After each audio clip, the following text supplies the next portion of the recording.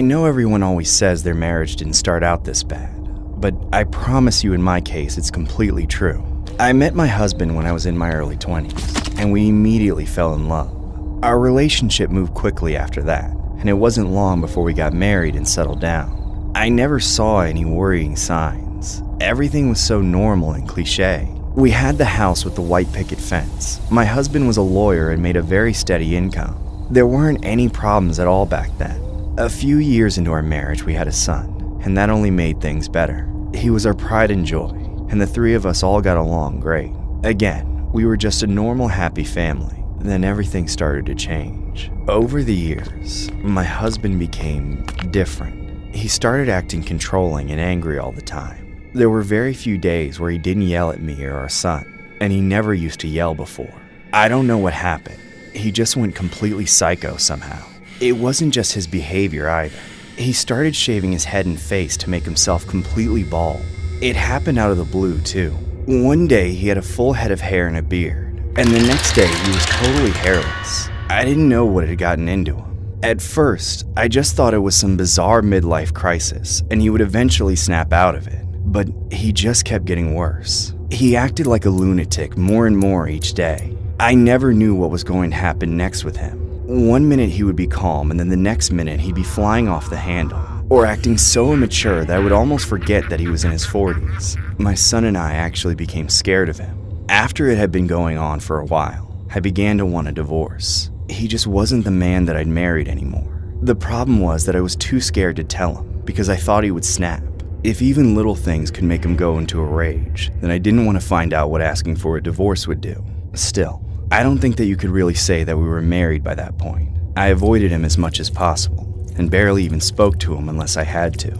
I even started sleeping in my son's room so that I wouldn't have to share a bed with the freak. Plus, I was afraid that my husband might hurt our son when he was on one of his rampages. Living with him made every day a nightmare. Not only was he angry and unreasonable, but he was also just creepy as hell. The way he shaved his head made him look like a different person, and he was always passive-aggressive in the most horrifying way. Sometimes he would come out of nowhere and start petting me or my son's head. Then he would say things like, "I'm not gonna hurt you. I wouldn't do that." Then he would smile like a creep afterwards and stare at us until we were able to get away. It was the most uncomfortable and disturbing thing ever. Every once in a while, I would actually lose it myself around him. I would tell him to screw off and leave us alone. Or I would just take our son and leave for the day without telling him. I didn't do it too often though, because whenever I did, my husband would snap and throw a huge fit that I would have to deal with later. He really had gone completely haywire. Then one night, I finally decided that I'd had enough. It was extremely late, and my son and I had to be up early the next day for work and school. We were both sound asleep when we were suddenly awakened by incredibly loud noises coming from downstairs. We could hear my husband laughing like a maniac and banging a bunch of stuff around. At first I was just going to ignore it, like I'd been ignoring everything else that my husband did. But then I decided that it couldn't go on anymore. I was so tired of him ruining everything. I got out of bed and headed downstairs to confront my husband. My son followed behind me. When we got downstairs, we found my husband standing in the dining room, banging on the table and laughing like a psycho. He had obviously completely lost his mind. What the hell are you doing? It's the middle of the night! He stopped what he was doing and turned around as I yelled at him. I noticed then that he had some hair growing out of his head again. It was really messy and made him look even more psychotic. I thought for a second that he was going to start screaming, but he just stood there quietly and stared at us. I didn't know what was going on in his mind, but the silence was even more scary than him yelling. As he continued to stare at us creepily, I slowly started backing away towards my son. What are you? Then, out of nowhere, he suddenly pulled out a knife and lunged at us.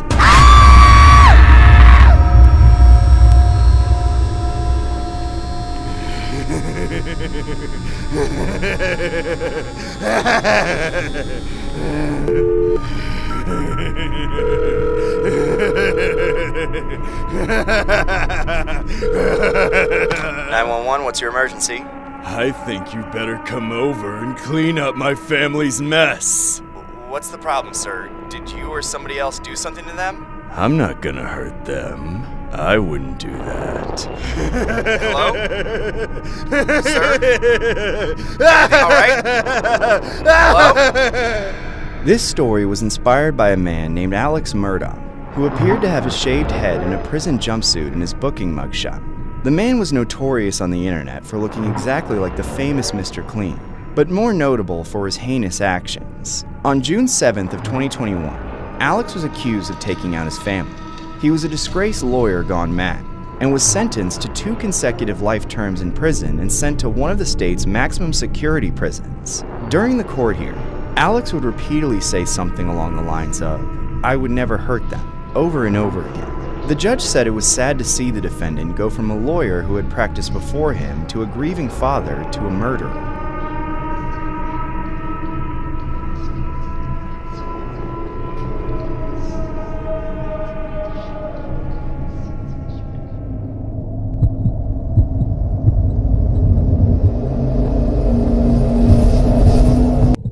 I didn't meet either of my biological parents until I was in my 20s. I was adopted when I was only 2 years old, and I've been with my adopted family ever since. I never knew my birth parents. Once I got older though, I started to be more curious about them. So more recently, I located my biological father and reconnected with him. It was pretty awkward between us at first, but after a few weeks of spending time together, it got a lot better. There was only one problem. I had been dating this one guy for quite some time. He was a good bit older than me, but it worked out well. His age didn't really bother me, but ever since I started reconnecting with my biological father, things became very strange. Whenever I brought my boyfriend around my father, he would always act like a total jerk and get angry over the stupidest things. When I confronted him about it, all he would say is that he really didn't like my father for some reason. He never gave me any more information than that, even when I pressed him, but he continued to act differently whenever my father came around. They were both really important to me, and it didn't seem fair that I couldn't see them at the same time just because my boyfriend was being a jerk. Still, it wasn't an easy thing to get around. One night, when I was with my boyfriend, I got a call from my dad, inviting me and my boyfriend to a family dinner at his house on Valentine's Day. I thought it was a little strange to have a family dinner on Valentine's Day, but I didn't want to say no since I was afraid it would hurt my dad's feelings. The only problem was I didn't know what my boyfriend would think. When I told him about the plans, he responded a lot better than I expected.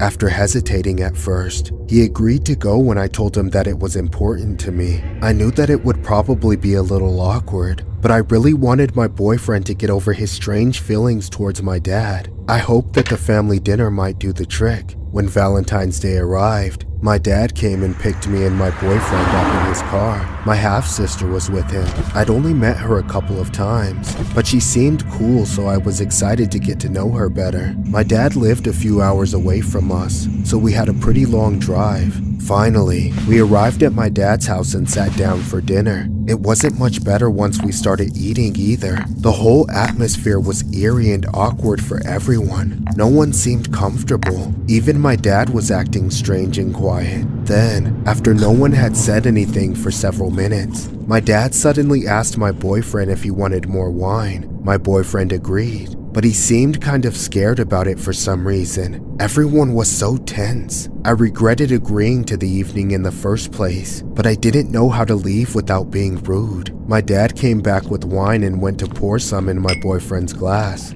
Then, out of nowhere, he smashed the bottle over my boyfriend's head.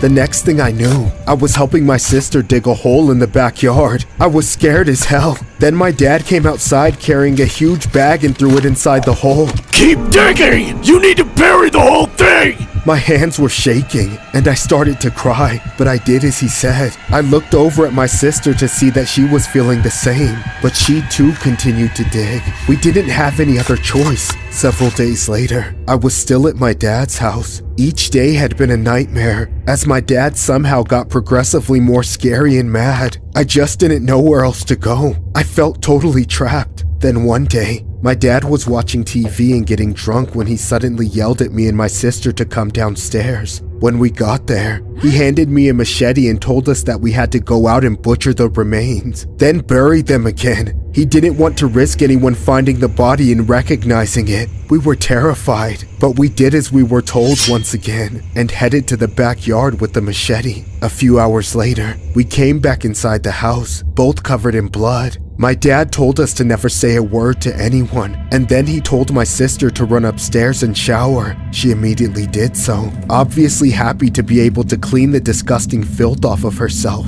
When the shower turned on, my dad suddenly stood up and walked over to me. He had a strange look in his eye as he got closer and closer. Then he slowly leaned in and kissed me. I resisted at first, but then I gave in. I realized then why he wanted my boyfriend out of the way. It all made sense. A few months after that, we got married. I don't know how it ever got to that point, but it just seemed right. It took something completely horrible to get us there, but it was all worth it. Unfortunately, it couldn't last. A few weeks after our wedding, the police came knocking at our door. Apparently, we were all under arrest for suspicion of murder. My boyfriend hadn't been seen in a long time, and we were the last people to be with him. The trial lasted a while, but my family and I were all eventually convicted and sent to prison. I've been here for almost a year now, and I won't be getting out anytime soon, all because of our deadly love triangle. In 2019, a love triangle involving a woman named Amanda MacLeod, her then boyfriend named John McGuire, and her birth father Larry MacLeod led to a horrific Valentine's Day night. Amanda was adopted as a child and had recently reunited with the birth father and her sister Anna. The father and sister picked Amanda and her boyfriend up from their Indiana residence. The group traveled back to Larry's home in West Virginia. While the visit initially went well, after a week, the father and two daughters began to plot the boyfriend's demise. On the day of Valentine's, the boyfriend was struck with a wine bottle, sedated, and tortured for 2 days before burying him in the backyard. They dug up his remains and dismembered them. Approximately 3 weeks after the ordeal, Amanda and her father got married. The body was later discovered, and all 3 suspects were immediately taken into custody and charged accordingly.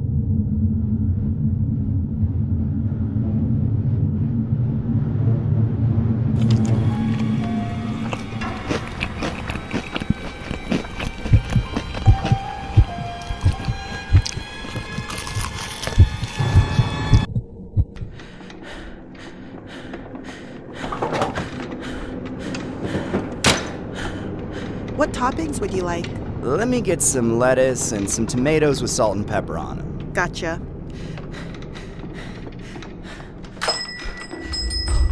Hello, sir. I'll be right with you. Hurry up! I'm not gonna wait all day! I'm almost done with his sandwich, sir. It'll just be a minute. Then do it faster! I want it now! Sir, I said it'll be... Hurry up! I want a footlong in my mouth in 5 minutes or else! Okay, fine! You said tomatoes with salt and pepper, right? Yeah.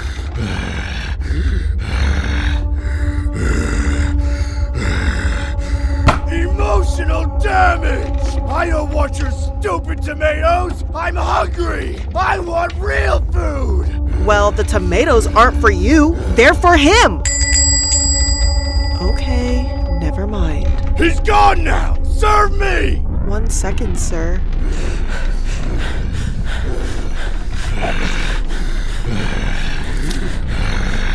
What are you doing?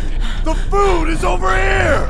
I have to put on a new set of gloves between orders. It's store policy. I don't care about stupid germs! I'm used to going down on hoes! Just get over here already! Before I jump over the counter and rip you in half!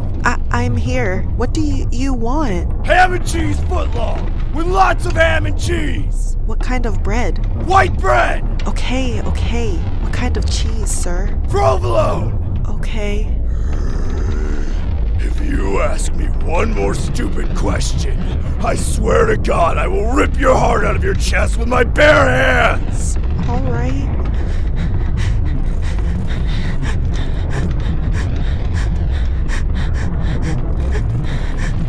Can't you go any faster? I'm trying! Try harder! I I'm starving! Now I know why I had to wait forever for you to take my order! I'm going as fast as I can! Then you suck at your job! Ah! Hurry the hell up before I eat you, dipshit! That's not the first time I've heard that before! What are you waiting for? Do you want it toast? No! Ah! I said no more stupid questions! I'm sorry! I just have to ask! I don't care! Get a move on! Okay.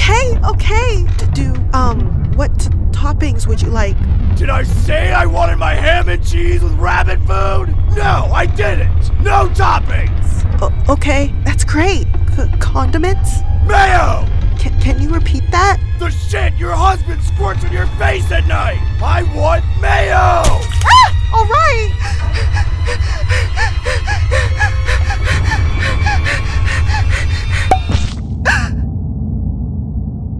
I'm so sorry! I'll make you another one for free! Please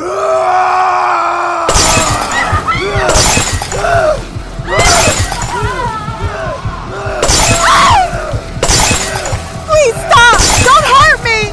You won't feel a thing! I'll rip your head clean off!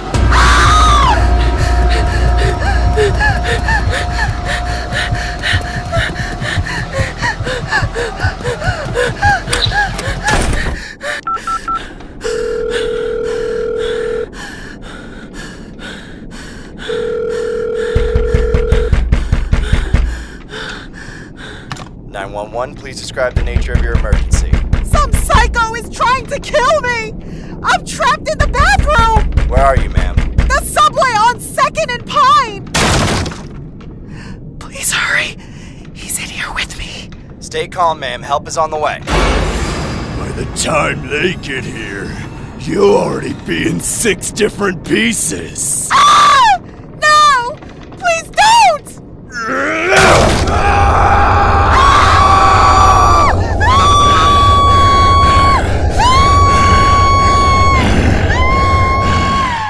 This story was inspired by a case regarding a man named Melvin Williams, who was accused of taking out a 26-year-old woman and injuring her coworker over an alleged argument about condiments on his Subway sandwich. It was alleged that the dispute was about quote-unquote too much mayonnaise on his sandwich. Williams decided to escalate the situation from there, and that's when all hell broke loose. The case, of course, went viral because of how minuscule and stupid the dispute was. The suspect was eventually taken into custody and sentenced accordingly.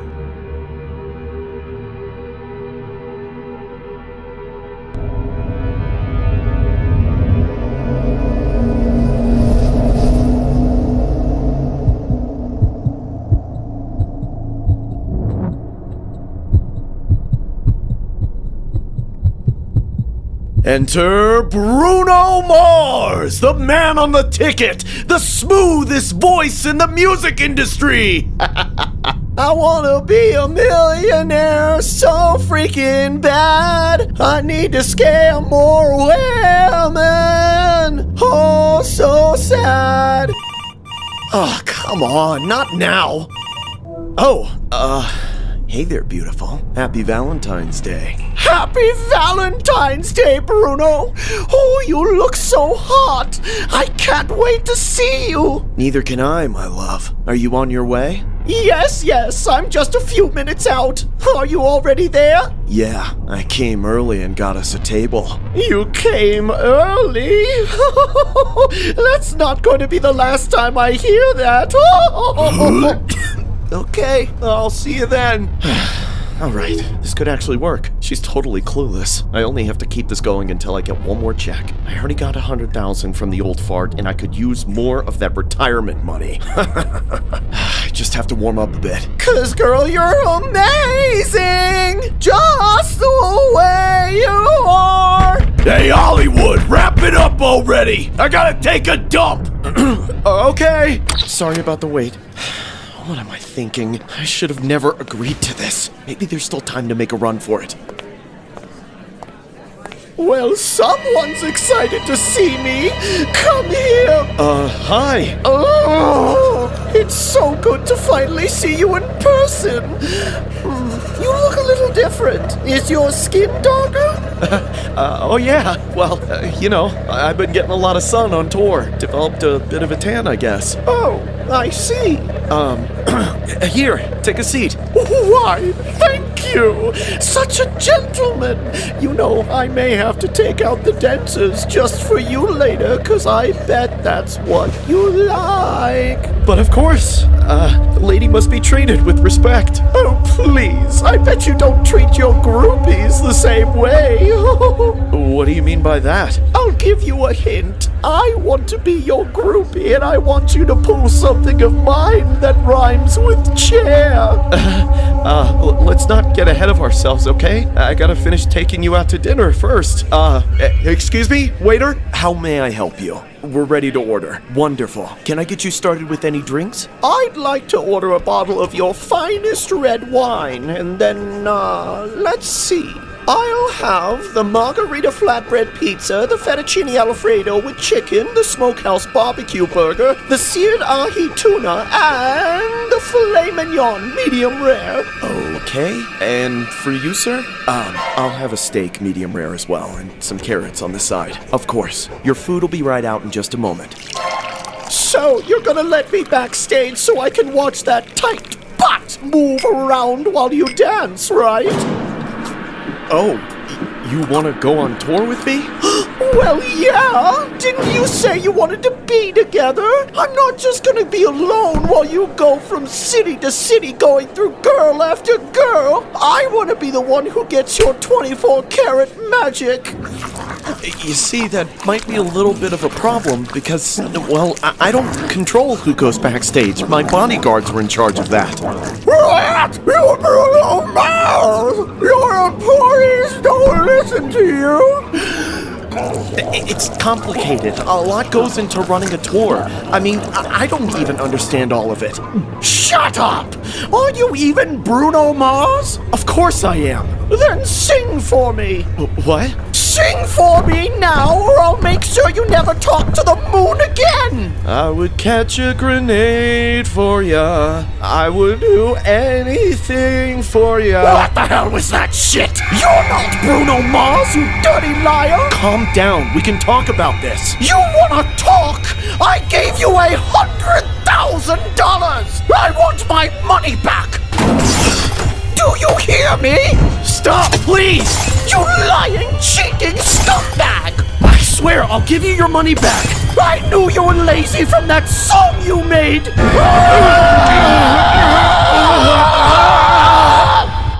What's this?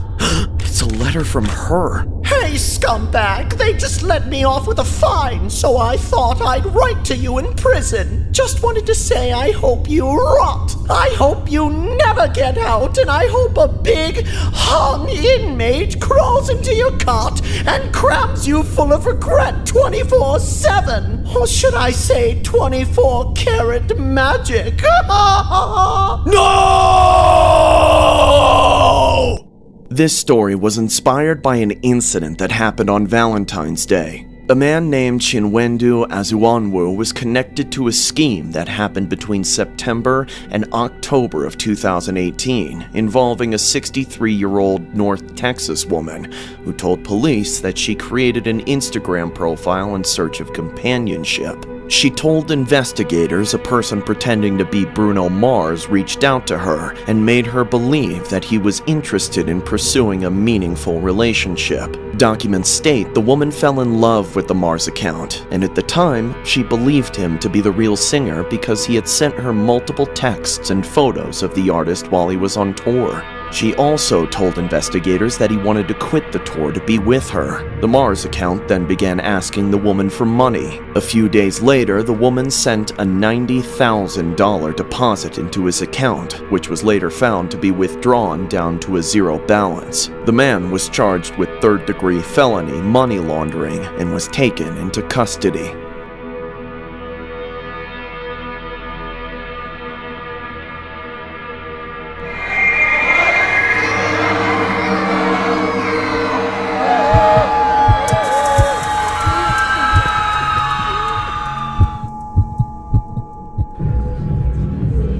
Hey, how's the punch? I don't know. It tastes a little weird. Maybe someone spiked it.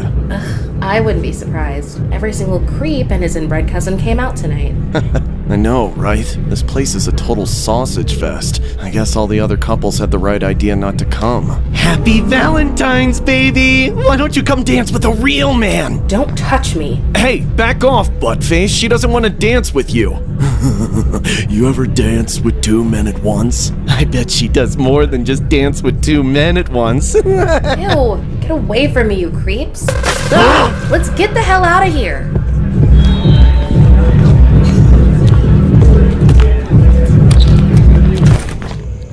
I knew we never should have come to this stupid dance. I know. But we're leaving now. No more of those creeps. Yeah. Look, I'm sorry about all that. I had no idea the dance was going to be such a bust. It's fine. It's not your fault other people can't control themselves. I just wish you would have punched him in the face before he had the chance to touch me. Yeah, me too. I swear I will if he tries that again.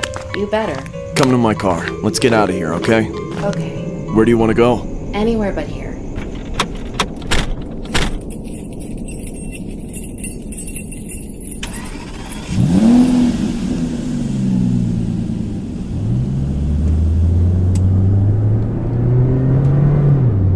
You look stressed. Do you want to make out or anything? No. Are you sure? Yes, I'm sure. How about head massage? Like a head massage? Dude, I just need to relax for a few minutes, okay? Forget about that stupid dance. I agree. I just hope your prom is better than that. I don't even think I'm gonna go to prom if it's anything like what I just went through. Come on, you're gonna make me dance by myself? Hey, where are you taking us? You know, that one spot I was telling you about. The one where you can see the whole city? Oh, it's about time you took me there. It better live up to my expectations. I'm sure it will. I'm honestly surprised more people don't know about it. It's closer than you'd think. In fact, we're already here. Really? Whoa, it's beautiful. I told you. We can see everybody from here, but nobody can see us. What do you mean by that? Well, you know, the spot is very secluded and, good for private things. Come on, really? Right after what happened with that pig? Hey, I'm not like that guy. I'm just asking if you want to. I've never done this before, and neither have you, so... So what? Well, it's Valentine's Day, and we've been together for a while, and out here, it's just you and me. I can't imagine a much better story for our first time. I want it to be special. That would be nice, wouldn't it? To be honest, it wasn't in my plans for the night, but, maybe we could. Really? Wait, what the hell? Who's that? I thought you said we'd be alone out here. Because I thought we would be. I don't have a clue who this is. He's got his damn brights on.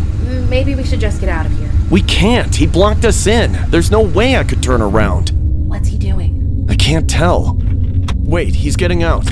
Wait, what? Why? I don't know. Maybe he wants to say something. Screw that. Just turn on the car and let's get out of here. I don't care if you have to make a 30-point turn and drive through the bushes. Okay.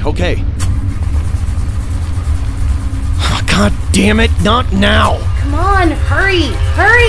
What the? Where did he go? I don't know.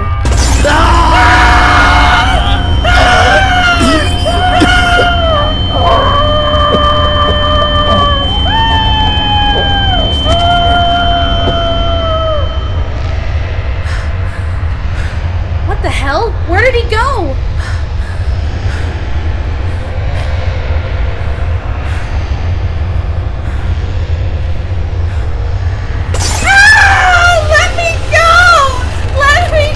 Happy Valentine's Day!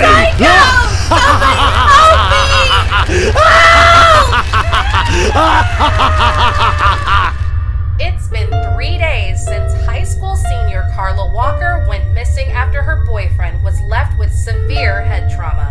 This morning, the body of a young female was found in the ditch directly behind me. Just moments ago, the medical examiner confirmed the worst.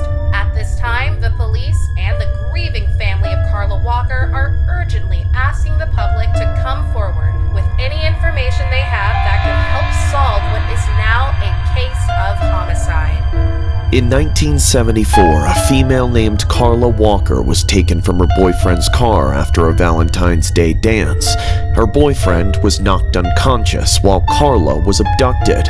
Her body was found in a ditch 3 days later. Allegedly, Walker had suffered 2 days of torture prior to all of this. While the authorities have named persons of interest, no charges ever were made and the case went cold. In 2020, investigators were able to build a full DNA profile of the suspect using new technology. This new evidence allowed investigators to match DNA to one of their previous persons of interest. Glenn McCurley, now 77, was officially charged and sentenced to life in prison.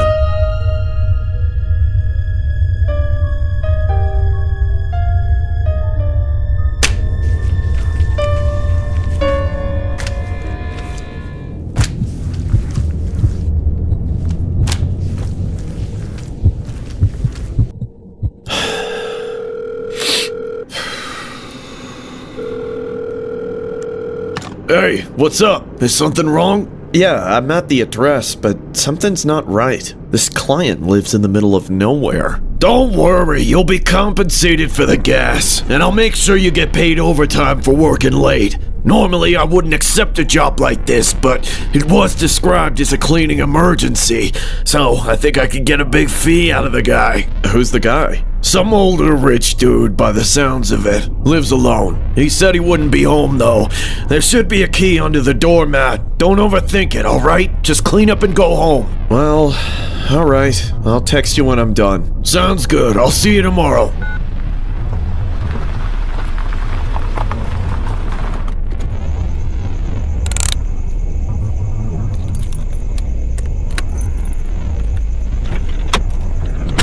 What the hell is this place? I better not have to clean this whole place by myself. This is ridiculous.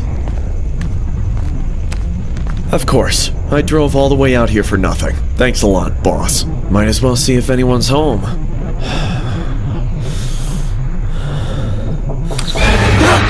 Jesus! You scared me! Are you the owner of the house? That's me. Come inside. Okay. I was told you wouldn't be home. There's no time for chit-chat.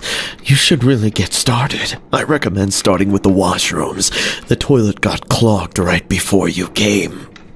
Sure, sir. Follow me.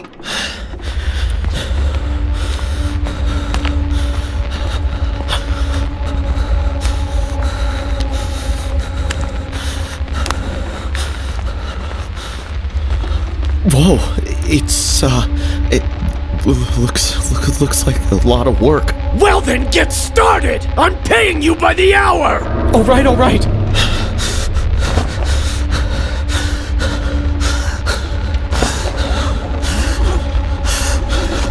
Oh, God.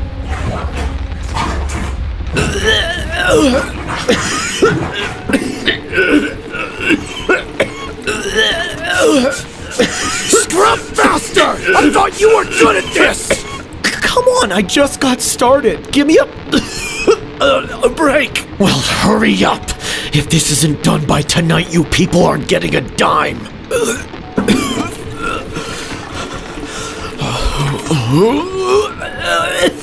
You're done with the toilet. Now unclog the sink. I always have my dates shave everything in here before they get into my bed. Now drain it. Okay, sir. That's it. Get in there, nice and deep, all the way.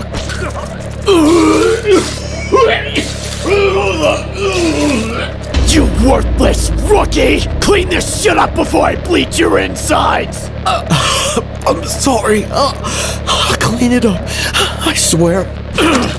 Forget it! I'll do it myself, since you can't even do your own job. Just go upstairs and clean the washroom. Okay. Upstairs to the far right.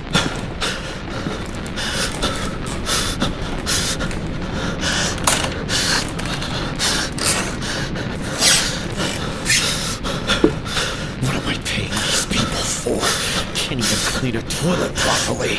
Nobody wants to work anymore these days. Please let this be cleaner than the last one.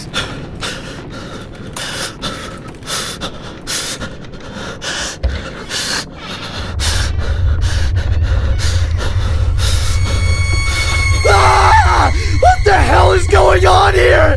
I gotta get out! Ah! Does that look like a lot of work to you? Who are you? I'm Mr. Clean. And it's time for my bathroom to shine! Stay away from me!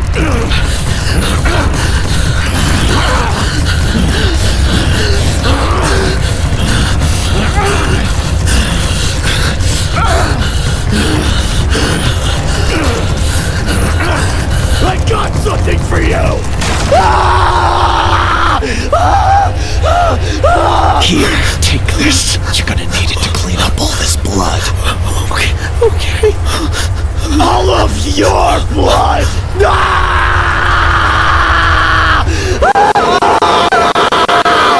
This story was inspired by a horrific case revolving around a man who was found guilty of the slaying of a missing Winnipeg cleaner and has been sentenced to 16 years in prison. The suspect's name is Kyle Pietz, and the victim's name was Eduardo Balaquit. It was alleged that Pietz planned to rob Balaquit while the night cleaner was working alone and later disposed of his remains. Police were unable to determine the cause of his untimely demise. Pietz's lawyers asked for a sentence of 8 to 10 years, arguing that without a cause of death, the Crown has relied on circumstantial evidence. The Crown asked for a sentence of 18 years.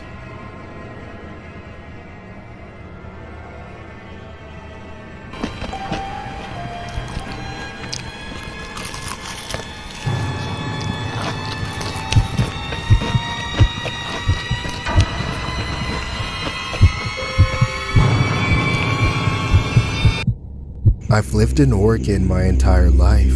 I used to work hours away from where I lived, and I didn't have a car back then, so I would have to take the bus. I used to have to walk about 15 minutes to get to the bus stop too, so I would always make sure that I left with plenty of time before the bus came. If I missed that first bus, then I would have to wait another 45 minutes for the next one, so I wasn't taking any chances. The only problem was that it meant I would sometimes wait a while at the bus stop before the bus actually came, which was fine for most of the year, but in the winter, it was way too cold to stand outside for very long. Luckily, there was a subway right next to the bus stop, so when it got too cold, I would wait inside. It was always too early in the morning for me to actually want anything, but the workers never seemed to mind. They always just let me sit in a corner table out of the way and didn't really bother me. That is, until some new guy started working. The guy was a total Karen. He would always pester me about loitering and say that I had to buy something or he was going to call the cops. I thought it was completely ridiculous, but the guy continued to bother me whenever I went into the store. I tried to ignore him and stand up for myself, but he was relentless. Hey you gonna buy a footlong? No sir. I'm just waiting for my bus. Well, you better buy a sandwich, or you have to leave, Daddy. It was obvious the guy was a Karen, so I just started buying a sub every day just to get the psycho off my back. I was never that hungry when I bought them, but I would eat half of it while I waited for the bus, and save the other half for my lunch at work. I was still annoyed that the guy was basically forcing me to spend money, but it was way too cold to stay outside, and I figured it would only be for the winter. Even with me buying the subs though, the guy was still a freak around me. He would watch me the whole time I was in the restaurant, like he was making sure that I was actually going to eat the subs. He obviously got some sort of high off harassing me. It honestly weirded me out. He didn't make the subs good either. They were always put together really messily, and they practically fell apart as soon as I picked them up. They also didn't taste very fresh. I don't even know how the guy had a job at Subway.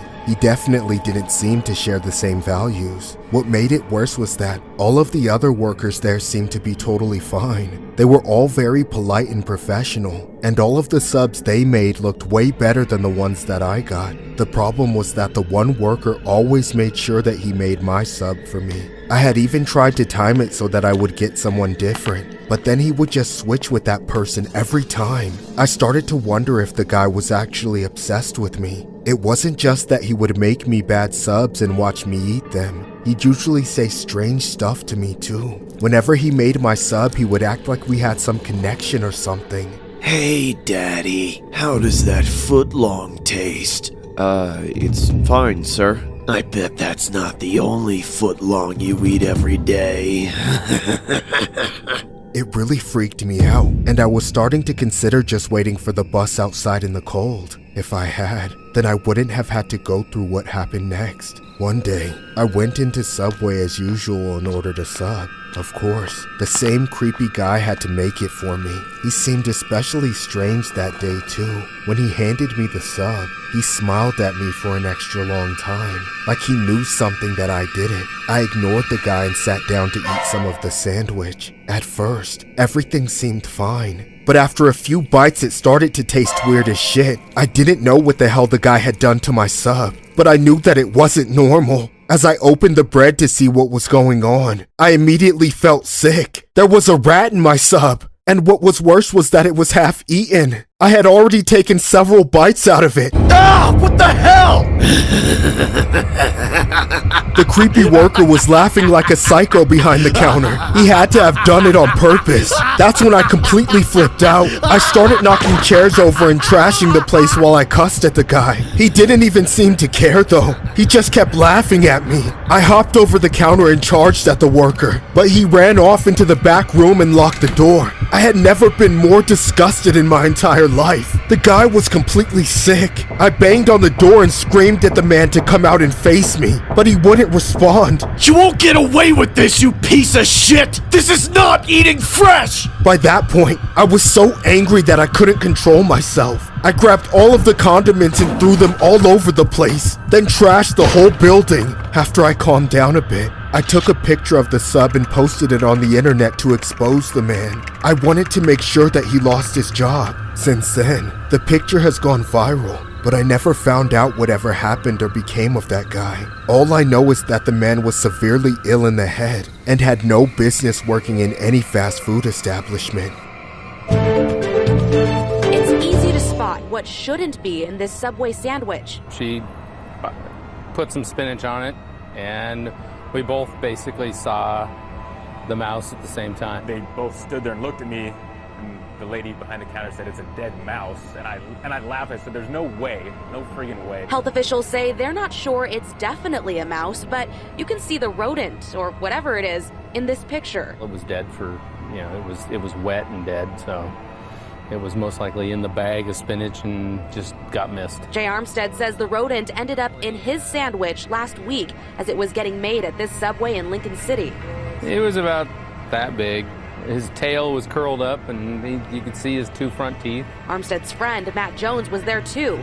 He was the one who took the picture. Yeah, I laughed the most. Jay was in complete utter shock, and the lady behind the counter didn't even know what to say or do. So she offered a refund and a new sandwich. And I said, no, I'm good. I'll probably never eat here again. Subway would not go on camera with us, but they sent a statement saying they gave a full refund and launched an investigation. In the statement, it says, quote, "To be cautious, all of the products in the sandwich unit were disposed of, and a thorough cleaning took place, in which the health department gave the restaurant a clean bill of health." It helps to know that it was just a kind of almost a freak accident. Armstead has maintained a pretty good attitude about what happened and says Subway has handled it well. It was unfortunate. I was just the lucky recipient. For now, Jay Armstead says he's a little wary of spinach. Subway says there were no other complaints made. A spokesperson for the Lincoln County Health Department says that while unappetizing, the risk of someone getting sick is actually very low. They say that the rodent was found in bagged spinach and it did not come from the restaurant itself.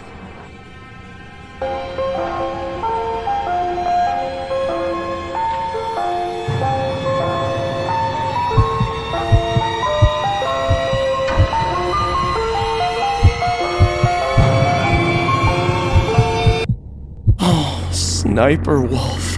She's so beautiful. Just perfect. I wish she would post every single day. I just want to see more of her. I don't know why she doesn't make an OnlyFans. She could make billions doing that. But then again, I wouldn't want anyone else to see her like that. Only I should get to see all of her. Only Sniper can see my third leg.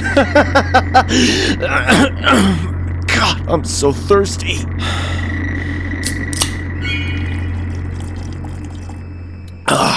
It would be better if it was her bathwater. Now there's a good idea that was wasted on the wrong person. I should tell her about that. Then maybe I can get a lifetime supply. Dear Sniper Wolf, once again I would like to begin by saying you are the most gorgeous and perfect specimen of a woman that has ever been born or ever will be born. I'm writing to tell you about an idea I had that I believe will be of great interest to you. Remember that Belle Delphine girl? How she sold her bathwater? I think you should do that too. I know that it would be a much more desirable product than anything she could ever dream of putting out. I myself would like to guzzle an entire gallon and feel it slosh around in my stomach. I think we should meet up or go on a date or something. We can talk about our wedding plans. I know you're busy, but I have an open schedule. Don't make me have to come and find you. So please, write me back this time. Sincerely, your #1 fan, Joseph. Joseph! I thought I told you to go outside and get a job! Get off my case, Mom! Can't you see I'm on ZipRecruiter? No, you're not! You're obsessing over that plastic bimbo like always! She doesn't even know you exist! Yes, she does! She's just busy! You should be busy making some money and moving out already! I'm sick of doing everything for you! Get off me! You are the worst thing that has ever happened to me. I wish I ripped you out when I had the chance. Don't say another word, you dirty cow. You're sick. You're a sick, psychotic creep. You piece of crap. You better pack your shit or else I'm cutting the internet bill. That's right. Run away. Go jump off a cliff. You'd make my life a whole lot better telling me to get a job. I don't need a job. All I need is an internet connection and better Wi-Fi. Oh my god, it's time! She could be uploading soon! Oh, I'm so excited!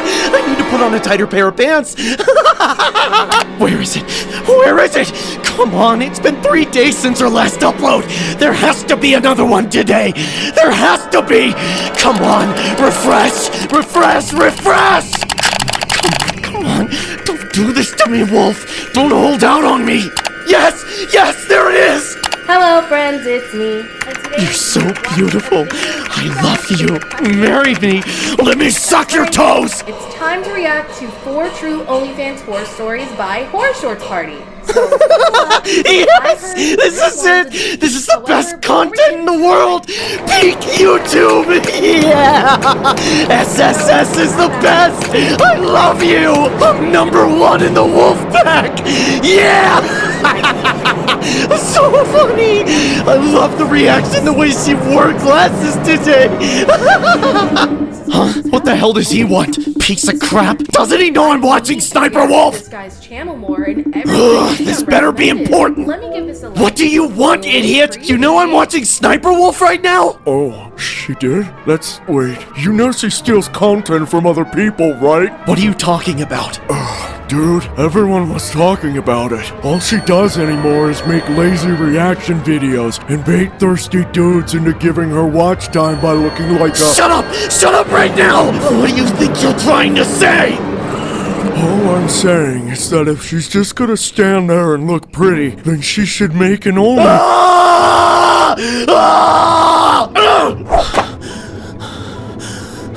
Don't worry, baby. I'll be right back after I take care of some business.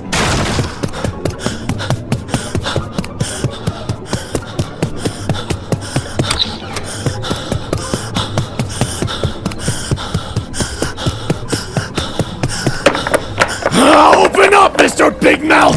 I heard you had something to say about my wife!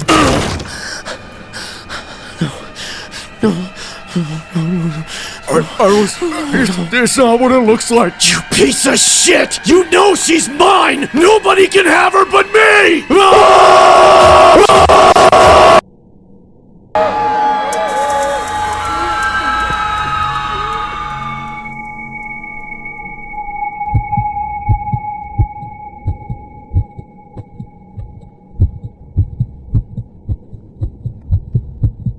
I still remember when I first met Paul. He was such a great guy, and we hit it off immediately. I was young then, in my early 20s, so I think it was easier to fall hard for him. It only took us a month to decide to move in together. It seemed like the perfect relationship.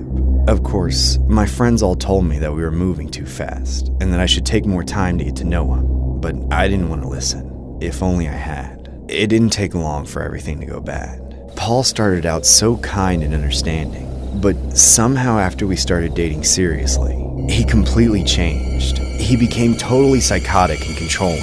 At first it was smaller things. He would always decide what we were going to do and would never listen to any of my suggestions. But then he became crazy jealous too.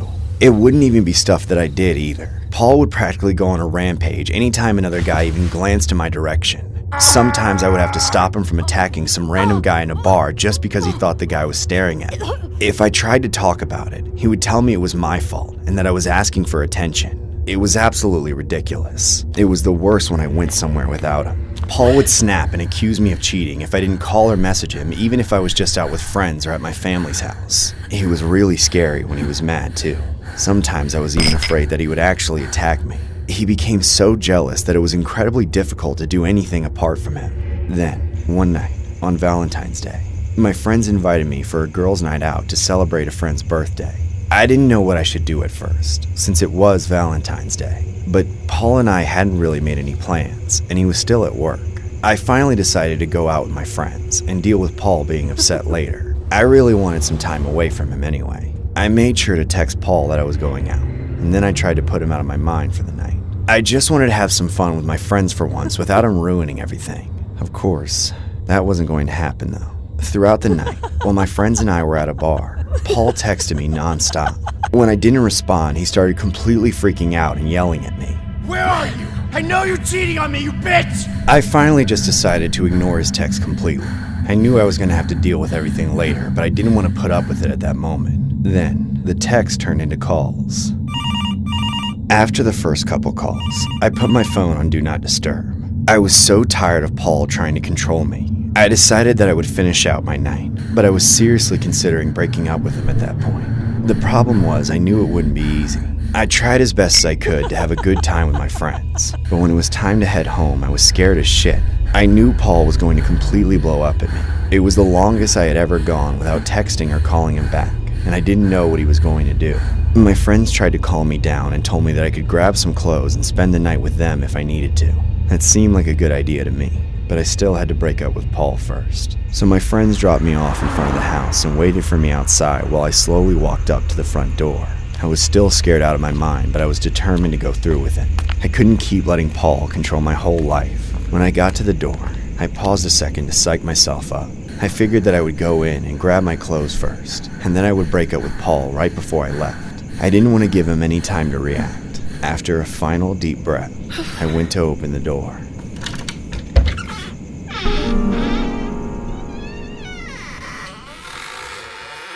As soon as I opened the door, I found Paul standing directly in the doorway. Paul, what are you? I didn't even have time to react before he grabbed me and yanked me inside, slamming the door behind me. I immediately pushed him away from me and ran to my room to grab some clothes. He was a complete psychopath. I screamed at him and told him that I didn't want to be with him anymore, but that just made him snap even more. He started breaking things and punching holes in the walls while he screamed at me.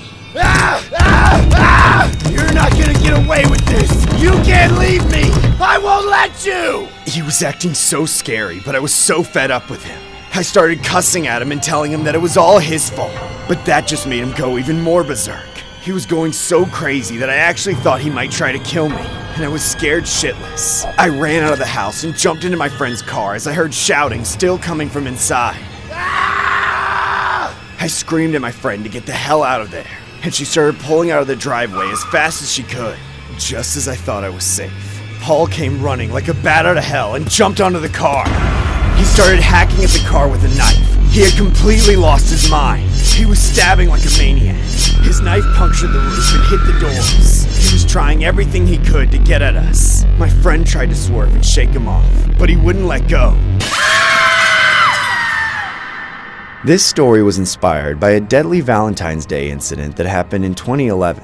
A breakup between a man named Gibson Paul and his then-girlfriend Tamika Peterson happened on that Valentine's evening. Peterson left the apartment she shared with Paul and got into a car with her friends after the ordeal.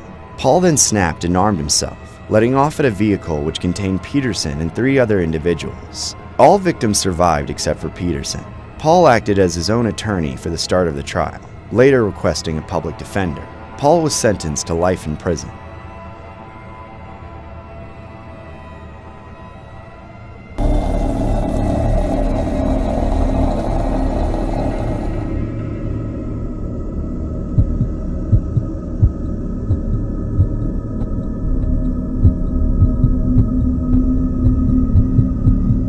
I used to work at Starbucks. I hated it, but I didn't really have a choice. I needed a job, and they were the only place that would hire me. It might not have been that bad, but I always worked the morning shift. I wasn't a morning person at all, so it was always hard to be at work before 5 a.m. every day. I was usually half asleep for the first couple of hours that I was there. It didn't matter how much sleep I had gotten the night before. I just couldn't be fully awake at that time. The managers would get on me sometimes, but I was normally still able to work while half asleep, so they didn't care that much. But one morning it was especially bad. I was at work again, and I could barely keep my eyes open. I was practically sleeping on my feet and about to pass out. It was around 5 a.m. It was totally dead that day. It was a little strange, cause we normally had a lot of customers that early, but that day there was no one. It just made it even harder to stay awake though. I was the one taking orders, so I had nothing to do. Just as I was about to completely fall asleep, a car pulled into the drive-thru. I jumped awake and greeted them. Welcome to Starbucks. What can I get for you? I started getting this really weird order. Some guy asked for a grimace shake. He was obviously just joking around, but I wasn't really in the mood. I annoyedly told him that we didn't serve grimace shakes and asked him what he actually wanted, but he just kept pushing the joke and annoying me even more. I'll have a McFlurry. I snapped at him a little and told him that he wasn't at McDonald's. He acted all surprised and said that he needed a second. By that point, I was done with the whole situation. The last thing I needed was some guy messing around while I was still half asleep. Finally, he said he was ready, but then he ordered a Slurpee. I totally lost it. I started yelling and cussing at him. This isn't 7-Eleven. Either order something real or get the hell out of here. I knew I shouldn't have lost my temper like that, but the guy needed to learn. He was completely wasting my time. Then out of nowhere, the man pulled up to the window and started banging on it. Half of his body was literally hanging out of his car. The guy had to be insane, and he had the most disturbing, scariest face. He looked like a criminal or something. I was terrified. He kept banging on the window and motioning for me to open it. I was so scared. I didn't want to open the window. I didn't know what he would do. He kept taunting me through the window. Open, Cindy. He kept saying that over and over again. It was so creepy. I was petrified. I just wanted him to leave, but he kept repeating that one phrase and motioning for me to open the window. Open, Cindy. I was extremely hesitant, but I figured that it was the only way to get him to leave. I slowly opened the window. The man demanded that I give him coffee. I asked him for the details of his order, and he finally gave them without acting like an annoying jerk like before. Now he was being almost nice. I still felt scared though. I gave the man his total and then realized that it meant I would have to reach my hand out of the window. I gulped and grabbed the card reader with the stick and extended it out the window for the man to pay. The man said that he wanted to use cash because he had enough change. He held his fist out the window towards me and looked at me expectantly. I retreated the card reader back through the window. I was scared shitless because now I was forced to get close to him. I felt incredibly nervous. The guy felt so off. I was scared that he would snap again. The man asked me what I was doing. Are you going to take my money? I didn't know what else to do. It was the only way to get rid of him. I cautiously extended my hand under his to collect the money, being super careful not to touch the creep in the process. He moved his hand down to drop the coins, and I felt a wave of relief that he was going to pay after all. Then he suddenly grabbed my arm. He He started pulling on me and yanked me so hard I almost completely fell out of the window. I'd never been more scared in my life. I was hanging halfway out of the window, barely hanging on with my other hand, while the psychopath tried to pull me into his car. He glared at me the whole time with the same terrifying face from before. For a second I thought it was over. He was going to pull me into his car and take me away, but I pulled one last time with all the strength I had left, and somehow I managed to break free. I tumbled back through the window and screamed for help. Ah! Help me! He's insane! Help! The man's car sped out of the drive-thru and disappeared as I kept screaming. I called the cops and they immediately came over to investigate. I showed them the footage as proof of what had happened. The man still hasn't been found. I'm still terrified that I'll run into him again. I ended up quitting Starbucks. I couldn't go on living in fear that he would come back there. What scares me most is that there have been several reports of missing women in town. There are rumors that they're being trafficked. I think I was almost one of them. This story was inspired by a disturbing surveillance video of a man who attempted to kidnap a barista by pulling her through a drive-thru window. Washington police shared a video of the botched abduction online, which occurred at a coffee shop after 5 a.m. on a Monday. The attacker, who hasn't been publicly identified, is seen pulling up to the drive-thru window in a dark-colored Chevy Silverado to pay for his order. When the barista extends her arm out of the store window to give the driver cash, the man grabs the employee's wrists and yanks her forward. She is able to wiggle free from his grasp, but not before the man attempts to secure her wrists with what police called a looped zip tie device. When the barista closes the drive-thru window, the assailant taps on the glass before he speeds off. Police said they are still searching for the suspect.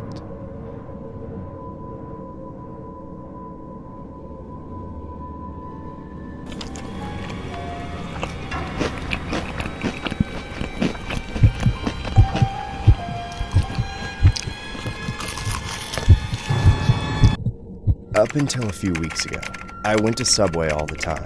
I work long hours, and I don't really have much time to cook or anything, so Subway was the easiest option. Plus, I usually got off late, so there weren't many places still open. After a while, I got tired of eating there all the time. I'd basically had every sub on the menu, and there weren't enough different toppings to change them that much. I didn't know what else to do though, so I stuck with it, until one night. I had just gotten off an extra long shift, and I was totally exhausted. I was really hungry too, so I decided to stop off at Subway again on the way home. When I got to the Subway that I usually went to, I was surprised to find that it was closed. It was normally open for a couple more hours, but that night there was some kind of problem that made them close early. I didn't know what else to do. There were no other restaurants close by that were still open, and there was no way that I was cooking that night. I was so tired that I felt like I could barely lift my arms. After checking the GPS, I found that there was another Subway that was still open a little down the road. It wasn't necessarily on the way home, but it wasn't too far out of the way, so I decided to head there instead. When I finally got there, the parking lot was totally empty. The whole place looked abandoned, but the open sign was still on, so I parked and headed in. It was empty inside too, and the lighting felt strangely dim. The whole place seemed eerie somehow. I only saw one worker behind the counter. As I walked up to order, I noticed that the guy looked weird as hell. There was just something about him that seemed sketchy. His uniform was all wrinkled and messy, and he had the creepiest look in his eye when I approached. It seemed like he didn't even want me to be in there. He didn't say a word to greet me either. There was no welcome to Subway or even a hi. He just stared at me and waited for me to speak.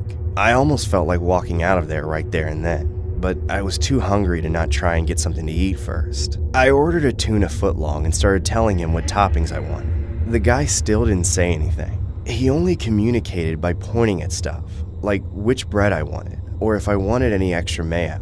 I wondered if the guy didn't speak English. It was honestly the strangest ordering experience that I'd ever been through. I just went along with the guy not talking, but it felt so awkward and creepy. The entire time I was ordering, the man never took his eyes off me. He maintained eye contact throughout the whole thing, giving me the same weird stare. The guy didn't even look away when he was grabbing the toppings I wanted. It was like he had memorized where every condiment was. I felt so uncomfortable the entire time, but I tried to still be friendly, and I made sure to say thank you and smile a lot while I was ordering. It didn't seem to do much good, however. The man still looked at me like I was intruding on his private business. After the man finally finished my sub, he turned his back to me to wrap it up. Then he turned back around and handed me the sub. Surprisingly, he actually smiled at me when I took it. Maybe he felt bad about acting so strangely. I paid for the sub and then took a seat.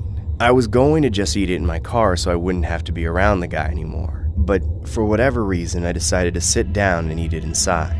The man watched me intently from behind the counter while I unwrapped the sub. I didn't know if he just wanted to see if I liked it or if it was just the same weird behavior, but it made me feel uncomfortable either way.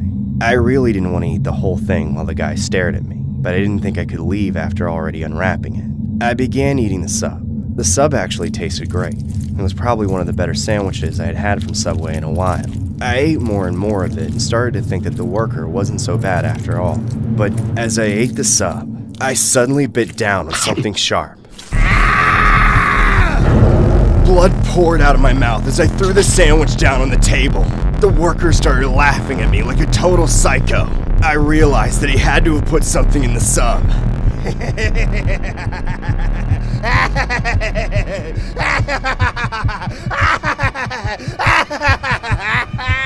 I tried to cuss at the guy and ask him what he did, but I could barely speak.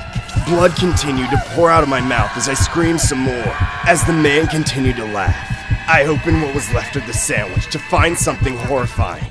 There was a knife inside it. I couldn't believe it. The guy was insane. I took a picture of the knife and immediately left the restaurant. After speeding to the ER, I ended up being okay, but the whole ordeal was still terrifying. I have since filed a complaint against the Subway. I feel ill about the whole thing. I know it was done intentionally. There was no way that the guy could have accidentally left a knife inside my sub. Nothing has happened since, but I don't go to Subway anymore. There's no way that I risk going through something like that again. The story was inspired by an incident that happened at a Subway. A 27-year-old man named John Agnesini found a large serrated knife baked into the bread of his 12-inch cold-cut sub. Agnesini bought it from a Subway on West 35th Street last month during his lunch break.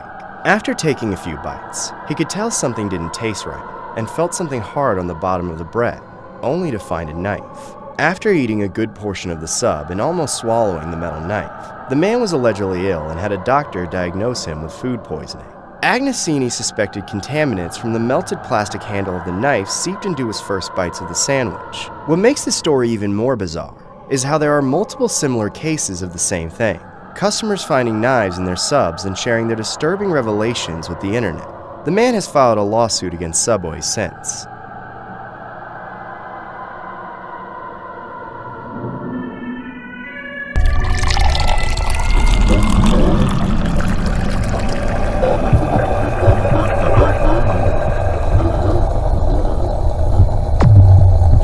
My life was pretty simple. My wife and daughter were the reason I did everything. I worked 50 or 60 hours every week to support them. We had our ways of spending time together as a family. One of our more recent pastimes was going to Starbucks on Sunday mornings. One day, on our way there, it started to snow. It was really light snowfall, but it was more than enough to wow my little girl. Of course, we didn't want to sit inside and keep her away from the snow, and since we had gone out prepared for the cold, we decided to sit outside. Unfortunately, though we had no way of knowing it, there was a shady man sitting outside, hiding his face under a hoodie and vaping obnoxiously loud clouds of smoke all over the seating area. Nobody else was sitting outside because of him. I noticed him staring at my family as we claimed a table on the other side of the patio from him and took a seat. I even watched him take a huge puff of his vape and blow it into our direction, as if he was trying to get us to leave. We didn't want to let some random loser ruin our day, so I told my wife to ignore him as I went inside to get our usual order. I remember thinking of what I would say to the guy if he tried to make more trouble. When I came outside about 5 minutes later, there was a noticeable fog. At first, I thought the weather was getting worse, but once I got some up my nose and smelled it, I realized that it was that creepy jerk's fault. He blew a thick vape cloud over the entire patio. I was in disbelief at how petty he was. However, I sat down with my family and did my best to ignore him. I gave my wife and daughter their drinks and started eating the pastry, but when I offered them pieces of it, they didn't want any. They weren't having any of their drinks either. They both took one sip and scrunched up their noses. When I took a sip, I realized why. I tried to taste my coffee, but with that vape fog in the air, all I could taste was nasty strawberry banana punch or whatever he was huffing. I gave the creep some dirty looks, hoping that he would get the message that I was a man who didn't want his family messed with, but it didn't do anything. Every time I made an attempt to open a conversation with my wife, it would end with her coughing from all the crap that was in the air. The vapor didn't bother me too much, but it was definitely irritating my wife and daughter, and they were coughing so bad that they could barely get a breath in. All the while, that entitled jerk just kept blowing cloud after cloud in our direction. I kept waiting for him to pass out, but finally, I decided enough was enough. Just because that guy was outside and was allowed to vape didn't mean that he had the right to cause harm to my little girl. I told my family I would take care of it. Then I calmly stood up and walked over to face him. I did my best to come off as a reasonable, respectful neighbor. Little did I know, it would mean nothing to him. Excuse me, sir? Would you mind doing that somewhere else? Just around the corner would be great. And why should I do that? Because I'm asking you to. Please, my daughter's very young and my wife has a sore throat. I guess I'll just ask you to leave me alone before you piss me off. Excuse me? What's your problem? I thought I made it clear that you're my problem. Nothing's clear when you keep blowing smoke in my face. Come on, I'm not asking for much. Just walk 10 feet that way. Hey, are you threatening me? Don't shout at me unless you want a problem. No, I'm not threatening you. I'm just trying to talk to you. Good. Because your wife keeps looking at me like she wants to talk to me too. What did you just say? I said, I think your wife wants me to teach her how to French inhale. It's all in the tongue work, baby. I'll show you how. It didn't even take a minute for that punk to get under my skin. I hadn't been that angry in years. I don't know what came over me, but I wasn't about to let somebody who vapes disrespect my family. I didn't care if I looked like a Karen or a crazy person. I wanted to give that piece of crap a piece of my mind. Don't you dare talk to my wife like that, you bottom-feeding scumbag! However, screaming at him would prove to be the biggest mistake of my life. In response, all he did was smile. He smiled and pulled back his coat, revealing a dagger at his waist. I was just waiting for permission. A moment later, that psycho lunged at me with the knife. I jumped back and grabbed his arm to keep him from swinging at me, but that freak was relentless. He forced the knife closer and closer to my throat, and I had to use every ounce of my strength to keep him at bay. I knew my family was in danger, and without hesitation, I was ready to lay my life on the line for them. Get out of here! Both of you! Take our baby and run! Please, just go! Thankfully, my wife listened to me and carried our daughter to safety. As the creep watched them leave, I took my only opportunity to break free and run in the other direction. That psycho was right on my tail, but I knew I had to do whatever it took to get away from him. I ducked around the corner to try and trip him up, but right then, I slipped on a patch of black ice. I spun around the ground just fast enough to see him running towards me. This story was inspired by a disturbing confrontation on the patio of a busy downtown Starbucks. It all started when the victim asked the suspect to not vape near his toddler and fiancée.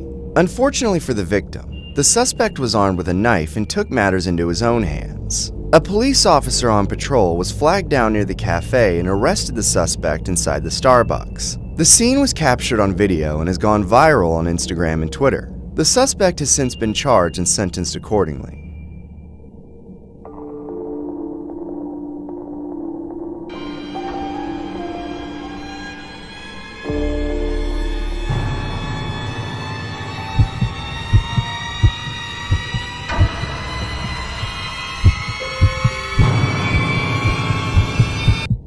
I know it's my fault, but don't blame me. I'm a chronic procrastinator. I always wait to write my jokes until the last minute, and this time, I mean that in the most literal sense. I'll admit, this is not the first time that I found myself backstage, getting ready for a stand-up routine while still writing the jokes for my set. But this time, it's different. I've been running out of ideas for a long time, and things are getting desperate. I like to have a TV going while I'm writing so I can pick out good lines from performances by other comedians.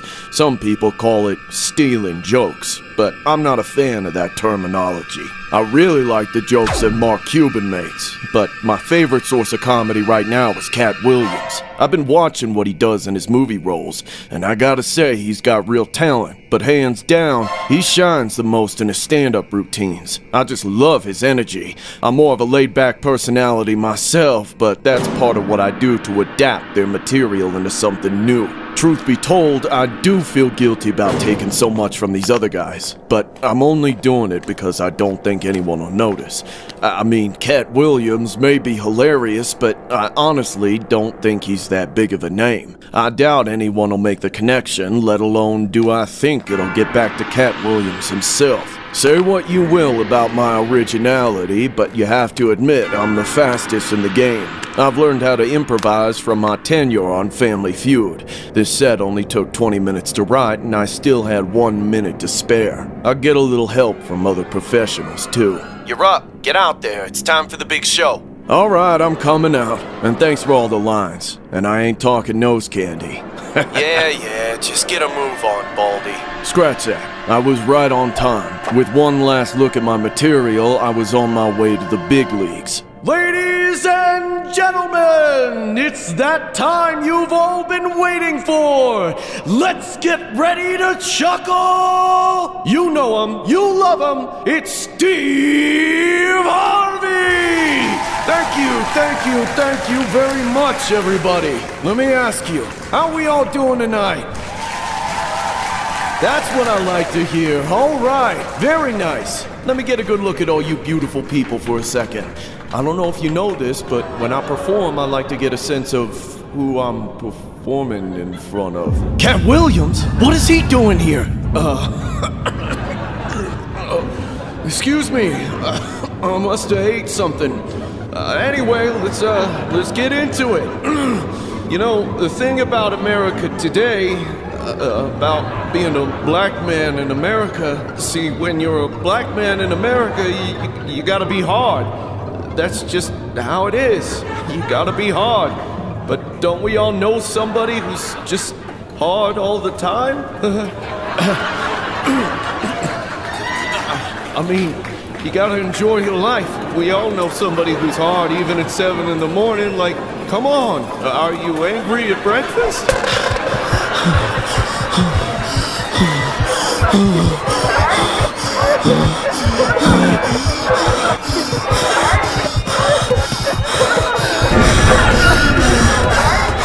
Whoa, hey! Stay away from me! You stole my joke, Mr. Potato Head. This is what you're gonna get! You're not getting away from me, Steve! Leave me alone or I'm calling the insurgents! What a psycho. All I did was riff, man. Why are you so hard in the theater? Come out, wherever you are. I'm gonna find you, Mr. Harvey. A pimp just wanna talk. My God, he's an animal. I'm never stealing his jokes again. How long am I gonna be stuck in here? Hello? Who else is in here? Kevin Hart, what are you doing in here? And why are you wearing a dress? I was waiting for you, Steve. I want you. What? I want to kiss those thick, shiny lips while I rub the smooth, luscious, shiny head on my palms. Don't you want that, Steve? Don't you want to see what kind of body is underneath this dress? Come on, I want the Family Feud bonus round. Get away from me, you freak! Don't touch me again, you're disgusting! I can't believe you agreed to put on a dress! And for what? A little money? No, Steve, I didn't do it for the money. I did it for you.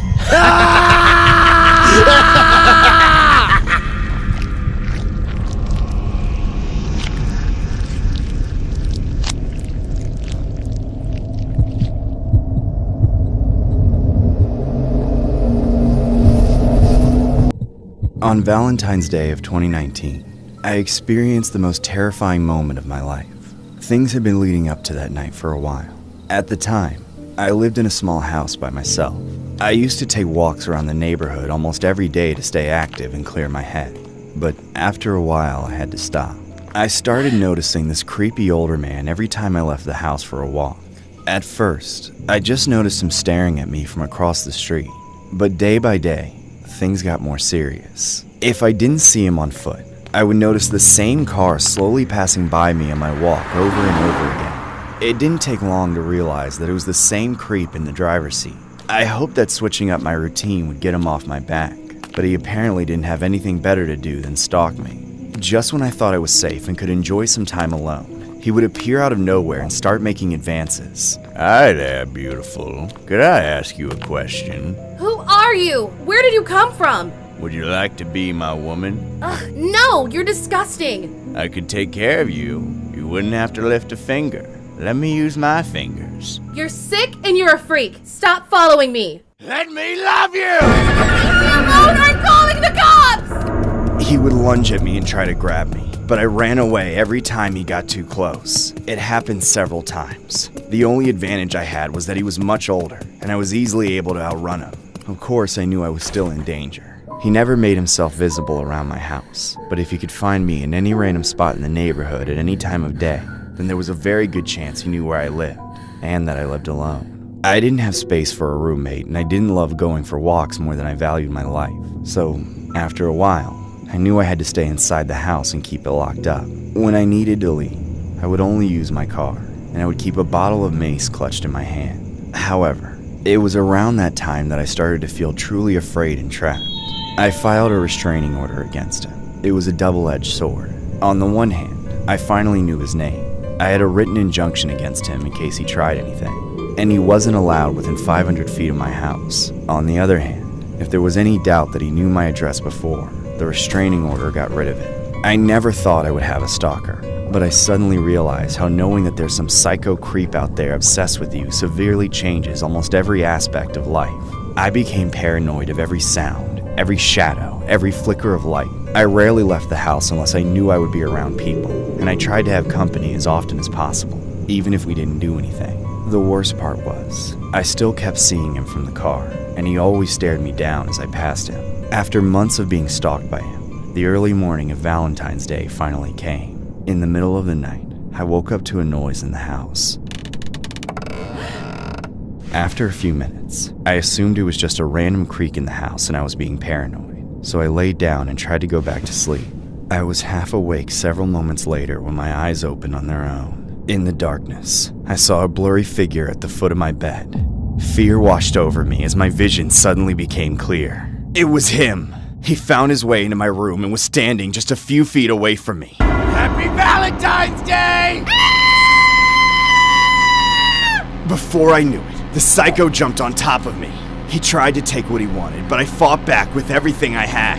I screamed for help even though I knew it was pointless. Eventually, I kicked him hard enough to get him off me. While he was vulnerable for a moment, I kicked him in the face again until he fell off the bed. I got ready to fight more, but when he got up, he just ran away. I was thankful that he didn't have a weapon, but I didn't wait for him to come back with one before grabbing my phone and calling the cops. By the time they arrived, my stalker was long gone, but I gave them the description of what happened and how he looked. After a long, stressful Valentine's Day, I finally got a call in the evening from the police station telling me my stalker had been arrested. They slapped a few charges on him and sent him to jail, but I knew that meant he would be roaming the streets again by the end of the year. I took advantage of the valuable time without his presence and got my life back on track. I moved across the city so he wouldn't be able to find me when he got out. Part of me wanted to move clear across the country, but in the end, I knew I would hate it if I allowed him to take my friends and family away from me. These days, I continue to keep my eye out for trouble like him, and I take kickboxing classes in case I ever need to make another creep taste the heel of my boot. The story was inspired by a disturbing Valentine's Day incident that happened in 2019. Cape Coral police say a man was arrested after being accused of breaking into the home of a woman who has a restraining order against him so he could wish her a happy Valentine's Day. According to police, a 38-year-old man named James Carobs Boeing broke into the woman's home and was standing at the end of her bed when she woke up. She told James to leave her room and immediately called the police to report the man. The victim has an active restraining order against him which says he can't be within 500 feet of her residence. Before police could arrive to the scene, James left the house in his car and was seen driving off Chiquita Boulevard into a dead end where an officer pulled him over. Ignoring verbal commands from the officer, James drove off and his Honda was located a short time later, abandoned after he fled on foot. An officer later noticed a man matching James' description walking down the street. When approached, he gave a false name to the officer but was eventually identified. He was then slapped with an abundance of charges and sent to jail.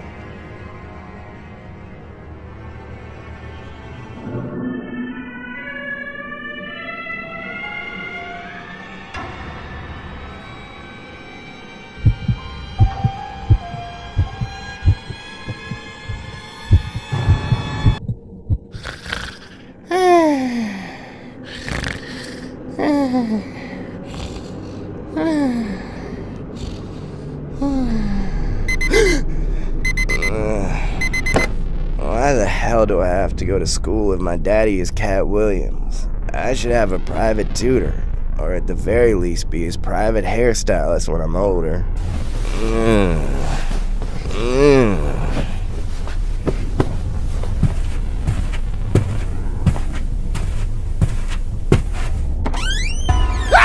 Daddy, what are you doing in the hallway? What the hell are you doing? Taking a shit for the 6th time again? No, Daddy, it's time to go to school. Why are you dressed all fancy for? Are you gonna keep your employees in line again? That's none of your goddamn business. Now, when you're old enough to understand the merchandise I got lined up in these streets to pay the goddamn bills, then maybe I'd tell you. I don't understand, Daddy. Are you deaf? Okay. That's what I thought. Now get in the bathroom and brush your teeth, Mr. Milk Breath. Okay, Daddy.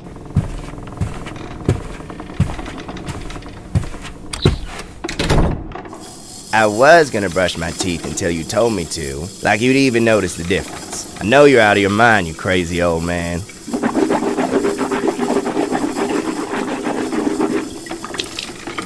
I ain't never gonna end up like him. Never in my life. I bet that's why Mom left him. Ain't no one trying to marry a 5'2" grown-ass man with a man weave that looked better than hers.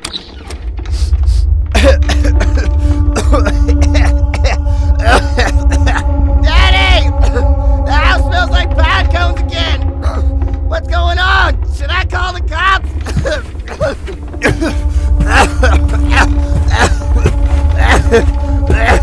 Every time the house smell like pine cones, Daddy be tripping. Can't get nothing from him no more. I bet it ain't shit in there. I bet it ain't nothing at all. I bet you. Daddy! What's wrong with you? Why are you on the stove? It ain't nothing in there. I'm telling you. Nothing. Ain't nothing.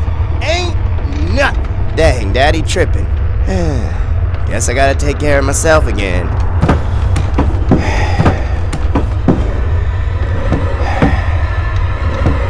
It's really gone useless this time. Yep.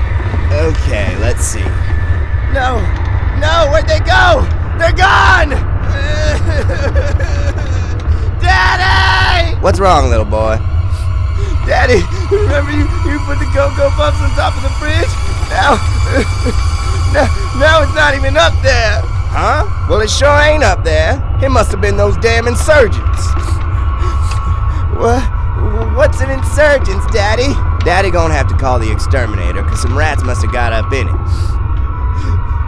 What are you talking about, Daddy? We ain't got no rats. Well, now we do, don't we? Who else would have eaten up all the goddamn Cocoa Puffs in one night? Maybe you was out of bed last night and helped yourself, but nobody was looking. Huh? Were ya? Did ya?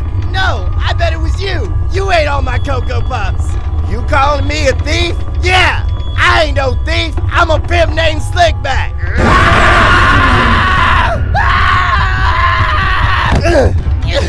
You're crazy, Daddy.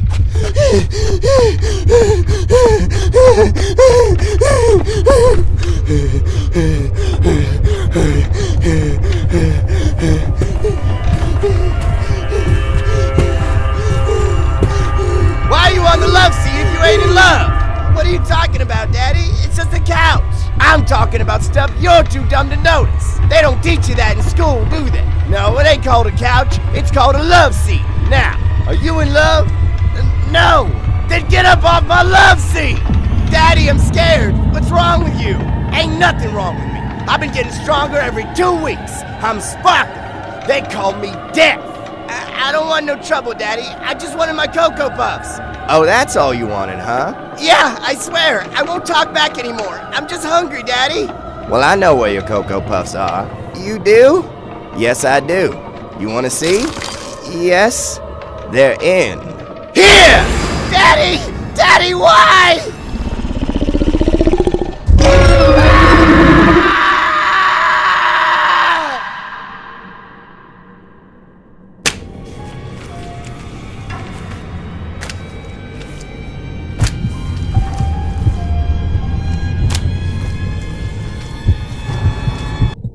When I was a kid, I used to dream about living in a big fancy mansion with all of my friends. I figured that I would get a great job straight out of college and immediately make a lot of money and be successful. I guess my life turned out a lot differently than I imagined. I didn't end up having a big fancy mansion with all of my friends. No, I lived alone in a tiny apartment in a shitty neighborhood out in the not-so-good part of town. I didn't have a great job either, though I suppose you could say I was successful. I worked full-time out on the streets as a dealer selling to crackheads. I honestly don't fully remember exactly how I'd gotten into that business, but I've been doing it for years, and I built a pretty solid reputation for myself. Everyone in that neighborhood knew where to go if they needed any product. I usually worked on the streets in various locations where I could make deals without being seen. People knew where to find me, and if they didn't, then I had ways to get in contact with me. I hardly ever worked near my apartment though. I always liked to keep my business away from my home since my customers weren't exactly the kind of people that I wanted knowing where I lived. But sometimes my customers would come to my apartment if I didn't have any other way of meeting them. This especially happened with this one guy. The guy was a total crackhead. He had to have been hooked on the product for years. The guy was pretty weird too. I called him Mr. Clean because he was bald and always wore the same white clothes, so he looked exactly like the mascot. The name was rather ironic though, because the guy was actually pretty far from clean. He was totally disgusting. If a roach was ever a person, then it would be him. Mr. Clean came to my apartment often to buy product. I had tried to get him to meet on the street before, but he always refused. He seemed to think that it was too dangerous. I didn't really complain too much since he was a regular customer. The guy was really demanding though. He would always want me to meet on his timetable, and he never cared if I had something else going on when he contacted me. He would just keep texting and calling me over and over until I responded. Obviously, he couldn't go very long without having product. He was a fiend. One night, I had two friends over to hang out. We were just having some beers and enjoying an NBA game, a typical guy's night. The game had only just started when I got a text from Mr. Clean. I knew that he was probably wanting to buy more product, but I ignored it as I just wanted to enjoy my time with the guys. As the night carried on, I kept getting harassed by texts from Mr. Clean. He started sending me one practically every minute. It got to be annoying as hell, but I continued to ignore them. It wasn't often that I had a night off, and I didn't want to worry about working right then. But then the text turned into calls. When I didn't pick up the first time, he just kept spamming me over and over again. I finally decided that I couldn't ignore him any longer, and I excused myself to go to the washroom. When I got inside, I answered the phone, really pissed at the crackhead for bothering me so much. What the hell do you want, Mr. Clean? I want some candy from my favorite candy shop. Just as I expected, Mr. Clean told me that he wanted to buy some product right away. I told him that I wasn't working that night and that he should come by tomorrow, but he kept insisting. I told him no several more times, but it didn't do any good. He even said that he would pay me double, and literally begged me to sell it to him that night. I finally folded and agreed to let him come over. Mr. Clean said that he would be there in 10 minutes, so I headed back out and told my friends. We continued watching the game until he arrived.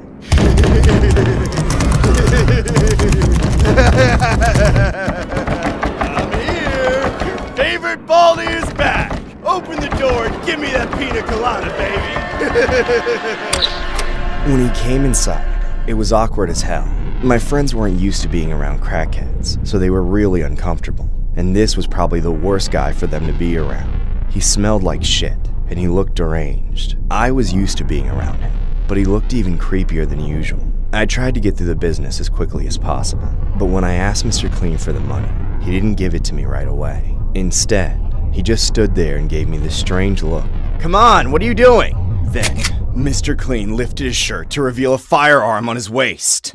Give me everything you have, right now, before I bleach your heads down! My friends and I were scared shitless. We slowly lifted our hands up as the crackhead glared at us, still showing the firearm. I said now! I felt frozen in place as I stared at it. I couldn't wrap my head around what was happening.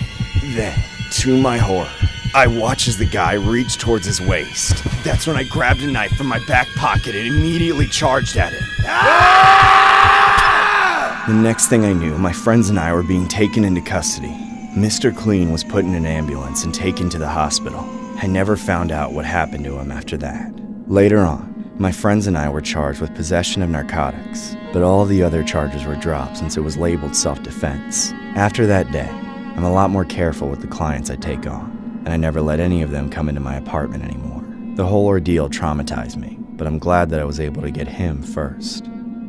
This story was inspired by a disturbing incident regarding a man named Michael Freshwater. Here's an image of him below.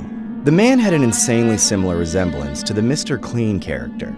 It was alleged that Freshwater had stormed into a flat with a firearm to rob 3 drug dealers. One of the dealers took matters into his own hands and defended himself using a knife. Freshwater was later found unresponsive. The trio were then arrested but never charged for the crime since they concluded that it was an act of self-defense. Despite not being convicted, the 3 men were slapped with other narcotic charges. It was mentioned that Freshwater was a regular user who intended to rob the men in the flat that night.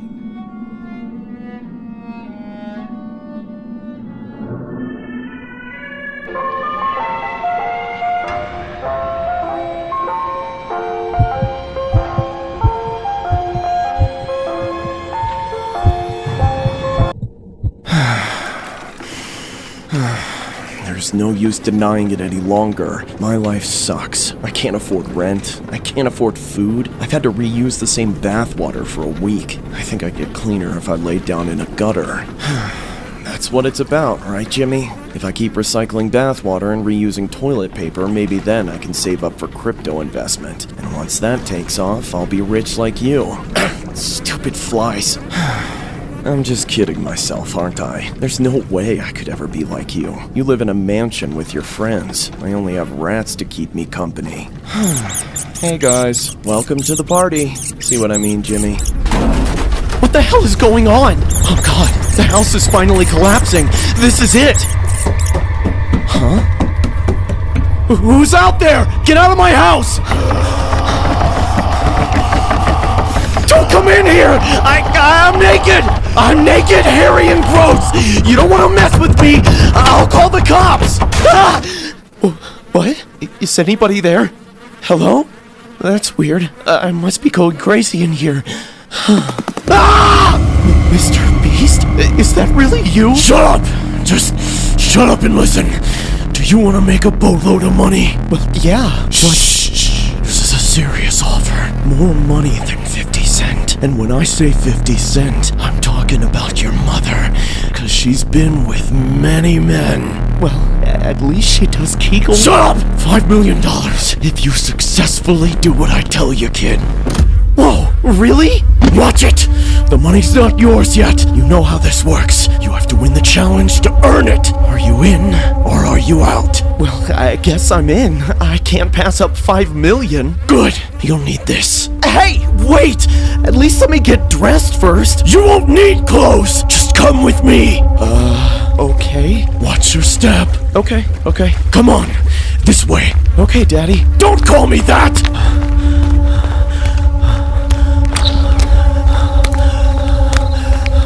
Now, in you go! Hey, just give me a second!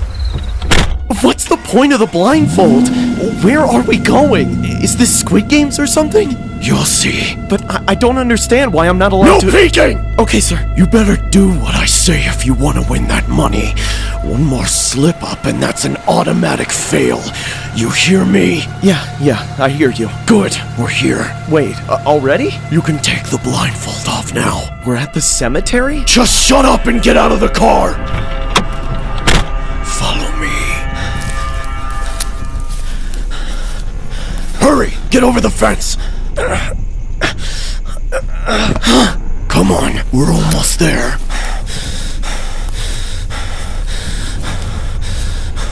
This is it. Hold on a second. Let me set up the challenge, okay? Hey, are we allowed to be in here? Why did we have to hop a fence? There. Are you ready to start the challenge?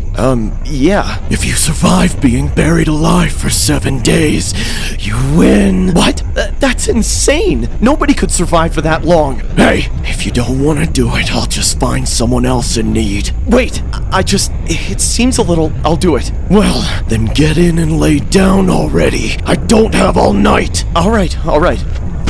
There you go. That's it. Perfect.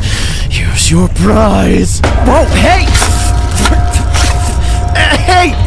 Come on! Don't aim for my face! You just hold on to that.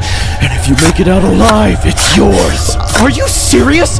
Stop! I don't want to do this! Don't leave me here! I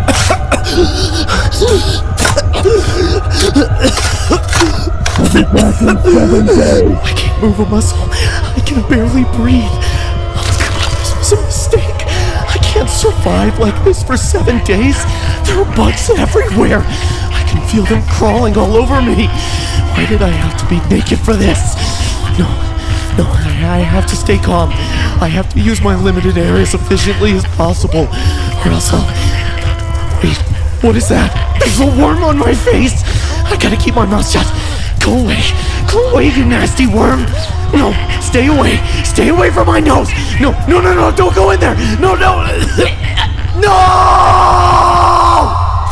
What in God's name were you doing in there? It was a challenge for Mr. Beast. He buried me alive for $5 million. $5 million? Yeah, right. Where? Right here. It's all in this briefcase. Huh? What is this? No!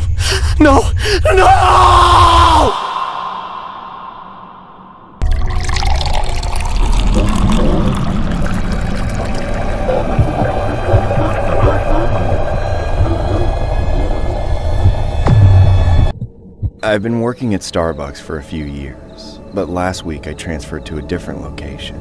One of the old employees went missing and hadn't been seen in a while. The first day I went to the new store, I saw the missing persons poster of the girl plastered on the front door. She was wearing her Starbucks apron in the photo. Suddenly I was having second thoughts about the position all over again. I knew I was replacing someone who had gone missing, and by then it was very unlikely she would ever be seen alive again. The worst part was, she looked a lot like me. I'm not the only one who thought so either. When I walked inside, all of the baristas in the front did a double take. They stopped what they were doing and stared at me for a few seconds. Just by the looks on their faces, I knew they thought the missing woman had returned for a moment, only to be disappointed that I was just a replacement. As much as we all thought it was weird, they appreciated being back up to full staff again. Over the course of the week, I worked from noon to close, Monday through Friday. On Friday night, business had been slow all day. The boss kept letting the other baristas go home early until it was just me and him in the store. Then, to my surprise, my boss said he was leaving and that he trusted me to close the store on my own. I'm heading out for the night. You can take care of things around here, right? Yeah, I got this. Awesome. There's a spare key in my office. Just don't go snooping around. Of course. Have a good night. Good night. I better get overtime for this. Huh? Hello? Is anyone there? We're closed. Damn it. Did I forget to lock the door or something?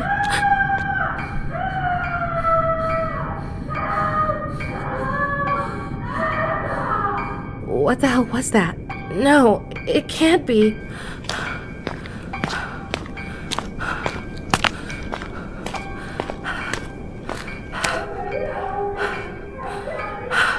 Hello? Is anyone there? Please, let me help you.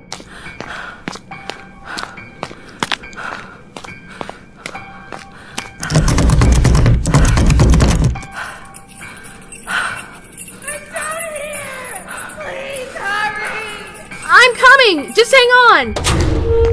I'm coming down! Hold on! Please hurry! He'll be here any minute! Who are you talking about? Just come down here! Okay, I'm on my way!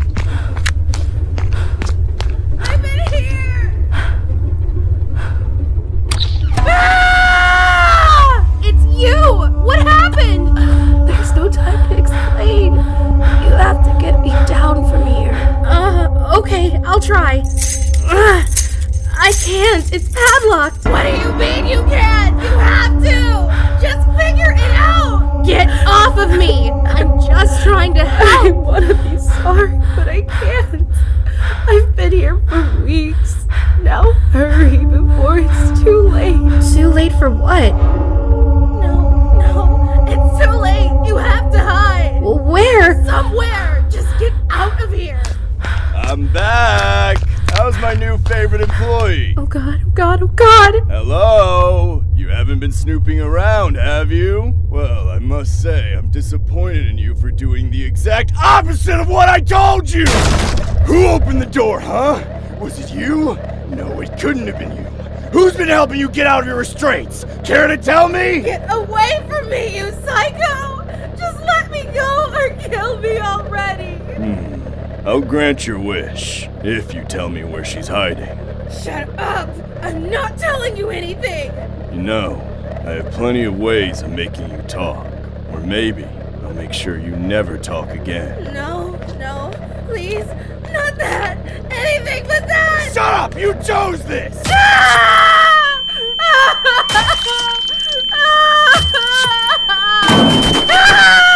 Hey, get back here! Don't touch me!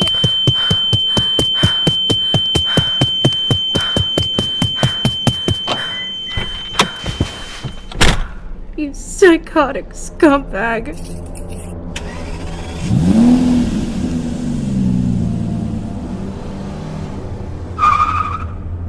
It's Monday now. 3 days after what happened. I'll never go back to that place. I quit Starbucks altogether. I won't be able to get the image of that woman out of my head whenever I see the Starbucks logo for as long as I live. I haven't told anyone about what I saw. I know it was real, but even then, I keep trying to convince myself that it was all a nightmare. I don't know what I should do. If I should tell the police, or if I should go back there and use the keys I stole to free that poor woman myself, if she's even still alive. Maybe I won't do anything. For some reason, that feels like the safest option. In my gut, I know that if I try to do anything, I'm bound to end up just like her.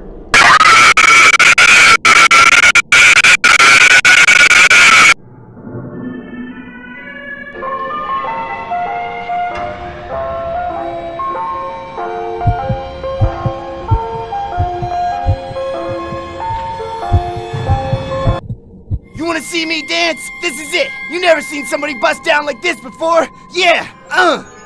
What? Why'd she skip me? Whatever. She was ugly anyway with her big old forehead. Ah, dang, you balding, bruh! Get that Mr. Clean crystal ball head off my stream! Next! And who are you? You look greasy as hell, boy! Skinny, pasty, milquetoast-looking, no spice-using kid at the back of the class reaching into his backpack. How about you go outside in the sun and touch some grass? Skip! Whew. I feel like if I stayed with him, he would have traced my IP address or something. You feel me? If that kid goes to your school, you're not safe. What is that, Chad? What am I looking at? Skip! What is this? What's happening? Why won't it go away? It keeps getting worse. Are you seeing this, Chad? Am I going crazy? Chad, please tell me you see this too. Make it stop, please! Why won't it close? Turn off! I don't want to do this anymore. Chat, the stream is over. I'm breaking it.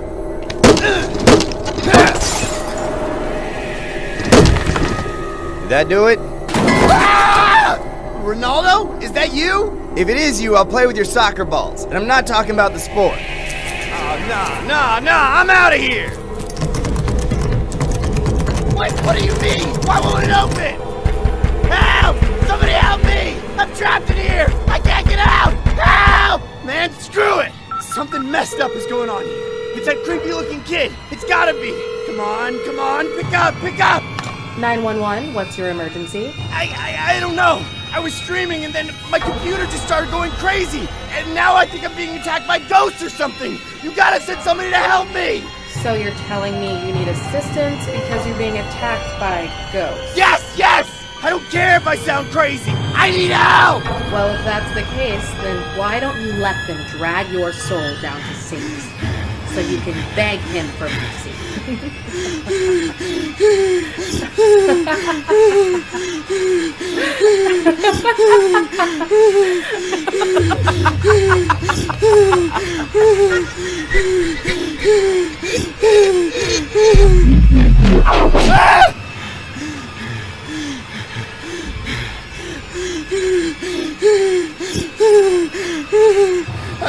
die.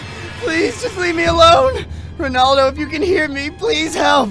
Please, Ronaldo! Ronaldo!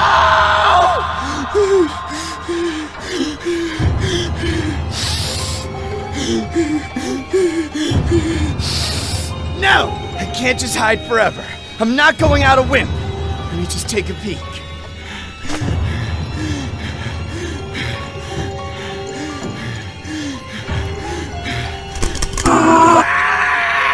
What do I do? What do I do? Wait! Pikachu!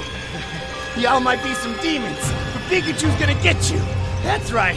Pikachu's gonna mess you up!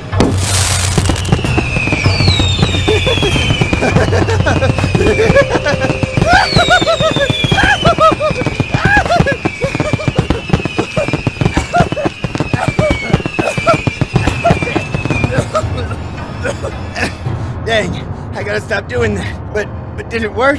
Please tell me it did. Wait a second. I think it did! Yeah! Take that, Ghost! You just got Pikachu! Pikachu! Pikachu! Pikachu! Pikachu!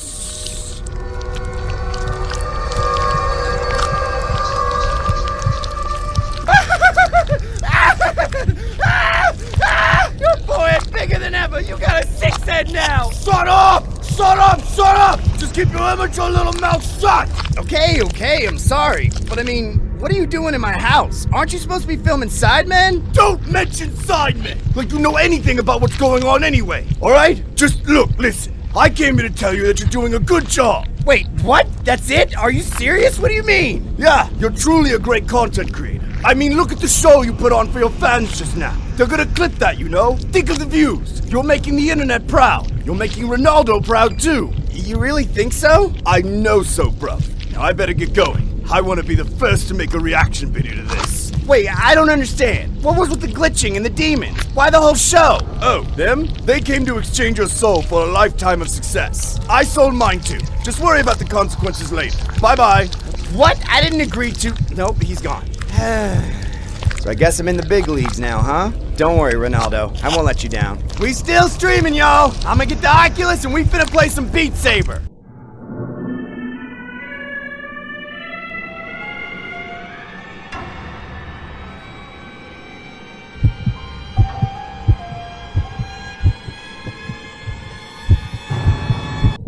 I've always told it like it is, but I've always kept my mouth shut from running more than it should. I say what's on my mind, or I don't say anything.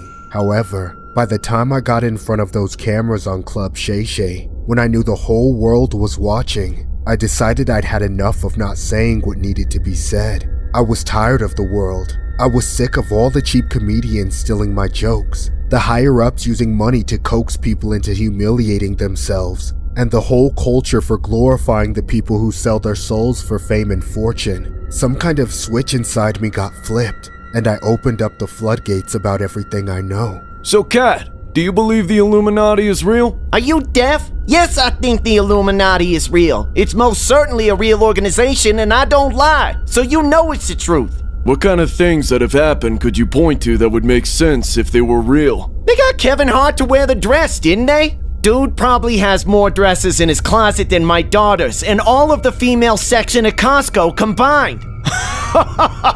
I know a lot of people think I was just there to stir things up to stay relevant, but I didn't care about any of that. I wasn't there for laughs, although I know I'm still funny. I was up there to expose the truth. It wasn't just about the beef, but then again, there was a lot of that. And what about Steve Harvey? What about him? The fact that I killed his stand-up career by beating him so bad in a comedy battle?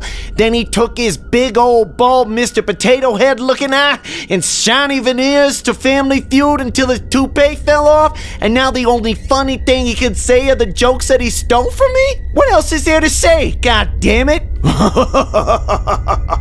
After almost 3 hours of filming, we finally called it a wrap. I'd had more to drink than I do on a usual night, so I didn't want to hang around very long before getting to my home. I left Shannon's studio and stepped outside of his house to wait for my ride to pull up. Shannon's place was huge and way out in the middle of the woods, and by the time I got out it was dark. So naturally, I was a little spooked by the remoteness. Unfortunately, I immediately noticed something was off when the limo pulled up. It wasn't my limo. An entire group of men in matching suits and masks got out and stared me down like a firing squad. I turned right around and started banging on the door, screaming for Shannon to let me back in. Shannon, let me in! I'm messed up bad, man! Open the goddamn door now! Shannon! I thought those guys were going to drag me into the trunk of that limo and drive it off a cliff, but they just stared at me until I finally broke down the door. And what I saw next gave me the utter chills. I saw that they had already gotten to him too. 2 men in the same outfits were standing over him, tied up on the floor with duct tape over his mouth to keep him quiet.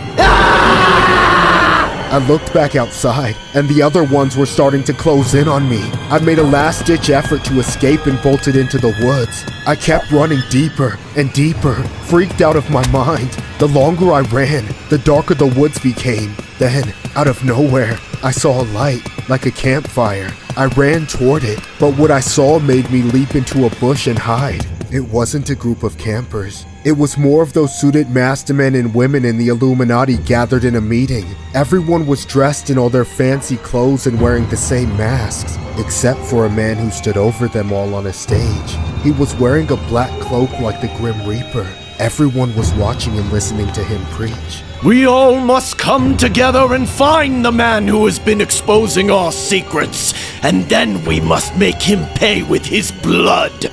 We must find Cat Williams. I screwed up again.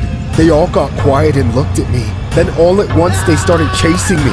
I ran away with the whole mob coming after me. I tried to put everything I had into sprinting as fast as I could, but instead, I tripped.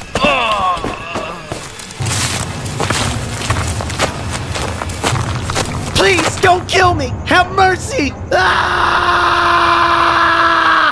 Cat! Hey, Cat! You good? Huh? Oh man, that cognac must be hitting you, huh? Not as hard as when I take a hit off my dealer's death. One little puff and then I can't hear shit! Whoa, hold on. Are you sure you still want me to upload this? You know, you might get an angry mob and a limo coming after you, right? Or maybe they'll turn your fans against you. I could take you down. No more women, no more groupies. None of them will want you anymore.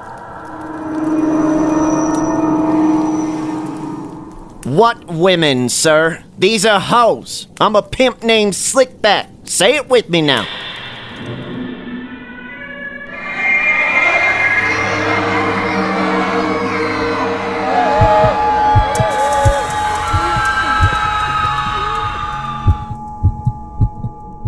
This happened in 2007 around Valentine's Day.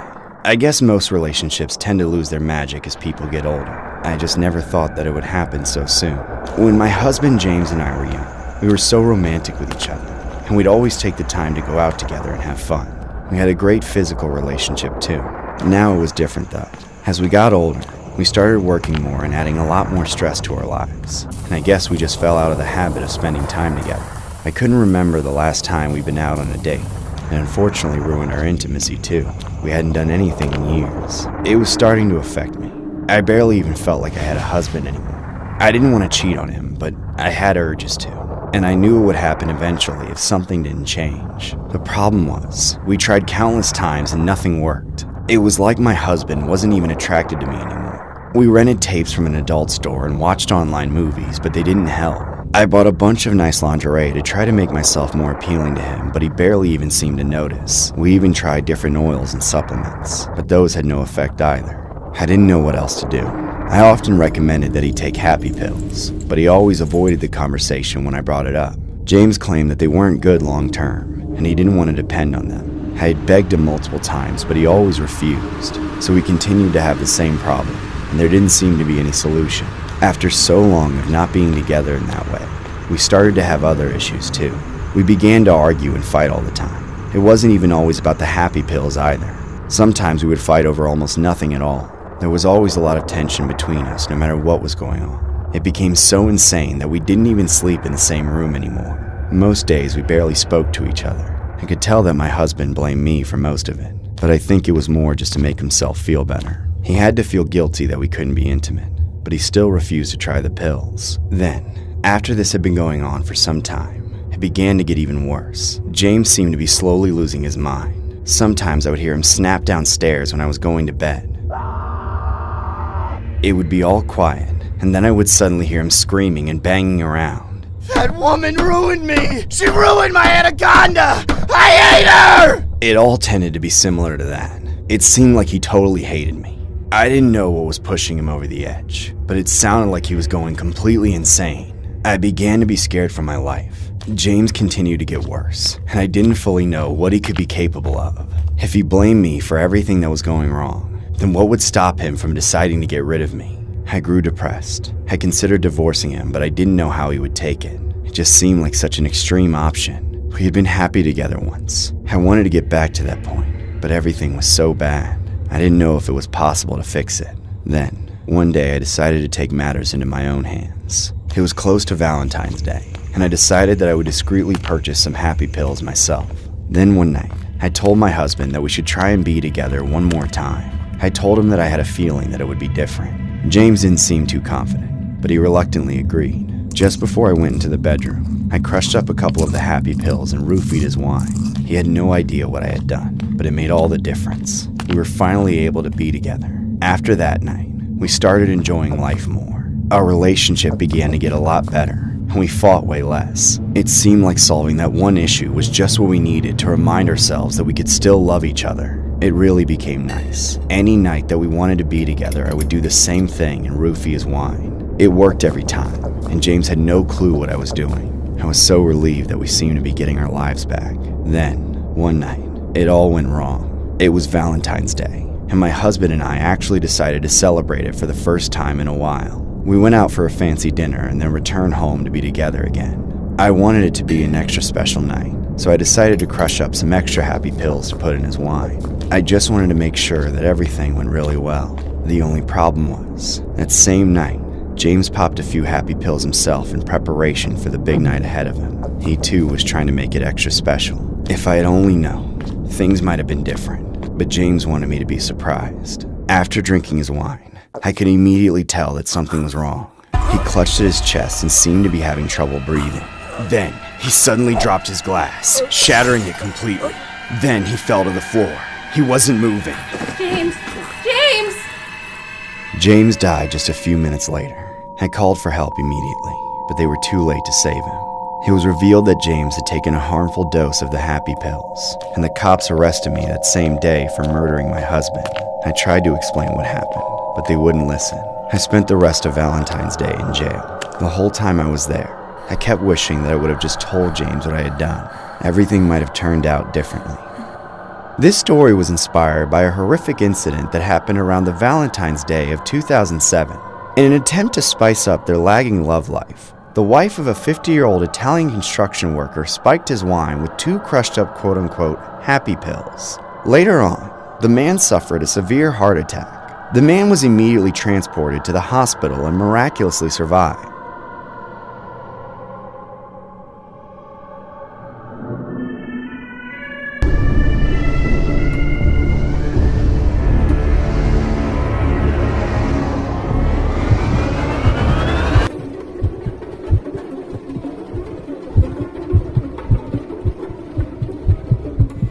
This happened during the beginning of April a few decades ago. Supposedly it was April Fool's Day, but I never cared for that holiday, if it can even be called a holiday. I've always hated pranks and practical jokes, and never understood why April Fools was even a thing. Nonetheless, I had a husband whom I recently got married with, just shy of a few months. We eventually moved into our first house together, around a rural part of town. The area had a few houses, but was separated by a few acres of land, so it was almost as if we didn't see much of our neighbors, or anyone for that matter. One night, on a Saturday, my husband went out to get some groceries last minute. He left me alone in the house to start making dinner with what we had. I remember chopping vegetables and then hearing a loud knock at the front door.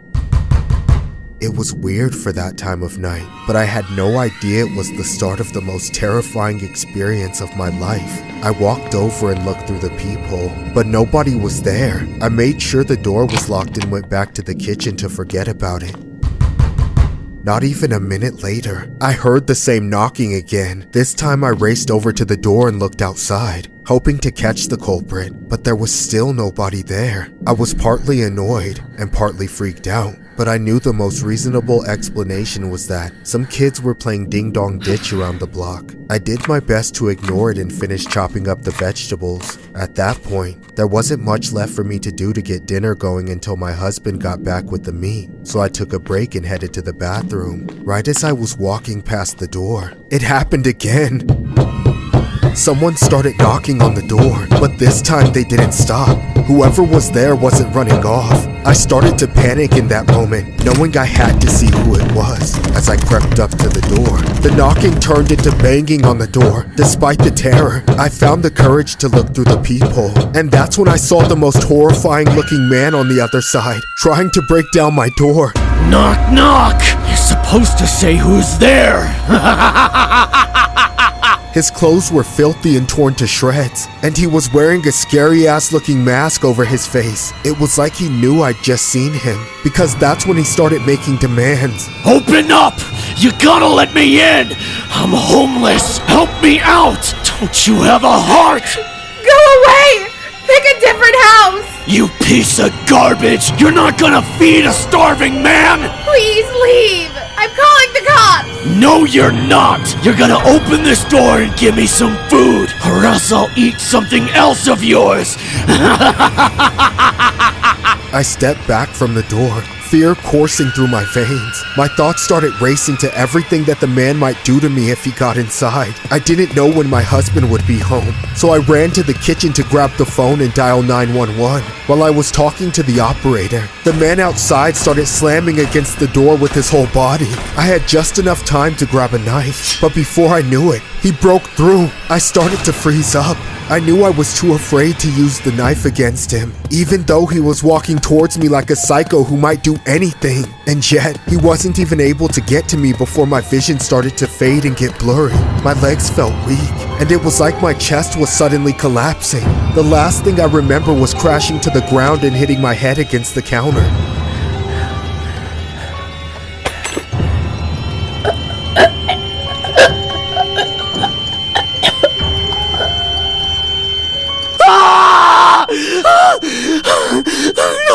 No, wake up! Please, I'm sorry! No!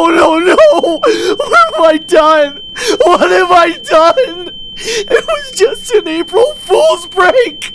No! And that was the last time I ever saw my wife alive. I have nobody to blame but myself. I killed my wife over a stupid April Fool's prank. I can still remember the moment I knew she was gone. Cops were already on their way and I didn't know what else to do. So I just held on to her and sobbed until they came into the house and took her away from me. At first, I thought it was the way she fell and hit her head that was the cause of death, but it was later ruled that she had a heart attack from the sheer amount of fright she was experiencing. I confessed to everything and got put in prison for a few years for manslaughter, but that wasn't nearly enough punishment for what I did. Even after all these years, all the hours spent in therapy and talks I've had with her family, I still haven't forgiven myself. I don't think I ever will. I've come to terms with the fact that having to live with myself, with all the guilt and the shame and regret, that's the punishment I deserve. This story was inspired by a disturbing April Fool's incident that allegedly happened decades ago involving a Tennessee farmer named John Aarons, who was looking for a harmless laugh at the expense of his new wife, would go on to accidentally kill her just a month into their relationship. Getting kitted up in some tatty clothes and a white mask, Aaron knocked on the door of his own home and asked his wife for a meal, quote unquote shouting, "I'm homeless, let me come in, cook me a meal." The woman promptly fainted and was later taken to the hospital, where she later died. The doctors put her cause of death down to fright.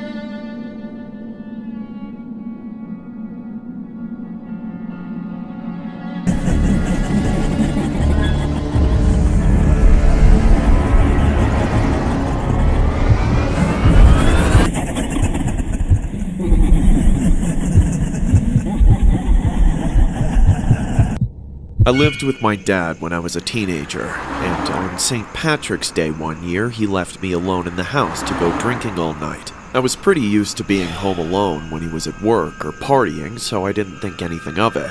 If I made any plans for the holiday, I would have easily snuck out of the house, but nothing was really going on for me that year, so I stayed in and tried to relax. While I was brushing my teeth, I heard someone knocking on the front door.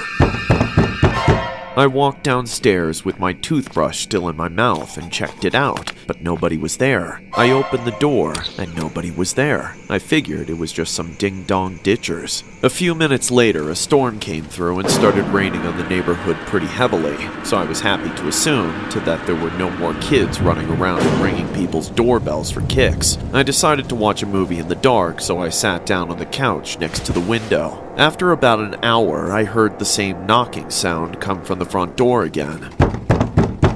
This time, I grabbed my dad's flashlight and shined it out into the rain to look for the culprit. However, I still didn't see anyone. I started to get paranoid, so I went around the house making sure all the windows and doors were locked. Once I was sure the house was secure, I finished the movie I was watching, then scrolled on my phone for a few hours until I eventually passed out.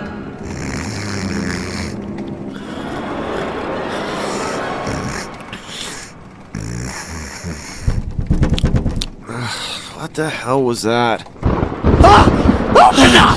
I want your gold! No way! Get out of here! I'm not letting you in my house!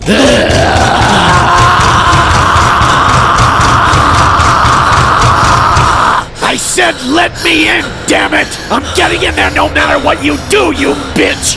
Open the door and relinquish your gold! Now!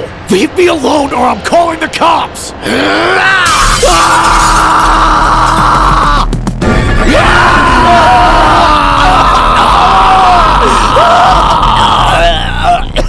Where's your gold, huh? Where are you hiding it? I don't have any gold! My dad just uses his credit card! Well then, where's he? Please, you have to believe me. I don't have any gold. Only thing gold is my Honey Nut Cheerios, and I ain't talking cereal. Just let me go, you little insect. Don't lie to a leprechaun!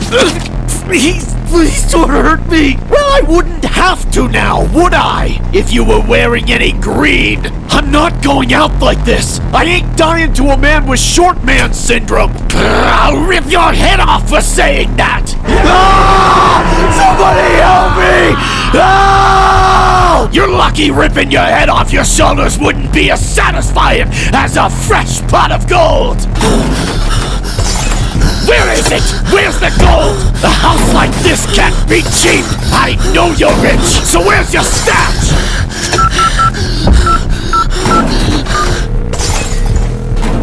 You've reached 911. Please describe the nature of your emergency. There's a little person in my house. A leprechaun. A leprechaun. Are you serious? Yes! You got to be kidding me! There's not a single flake! I didn't realize I was breaking into a broke person's house! Is that his voice I'm hearing? Yes! Who in the hell are you talking to? The police! I hope you know they're on their way! Sir, please don't antagonize the intruder. Give me that! Hello? Who's this? Ooh, a lady! Hey, you wanna ride on my rainbow till you get my pot of gold? Freaking slut hung up on me! Please, just get out of my house! Fine, but I'm taking this! It would be a waste of time if I left empty-handed! Happy St. Patrick's Day, loser!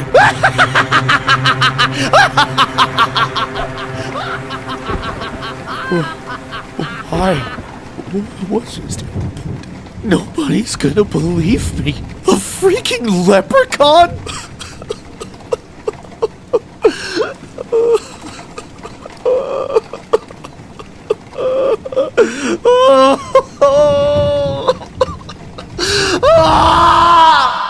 This story was inspired by an incident that happened in 2018. It was alleged the man dressed as a leprechaun would go around taunting his neighbors in a bizarre outburst during St. Patrick's Day. A 61-year-old man named Christopher Blackshaw would go around staring through the windows of multiple homes around the neighborhood and would repeatedly make V signs at them. Blackshaw would eventually get caught and plead guilty to behaving in a threatening or abusive manner, likely to cause a reasonable person fear or alarm. He admitted to staring at the multiple occupants and making offensive gestures at them, all while dressed in the distinctive green outfit. Blackshaw claimed in his defense that he committed the offenses because his neighbors had been deliberately pointing a strong flashlight at him, trying to induce an epileptic fit. He told Livingston J.P. Court in a letter that his neighbors were aware that he suffered from the common neurological condition,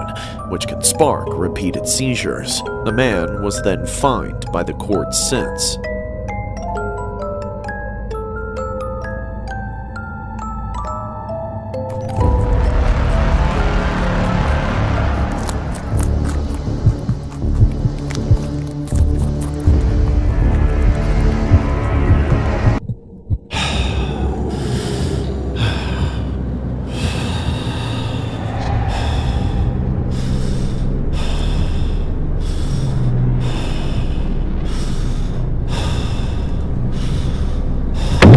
Jeez, these things are going to disintegrate by the time I get there.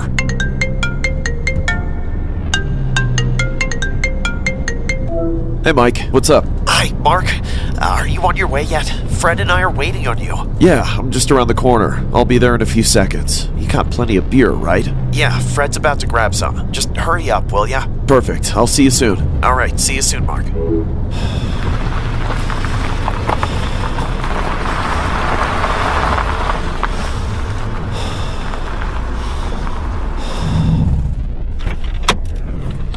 So this is what Easter's all about, huh? I'm definitely gonna need me some double-D'd Easter eggs to hatch later. Whoa, dude, that was quick. What can I say? I'm dying to have you over. Come on in. Thanks. So, where is everyone? Fred's getting the beers. Everyone else is running a bit late. I guess they're gonna be late to the big game, huh? Dude, if you're fiending for some booze, then I suggest you check my basement. I may have an extra case of beer stashed somewhere down there. You may also find some trees that I intend to burn later, so don't go stealing any, alright? Oh, yeah? Say no more. You said it's downstairs, right? It's in my cooler in the basement. I told you it would be ice cold, didn't I? Yeah, sure, dude. Alright, come here.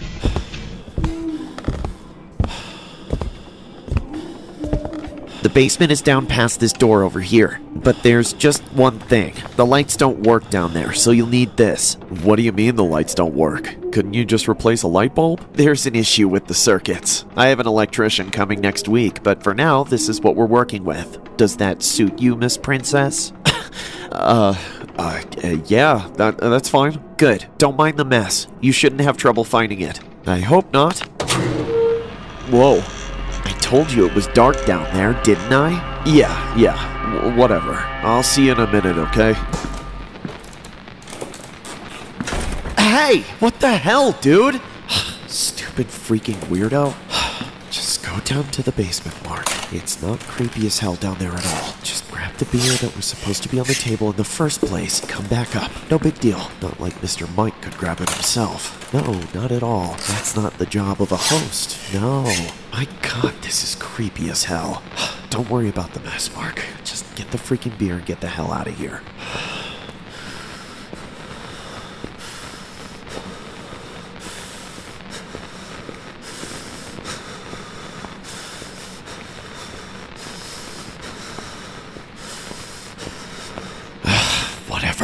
Alright, where's the cooler? Cooler. Come on, Mike, what do you mean? I shouldn't have trouble finding it? You've got a whole junkyard down here.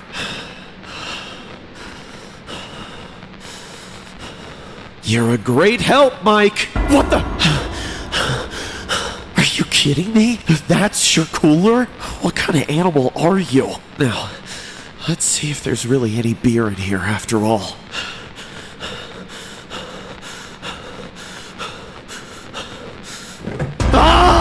Jesus Christ! Fred, what the hell? What's happening? Mike, why are you in a bunny costume? And why are you holding a machete? That's you, right? I couldn't find the cooler or the beer. Could you, point out where I'm supposed to look? I'm not trying to intrude or look through anything you don't want me to, you know? That's a great costume you've got there. Hey, slow down. I'm just saying it's very topical, timely, you know? 'Cause it's Easter. I like what you're doing, really. Mike, stop, please. Come on, don't do anything crazy. I'm your friend. I won't tell anyone about this, Mike. Mike, you're not gonna hurt me, right?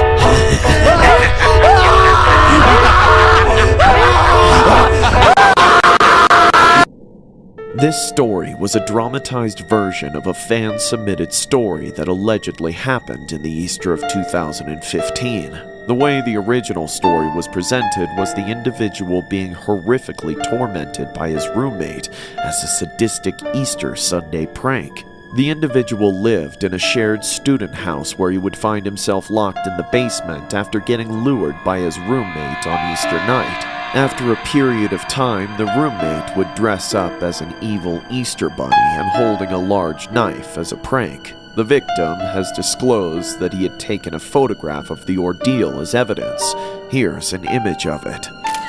The victim claims that he decided not to file any charges toward the roommate out of spite that things would get more awkward in the household. The victim has mentioned that he has since broken off any contact with that particular roommate despite making amends.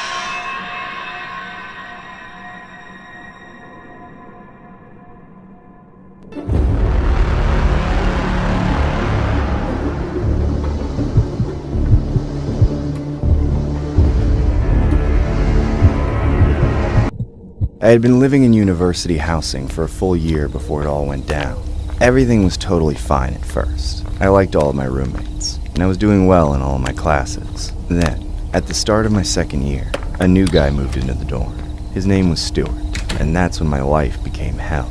It wasn't like Stuart was a bad roommate or anything. He was usually pretty quiet, and he cleaned up after himself. The problem was that I just hated him as a person. He was just incredibly pretentious and thought he was better than everyone else. A real goody two-shoes. It made being around him almost unbearable. And of course, our dorm wasn't that big, so it's not like I could avoid him very easily. I was forced to see him every day. He wasn't the kind of guy that you could ignore either. He would always have something to talk to me about, and it usually involved him bragging about himself in some way. I tried to tolerate him as much as I could, but he made it very difficult. Then, one day, I came home to catch him talking crap about me behind my back. He made some lame attempt to cover it up, but it was obvious that he had been talking about me. I really started to hate him after that.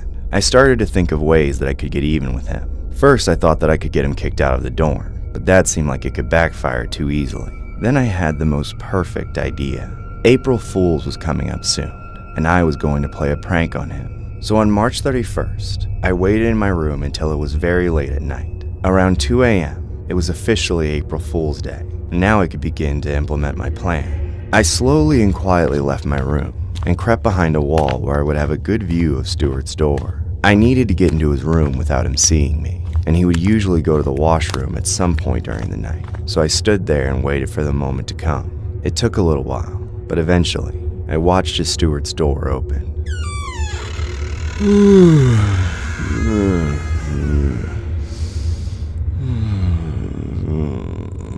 He sleepily walked into the washroom and shut the door behind him. I knew that I only had a few minutes at that point, so I didn't waste any time sneaking into his room. Once I was inside, I frantically searched his room until I found his water dispenser. After I found it, there was only one thing left to do. I had come up with the ultimate prank, so I took out a chemical that I had stolen from class and began contaminating his water dispenser as my April Fool's prank. I had to move swiftly before Stuart came back. Adrenaline was coursing through me. I finished it just in time. I had barely gotten out of his room and snuck into mine before Stuart came out of the washroom. One more second and he would have caught me, but I didn't. I quietly crawled back into bed. Now all I had to do was wait. About 5 to 10 minutes and I heard nothing. I assumed he went back to bed and didn't drink from the dispenser, so I decided to go to sleep. That is, until I started hearing Stuart coughing. It was light at first, but then it became crazy. I walked out of my room and stood in the hallway in the dark. I wanted to be able to hear it better and make sure it was actually him and not just my head playing tricks on me.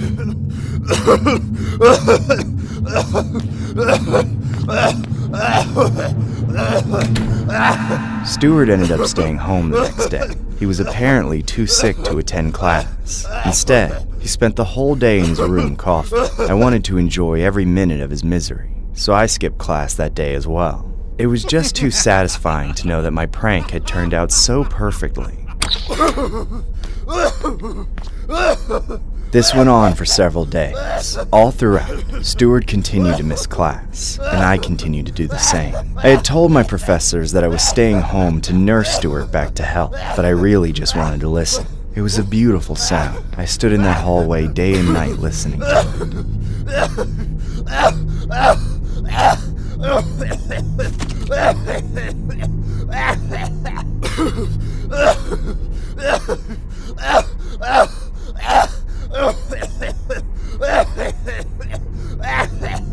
Stuart, of course, was unaware of this. He had bigger things to worry about. As I listened to him, he started to sound like he was getting worse, a lot worse.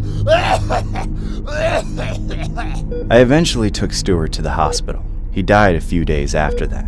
The doctor said that if he had been brought in sooner, they probably could have saved him. A toxicology report revealed that there had been chemicals in Stuart's system that had led to his demise. His death was labeled a murder. The cops arrested me under suspicion as I had been the one to bring Stuart in. After they questioned me, I eventually admitted to tampering with Stuart's water dispenser, and I was charged. At my trial, I tried to use the fact that it was an April Fool's prank as my defense, but the judge denied it. I was sentenced to life in prison. As I stand here in prison, I can't help but be happy about one thing. At least I don't have Stuart as a roommate anymore. This story was inspired by a horrific April Fool's incident that happened in 2013. A Chinese university student named Lin Sen-hao was condemned to death after he was found guilty of fatally poisoning his roommate Huang Yang's drinking water. Lin claimed that the death was an accident after an innocent April Fool's Day prank which had ended in tragedy. However, a judge ruled that the act was malicious and Lin had intentionally murdered his roommate out of spite. Huang drank water from a spiked dispenser at a Shanghai university on April 1st, but did not pass away until a couple months later. A post-mortem revealed that he had been poisoned with a toxin Lin had taken from a laboratory where he was an intern. It was also reported that the victim often described Lin as stingy, and once criticized their other roommate's bad behavior to Lin's, which most likely triggered Lin's April Fool's actions.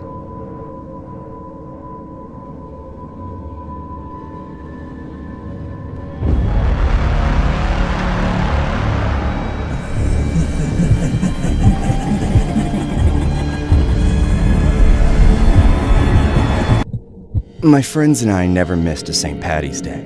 It was always one of our favorite days of the year. We'd spent the whole night out at bars, drinking and partying until we were completely wasted. It had been a tradition since we were all in college together. Then, one year, that all changed. When St. Paddy's Day arrived, Jess, Riley, and I met up early on in the night and headed over to a bar.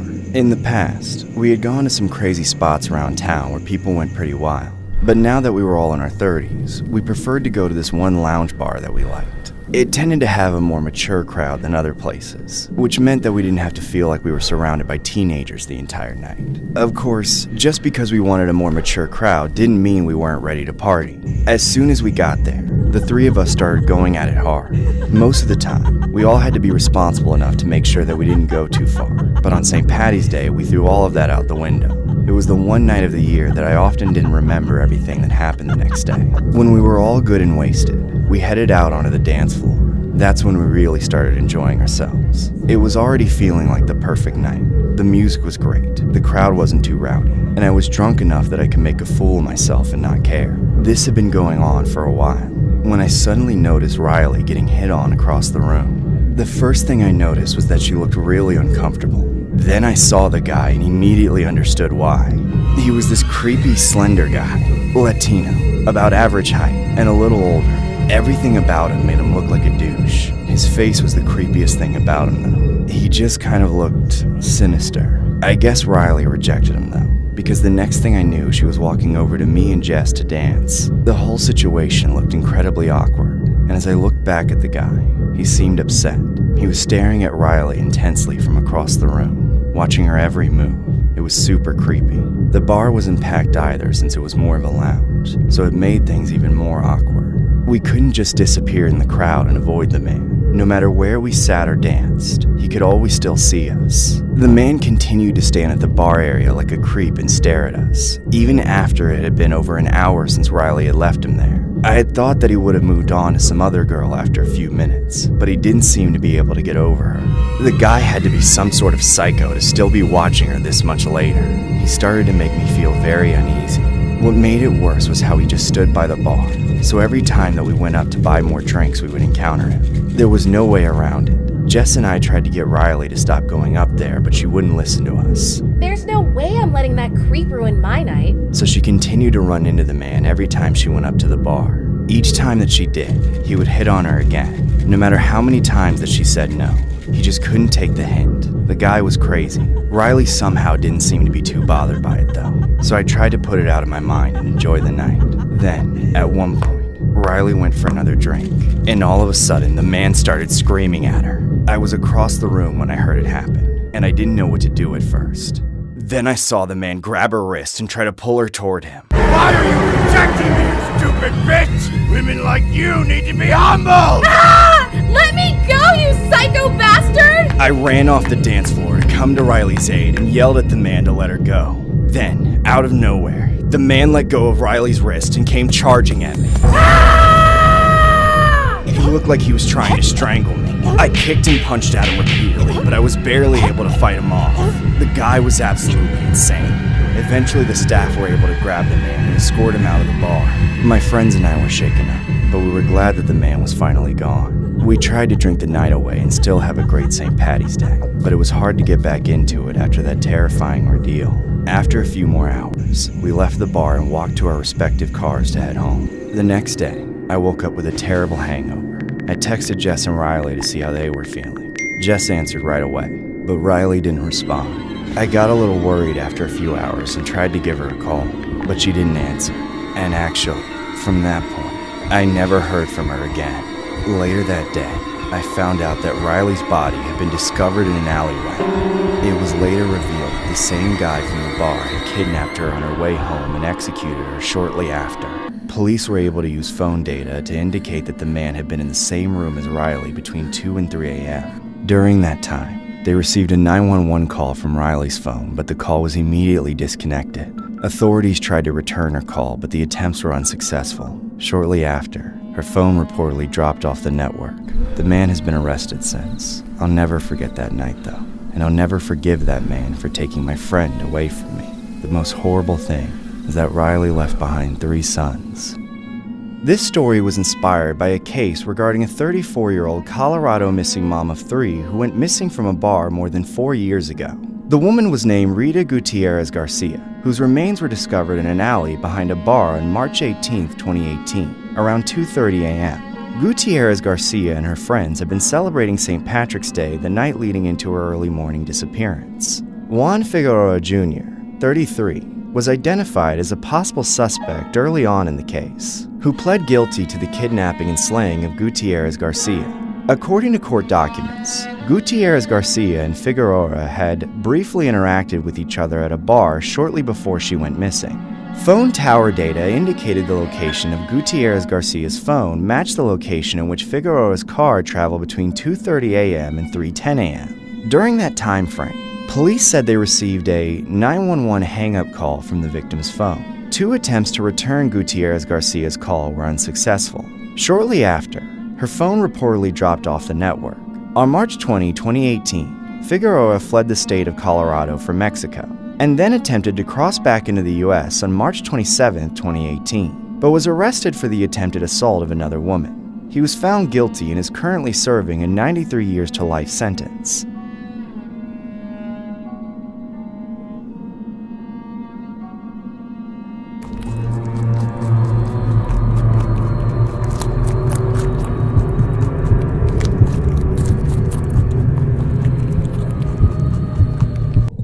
Behind me is the site of a local legend Many residents don't believe that the Bunny Man is anything more than a myth, but tonight it seems as though it could be truer than previously thought. A young couple walking through this overpass reported to the police that they were chased by a man with a hatchet. The man was apparently unstable, and as the legend goes, he was wearing an Easter Bunny costume. Luckily, the couple was able to get away, but as we approach Easter Sunday, authorities are urging the public to avoid passing under this bridge, as the A suspect bunch is of still at BS. large. A killer I'm Claire Easter Joy. bunny? Please. The news will say anything just to get some views. Ah! Oh! It's just Amanda. Hey, Charlie. Hey, I'm almost ready to go. I really want to come see you, but I have to make sure my parents are completely asleep first. Yeah, about that. I think you should stay in tonight. Why? Listen, I'm a little worried about you walking around on your own tonight. You know, with all the rumors going around right now. You mean the Bunny Man stuff? Come on, you can't be serious. That's all just a bunch of fear-mongering. That story's like 50 years old. No, I'm serious. People have been going missing the last few days, and Easter is tomorrow. I'm not scared of a guy in an Easter Bunny costume. He's probably just some weirdo getting off of work from the mall. Hey, how about this? I've got a GoPro, right? I'll strap it to my head and go by the bridge on my way and show you that it's all a bunch of stupid rumors. Are you crazy? That's a terrible idea. I think you should stay home tonight. We'll figure something else out. Nope, it's too late. My mind is already set on finding your Easter eggs. Ew, gross. What does that even mean? 25%. That should be enough. I'll show those news nerds what real journalism is. There it is. That's the trail where the Bunny Man supposedly waits for its victims. Doesn't seem that scary. I can't remember which direction the tunnel is. It's supposed to go under the train tracks, so... that must be it.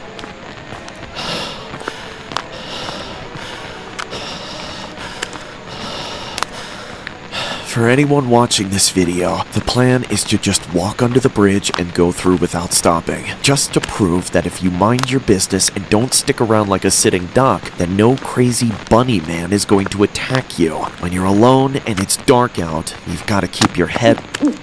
Jesus, where did you come from? Yeah, I'll get out of your territory. Ah! What the hell was that about? What are you running from? It better be a freaking barrel. Okay. Okay, I admit, I kind of wish I didn't decide to do this right now, especially right before Easter, but you know what? I'm not backing down yet. It shouldn't be too much farther, just right around this corner. There, that's the bridge, the Bunny Man Bridge. Except I don't see any Easter Bunny. I guess it must all be a... Oh my god, it's him! I can't believe it! What do I do now? Really? That's just great! Screw it. None of this is real. It's all just a hoax that's got me all paranoid. And now I'm seeing things. There's definitely no way there's actually some weirdo in an Easter Bunny costume waiting for me in that tunnel with a hatchet. I'm just gonna walk through it and everything will be fine.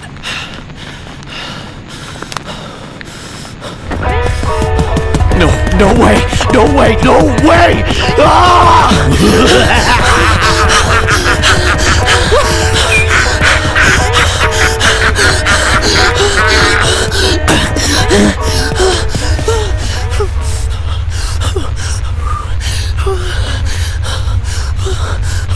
I really screwed up this time. I think I'm hiding in some hobo's bush toilet. It reeks. There's flies everywhere. Oh, God, I should have listened to her.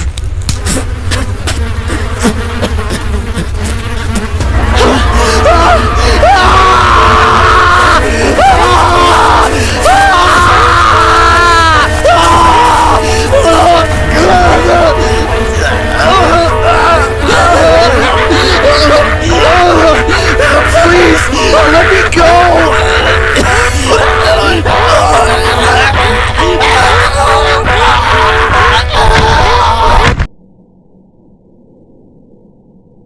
This story was inspired by a horrific Easter Bunny urban legend regarding the Bunny Man. The legend originated from 2 incidents in Fairfax County, Virginia in 1970, but has been spread throughout the Washington, D.C. and Maryland areas. The legend has many variations. Most involve a man wearing a rabbit costume who attacks people with an axe or hatchet. Most of the stories occur around Colchester Overpass, a southern railway overpass spanning Colchester Road near Clifton, Virginia, sometimes referred to as the Bunnyman Bridge. Variations of the legend vary in the Bunnyman's name, motives, and victims, and in some accounts, victims' remains being mutilated. Some believe that the Bunnyman's ghost is said to come out of his place of death each year on Easter or Halloween to commemorate his passing.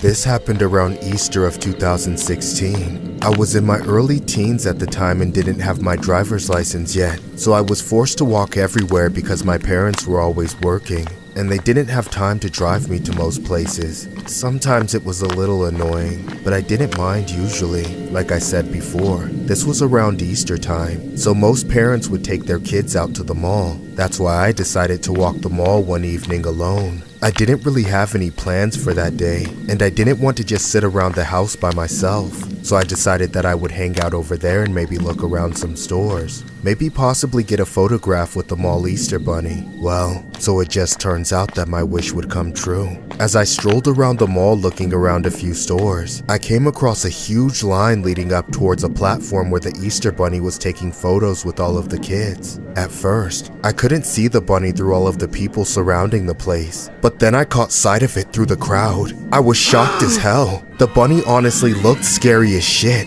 It definitely wasn't the same bright, happy-looking bunny that I had loved so much as a kid. No, this one looked off somehow. I don't know if it was the costume or makeup, or just the way the person in it was behaving, but the more I looked at it, the creepier it got. Still, it had taken me 20 minutes to walk to the mall, and I didn't want to leave without the picture, so I got in line. I figured that the bunny had to look less creepy up close, so I continued to wait until I finally made it up to the front of the line. About 15 to 20 minutes later, I was finally there. However, the bunny unfortunately looked the complete opposite from what I had expected. The bunny was somehow even creepier up close. I still couldn't quite figure out what it was, but I just felt uneasy around it. I hesitantly sat on the bunny's lap and waited to be photographed. As I sat there, I remembered the bunny whispering something in my ear along the lines of, "Do you want to eat my carrot, little boy?"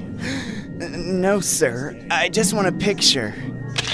I took my picture with the bunny as quickly as possible and then got the hell out of there. I still felt very unsettled as I exited the mall. I was pretty disappointed too. I was hoping for a much better experience than I had gotten. I felt better after I left and immediately started walking back home. It had gotten slightly late while I had been inside the mall, and the sun was starting to go down. I hoped that I would make it home before dark. After a few minutes of walking, I decided to take a shortcut through a deserted alleyway. It was honestly rather unsettling walking through there, but I was used to it by that point, and it did save a lot of time. I still felt uneasy for some reason, and something told me that I should get home as fast as possible. Not long after turning into the alleyway, I started to hear footsteps behind me, like someone was following me.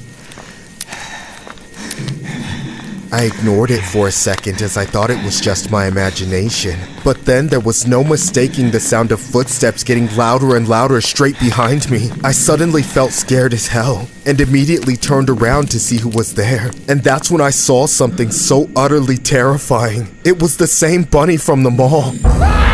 He stopped as I turned around and stood there motionless, staring at me gauntly. It was completely terrifying. I began to slowly back away. Then out of nowhere, the bunny pulled out a machete and started sprinting towards me, laughing like a psycho. I immediately got the hell out of there and started sprinting down the alleyway, not daring to look back. As I ran, I could hear the bunny's footsteps getting louder behind me. He was gaining on me. Then I felt the bunny's fingertips touch my back, like he was trying to grab me and was almost close enough. I felt like my lungs were about to burst as I sprinted as fast as I could, forcing myself to go even faster. That's when I was able to outrun the bunny as I came flying out of the alleyway and turned down the street to my house. I was so close. I still didn't dare look behind me as I pounded up the steps and flung the door open, slamming it behind me. I immediately told my parents what had happened and they called the cops. I looked out the window, but the bunny was nowhere to be seen. The cops arrived soon after and searched the whole area, but they didn't find anything. The bunny had completely disappeared. The next day, we called the mall to find out who the bunny was. It turned out that the bunny was revealed to be a man named Daniel, who had failed to register as an offender for his past crimes. My parents were immediately sick. Most of the parents in the area caused an outrage when the news came out. They couldn't believe that their kids had been sitting on that psycho's lap. As for me, I don't really share the same love for the Easter Bunny anymore. I still wonder what would have happened to me if the man had caught up to me that night. This story was inspired by a real-life case regarding a 24-year-old man named Daniel Sanderson for failing to register as an offender. Sanderson had been working at the Dakota Square Mall in Myuu. He was hired by a temporary employment service and was posing for photos with mall guests as the Easter Bunny. A spokesperson for the parent company for the Dakota Square Mall released a statement saying that Cherry Hill Photo Enterprise hired Sanderson. They claim that all applicants are, quote-unquote, subject to a strict background screening process. Since then, mall guests have expressed their outrage for Dakota Square Mall for not taking extra precautions with new hires, and for Cherry Hill Photography for not doing proper background checks.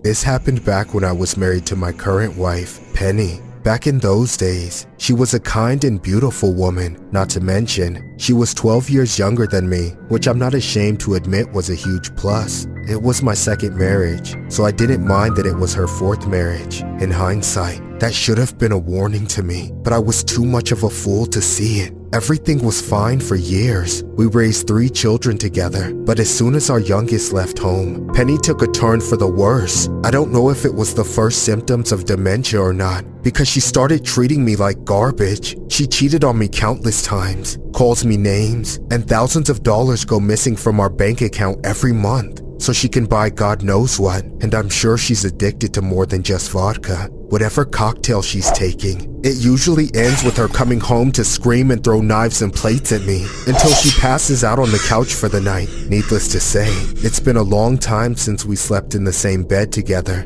I don't even want to think about it, but I don't get the luxury of ignoring it while I'm stuck living with her. She's the mother of my children, but every year, things just get worse and worse. I've considered divorce, but I worry it would only make her more unstable. Then one day, on the 1st of April, I discovered something extremely disturbing. I remember strolling through Facebook on my laptop one night and stumbled upon Penny's page. That's when I saw that she had posted a picture of herself knitting together a noose. There was a caption above the image that read, "I wish he would use this." It was clear that it was me, and that she wanted me to hang from it. I was in shock. Unfortunately, my only option was to believe it was a tasteless April Fool's joke. However, that would not be the last one. Every April Fool's Day afterward, Penny would post another supposed joke about taking my life in one way or another, and each time it seemed more serious than the last. At this point, it seems more than likely that I will die at the hands of my wife on the 1st of April. Right now, as I finish writing this letter, it is almost midnight on the 31st of March. If anyone is reading this, consider it proof of her guilt. Goodbye, children. Signed, David Jackson. Honey, I'm home! Oh God, she's drunk again. Where are you? Are you hiding from me again? Oh crap, is it midnight already? It's that time of the year again! Happy April Fools! You stupid old fool! You ruined my life! Now I'm going to ruin yours! She's really gonna do it this time, isn't she?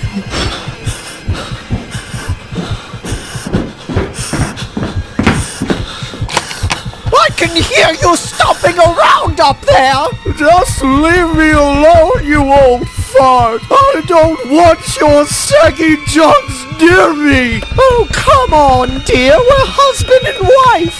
Shouldn't we sleep together? We don't do that anymore! I'll never pull my diaper down for you, woman! You hear me? You don't tell me what I know or don't know!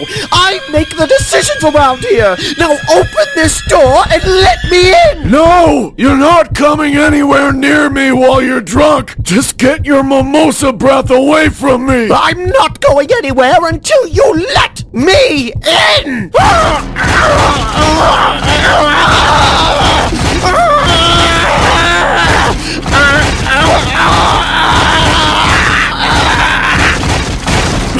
Penny! Stop! Don't do this! We can talk it out! I'm sorry I raised my voice. I'll do whatever you want to make it up to you. I swear. Just don't hurt me. You can sleep with me if you want. It's too late for that, old man! You had your chance! Penny, why are you doing this? For all the times you treated me like your slave! Penny, please stop, or I'm gonna call the cops! Screw you, you piece of shit! Penny, no! Stop it!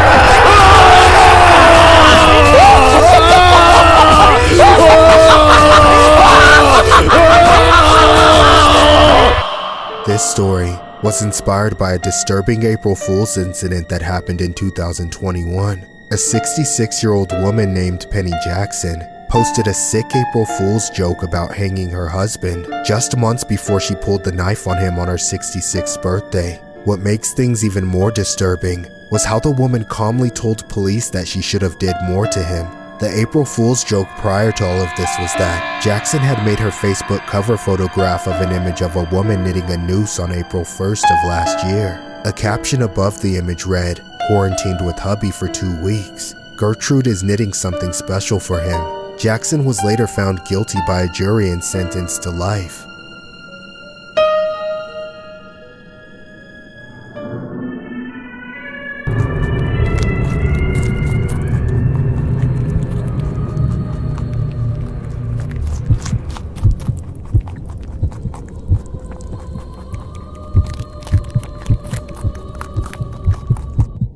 This happened around Easter, back in the early 2000s. I was still a teen then, and didn't have a very good home life at that time, so I tried to spend as much time out of the house as possible. The problem was, I didn't live in a great part of town, so there weren't many options for after-school hangouts. I usually ended up going to this one mall every day and wasting time until I finally decided to go home. There was never much to do there, but it was better than hearing my parents argue. Then one day, something happened that made me never want to go back to that mall again. It all started out completely normal. I headed over to the mall after school as usual and tried to find something to do. I had planned to hang out with a couple of my friends there, but they had all canceled on me at the last minute, so I went alone. The mall really wasn't the best place to hang out. It was really ghetto and kind of creepy looking. From the outside, it almost looked abandoned. The paint was chipping and peeling, and it was filthy all over. It would have made for a good haunted house though.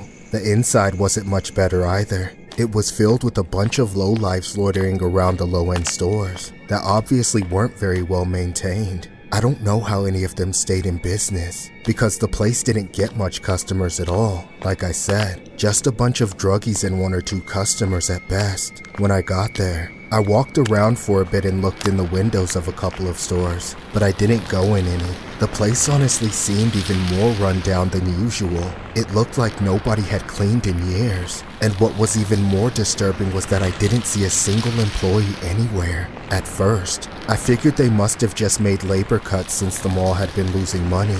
But the more I walked around, the eerier it got. There appeared to be some electrical problem going on too, as the lights kept flickering weirdly, and they were completely off in some areas. It definitely didn't help make the place any less creepy. After a few more minutes of walking around, I was starting to get a little freaked out. I still hadn't seen an employee, and the mall felt like it was getting darker the further I went into it. It was easily the creepiest that it had ever been inside. I was beginning to think that I just needed to get the hell out of there. When I turned a corner and came into a concourse in the center of the mall, I saw a man dressed as a bunny, sitting on a chair. The bunny looked creepy. It looked like the bunny suit was some worn-out costume that the mall recycled every Easter for years. What made it even more eerie was how the lights above him began to flicker off and on. It made the whole area look pretty creepy, and it struck me as odd that there would be someone dressed as a bunny in the middle of the mall, but I guess it made sense as it was around Easter. I was just happy to see another normal person though, so I walked right over to him. The closer I got to the bunny, the scarier he looked. He was completely gone, and the suit looked ratty and old, like it had been pulled out of the garbage or something. Hey, I'm pretty glad to see you. I was beginning to think I was the only normal person here. The bunny didn't respond. He just kept sitting in the chair, not moving at all. As I got closer, I realized that there was a camera stand set up in front of him. I didn't see any cameraman though, and it didn't seem like anyone wanted to take a picture with the bunny either. I stopped a little way away and tried to talk to him again. Slow day, huh? The bunny still didn't move or say anything. It was eerie. I didn't know if the man inside the suit was asleep, or if it was like an animatronic like the ones at Chuck E. Cheese. Either way, it made me really uncomfortable the way he just sat there in the chair. For some reason, I kind of wanted to take a picture with the bunny but was scared to approach him. Something just didn't feel right. Hey man, can I get a pic? The bunny still didn't say anything, even though I was standing directly in front of him. He just sat there motionless, like he was asleep or something. I finally got tired of waiting for a response, and took it upon myself to sit on the bunny's lap and take a selfie. The guy still didn't move through the whole interaction. After taking the picture, I immediately left the mall and headed home. I heard some police sirens on the way back, but I just assumed that it was due to more crime from the shitty area I lived in. I practically heard sirens every day, though as I went home, I felt again that something just wasn't right about the bunny. It was later revealed in the news that the mall bunny was found unresponsive the day before and was determined to be dead. Not only that, but the entire mall had been shut down literally a few minutes after I had left, meaning that he had to have been dead while I was there. I couldn't fully believe what I found out at first. To this day, I get scared anytime I share the story or look at that selfie. The idea that I had been so close to a dead body haunts me. This story was inspired by an incident that happened in 2018 at an Ocean County mall. An individual dressed as an Easter bunny became ill while working at the mall and was immediately taken to a hospital for treatment according to officials. The police responded to the mall around 11 a.m. Monday after receiving a report of an individual in distress. There, they found the 35-year-old Bayville woman in the bunny suit having a medical episode. It has been unclear if the woman has passed on since her time in the hospital. The mall later stated that the woman would be treated and would continue to operate their Easter bunny operations for the remainder of Easter.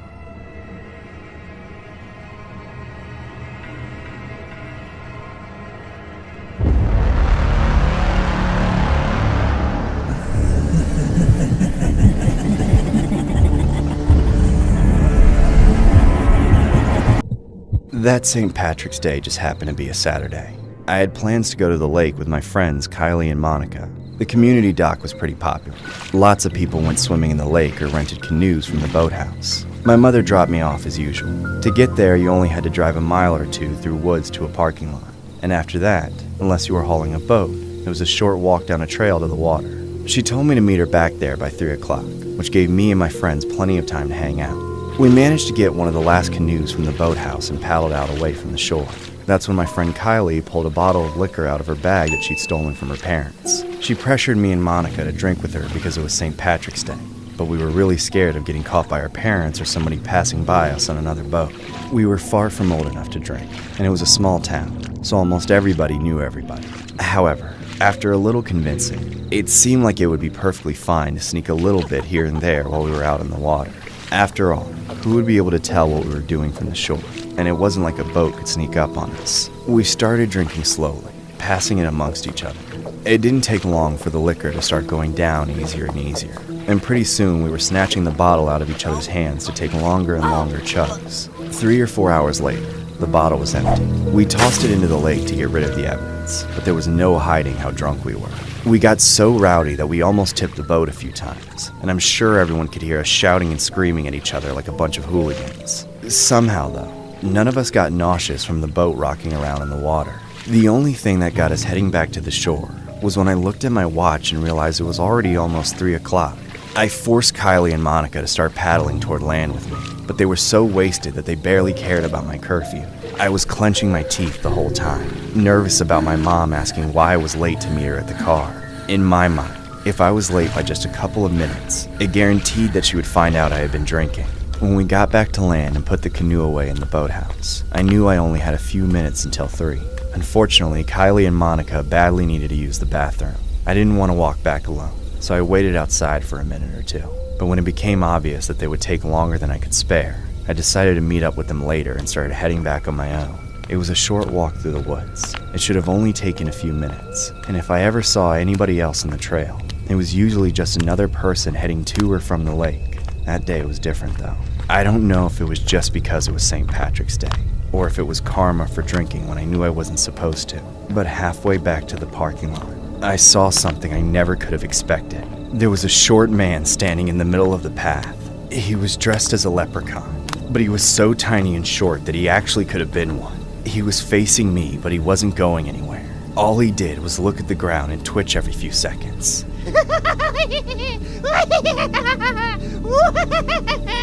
I'd never seen anything so creepy in my life. I should have known better and turned around, but the alcohol made me braver than I should have been. I decided to keep going and walk around him. It seemed like he was in some kind of trance, so I thought I could just slip by without him even noticing I was there.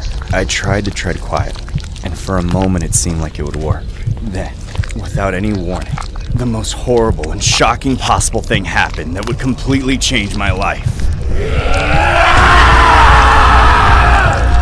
It was 30 years ago, on this day, that I dropped my daughter off at the lake so she could be with her friends. I left for just a few hours to take care of some errands. I thought she would be safe as long as it was bright and sunny out, but when I got back at 3 o'clock, she wasn't there. I waited, hoping she was just running a few minutes late, but when I saw her friends come back without her, I knew something was wrong. They said the last time they saw her was when they went into the bathroom after getting back from the lake. They said she was going to wait outside since she didn't have to go, but then she left by herself without saying anything. They weren't worried about her because they thought I had already picked her up, until they realized I was still looking for her. So I immediately called the police and started searching for her. After several horrible hours of looking, my worst fears were realized. Her body was found just a few yards from the trail where she disappeared. Ever since then, even after all the investigations, the suspects, the tests, nobody has been held responsible. Nobody knows what happened to her or who could have done it. At this point, I have to accept the fact that it might have been someone or something completely undetectable. This story was inspired by a horrific St. Patrick's Day incident regarding a young female named Rachel. On March 17, 1990, Rachel and her friends spent the day boating, but around 2:45 p.m., Rachel got nervous about getting back to shore in time to meet her mother at 3 p.m. So after the boat docked, Rachel, accompanied by her friends Aaron and Maddie, began to walk the path to Carlin Park where Rachel's mother was waiting. Rachel then took it upon herself to sprint off down the path without them. She unfortunately never made it to the parking lot where her mom was waiting.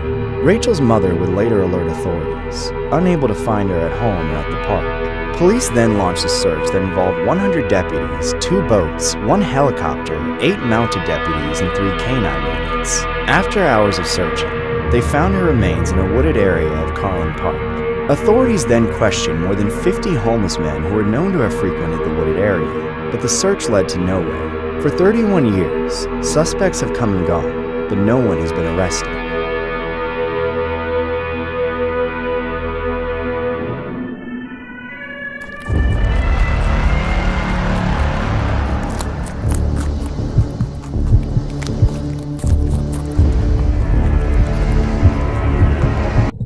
This whole thing happened back in the Easter of 2011, when I was still in my mid-teens. I know it doesn't sound like the kind of holiday where something terrible happens, but trust me, I'll never forget how scared I was that night. It all started when I decided to have a sleepover one night. My parents were out of town at a relative's place for Easter that I didn't want to attend, so they let me stay at home since family gatherings weren't really my thing. I didn't want to just sit around by myself for the whole weekend, so I invited my friend Lucas over to spend the night. I figured it was the perfect time as we wouldn't have to worry about bothering my parents, and we could stay up as late as we wanted. So Lucas came over that evening and we chilled the entire night. It was just a typical guy hangout. We watched TV, played video games, and ordered some pizza once we got hungry. Nothing happened that was out of the ordinary. That is, until around 1 in the morning. We were still going strong and were about to start a movie, when suddenly we heard a knock at the door. We were both immediately startled. Dude, who the hell could be at your house at 1 a.m.? I don't know. My parents aren't supposed to be back until tomorrow afternoon. I figured I should go see who it was, but I felt very uneasy. There didn't seem to be any good reason that someone would be knocking on the door so late at night. Still, I didn't think I should just ignore it, so I slowly got up and walked towards the door. I stopped a few steps away from the door and called out to whoever was behind it. Who is it? There was no response, but the knocking stopped suddenly. Now there was only this eerie silence coming from the other side of the door. By that point, I was really freaked out, and I didn't know what to do. I didn't want to go back and tell Lucas that I was too scared to check the door though. Just as I was about to open the door, I realized I should probably check the peephole first. And when I did, I saw the creepiest thing ever. There was the scariest looking Easter bunny that I'd ever seen, standing right in front of the door. I couldn't believe my eyes. The bunny was holding a large blade, like a machete of some sort. Before I could even react, the bunny started hacking at the door, trying to break it down. I stumbled backwards from the door as Lucas came running up to find out what was happening. What is it? What's wrong? Go back to the den room! Call the cops! What? Why? What's going on? Just as he said that, the bunny's blade broke through part of the door. Then we could see his face peering in from the other side. Go! Go! Go! We both sprinted back to the den room and slammed the door behind us. I started piling furniture in front of the door as Lucas called the cops. We were both scared out of our minds. Then, out of nowhere, we heard the front door smash open, and the bunny came running inside. We both stood there as silently as we could, hoping that he wouldn't come to our room first. I could have sliced the tension in the room with a knife. Me and Lucas stared at each other, hoping that this wasn't gonna be our last night alive. There was a brief moment of silence, but then all of a sudden, there was a loud bang as the bunny began hacking at the den room door. I pushed even more furniture up against the door and did everything I could to prevent the bunny from getting in while Lucas spoke to the police. Hello, police? Please come quick! There's a man trying to kill us! He has some sort of knife and he's broken into our house! Help! Debris flew into my face as the bunny continued to hack at the door. I watched through the pile of furniture in horror as he made several holes with his blade actually come completely through. I could even see him staring at us through the holes in the door as he continued to slash away at it. Don't be scared. It's just the Easter Bunny. I won't hurt you. The banging continued for several more seconds, and I was sure he was going to break through, when all of a sudden, it stopped. Do you think he's gone? I don't know. Why would he just leave?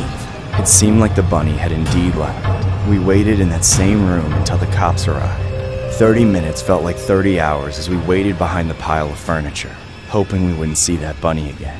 When the cops finally got there, they didn't find anything besides a few damaged items. The bunny was nowhere to be seen. The cops asked me and Lucas a few questions and then called my parents to inform them of what happened. But beyond that, they weren't much help. My parents ended up coming back that same night, terrified that something like that could have happened. The cops never found any bunny within the area either. He had disappeared.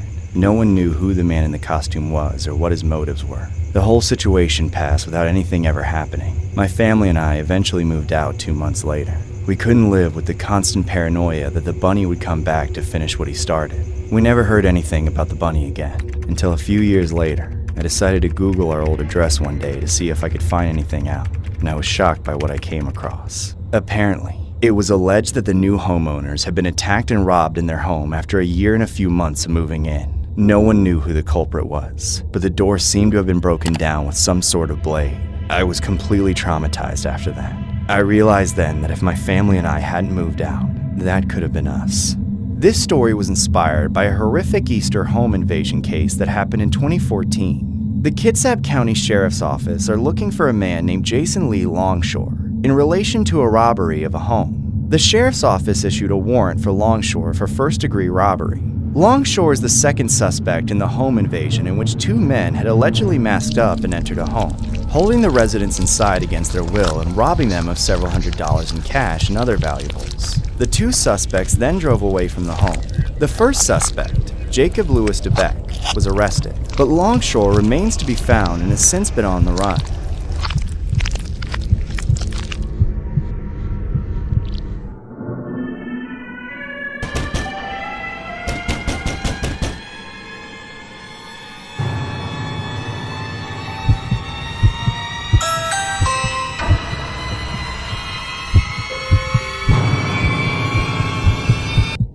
I was taking the bus home from work one night as usual. There weren't many people on the bus besides me, just a handful of other commuters going home late. I sat in the back and listened to music to keep anyone from talking to me. It was a long day at work and I had school the next day. When I got bored of my phone, I liked to stare out the window so I could have something to look at other than the inside of the bus. But most of the time when it's that late, I can't see much. That night, however, I saw something out of a nightmare. A huge, lifted truck pulled up next to the bus, perfectly matching speeds, and there were 2 creepy old men inside staring right at me. I tried to look away and pretend not to notice in case maybe it was just a coincidence. But as we kept going down the road, the truck didn't pull ahead or fall behind even a foot. The driver kept the truck right at the spot of the bus that I was on, and the passenger was relentlessly staring me down. I knew I was being watched. I've dealt with weirdos on the bus before, but this was different. Those guys didn't have a trace of harmlessness in their eyes that most weird guys have. They were mean and gross looking, and they knew what they were doing by scaring the crap out of me. I had no idea what to do and I didn't have much time to think about it either. I was already close to my stop. I didn't want to get off the bus at my stop because I knew in my gut that they would just stop and follow me. And plus, then they would know where I lived. But then again, if I tried to stay on the bus, how long would they keep following me? Would they ever stop? Finally, I decided it wasn't worth getting dumped off somewhere I wasn't familiar with, and I should just try to get home. The upside was that my house was right around the corner from the bus stop. It usually only took me a minute to walk, but if I needed to, I could shrink that to 30 seconds or less. The bus came to a stop and I got off, immediately breaking into my fastest possible power walk. Unfortunately, I heard the truck pull over behind me and stop. Another shot of adrenaline coursed through me and I managed to walk even faster. A moment later, I heard the doors opened and shut, followed by footsteps. It sounded like big 200-pound men in boots marching to get me, closer and closer until it was right behind me. Before I knew it, I was at the front door to my house. I punched the code in faster than I have in my life and opened the door, stepped inside, then quickly turned around and shut the door behind me. But it was too late. One of the men got to the door and tried to force his way in. The only thing that kept him from barging straight through the door was my foot jammed underneath it, and my entire panicking body weight pushing against him. Somehow, with all of my might, I managed to fight back and win and close the door. I locked it immediately, only for the door to almost get broken down by that creep banging and screaming on it for me to let him in. Open the door! Open it or I'll let myself in! Get away from me! Or what? You don't stand a chance against the both of us. Leave me alone or I'm calling the cops! All I could think to do was scream that I was going to call the police over and over again. I didn't know what they expected me to do. Just sit on the floor crying and wait for them to break in? Obviously, they weren't very smart. They looked confused, like they never heard anyone say that they were calling the cops before. But they finally got the message and ran off. After I caught my breath from all the screaming, I called my parents and then the police. They asked to review the footage captured by the doorbell camera. They took their pictures and used them to ask the public if anyone has seen these men or know who they are. But it's been quite a while and nothing has come of it. At least I haven't seen a trace of them either. Though I'm still dealing with the after effects and trauma of looking over my shoulder all the time. Worried to death that they'll follow me again and corner me somewhere. Every time I see a lifted truck, or any pickup truck really, my heart jumps and my mind starts racing, forcing me to wonder what would have happened to me if I hadn't made it into my house in time. What disturbs me about that even more is what the men were holding in their hands in the video captured at the door. The one who almost got through was holding a black rag, which the police believed was probably soaked in chloroform. That kind of eliminates any doubt that they were trying to kidnap me. I never had a problem with riding the bus until that night, but now, I don't know if I'll ever be able to ride public transit again. Unfortunately, I have to be a bit of a burden now, because I have to make it my parents' duty to drive me wherever I need to go, or carpool with coworkers and friends until I get my own car. Anything beats taking a chance on being alone on the bus ever again. This story was inspired by quite possibly one of the scariest ring camera footages on the internet. A younger girl appears to be heading home and punching in her buzzer code. Oddly calm, cool, and collected, she swiftly gets inside her home just before two large men enter her porch. One of the men can be seen trying to open the door, but when he realizes it's locked, he begins to casually knock on the door. The girl starts to scream, threatening to call the cops and scaring the men away. But what is disturbing is the black cloth the men were holding. One can only speculate that it was chloroform. What could have been a night of horrors had the men got a hold of the girl is something just downright terrifying.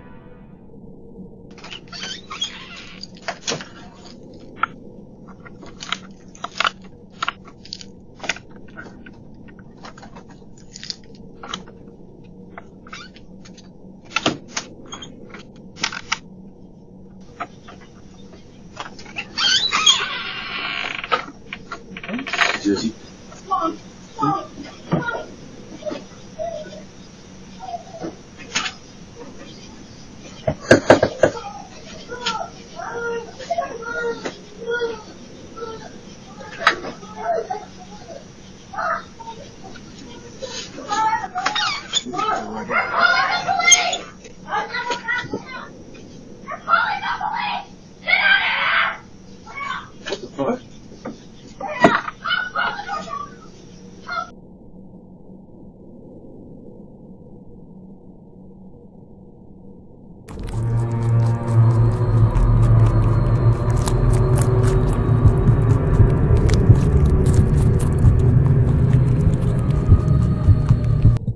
This happened around the Easter of 2001, when I used to live with my family. I grew up in a pretty wealthy household. The house consisted of my parents, my sister, and I. We lived in a mansion located somewhere in Fresno, California. My parents were millionaires, which meant my sister and I got pretty much whatever we wanted. Our parents were always too busy to spend much time with us, so they would just buy us anything that we asked for to make up for it. Then, one day, everything changed. When I turned 21, my parents suddenly decided that they didn't want to keep spoiling me. They told me that it wasn't fair to me to make me think that I could have whatever I wanted all the time. It all seemed like a load of shit to me, but they really committed to it. They kept going with it, and they started doing the same with my sister as well. Not only did they continue to try and teach us responsibility, but they also decided to set our inheritance so that we wouldn't receive it until we turned 35. According to them, it would make us better people if we learned to provide for ourselves for a few years before we got any money from them. And that's when I started going batshit crazy. You pieces of dog shit! Y'all wanna ruin my Easter? Ruin my sleeping schedule? Ruin my entire life when you could just direct deposit me a small allowance? I hate you! I hate you! I hate you! What made things worse was that my sister didn't even seem to mind. She said she actually understood what my parents were trying to do and that she supported their decision. She didn't want to rely on them for everything. She wanted to go out into the world and work for herself. Again, I just couldn't wrap my head around why someone would worry about working when they knew they stood to inherit millions of dollars later on. I tried to get my sister to see my side, but she wouldn't listen. Whenever I tried convincing her, she would just ignore me and say that I needed to grow up. That's what really annoyed me. My parents and sister thought they were so much smarter and more understanding than I was, and it was so frustrating. I tried to tell myself to just get over it, that I just had to live with my parents' decision. Still, 35 years old was a long way off. Then, one day, around Easter, everything changed. I had decided to spend Easter weekend with my girlfriend and her family. I remember being away from home for several days. It was a really nice time, and I enjoyed having a break from my family for a while. But eventually, I knew I would have to head home. Hello, I'm home. I arrived at home around 8 p.m. and was surprised to find that the house was gloomy and dark. There was no way that my family would have gone to sleep yet, so it was really weird to find the house so quiet. I thought at first that they had all gone out, but then I saw my parents' car in the driveway.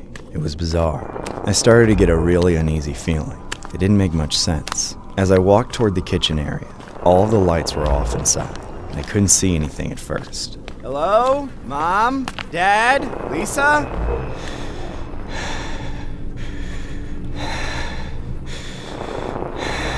The house was eerie. I just stood there in pitch darkness. But what made things more eerie was how there were an unusual amount of flies hovering around the kitchen. An insane thought suddenly came to me and I started to panic. I slowly reached my hand for the light switch on the wall, trying to find it in the dark. And when I was finally able to grasp the switch, I flipped it on. And that's when I saw the most disturbing, most horrific sight I have ever laid eyes on. There on the kitchen floor was my family lying motionless. Somebody help me! Help! My entire family was gone, right there in front of me. For a second, I thought I would actually faint from sheer terror. I staggered backwards for a moment, but I managed to stay on my feet and pull out my phone. I frantically dialed 911. 911, what's your emergency? Please, you have to help me. My family is on the ground. I think they're... Oh my god. Oh god. I completely lost it and started sobbing uncontrollably. I just couldn't handle what was going on. The cops came shortly after that, but there was nothing they could do. It was already too late. They took the remains away and then brought me down to the station for questioning. They asked me if I knew anything about what happened to my family, but I couldn't say anything to them. The words just wouldn't come out. I was still in too much shock. But after further investigation, they had found out that I hired a hitman. I had promised him a portion of my inheritance if my family was taken out. I just couldn't wait until I was 35 to get the money. I was arrested and charged soon after, along with the hitman and his accomplices. We were all convicted to life in prison without parole. As I spend the rest of my life in prison, I keep coming back to one thing. It was all for nothing, and I'll forever hate Easter. This story was inspired by a horrific Easter incident revolving around a 21-year-old rich kid named Dana Yule, who learned that he would not receive his $7.9 million inheritance until he was 35 years old. He then set a devious plan in motion to expedite the process. Yule, who had been living with his millionaire parents as well as his sister Tiffany, derived a plot to take out his family. The plan took place on an Easter Sunday. The bodies of Dale, Glee, and Tiffany Yule were discovered in their ranch home in Fresno, California. The crime scene evidence suggested a hitman for hire scheme, and authorities quickly focused their investigation on their surviving son, Dana, who at the time was away with his girlfriend and her parents. Authorities were able to connect him to the crime. Dana Yule and his two accomplices were all sentenced to life without parole.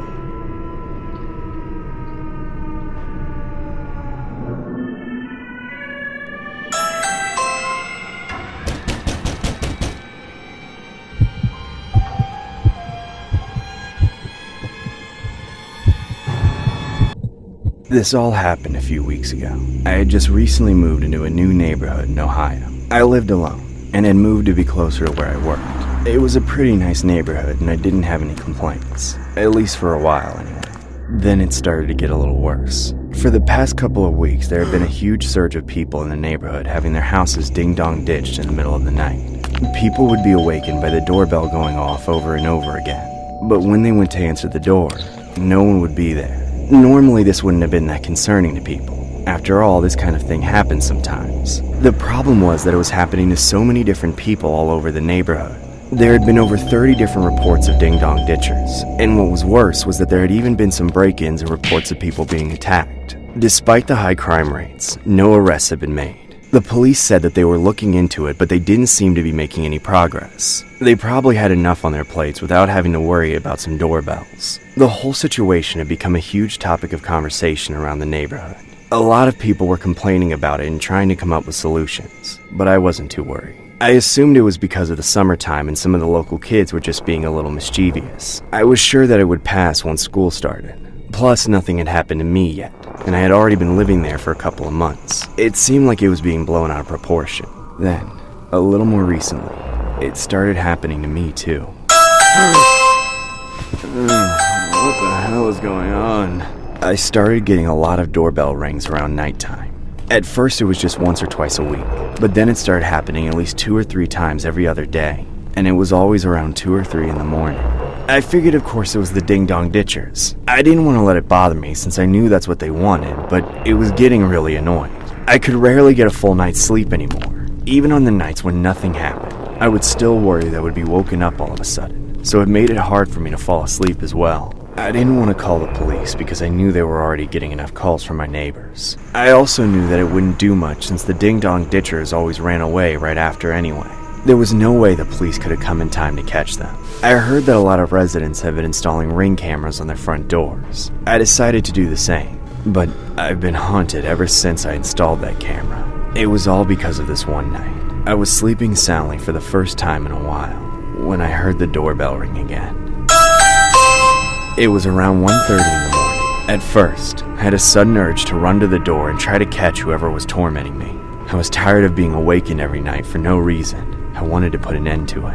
But then I remembered my ring camera, and I realized there was no need for me to get up. I would easily be able to see who had been there on the footage. I decided to sleep it off and check the camera in the morning. The next day, I woke up feeling pretty groggy and headed to work. I felt tired the whole morning. It had taken me a little while to fall asleep again the night before. I could hardly focus on what I was doing. Later on, during my break, I remembered the camera footage. I had completely forgotten to check it. I brought it up on my phone and started scrolling the footage. That's when I saw something disturbing.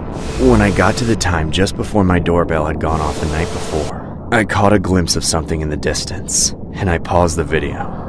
There was a man standing across the street. I could barely make it out since he was at the edge of the camera's range, but there was definitely someone there. As I let the footage play again, I watched the man stand there for several minutes, just staring at my house. Then, as the footage continued, the man slowly began walking towards the camera. When he got closer, I saw just how creepy he looked. He was wearing the scariest jigsaw mask. He kept tilting his head back and forth while pressing his face up against my camera, taunting me and saying stuff like, I wanna play a game. I wanna play a game. I wanna play a game! If you answer the door, I'm going to hurt you. But if you don't, you live.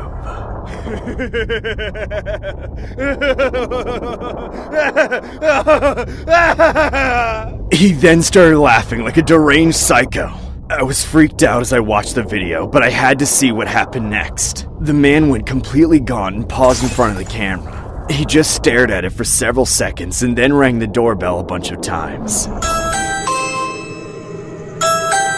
A moment later, he suddenly sprinted across the street and stood in the same spot as before. He stood there for several minutes waiting, staring at my door. Then he slowly walked down the sidewalk out of the camera's view. I was pretty shaken after watching the footage, but I was also just happy that I hadn't gone to check the door that night. I don't know what the man would have done to me if I had, but what terrifies me the most was that every time I heard the doorbell ring prior to getting a Ring camera, it was probably that same man.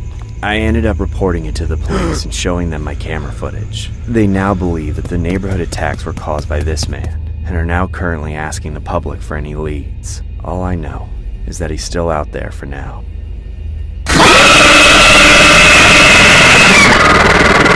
This story was inspired by disturbing Ring camera footage that was taken in the summer of 2023. It happened when there was a high surge in cases where people would hear their doorbell ring in the middle of the night.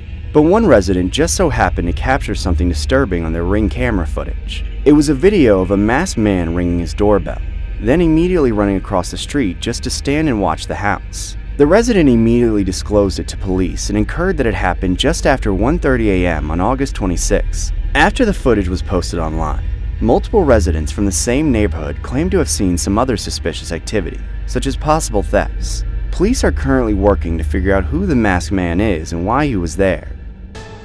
Well, as you know, almost every homeowner has video surveillance of some kind these days.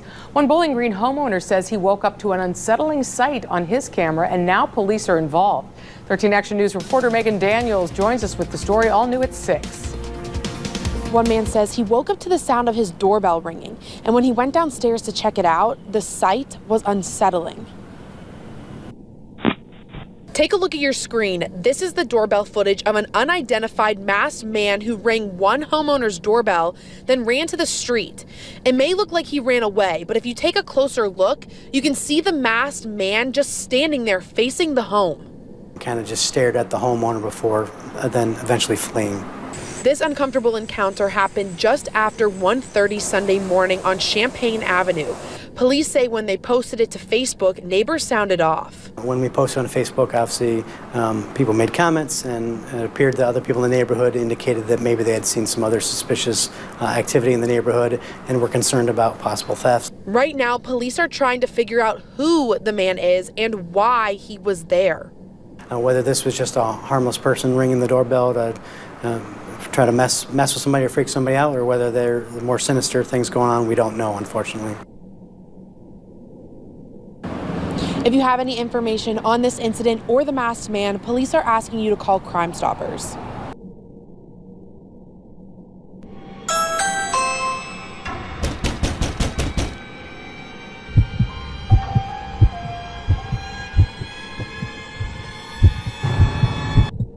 I guess I would say that bachelor life was fun. I lived alone in a small bungalow-type house. It wasn't much, but I could come and go as I pleased. I had just recently moved out of my parents' house, so it was nice to have some freedom for a change. It was a little creepy living on my own, but I needed to move out so that I could start dating and actually have the luxury of bringing females home. It's not easy having to maneuver around your parents all the time. Everything started out just fine, but more recently, something strange had been happening. I was starting to feel paranoid, not even just every once in a while. I started to feel it constantly. Whenever I was alone at home, I would begin to feel really creeped out for no reason at all. I wasn't sure if it was just because I had moved out and was developing paranoia from living alone, but I was starting to feel concerned about it. Sometimes, I could swear that I heard a voice.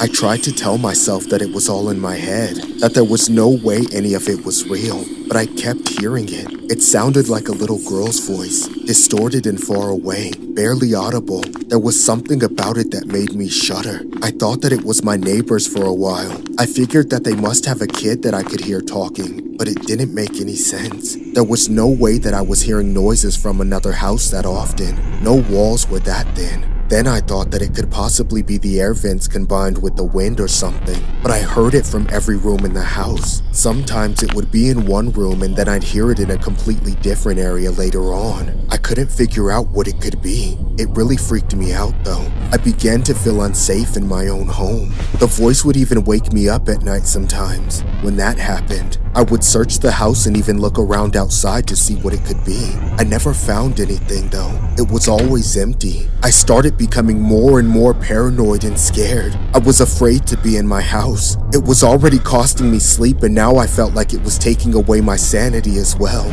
I tried to ignore it, to learn to live with it, but it was messing with my head. The sounds were always the same. It was always the same voice, over and over again. It was never ending. One day, I finally decided to set up a Ring camera around the house. I didn't know if it would do anything, but I figured that if there was actually something in my home, the camera would have to pick it up. I had to try something. I wasn't very hopeful in the beginning, but somehow the camera seemed to work.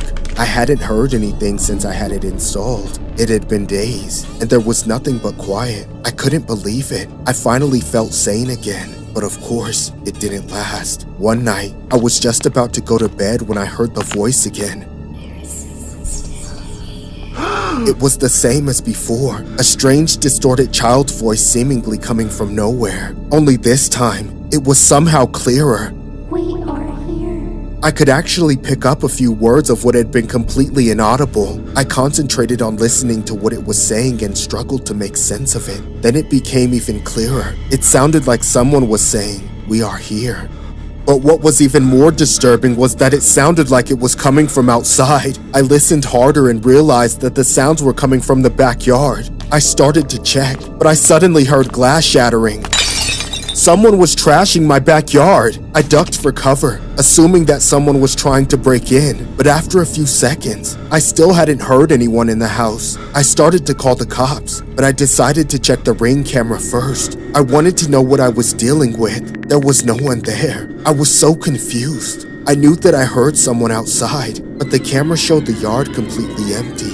I ran to the backyard to see for myself, and again there was no one. The yard was trashed though, so I hadn't imagined the sounds. I had no idea what could have happened. There was a broken window and trash and debris scattered everywhere. Obviously someone had been there, or something. I thought that maybe it had been an animal. I figured that I should still call the cops, but I didn't want to try and explain how I didn't know what had been in my yard. I decided to check the camera footage again. This time I went back a couple of minutes to around the time that I heard the noises. That's when I saw something scary as hell. At first there was nothing, just like before. It was just a blank dark yard. Then something moved into view. There was this white, cloudy figure gliding across the screen.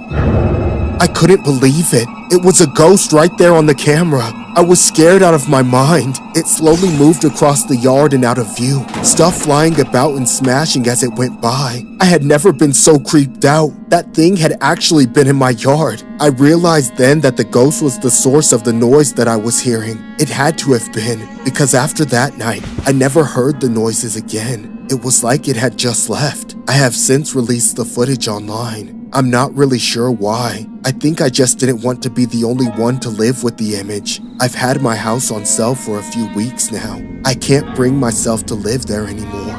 Not when it could come back. This story was inspired by a Ring camera video that has been circulating and going viral on social media. The video showcases footage of what appears to be a seemingly normal backyard. But what comes next is something truly bizarre. Towards the left side of the camera, a ghost or spirit or entity of some sort flies across the owner's hammock and towards the right side of the backyard.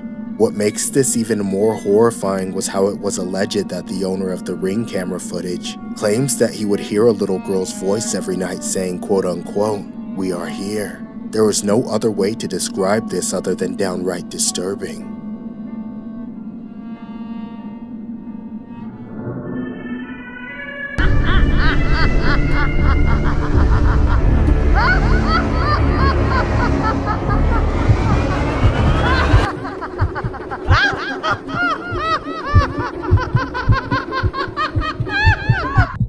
Ever since I moved out 20 years ago, I've made sure to visit my mother regularly, especially on Mother's Day. My dad passed away when I was in school, and most of my siblings rarely visit her. I don't blame them though. None of them could ever be worse to her than our youngest brother. He never moved out and made a life for himself because he never cared about school or getting a job. Even when he did try to work for a few days at a handful of different minimum wage jobs, he'd inevitably end up getting fired by his third shift due to his extreme behavioral issues. Our family did everything for the guy, but he always returned our kindness by picking fights, stealing from us, or running away. The only times I voluntarily used violence against him were the times he got into physical altercations with our mother. Despite being such a useless sack of shit, nothing was ever good enough for him. We might have never had a father, but he's the deadbeat scumbag that tore our family apart. A sense of dread planted itself in me the moment I realized that he was going to be living with my mother and leeching off her for the rest of her life. And every time I thought about either of them, it grew stronger. Even though I hated my brother's guts, I still visited them at least once a month. Over the years, the condition of the household only became worse. Every single time I walked in the door, I would hear my brother screaming at my mother about something totally silly. Whether it was about the litter boxes or groceries, it didn't matter. He would blow up about anything at a moment's notice, and there was never any end to his rage. As my mother got older, my brother took more and more control over her. I used to think I could still take him in a fight like I did when we were younger, every time I visited, yet more unhinged than the previous visit. The tension between us grew as I gradually realized that my little brother wasn't so little anymore. He was a mentally sick incel with infinite pent-up rage and the strength to seriously hurt somebody with ease. He took out his self-isolating misery on his mother, and anyone who got close to him would get dragged down to his level. I started visiting less. I was afraid. He would stare at me whenever I was over, trying to find some tiny reason to get mad at me and pick a fight. My mother was a shell of her former self. All the control she ever had over her son was gone. He was the one in control. One time, I visited for the first time in a while and nearly got stabbed at the door by my brother. He was furious with me, claiming that I was trying to make him homeless. That's when I realized he had been listening to our phone calls, and that's the last time I visited my mother for almost a year. However, I knew I had to check on her. Mother's Day was coming up in a few days, so I called to let her know I was planning to visit. She mentioned she was going to make dinner, but before I could say I'd come hungry, my brother snatched the phone out of her hand and hung up. I knew it was not going to be a pleasant visit, but I still intended to be there. On Mother's Day, I went to her house and knocked on the door. There was no answer after several knocks, so I opened the door, expecting to have my brother jump out and run me off the property. But to my surprise, it seemed like nobody was home. All the lights were off, and the house was shockingly quiet. I hadn't heard the house so calm since before my little brother was born, but it was the opposite of comforting. I stepped inside and called out to my mother without an answer. "Mom, are you home?" Then I turned on the foyer lights, and that's when my worst nightmare appeared. I saw my brother crouched on the kitchen counter, completely soaked in blood.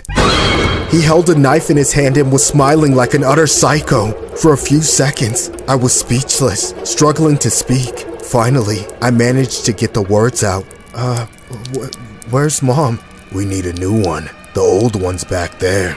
He then pointed his thumb over his shoulder to the backyard. I immediately ran through the front door and went around the side of the house to the backyard. The pool was stained red. My mother was floating face down in the center, drenched in blood. In that instant, I broke down into hysterical tears right next to the pool. I barely had enough control over my body to take my phone out of my pocket and call the police. I was on the phone with them, sobbing and trying to tell them what happened when my brother came outside. As soon as I saw him, I ran back to my car and locked myself in. Minutes later, a swarm of cops arrived and subdued my brother, putting him in handcuffs and stuffing him into the backseat of a cop car. Ever since then, he's acted like he has no idea what's going on, as if that's going to convince anyone that he's innocent. He keeps saying that it wasn't our mom who was in the pool, and that it was a completely different woman. To this day, I'm not sure if my brother was lying, or if he genuinely had mental issues. I just hope he rots in jail and his cellmates give him a taste of what he did to our mother.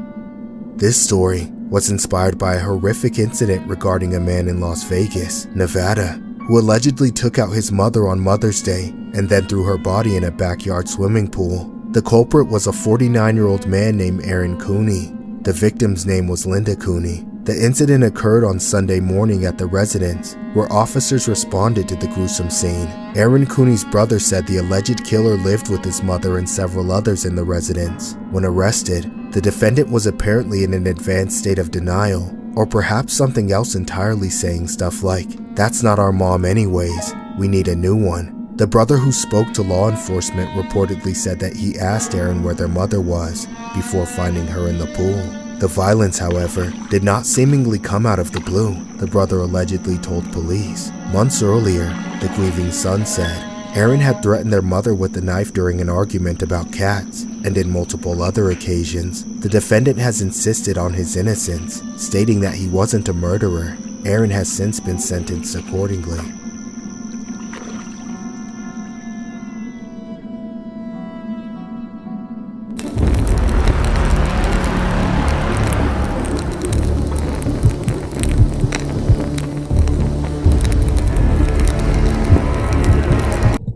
This happened in April, just a few weeks ago.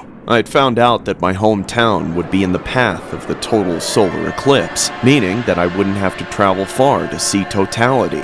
I got my old camera out of the garage so I could get a good video of it. Then, after I bought some eclipse glasses and requested time off work, all my preparations were done. On the morning of the eclipse, I drove a few miles to the nearby nature preserve and parked in a field next to a trailhead. Normally, I would have been the only one there, but the eclipse had drawn a small crowd to the remote area. I didn't want anyone to ruin my video, so I walked away from the people and sat on a hill away from everyone else. After a while, I started zoning out while playing the waiting game. That's when I noticed someone from afar staring at me. I couldn't tell if the person was a man or a woman. It was unsettling as the person looked like an unwrapped mummy, all leathery skin and bones and wispy hair. I figured this person was homeless, or maybe just lived in the woods and had somehow heard about the eclipse and came out to see it. I then saw him or her starting to make their way towards me. Just when we were at arm's distance, I could tell that this weirdo was obviously trying to talk to me. Irritated, I turned around and walked away from the person, wanting to send the message that I didn't want them in my space. Not long after that, the person, of course, made their way towards me. A few awkward moments go by, and I decide to break the tension in the air by asking a question about the eclipse that I already knew the answer to. Hey, so do you know what time totality is? The person then responds, completely ignoring my question, by saying, Do you know what I think about the eclipse? No. What? I said. I think it's a message from God that he wants to turn off all our lights. But who's he gonna choose to flip all them switches? The person said with a raspy voice. I suddenly ran away from the person before he or she said anything else. I hid between some random parked cars until I felt sure the creep was out of sight. A few minutes later, I got up and hid behind a nearby tree, where I could still get a good view of the eclipse without being seen by that creep. The totality was only a few minutes away, so I didn't have time to drive to another spot. After looking across the field, it seemed as if that psycho had left the area. Feeling relieved, I wore my eclipse glasses and opened my camera in preparation of the total eclipse.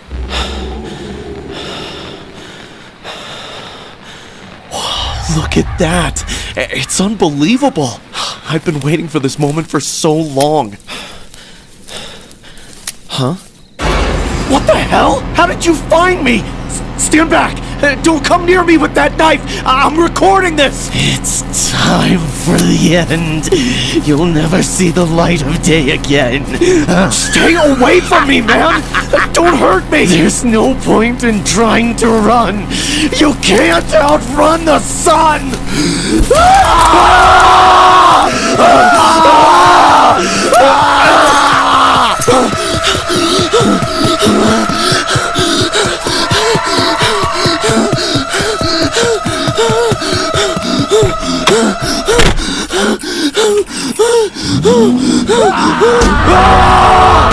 Get off my car! Somebody help me! Please! Help!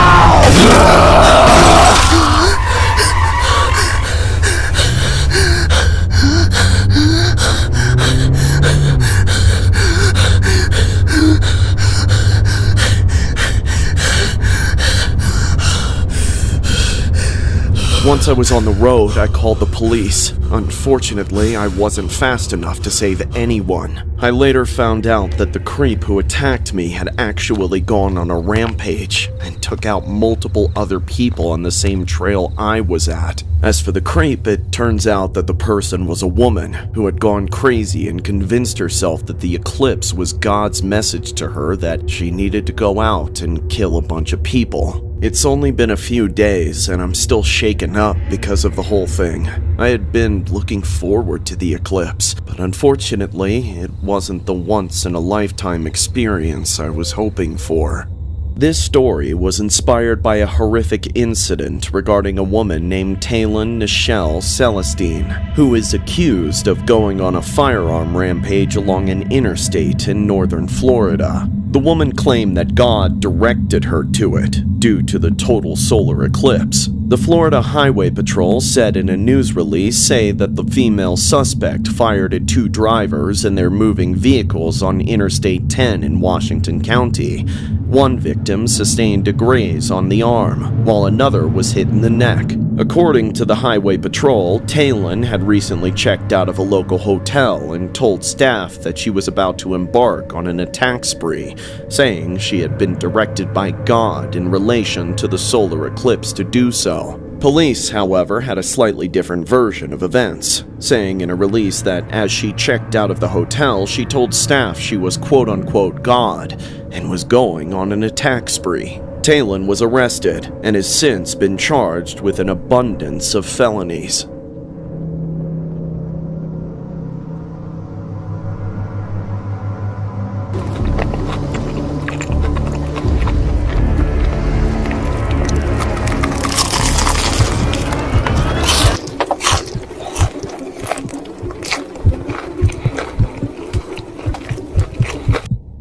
I've lived in the Philippines for my entire life. Growing up, my family and I went to Jollibee's all the time. I guess that's why I ended up working there when I got older. Jollibee's was a fast food restaurant that was notorious for its fried chicken. It was pretty similar to KFC. I only started working there so that I could save up for college. I figured since I liked the restaurant, it wouldn't be bad to work there. But I was very wrong. I absolutely hated it. Not necessarily because of the work itself, though the environment was pretty hostile. The customers were usually extremely demanding, and it was very fast-paced. That wasn't the main reason I hated the job, though.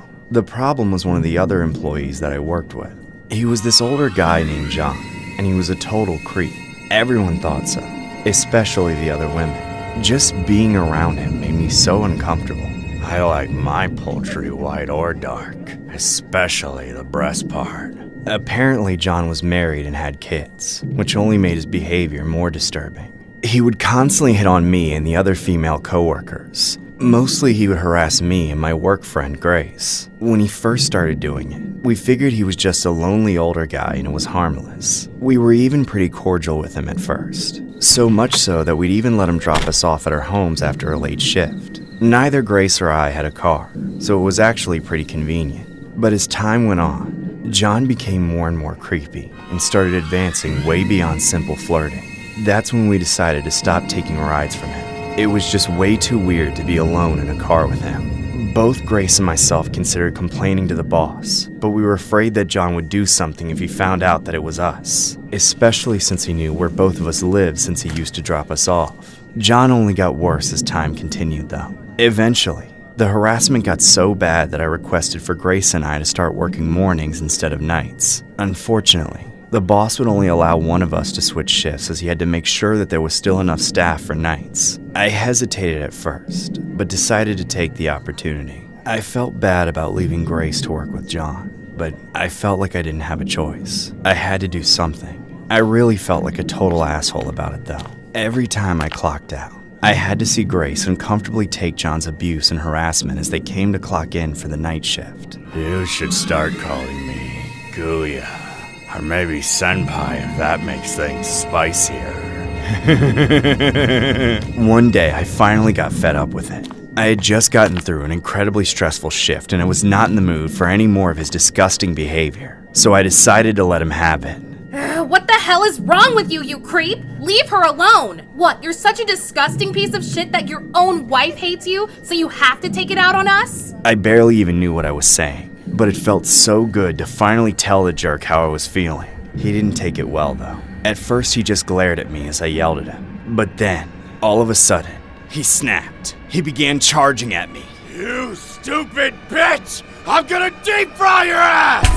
The next thing I knew, he grabbed me by the collar and started screaming in my face. The other employees came and managed to drag John off of me. He was sent home for the day to cool off. I couldn't even believe what just happened. I'd known that he was a creep, but after that, it seemed like he was a total psycho. What made it worse was that he only got sent home for a day as punishment. He was allowed to come back to work the next day and just had to apologize to me. I couldn't believe that he didn't get fired. Then one day, everything got so much worse. As I clocked out after my shift, I noticed that only John was coming in for the night. Grace was nowhere to be seen. I just assumed she was sick and shrugged it off. But then Grace didn't come in the next day, or the day after that. In fact, she didn't show up for a few days, nor was she answering anyone's calls or texts. Then, what made it more disturbing was that her mother actually showed up and asked where she was. Everyone tried to contact her, but there was no reply. She was reported missing not long after her mother showed up. I had no idea what could have happened to her, but I noticed that John didn't seem to be too upset about it. Then, several days later, Grace's remains were found a few miles away. Her mother confirmed that it was her due to her distinctive dyed hair. I was absolutely devastated. Then I found out something even more terrifying. John's own wife called the police and told them that she suspected that he was behind the murder. After police questioned him, John turned himself in and admitted that he had done it. He was arrested and charged with murder. I've been traumatized ever since. I know that I was so close to it being me had I not changed my shift, but at the same time, I felt sick about changing it too. If I had been there with Grace during the night shift, then maybe all of this could have been prevented. This story was inspired by a horrific Jollibees incident that happened in 2014. Police arrested the primary suspect in the slaying of a female fast food worker of a local Jollibees branch in a region called Balulang in the Philippines. The suspect was identified as John Tordillo, who turned out to be a co-worker of the victim identified as Divine Grace Vergara. Vergara's remains were found at a village during December 27th of 2014, nearly 2 weeks after she was reported missing by her mother. Police say it was Tordillo's wife who unwittingly led authorities to her husband, who allegedly went into hiding after Vergara's slaying. Vergara's mother was able to identify her daughter because of the belongings found near where the victim was dumped, and because of her distinct dyed hair. It was alleged that Vergara was brought by the suspect to a municipality called Talay Sayan, supposedly for a party the day she was killed.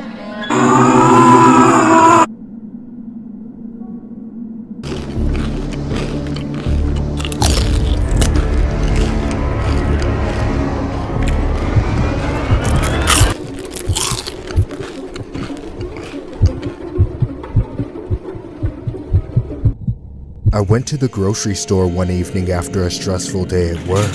All I wanted to do was go straight home, crack open a cold one, and munch on some Pringles for a snack. As soon as I entered the chip aisle, I saw a strange man standing in front of the Pringles. Even from a distance, I instantly knew something was off about him. He was wearing dress pants and a dress shirt with a tie, but it looked like he'd taken them off a body from the cemetery. His demeanor was deeply off-putting. He stared at the Pringles like he was in a trance, and every few seconds he would twitch and fidget. I thought he was on something, so I knew he could be dangerous if I got too close. For a moment, I considered just grabbing the Tostitos next to me and getting the hell out of there, but I didn't want some crackhead to keep me from getting the chips I wanted. I started pushing my cart toward him at a gradual pace so I didn't startle him. When I got within about 15 feet of him, he noticed me and finally looked away from the Pringles to stare me down with the eyes of a crazed freak.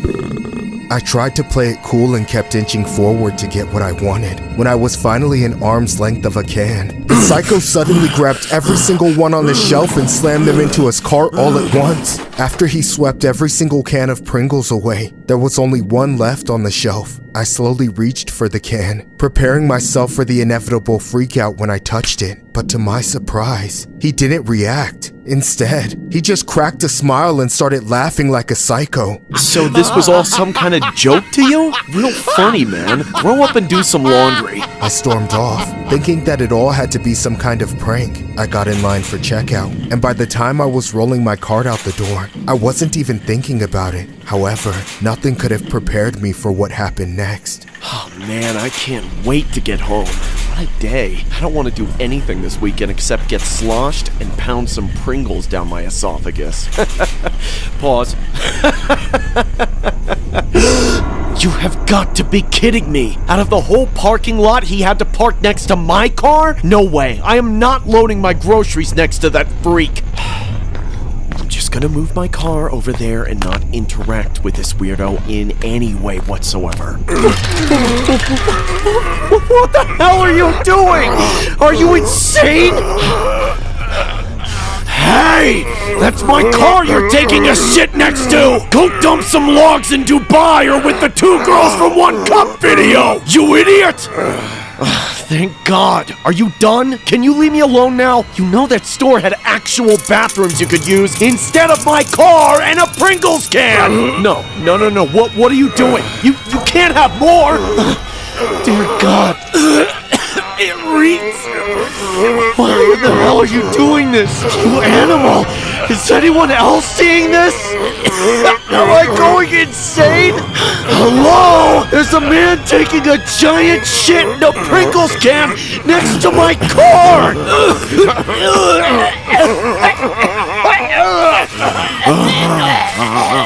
You sick freak! I get it now, it's all a big joke to you!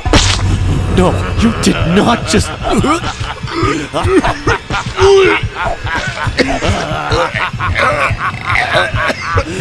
Please stop! Oh God, it's in my mouth! Somebody help me!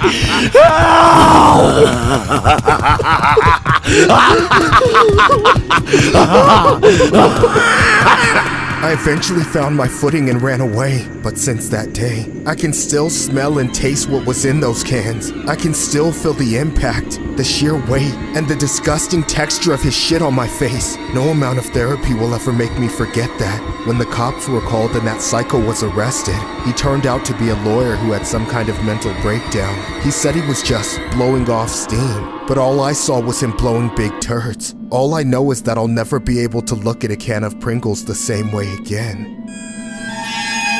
This story was inspired by a bizarre case regarding a male attorney named Jack Allen Blakesley, who got suspended for at least 6 months after tossing a poop-filled Pringles can into the parking lot of a victim advocacy center. Blakesley admitted during a disciplinary hearing that he threw the can from his car into the parking lot at least 10 times to quote-unquote blow off steam. Blakesley claimed that he was not targeting anyone, but had a habit of defecating in Pringles cans. He later pleaded guilty to misdemeanor charges of disorderly conduct and littering.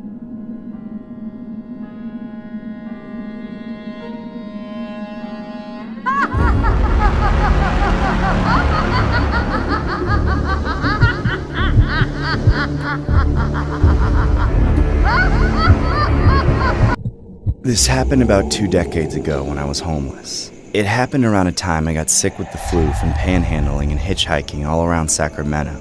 Pretty soon, I got a huge break. I found out about an old lady named Dorothy. She ran a boarding house for people who were homeless or mentally ill. Everyone I talked to spoke very highly of her and said that she was like a mother to them. It was rumored that guests would come and go, but I just alluded it to people being claustrophobic over time from sharing the house with so many guests. The day I decided to check in and finally meet this Dorothy woman, I was greeted by her at the door. That's when I saw the creepiest old lady I'd ever seen. The woman immediately took me in and gave me a space in a room close to a bathroom after I told her I was sick with a stomach bug.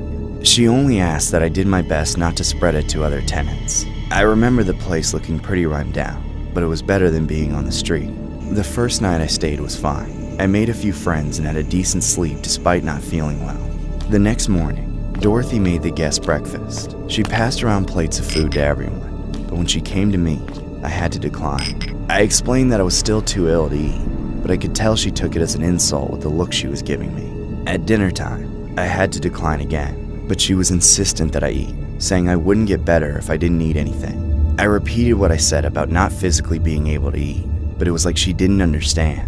She got upset and kept taking my refusals as insults. As expected, when I didn't eat the breakfast she made me the next morning, she was furious. She started screaming at me in front of the guests. She even threatened to kick me out. However, I found her insistence that I eat very strange, but in a way, it was very motherly. However, it was nothing compared to how she acted at night. There was one night when I was having a lot of trouble sleeping because of my sickness. It was roughly 1 or 2 in the morning when I noticed something bizarre. I remember seeing Dorothy come into the bedroom and start petting multiple guests' heads like they were dogs. I found this rather disturbing that she would do such a thing to strangers. None of the people she petted ever noticed. They didn't even stir. It was like they were in the deepest sleep of their lives. A few minutes later, Dorothy would leave the room, go into the backyard, and start doing yard work. I peeked out a window a few times to see what she was doing, but it was too dark to see anything. The best I could figure was that she was gardening, but it baffled me that she would do that sort of thing in the middle of the night. A few days into my stay, some of the tenants were talking about doing something nice for Dorothy for Mother's Day. I hadn't realized that it was the next day, but I also wasn't keen on doing anything much for her. If anything, I might have finally been able to eat some of her food.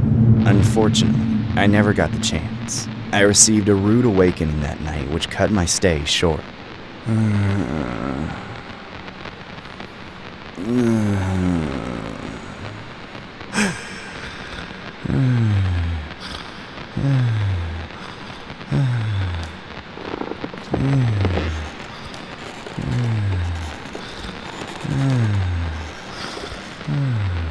There's my poor little sick piggy. There. Mama's gonna take care of you and make everything better. Forever. What the hell do you want? Shh! They're sleeping. Why were you petting my head? Because Mommy loves you, darling. I don't care. Stay away from me. But you need to eat something, sweetie. It's been days. I don't want anything to eat. Just leave me alone. How about just a cookie? No, I'm okay. Come on. Here comes the airplane. No, I don't want it. You're crazy. Happy Mother's Day, bitch. You eat the damn cookie. It's good for you. What the hell is wrong with you? Just get off me.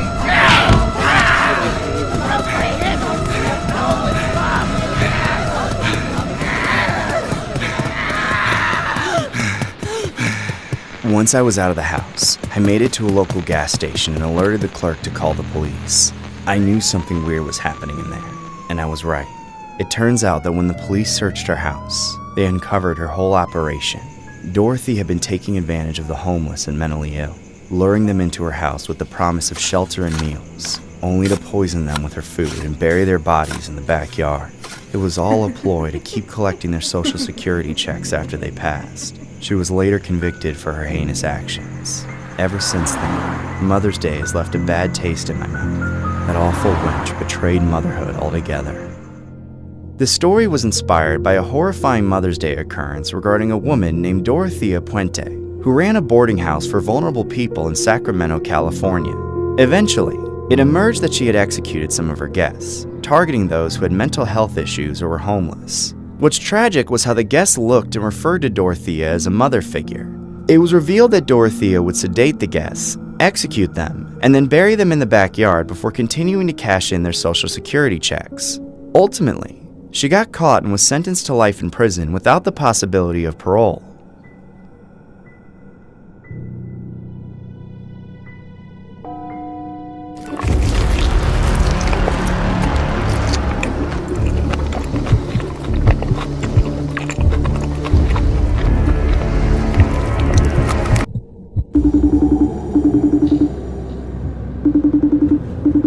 Hey, what's up? Could you bring home some Jollibees? I would, but I'm just so tired. I'm about to fall asleep. Oh, come on. It won't take long. I can see your location. I know you're about to pass it. I know, but I've been working all day and there's food at home. I just want to lay down, you know? Or you can lay down all over me once you come home with Jollibees. I'll give you my chicken breasts and thighs in exchange for some... Say no more! Toonie Tuesday, here I come! What the hell? If you were trying to get people to come inside, then I think you need to get a different job, buddy.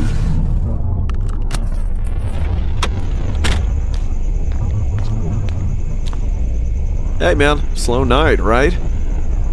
I guess they don't pay you to talk. Okay, see ya.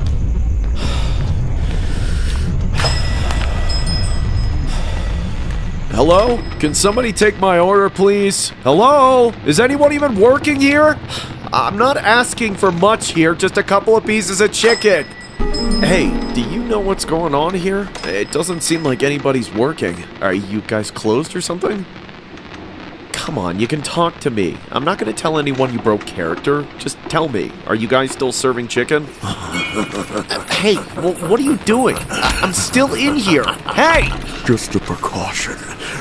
Bad neighborhood. Now you're talking? Hello? Did you hear me? I said unlock the door. I'm not gonna let you lock me in here. Just give me my chicken and let me out or I'm calling the cops. Sir, please remain calm. Jollibee is closing for the night, but since you made it into the store before we closed, you will still be served. You should consider yourself lucky, actually. Well, fine. Let's just do it already. My wife is waiting for some meat. Some of mine and some of Jollibee's. What would you like to order? Just a bucket of chicken, please. Actually, just one piece. I'm kind of in a hurry. Nonsense. If the wife wants a bucket, the wife gets a bucket, doesn't she? She didn't ask for a bucket. I just decided I wasn't hungry, alright? Just give me a piece. You're getting a bucket! I'm not disgracing Jollibee by letting you walk out of here with just one piece! Alright, I'll take a bucket. I didn't know you took your job that seriously. Well, I do. And because I do, I'm gonna make you a fresh batch to ensure you receive the highest quality we can provide. A fresh batch? How long is that gonna take? About an hour, I'd say. An hour? I don't want to wait that long. Seriously, I'll just take whatever you have lying around in the warmer. I can see some right behind you. Shut up! Those pieces have been sitting out all day. They'll make you sick. Is that really that type of quality you're okay with? I'm sure it'll be fine. I just want to go home. I'm sorry, but are you an expert on fried chicken? No, you're not! I'm the expert! We have policies, secrets, standards! Do you know how we make the best chicken? How we're able to be better than our competitors like Popeyes, Chick-fil-A, KFC, and all the rest of the shitty chicken joints? No, I don't know. Let me show you! Hey, let go of me, you psycho! Hey, screw you! I do not care about your stupid secret recipe!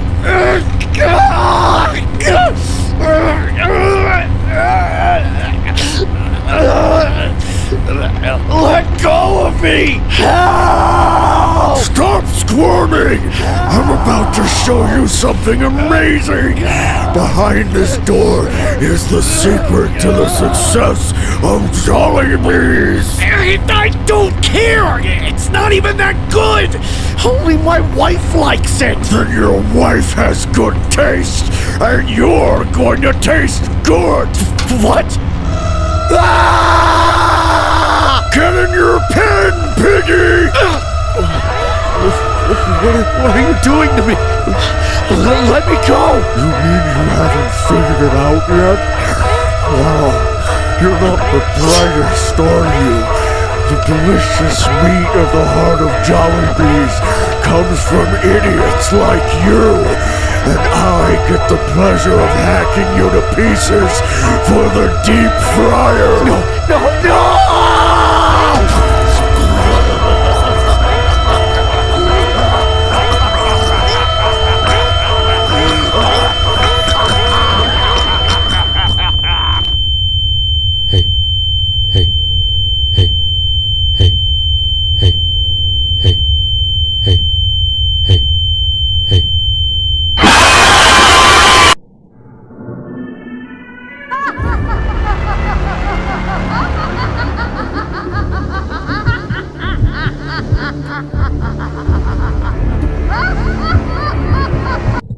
The day I regret most in my life is the day that I moved out of my mom's house. It's not that I wasn't ready or anything. I was old enough, and I'd just gotten a job that paid pretty well.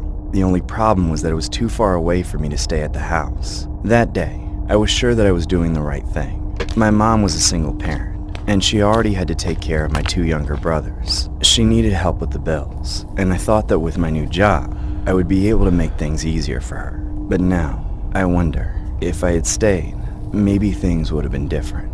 My dad died a few years earlier due to complications, and once he was gone, my mom had to start taking care of us and living off welfare. It was hard, but I did my best to help out since I was the oldest. Still, once Dad was gone, she became an emotional wreck. It's like she wasn't all there anymore. Some days, I'd barely even recognize her. It almost seemed to get worse once I moved out. Every time I visited, she seemed to have gone further off the deep end. At first, it was just random phases of depression where she would lay around the house all day and barely say a word.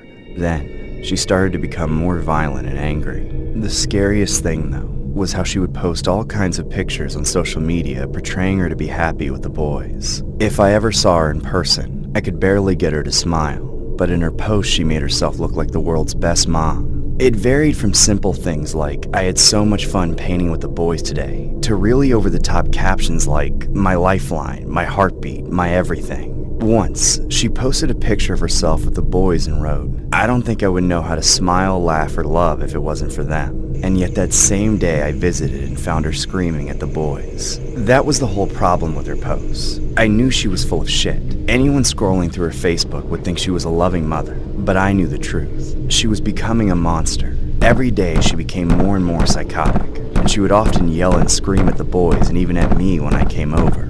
One particularly rough day, she had done nothing but scream at all of us until she finally stormed off to her room and slammed the door like a child. Then, a few minutes later, she posted an older picture of her with the boys and captioned it, "Even on our bad days, they shower me with love. Always together, never apart. 3 souls, 1 heart." I began to really question her sanity after that. The problem was that I couldn't be there super often due to work, so I had to let a neighbor check in on them from time to time. I was more concerned for the boys than I was for her. I was worried that she would forget to feed them or something. Part of me thought that I should call protective services on her, but I was afraid that it would just make her snap. I tried to visit more frequently, but it was too tolling. Anytime I was there, I felt like I was responsible for everything. When I combined that with my job, it was so difficult to find the right balance between visiting enough and not overworking myself. I did the best that I could. When Mother's Day was coming up, I of course decided that I would visit. The day before, my mom posted another picture of her with the boys and wrote, "Every day is Mother's Day in my world." I hoped it meant that things were going better. I actually became excited to celebrate Mother's Day after that. I thought that it might not be so bad after all, and I went to sleep that night happy that I would get to see my family the next day.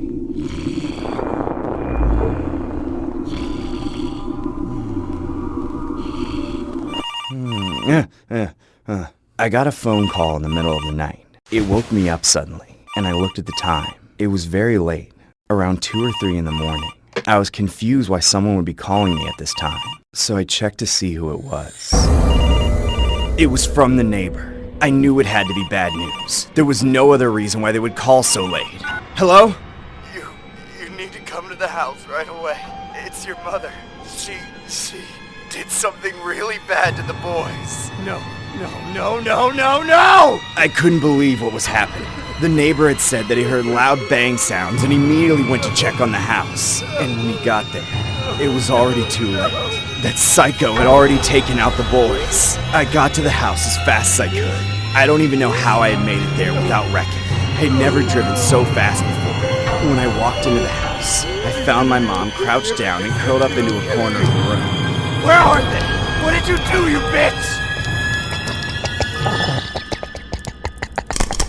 What kind of Mother's Day is this? The neighbor immediately called the cops and my mother was arrested. I've been traumatized by Mother's Day ever since. I can't get that picture of her horrific smile and the boys out of my mind. Every day is Mother's Day in my world. The story was inspired by a horrific Mother's Day incident regarding a woman named Tiffany Lucas, who allegedly took out 2 of her young ones after consistently posting about her love for them on Facebook. The victims were 2 males named Jaden and Maurice. A neighbor found the victims on a bed inside their Shepherdsville, Kentucky home. The victims were rushed to the hospital but unfortunately didn't make it. Shortly after the boys were found, Lucas, 32, reportedly collapsed on the lawn of the home. Just weeks before the occurrence, Tiffany would share photos and videos from outings with the victims. She would share photos on Facebook of the trio dressed up as Star Wars characters on Halloween. In another recent post sharing photos of the victims, she wrote, "Had so much fun painting with the boys." On May 27th, she captioned a photo of herself with the victims saying, "My lifeline, my heartbeat, my everything." Weeks before that, she wrote on her Facebook page saying, "Every day is Mother's Day in my world. I don't think I would know how to smile, love, or survive if it wasn't for them. Even on our bad days, they shower me with an abundance of love.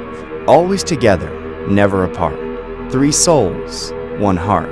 In another heartbreaking post from July 29, 2022, Lucas wrote, "My sons won't doubt their mom ever in life. #breaking generational curses. Darrell Howard, the older brother of the victims, has spoken out, saying he wanted them and would have taken them with open arms. Howard told the outlet that multiple family members had called protective services over the years with concerns about Tiffany. Tiffany was arrested and charged accordingly.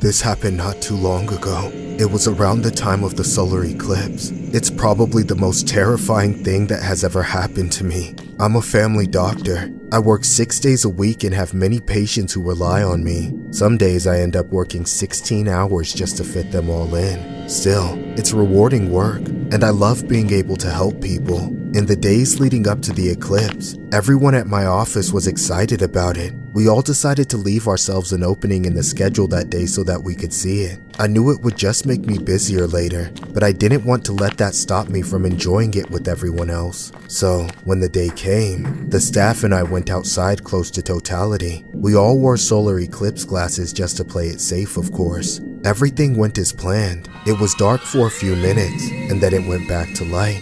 We all got our videos and photos, and when we went back to work, I remember feeling like maybe we had made it a bigger deal than we should have. The rest of the day was pretty uneventful. I saw some more patients and then I went home. But something disturbing happened the next day. I was in my office, doing some paperwork, when I heard a loud scream coming from the reception area. I got up and opened the door to see what all the commotion was about. And that's when I saw a man with burning red eyes screaming like a maniac and throwing a fit.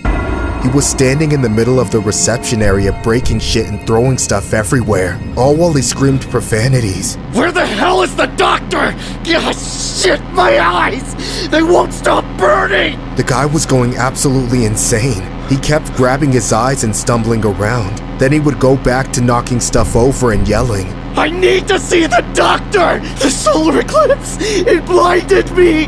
I thought it was supposed to be dark! Ah! Why did it hurt so much to look at? He has to fix me!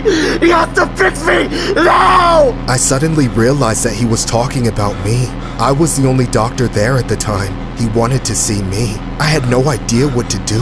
It was my job to help people, but this guy was obviously unstable. I didn't know what he would do if I went out there, so I just stood there, frozen, while I watched him from behind the door to my office. Then I noticed the receptionist hiding behind her desk. She looked scared out of her mind. Then for some reason, she started trying to crawl down the hall. I tried to gesture to her to stay where she was, but she didn't notice me before it was too late.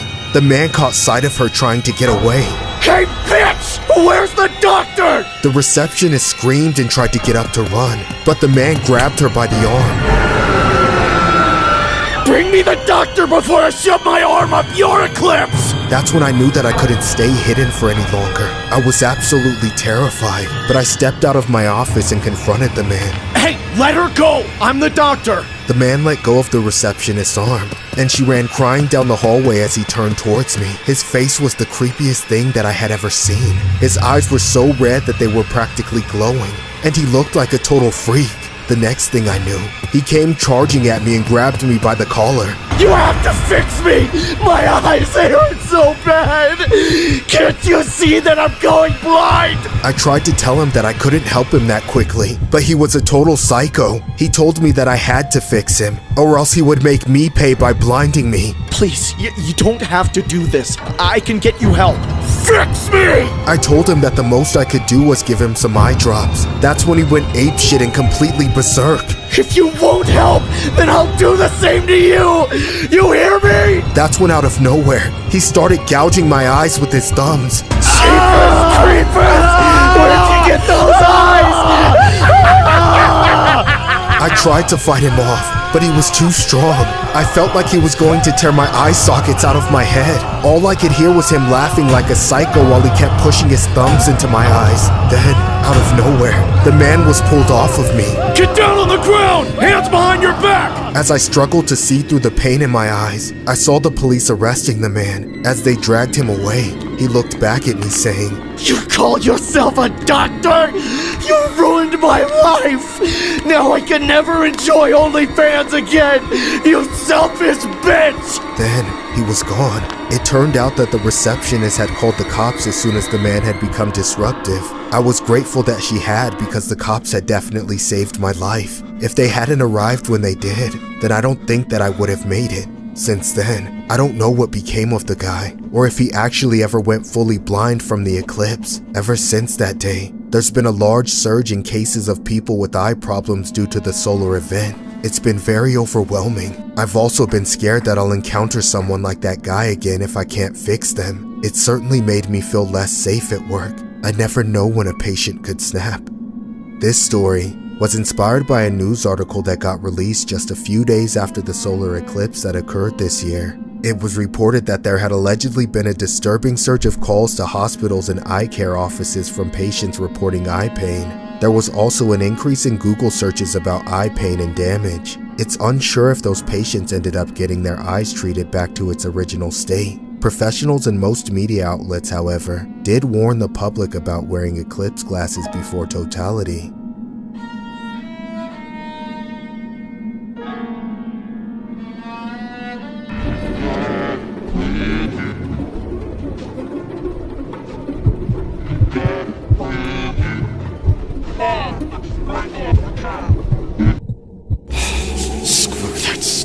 Unloyal kid guzzling somebody's daughter hoe-ass named Jessie. She couldn't tell her own backside from a hole in the ground, much less a good boyfriend from a worthless jerk. All she cares about is hopping from one guy to the next, chasing the next biggest Woody. I mean, her ex was a disgusting pig, and now she's obsessed with some dumb moron that looks like Mr. Potato Head. I'm sure it won't be long before she finds some ancient dinosaur with a bunch of money and hops on him to suck every last cent she can before he bounces. That judgmental, gold-digging waste of 6 months of my life! I hope I never see her again! Are you serious? What does she want now? Does she seriously think that's going to make me feel anything but even more pissed off? Go away!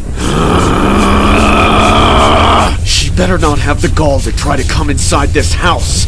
Not after calling it a pigsty every single day she crashed here. You gotta be kidding me! I'm not answering! Just get off my property and hop on the next Woody, you unloyal tramp! Ah! Go away! I don't want to talk to you! Alright, fine!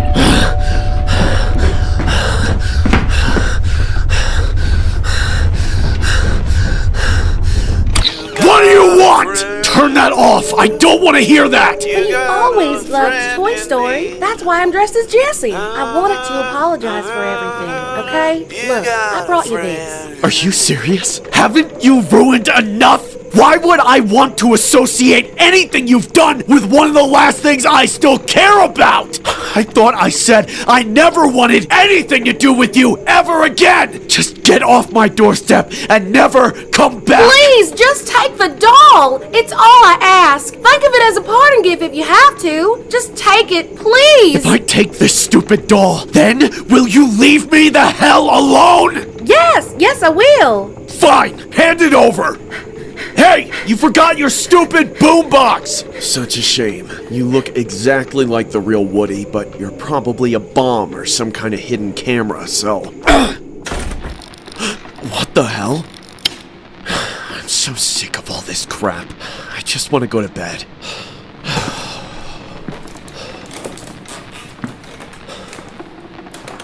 Ah! What the... How did you get back in here?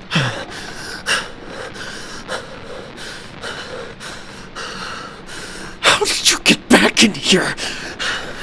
It's It's impossible. Why can't I put this mess behind me already? Get out! Get out of my life! You stupid, annoying, cheating witch! Screw you, Woody!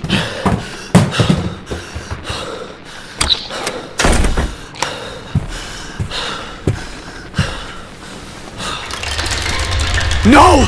No, no, no!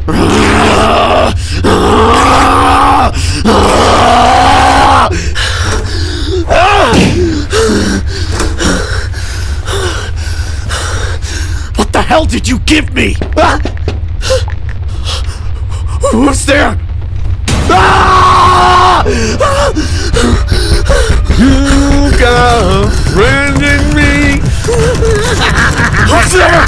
Stop messing with me! I swear! No, I don't! Leave me alone or I'm calling the cops! Oh, thank God. What's happening to me? Am I going crazy? You're not real. You're not real! Get away from me! You're not real! I knew it. That evil witch must have laced that doll so I'd hallucinate like crazy. I can't believe the lengths that she'd go to make me lose my cool. Jeez, what was I thinking? That a giant evil Woody was beating on my door to get to me? That's ridiculous. Oh, you gotta be kidding me. You've got a friend in me!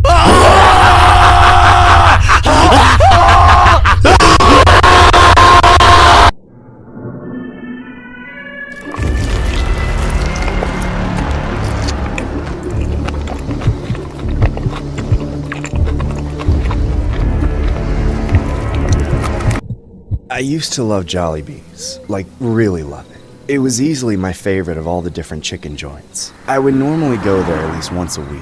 Somehow I never got tired of it, and it was always a great experience. That is, until one day. Usually, I would go to Jollibees on my lunch break. My husband didn't share my obsession with their food, so I almost never had it for dinner. It's not that he didn't like it, he just didn't want to have it as often as I did. Then one night, I got off work later than normal, and I got my husband to agree to let me bring home Jollibees for dinner so that we wouldn't have to cook anything. I'd already had it for lunch that day, but I really didn't mind having it again. So I headed over to the closest restaurant to pick up our chicken. When I got there were almost no cars in the parking lot, which was weird because the place was typically pretty crowded when I went there. I figured it was because I was getting there so much later than normal. After parking, I headed inside. It was totally dead and empty. I only saw one other customer sitting in a corner by themselves. It was kind of eerie for some reason. I was so used to standing in a long line to get food. It just felt strange to be one of the only people there. As I looked around, I noticed that all of the staff working that night looked really creepy too. I'd never seen any of them in there before. They all had deranged smiles on their faces while they worked. It was like they had no souls or something. I must have stood at the front of the restaurant for close to a minute before I actually walked fully inside and headed over to the counter. The staff all stared at me as I walked up, still with the same creepy smiles. I began to feel incredibly uneasy, but I told myself that I was being silly. I'd been to this Jollibees 100 times before. Everything was going to be fine. I approached the cashier and tried to say something friendly to make the situation feel less strange. Hi, how are you doing tonight? The cashier didn't say anything back. He just continued to stare at me, smiling widely. Pretty slow, huh? I'm not used to it being so empty in here. The cashier stared back at me for a few more seconds. Then, he slowly opened his mouth and let out the creepiest laugh I had ever heard. It was so freaky. The guy barely sounded human. I decided right then that I needed to get out of there as quickly as possible. I ordered a bucket of chicken and anxiously waited for it to be ready. The cashier still didn't say a word the entire time that I ordered. After what felt like forever, the food was finally ready. The cashier handed me the bag and watched me as I snatched it from him and hurried out of the restaurant as fast as I could. Enjoy. By the time I got home, I had mostly gotten over the experience, though I did promise myself that I would never go there at night again. I brought the food inside and called my husband to the table to eat. As soon as I opened the bag to bring out the chicken, I felt like it had all been worth it. It smelled so good. I couldn't wait to eat. My husband and I immediately began to dig in. Everything tasted delicious, and I had completely forgiven the workers for being so creepy. At least they still knew how to make their chicken. I finished what I had on my plate, and then I grabbed a big juicy looking piece and took a huge bite out of it. I was choking on the chicken. I couldn't breathe. Honey, what's wrong? Honey? I started to panic. I jumped out of my chair and fell onto the floor, rolling around. Something was stuck in my throat and I couldn't get it out. Honey? Oh my God, let me save you! You're not gonna choke from meat in your throat and it ain't mine! My husband immediately jumped on top of me and began trying to rip the chicken out of my mouth. I started to feel incredibly dizzy and my vision went dark. The last thing I could remember was thinking how creepy the workers' smiles had been. Suddenly, my eyes opened quickly as my husband ripped the chicken out of my mouth.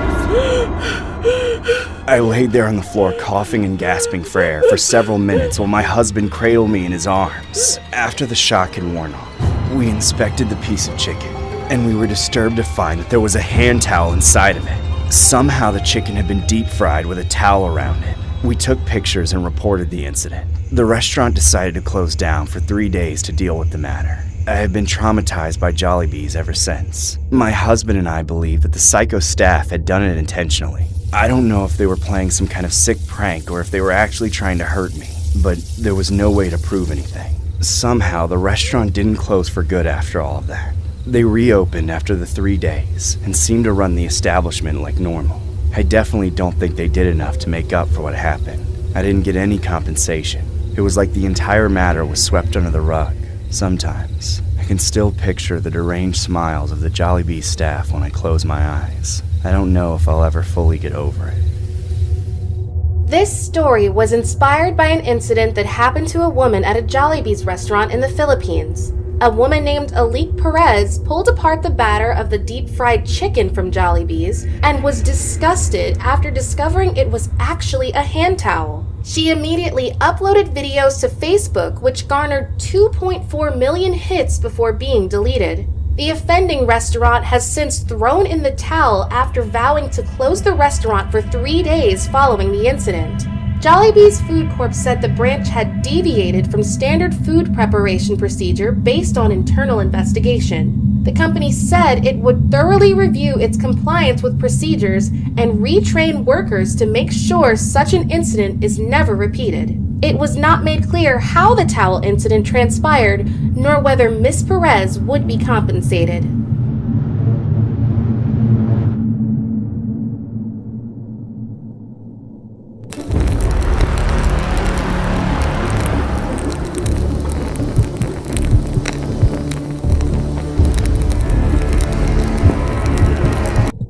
I'd been dating this woman for several months before it all happened. It started out okay, but I quickly realized that there was something off about her. She wasn't all there in the head. I don't know if she'd always been that way, or if it was something that happened to her later in life, but I think that I could say that she had truly gone mad by the time we got together. At first, it was just little things I noticed. She would say something that didn't make any sense, or I would catch her whispering to herself intensely. I figured they were only quirks and I ignored them. I didn't want to judge her too quickly. Maybe if I had, things would have been different. It didn't really get bad until the days leading up to the solar eclipse. Everyone was making jokes about different things that were going to happen on April 8th, when the moon passed in front of the sun and blocked out our view of it. It was all just for fun, but she took it to a whole nother level. She truly believed that the world was going to end that day. She was one of those conspiracy theorists that had gone off the deep end. As soon as she heard about the eclipse,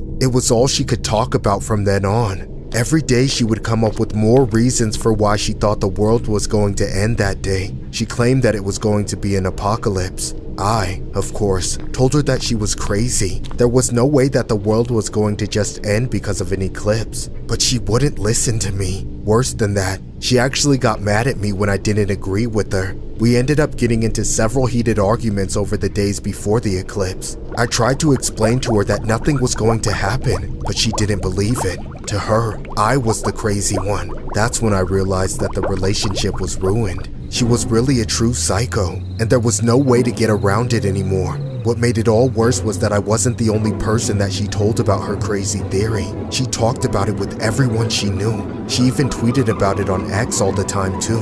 My family and friends tried to convince me to leave her, but I told them that I had to stick it through. I had become close with her children. She had 2 kids, and I was worried about leaving them alone with her. Even they thought that she was crazy. It didn't seem right to leave them in the hands of someone that unpredictable. As it got closer to the day of the eclipse, she became more insane. She would frequently throw fits and burst into frantic bouts of terror while she went around buying and hoarding things, all to prepare for the so-called apocalypse. Nothing that I did helped her. There was no way to reason with her by that point. It got so bad that she even forced me to take off work and made the kids stay home from school to make sure that they would be with her when it happened. The night before, she was awake the entire time. I tried to get her to relax and go to sleep several times, but she refused. Don't you see? I have to be ready. It's up to me to save us. She spent the whole night gathering more things together and talking to herself. She had clearly gone mad. She acted like an utter psycho, and it was honestly a little unsettling to me. I promised myself that night that if she didn't get any better after the eclipse, I would make her get professional help. As I finally fell asleep that night, I could still hear her muttering to herself in the next room. It will be alright. I can save them. I can save them. I have to save them. The day of the eclipse, she woke me and the kids up very early in the morning and yelled at us to get in the car. I figured it was just better to go along with her until she realized that nothing was going to happen. So we did. Once we were in the car, she insisted on driving. I asked her where we were going, but she wouldn't tell me. Someplace safe, I promise. The next thing I knew, we were driving on some country roads not far from our house, and she started speeding like crazy. She had to be going at least 40 miles over the speed limit. I told her to calm down, but she wouldn't listen. All that did was make her go even more psycho. Slow down! Are you crazy? You're gonna get us killed! She started laughing like an utter creep. She started swerving everywhere. The kids were screaming in the back seat. I knew that I had to do something, but I didn't have a lot of options. I tried to grab control of the steering wheel, but she wouldn't let go of it. All she did was slam on the gas pedal even harder. I was convinced that we were goners. Let go! You have to stop! I tried even harder to wrestle the steering wheel away from her, but she wouldn't give up. Then, out of nowhere, she pulled out a knife. Hey! What the hell are you doing? I won't let them win! I won't let them win! I won't let them win! Ah!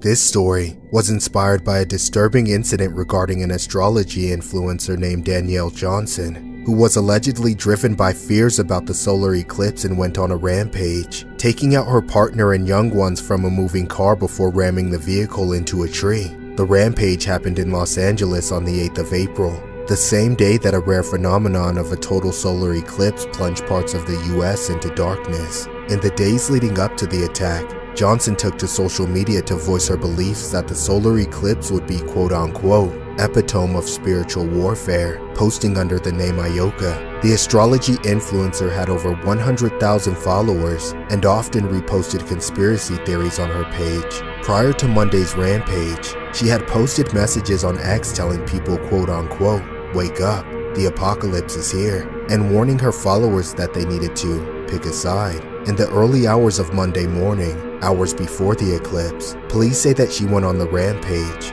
The rampage resulted in the fatality of all parties including Johnson. The sole survivor was one of Johnson's young sons. Police have not yet clarified what motivated Johnson to carry out the rampage. Investigators have reviewed her social media posts and have stated that they are not considering the eclipse to be a contributing factor because they just don't know why she did what she did. They have also quote-unquote mentioned, "We have taken all the facts we can," but without being able to interview her without having something more tangible than a post on X. I don't know how much weight you can give somebody saying there's an apocalypse and attribute it to one of the most horrific murders we've had in LA.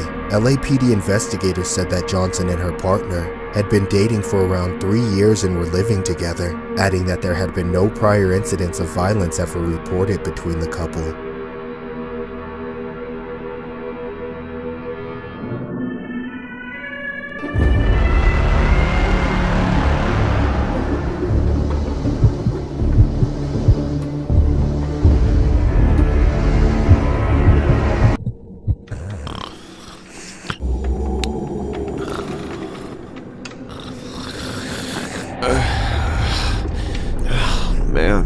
asleep watching Horror Shorts Party again? No wonder my dreams were so crazy.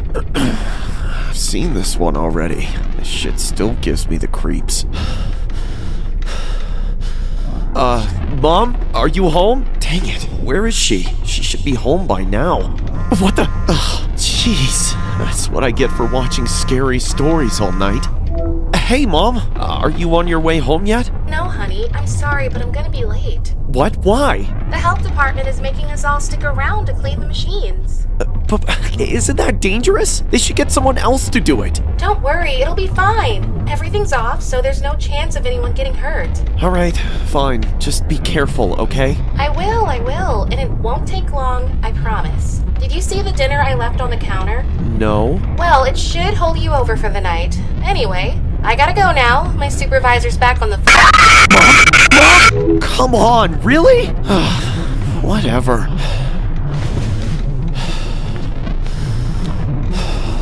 What the hell is this shit? A can of Pringles for dinner again? Damn brat couldn't even get McDonald's, or at the very least, an OnlyFans account to feed me a decent meal for once.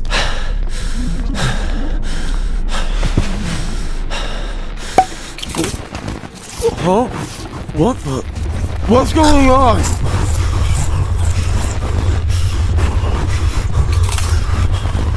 What the hell is going on here? Calm down. Be quiet. I'm your babysitter. Your mom sent me to take care of you while she's stuck at work. All right? So just shh. I'm gonna take my hand off your mouth now. Are you gonna be a good boy? That's it. And guess what? I brought dinner. Come follow me. I was just having Pringles as a snack. Shouldn't I have something else for dinner? These aren't just any regular Pringles. This variety is much more full-bodied. Now grab some plates and have a seat. Okay. These are just regular Pringles. What do you know about Pringles? I'm the goddamn Pringles man! Now eat your dinner! Do you have any clue about the craftsmanship that goes into each Pringle? The shape of the can, the shape of the crisp. Do you even know what a hyperbolic paraboloid is? That's what I thought. Now eat faster. You're gonna down the whole can now. That's a good boy. Your mom's gonna be so proud when I tell her how much you loved your dinner.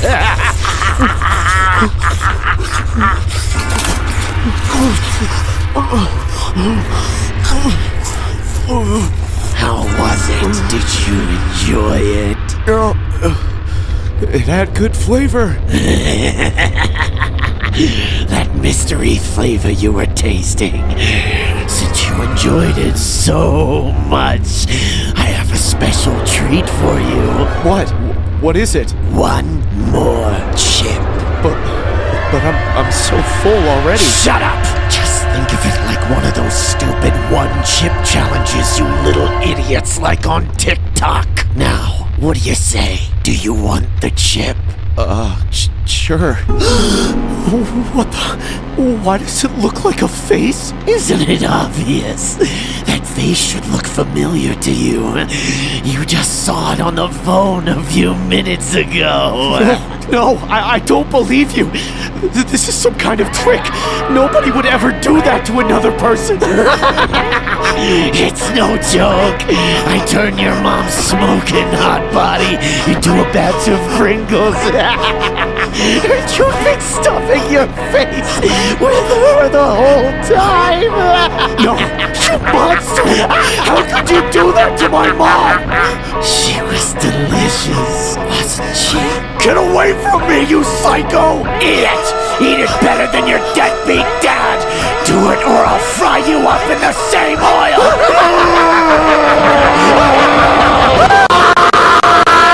This story was inspired by a horrific incident revolving around a young woman suffered an agonizing fatality after she fell into an industrial potato chipper at work. The victim was a 24-year-old woman named Rafaela Alves dos Santos. According to reports, she fell onto the conveyor belt that carried potatoes to be chopped into chips and was crushed by the engine mount. Moments before the accident, she had been separating potatoes from organic matter on the conveyor belt. The potatoes were destined to be turned into Pringles and other various branded chips for supermarkets. A co-worker who was stood beside her at the time told how the belt was switched off, but suddenly turned on automatically, carrying Rafaela at speed towards the engine mount. The investigation into her death has since been ongoing.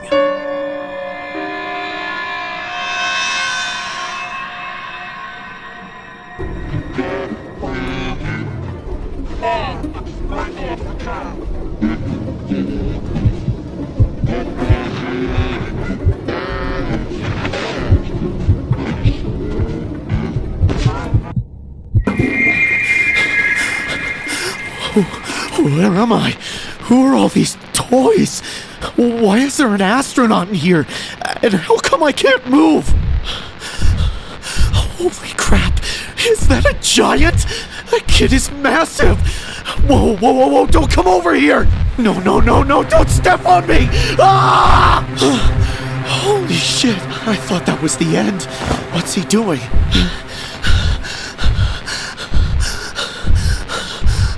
Man, if I could just get up, I'd run the hell out of here. I don't want to see what this thing has in store for me. What's he doing now? He's just gonna leave? Well, I guess that's fine for now, but I still can't move a muscle. What's happening? What are they doing? What's going on here? How come they can move but I can't? Why can't I wake up from this nightmare? What's up with him? Is he new here? I've never seen him before. He must be new. Then why isn't he waking up? Crap, they're looking right at me. Hey, you guys, do you know what's happening here? I can't move. You gotta help me before that giant thing comes back. Hello? Can you hear me? He's looking right at us, but he isn't saying anything. He hasn't moved yet either. You think maybe he's just stupid or something? Maybe he's a vibrator from the adult store. Damn it! I can't hear me? That's not fair. No, I have to figure out how to move somehow. Come on, legs! Don't fail me now! Move! Legs, move! Come on, come on! It's useless. When did you get there? Can you hear me? What's your angle, cowboy? Huh? Nothing, no angle. I just can't move. I would if I could, I swear. So, you don't feel like talking, do ya? I bet you think you got the right to remain silent, right? Well, those laws don't apply here, partner. If you don't talk, I'll have to assume you're some kind of spy. What? No, I'm not a spy. I only spy when Jesse's doing the cowgirl, but that's about it. Please, I know you can't hear me, but I'm not a spy. Could you tell me how to move, please? I don't want to be stuck here forever. What does everyone think of this new arrival? Could he be one of us? Or is he a soulless drone sent to spy on us, collect information, and expose the secret of our life? Tell me, what should we do with him? Make him move! Yeah, if he wants to be one of us, then he's gotta move. Then it's settled. The intruder will prove that he is one of us by moving, or at the very least, saying a single word that isn't pre-recorded on his tape. You hear that? You better move if you want to avoid being fed to the beast. The beast? What do you mean? Please, no. There's a snake in my boot! I don't want to hear none of that! Speak to me in your real voice! What was that? How did he do that? Come on, cowboy! Speak up! I can't! I swear I'm trying, but I can't! This isn't looking good for you. Please, just let me go! Come on, cowboy! Fight back! Show me how they do it in the Wild West! That's what I thought. Nothing but an empty shell. We don't care about your kind around here, partner. Fight him, to the beast! What? Throw that dirty rascal to the beast, Buzz! I want to see some blood! Everyone come see the show! Please stop this! You people are insane! I have a soul! I just can't move! Just please give me a few hours to get used to my body. I'm sure Jesse would appreciate my Woody. Please don't do this! Beast, I have come to you with an offering. Please come forward and accept our humble gift.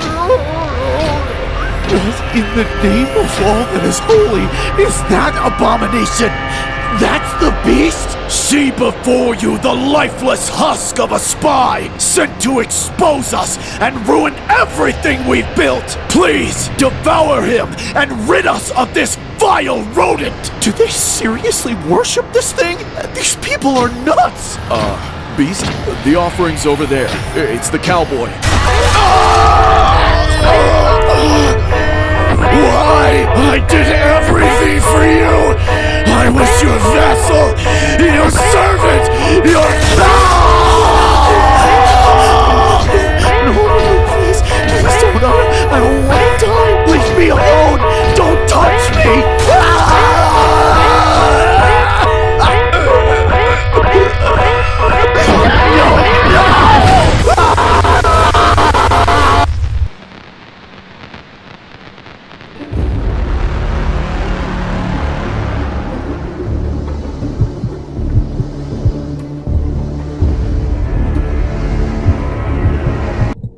This all happened a few years ago. Back then, my life looked a lot different. I was 31 years old, but I was still single and still lived with my parents in Cleveland, Ohio.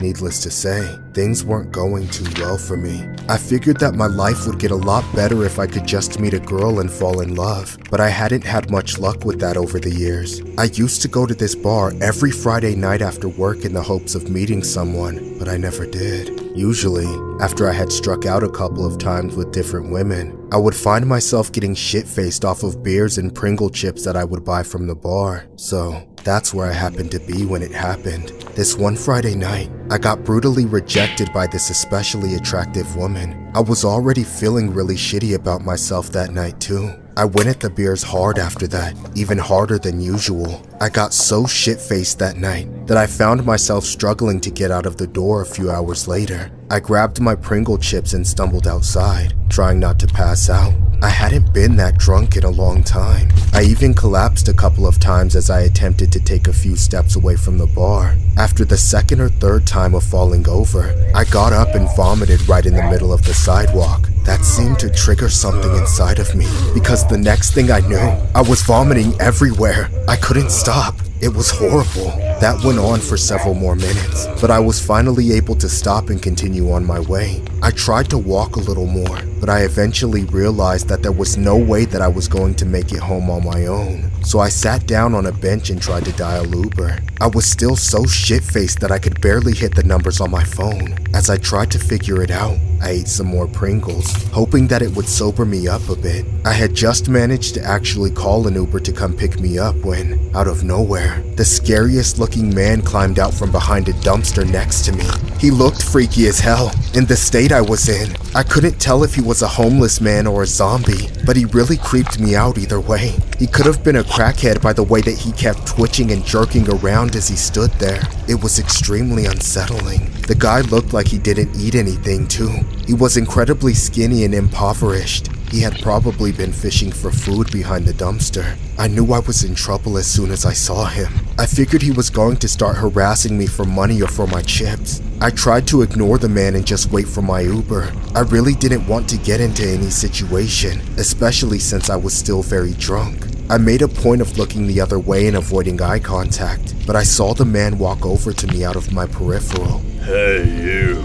Could you spare some of those Pringles? I gave my best effort to ignore him, but the man kept asking me for some chips. Please, just a couple. I'm starving, man. The man was obviously trying to be polite, but he still looked extremely creepy the entire time he spoke to me. When I continued to ignore him, the man began to press me. Oh, come on! You have a whole can right there! Just give me some! Just one! Give me one, you selfish little shit! I figured that if I gave the guy one, then he would just press me for more, so I really didn't want to give him any. He wouldn't take the hint though. I finally turned to him and told him to beat it. I'm not giving you any of my chips. Just leave me the hell alone. The man still wouldn't back off though. He just kept asking me, getting louder and more obnoxious as he did it. I refused him again and again, but it didn't do any good. That's when the man started getting physical. Out of nowhere, he grabbed me by the collar and lifted me up. I felt totally defenseless too, as I was still extremely incoherent. I was in no state to get into a fight. As the guy held onto my collar, he looked at me with the creepiest look I have ever seen. He was obviously a total psycho. Give me some Pringles, now! I pushed and kicked at the man as hard as I could, but he was a lot stronger than he looked. Finally, I was able to break free and fell onto the ground. As I struggled to get back up, the man suddenly snapped completely and pulled out a knife. I was absolutely terrified. Then, I looked behind the man and saw my Uber arriving down the street. I began stumbling towards it, trying as hard as I could to get away, but the man was too fast. He came charging at me holding the knife in the air. This is what you get for not giving me Pringles! No! No! No! I woke up in the hospital a few hours later with bandages on my face. A nurse later told me that I narrowly survived an attack. Apparently, my Uber driver had seen the confrontation and was able to stop the attacker from any further inflicted damage he had already done to me. The police were later called and the psycho man was arrested shortly after. He was allegedly a convicted felon who had been known to cause trouble with patrons around that area before. Police say that I wasn't the first person he attacked. I've been traumatized by Pringle chips ever since that night. I haven't eaten another one because of the horrific memories it reminds me of. This story was inspired by a disturbing incident that happened in 2023. Police say detectives arrested a man in connection to a shooting caused by a dispute over Pringles potato chips. Police identified 42-year-old Melvin Wright as the man who took aim at another person in the face for refusing to share his Pringles chips. The incident took place around 9 p.m. on a Tuesday, right outside of a gentleman's club called Lusty Adventures in Akron, Ohio. Police say the victim took himself to the hospital after the incident. Officers later found the suspect with a firearm during the arrest that may have been used during the assault. Wright has since been charged and put behind bars.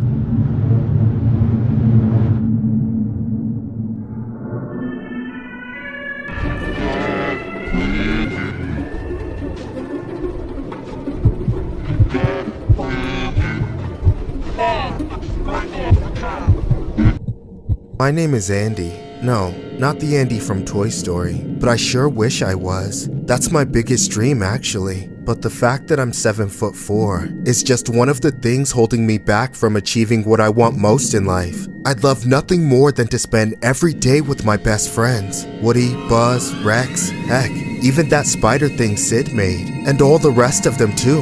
Unfortunately, that's not quite possible in real life. Although I try to get as close as I can. I might work a boring, soul-sucking office job, but my cubicle is full of my toy friends to keep me company. When nobody is around, I complain about my job to them and ask what's new in their lives, just like how my coworkers talk to each other around the water cooler. Recently, I've been sending applications and audition tapes to the local movie studio in town. I know they have connections to Pixar, so I'm hoping one day they'll take me on, and then I'll find a way into the Toy Story franchise. I send them an application every single day, but sadly I've never received a response. I won't let myself get discouraged though. I know it's what I'm meant to do. For now, however, I'm stuck in my cubicle, but that's only from 9 in the morning to 5 in the afternoon, because as soon as I'm off the clock, I go straight to my happy place. There's a local theater that does plays and musicals every so often, but whenever they don't have anything going on, they lease the space to the Toy Story fan club, which I happen to be president of. Everybody is a huge fan of the franchise, just like me. They like to do cosplays as all the different characters, so the whole cast is represented. Luckily for me, since my name just happens to be Andy, I get to cosplay as him, which means I really don't have to do much to dress up. Plus, since I'm so tall, it's almost like everyone is to scale like in the movies. It's really the perfect fit, and the best part is, I don't have to talk to toys that don't talk back. The fans love to be in character while they're wearing their costumes, so I actually get to talk to Buzz and Woody and everyone else, and they actually talk back. Unfortunately, every once in a while, somebody comes to the theater with a problem. I don't know why, but there's a certain kind of person that has a problem with what we do, and when they come, there's no warning whatsoever. Andy! Open up this door! I know you're in there! That horrible woman's shrill voice pierced our eardrums. Psst, Andy, do you know that woman? Yeah, I know her, but I wish I didn't. I think you should open the door, Andy. She'll only get angrier if you make her wait. You're right, Woody.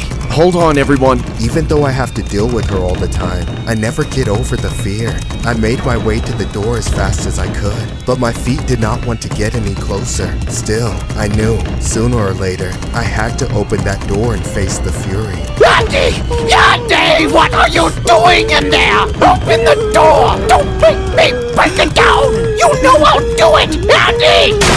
Andy, what took you so long?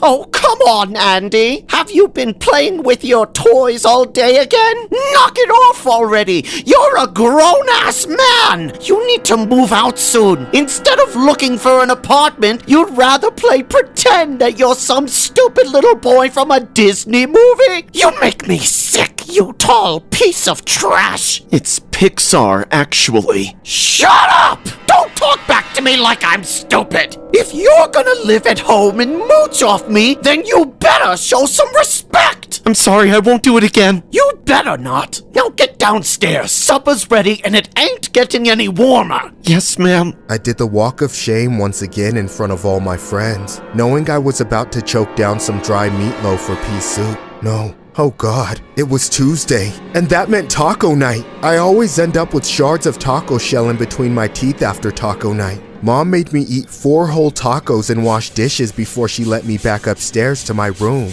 I just knew my friends were waiting in the theater with nothing to do that whole time. I hate it when my mom makes me go downstairs to eat. She used to let me bring my food to my room, but when I left it out for my friends to eat, she got mad about ants or roaches or whatever. I don't understand why though. They always eat their food. Sorry, everyone. You'll have to keep going without me. After my mom ruined the fun and gave me a reality check, she reminded me once again that I don't have a job. I wasn't really applying to a movie studio, and there was no theater. No, it was just me, myself, and my friends. I got so many friends. Him, her, him.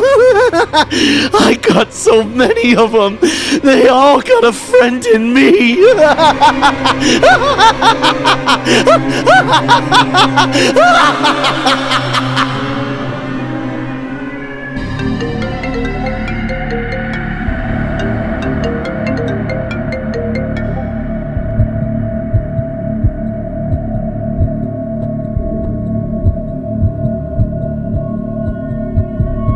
I grew up in Denver, Colorado my whole life. At the time, my parents had just bought me an iPhone for my birthday. I was of course excited to finally have my own phone. They bought it for me so that I could communicate with friends and family. I would also use it to listen to music while I walked to and from school. I usually walked every day, as the school was only a few minutes away from our house. Everything was great until one day. I was walking home from school, messing around with my iPhone and listening to music, when, out of nowhere, 2 masked and hooded men jumped out at me. Before I could do anything, they charged at me and wrestled me to the ground. Then one of them held me down while the other tried to pry the phone out of my hands. I screamed for help, but there was no one around. I kept wailing for help as the 2 men got my phone and both ran away to a nearby getaway car. The next thing I knew, they were driving away with my phone. I was incredibly shaken up and immediately ran home to tell my parents. They called the police and made a report, but the police told them that there wasn't much they could do. There was sadly no surveillance footage in the area, and I couldn't give a very good description of the men since they were masked and hooded. I was completely devastated that I had lost my new iPhone. It didn't help that my parents were kind of hard on me. They didn't even buy me a new phone because they were afraid that I would get robbed again. I was pretty depressed about it. I felt like an outcast at school since everyone else had phones and they were always texting each other. A few days later, I told my 2 friends what had happened. They couldn't believe the situation either. That's when one of them suggested that we use the Find My iPhone feature to track the phone down. I was kind of skeptical and didn't think that we'd actually be able to find it, but I figured it was worth a shot. So, my friend pulled up the information on another device, and to my surprise, he was actually able to track down the phone. I couldn't believe it. It wasn't even far away either. The three of us walked to the location and found that the coordinates led to a house in a neighborhood close by. At first, I figured we should just call the cops and let them handle it, but they didn't even seem like they had cared about the situation before. We decided that we would come back to the house later that night and handle the situation ourselves. I wanted revenge, and we knew that we were the only ones who could get it. We went through a few different scenarios of what we could do. Finally, we decided on a plan. We would mask up and set the house on fire. We were all a little hesitant and scared, but we agreed that we had to do it. So, later that night, I waited for my parents to fall asleep. Then I snuck out of the house while wearing a mask and hood. I then met my friends at the nearby park. Then the three of us started walking toward the house with our supplies. We had all brought gasoline and other products to make sure that the house would burn. We didn't talk to each other much as we walked towards the house. We were all too nervous. We all knew that what we were doing was something dangerous, but it felt good to take matters into our own hands. When we got to the house, we got even more quiet. We slowly snuck towards it and began pouring the gasoline. Once we were done, there was only one thing left to do.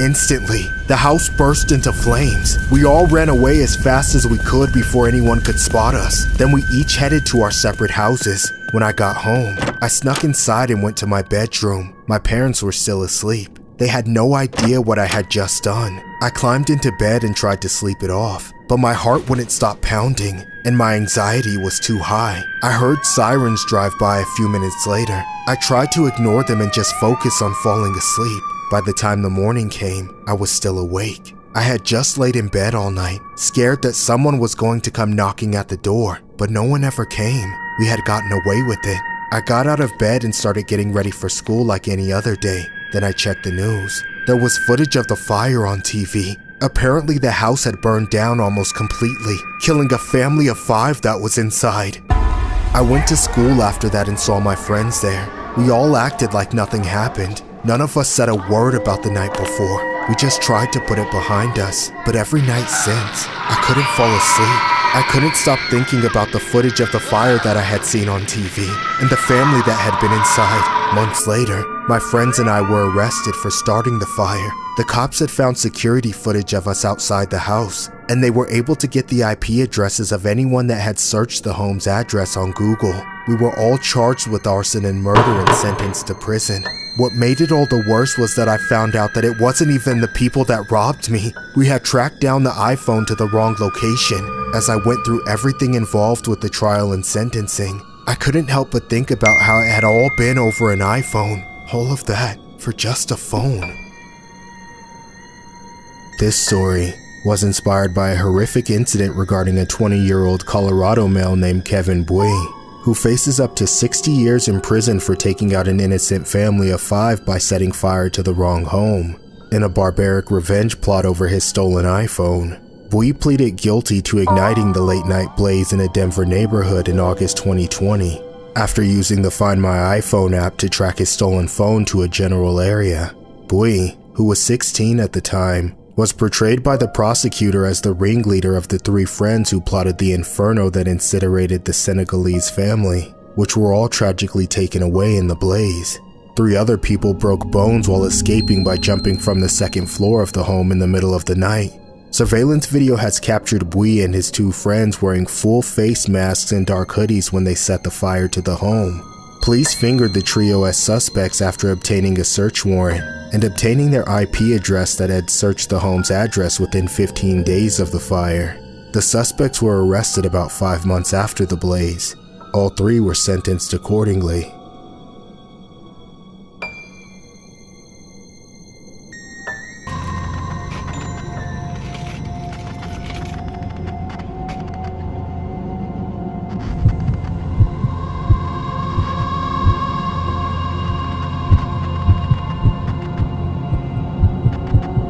I've been working at Dollar Tree for a few years now. I work from the afternoon until close 5 days a week, so I barely have any time to go out with friends, even when I do have the time. The job is so soul-sucking that I don't have the energy. My co-worker for 90% of my shifts is this other woman, Karen. She's not as bad as a stereotypical Karen, but I think she will be once she hits middle age. I'll just say that she and I don't have the greatest workplace chemistry. Most days, it's just me and Karen running the place, doing all the work while our boss just sits in his office doing piss all, if he's even there. One Sunday night, things started out as usual. It was an hour before closing. The boss had already taken off. Karen was running the register, and I was sweeping the aisles, trying to get a head start on our closing tasks. The store was nearly empty, just fluorescent lights and dingy white tiles, and the same shelves I have to stock every single day. That's when I heard a customer coming in. I continued sweeping the aisle, then moved on to the next. This one was in the middle of the store where I could see right to the entrance, and when I glanced down the aisle to see who had entered, I saw one of the most disturbing things ever. It was a man who looked insane, holding a huge machete at his side.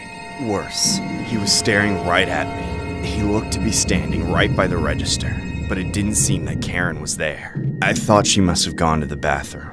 I was alone with this man. He may have been over 50 feet away, but there wasn't a single person or obstacle between us. I was terrified. I stopped sweeping, refusing to take my eyes off him before he looked away from me, but he didn't. He kept his gaze fixed directly on me. We stared at each other for almost a minute. Suddenly, he burst forward. He sprinted so fast that he closed nearly half the distance between us before I could even react. I dropped the broom and ran back to the office. The man was inches away from me as I got in and slammed the door shut. I put my entire body weight into the door, trying to keep him from getting in as I found the lock in the darkness and flipped it. Once it was locked, I stepped away. A moment later, the machete came right through the door. I screamed in panic, watching the machete hack through the cheaply made door like it was made of cardboard. I thought about what I could do to keep him from getting in. I then swept everything off my boss's desk and flipped it up on its side long ways, then jammed it up against the door. It was something I would have struggled with on any other occasion, but the adrenaline in my blood unlocked more strength than I ever thought I had. Seconds before I thought the door would surely be chopped to pieces, the hacking suddenly stopped. There was silence again. It was so quiet I could hear myself about to cry. Finally, I had the sense to take out my phone and dial 911.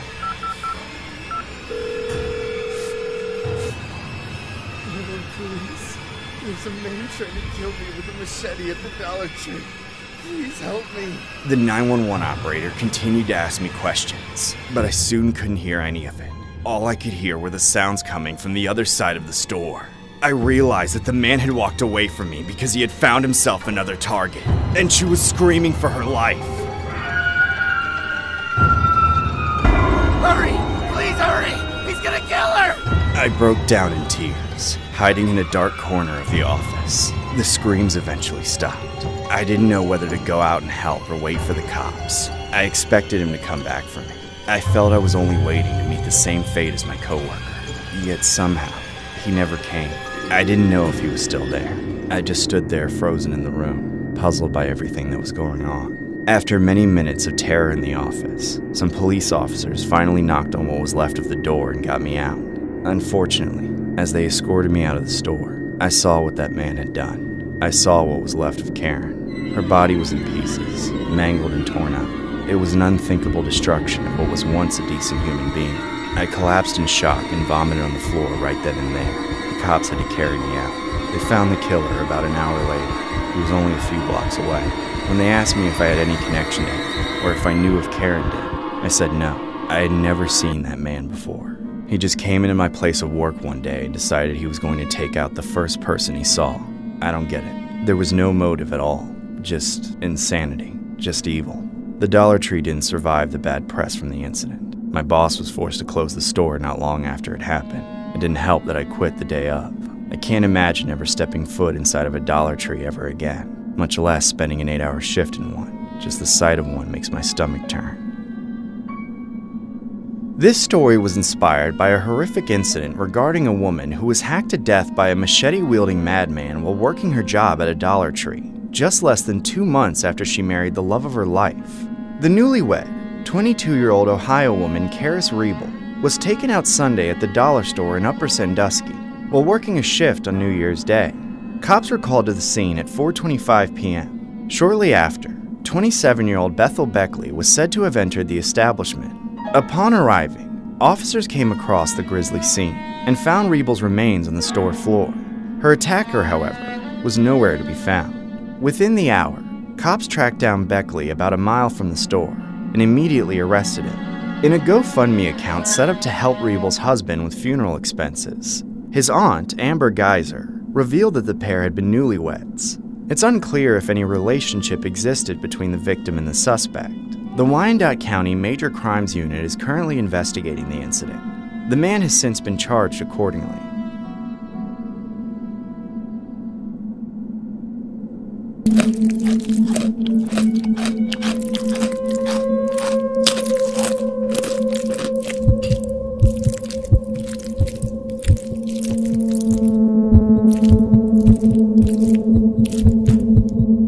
I worked with my dad at Taco Bell. My cousin worked with us too, and together we basically ran the place. Our location got pretty busy during the day, and we got just as much traffic at night, if not more.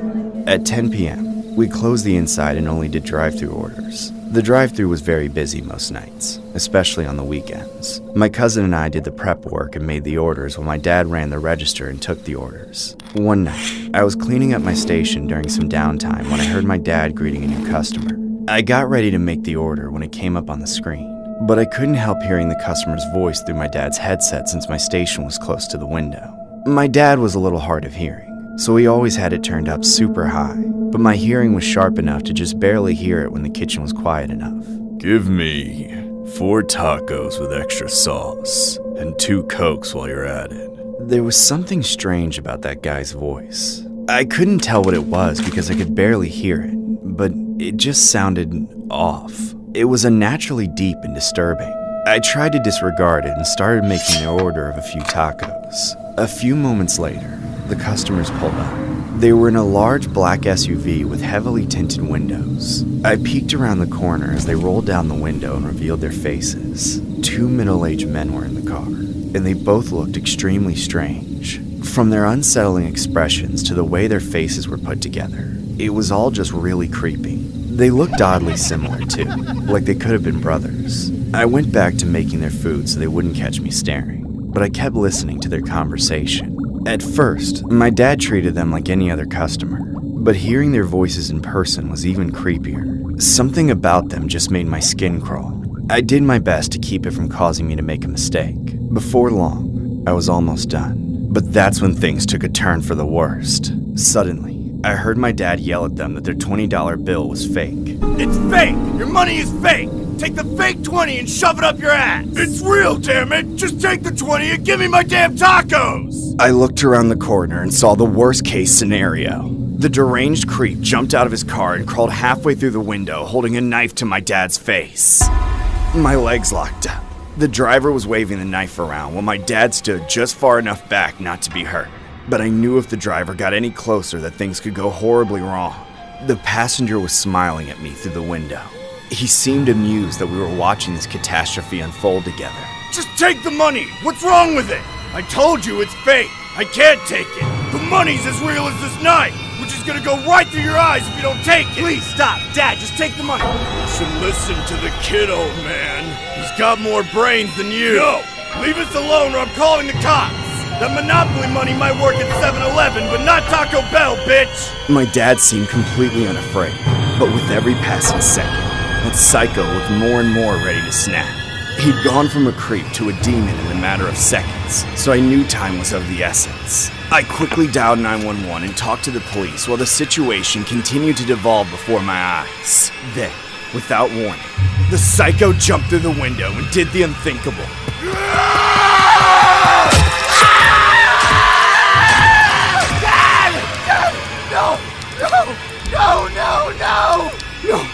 No, Dad, no. Please, stay with me. Stay with me. I tried to save my father, but the only thing I could do was say goodbye to him in his final moments. He was gone within seconds. In that time, his killers did nothing except laugh as they took the rest of what they came for and drove off, even if I hadn't been terrified of them. I was too devastated by the loss of my father to do anything but cry, as did my cousin when he came out of the bathroom. He had thought the yelling was just an angry customer, but he had no idea how bad things actually were. By the time help finally arrived, the men in the car were long gone, and since then, the investigation yielded no results. Despite the killer's face being captured on the security footage, he still hasn't been identified. What's worse, they had their license plate covered, so there was no way to track them that way either. For obvious reasons, my cousin and I have been unable to work there ever since, or at any Taco Bell for that matter. My family continues to grieve my father's loss. He leaves behind me, my mother, and my 2 younger siblings, who all relied on him. He tried to make a stand for what he thought was right for his livelihood, but it ended up costing him everything. The story was inspired by a horrific incident regarding a Taco Bell worker who was taken out by a customer after the restaurant had refused to accept a counterfeit $20 bill from the customer, who then opened fire. The 41-year-old male victim, named locally as Alejandro Garcia, was working with his son at the fast food chain restaurant in South Los Angeles when he was taken out around 11 p.m. Alejandro's son, who also works at the Taco Bell, had gotten into an argument with 2 men who had tried to pay with the fake bill while ordering drive-thru food in a black sedan. The argument at the drive-thru window escalated and one of the customers began opening fire. The attackers then sped off and remained at large. Garcia's son had attempted to close the window to provide cover, but it was unfortunately too late. No arrests have since been made in the case. Garcia worked at the restaurant part-time in order to provide extra money for his family. A statement from Taco Bell said, "We are shocked and saddened to hear that this happened. Our deepest condolences go out to the family and friends of Garcia in this difficult time."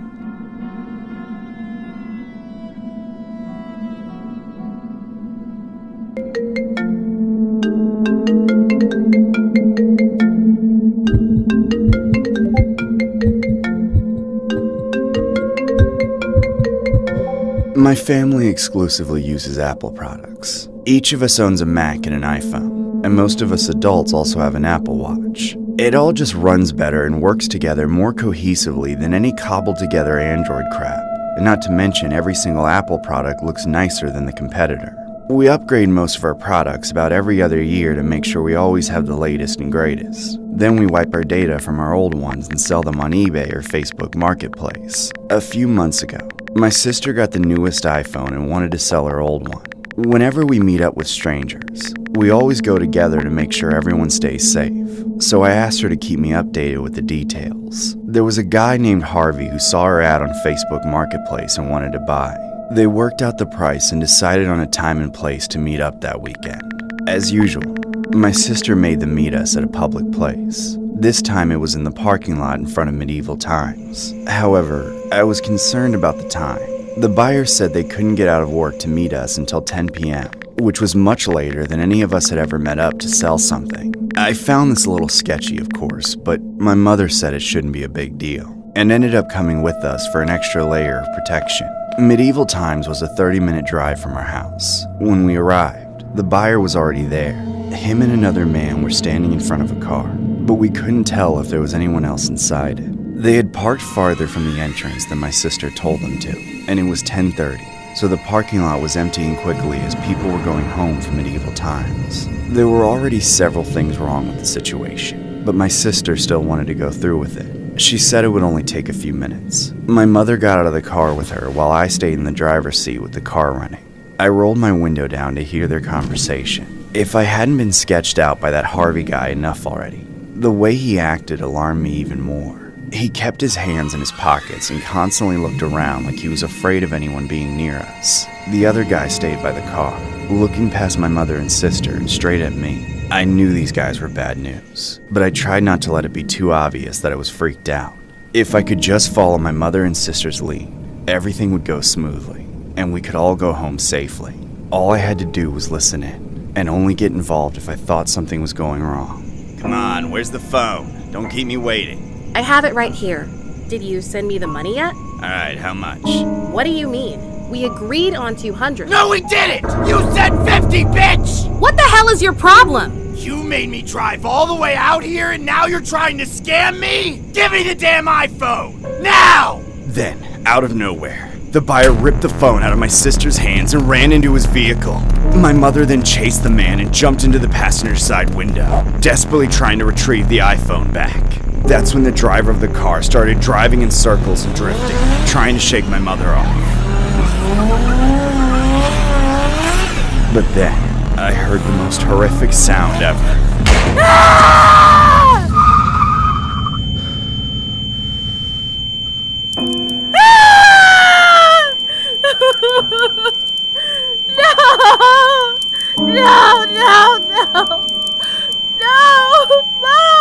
I then ran after their car as they drove away, but it quickly became hopeless. I rushed to my mother's aid and did what I could to help stop the bleeding, but she passed out a few moments later. Onlookers in the parking lot called 911, but I knew we couldn't wait for an ambulance. My sister and I put my mother in the car and drove to the hospital faster than I've ever driven. We arrived at the emergency room just a few minutes after she was attacked, but when I took my mother out of the car to get her help, I could tell that the situation was dire, if there was any chance at all. Unfortunately, not long after she was taken in by the doctors, they pronounced her dead. She had lost too much blood too fast. Her heart had already stopped before we even got there. My sister and I buried her at the age of 42. It's been months since then, but I don't think this is a wound that can be healed by time. I think about her every day. I can't get the image of her life leaving her body out of my head. When I think about what she died for, it only makes it all seem even more cruel. They killed her over a stupid phone. I'm sure it was their plan to rob us from the start, but I can't believe anyone would do something like that over a couple $100s. Her killer has been arrested and goes to trial soon, but even that comes with the idea that the phone she died for is now sitting in an evidence locker somewhere. Every single iPhone I see now is just a stark reminder of what happened. I don't know how I'll ever be able to move on when I see one everywhere I go. This story was inspired by a horrific incident regarding a 24-year-old man who was convicted in the slaying of a woman during an iPhone robbery outside of medieval times. Lonsdale Hunter received an automatic life sentence without the possibility of parole after he was convicted for taking out 42-year-old Martha Turan. After he was sentenced, the state district judge told Hunter that if anyone asked her what his name was, she would spell out EVIL. The slaying happened in front of her adult children. In a frantic 911 call, the victim's daughter, Vivian, told the operator that the mother was taken out over a damn iPhone. Vivian testified during the trial that she agreed to meet the buyers, including Hunter, at medieval times. After arranging the sale of the iPhone 7 on the OfferUp app, she regularly met buyers in public places because she felt safer that way. Her brother and mother went to medieval times with her. Prosecutors portrayed Hunter as the mastermind behind the fatal robbery. In the weeks before the slaying, Hunter used a different name to set up an old account with OfferUp. Cell phone records and Facebook records show that he was the one who opened the account, and Hunter had also messaged friends about being ready to quote-unquote bleed this block for street money. According to court testimony, Hunter, along with Javon Jamal Bush, was also charged as he was the getaway driver.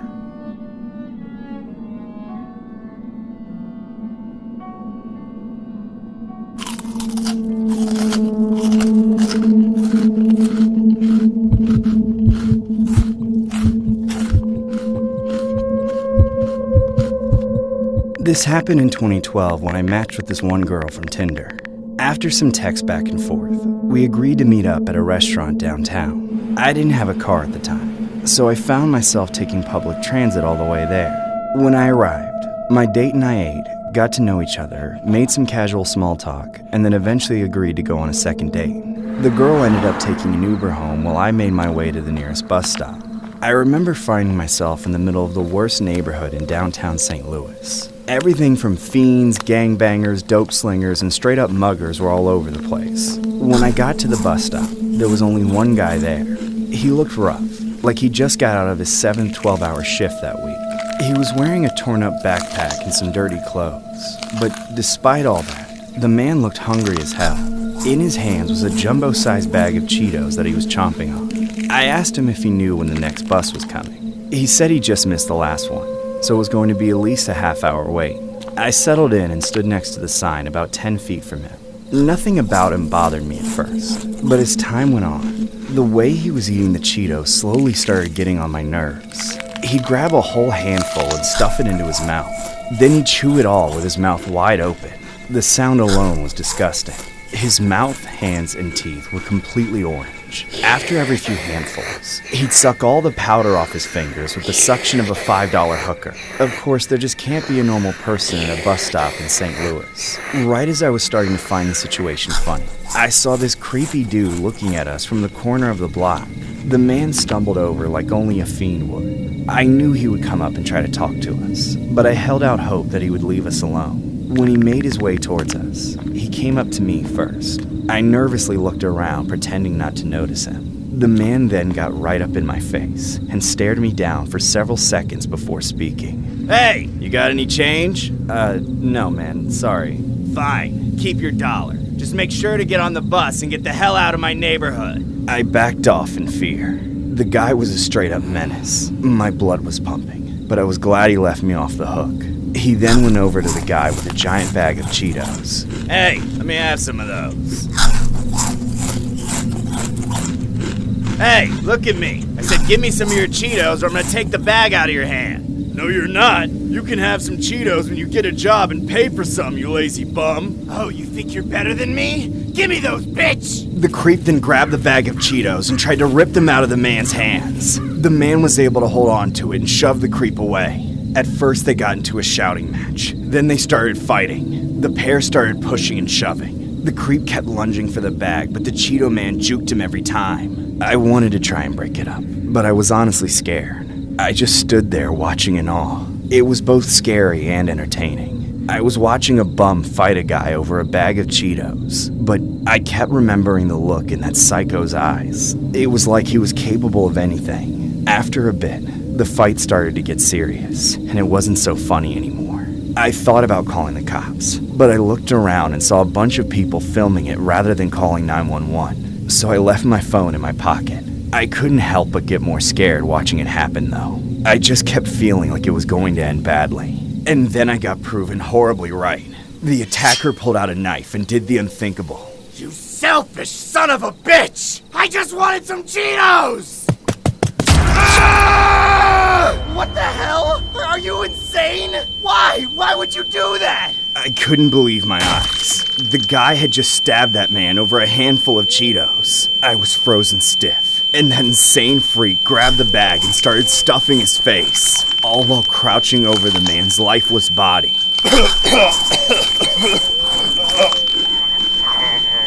Why?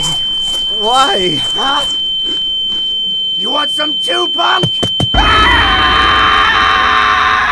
I finally snapped out of it and ran away as fast as I could. I didn't stop until I was in a whole different neighborhood. When I was in a safe enough distance, I called 911 and told them what happened. Unfortunately, it was too late.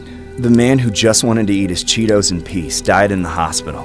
The man who killed him ran from the scene, and it took the cops a few hours to find him. Later on, I followed up on the case and found out that he had been sentenced to 23 years in prison. To this day, over a decade later, I still can't look at Cheetos without thinking about that man dying in front of me. The story was inspired by a tragic Cheetos incident regarding a food fight between two St. Louis men, which concluded with one of them dead and the other behind bars. 42-year-old Roger Wilkes passed away on Tuesday night after he was stabbed over a pack of Cheetos. Shocked witnesses described seeing the desperate scuffle break out over the cheesy treats, followed swiftly by a knife being pulled. Wilkes was taken to the hospital but didn't survive. 49-year-old David Scott has been named as the man behind the slaying. He fled the scene, but was later caught by police a few blocks away. Police at first said they believed the men to be homeless, but have since released addresses for them. Scott was later charged accordingly.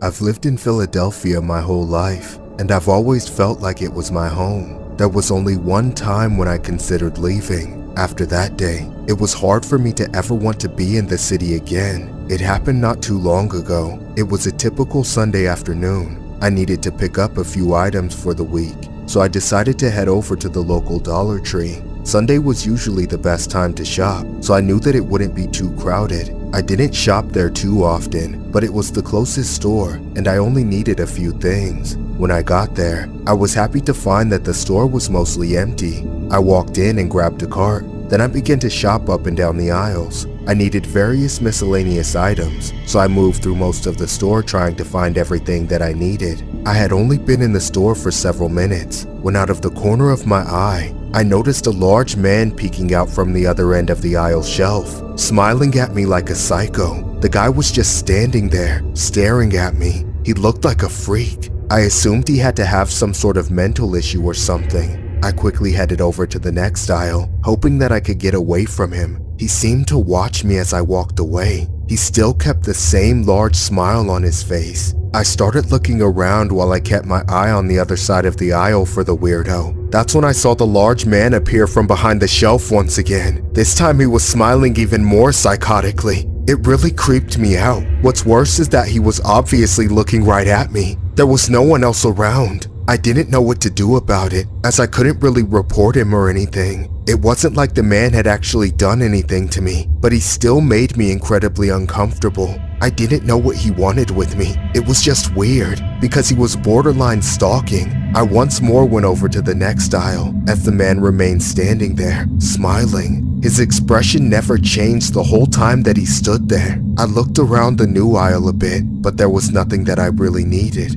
I was just trying to kill a minute or two, so that the man would hopefully walk away. All I wanted to do was leave immediately. As I was so weirded out by the man, I figured that he would eventually wander off, and I could get out without him watching me. After I waited a couple of minutes, I looked over to the next aisle and didn't see the man anywhere. I was relieved and figured that he had to have left. I was just about to head out to the front when, out of nowhere, I felt a sticky, nasty substance spray all over my leg. Oh my god, what the hell?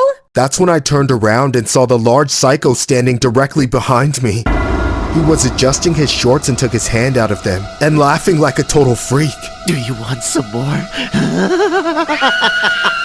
I immediately put two and two together. The guy was a sick pervert. I felt like I was going to vomit. He just stood there laughing while I continued to scream and pulled out my phone to record him. He then pushed past me and ran the hell out of the Dollar Tree. That's when I pulled out my phone and began chasing the freak, cussing and recording him while I tried to grab a hold of him. But he was too fast and was able to get away and sprint down the street. I began crying hysterically as I had gotten him on video. I still couldn't believe what had happened. I felt sick to my stomach. The guy was out of his mind. I eventually told the employees what had happened once I came to my senses a little more. They called the cops and reported the incident. The man was already long gone by the time they got there though. I gave the cops the video, and they said that they would do their best to find him, but they didn't seem hopeful. I cleaned the stuff off my leg as soon as I could. I almost threw up several times while I did so. It was the most disgusting and horrible thing that had ever happened to me. I ended up going home soon after. I headed to the washroom and cleaned myself from head to toe. I scrubbed as hard as I could on my leg, just trying to make the feeling of the disgusting substance go away. I still felt hysterical and scarred. I later posted the video online. It went viral and circulated all over the place. Somehow, it caught the attention of the famous rapper MacLeod. He offered to give anyone money for finding the creep from the video. A few hours after MacLeod offered the reward, it was revealed that the man had turned himself into the police. He was identified as a man named Gary Miles. No one knew if he had done anything like it before, or if I was his first victim. I was happy that the man was finally caught, but I still felt traumatized. I could never get the image of the man's smile out of my mind. I was afraid to go back to a Dollar Tree, or really any store again. I was too afraid that I would see that man again. Who knows what else he would do to me. This story was inspired by a creepy incident regarding a man police say was wanted in connection with an assault at a Dollar Tree. However, a few days after the incident, the suspect decided to turn himself in. According to police, the man pictured above, now identified as Gary A. Miles, 35 of Southwest Philly, was sought after they say an indecent assault of a female victim occurred at a Dollar Tree store on Sunday, June 23rd of this year. Store employees say that Miles is known to frequent the Snyder Plaza where they say he may park a vehicle. On Wednesday, a video went viral appearing to show the end of the assault. The horrific video caught the eye of Philly legend, Meek Mill. Meek took to Twitter, also known as X, saying that he was offering $2,000 for information on the suspect. Hours later, Philly police announced that Miles voluntarily surrendered to the authorities Wednesday evening. He was taken into custody and charged accordingly.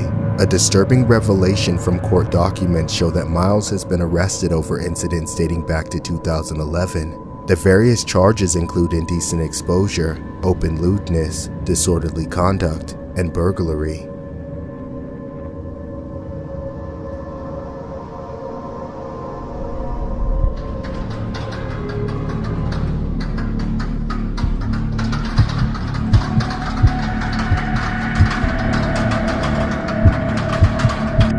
A few years ago, I went to Six Flags with my daughter and my boyfriend during the summertime. It's always been one of my daughter's favorite things to do.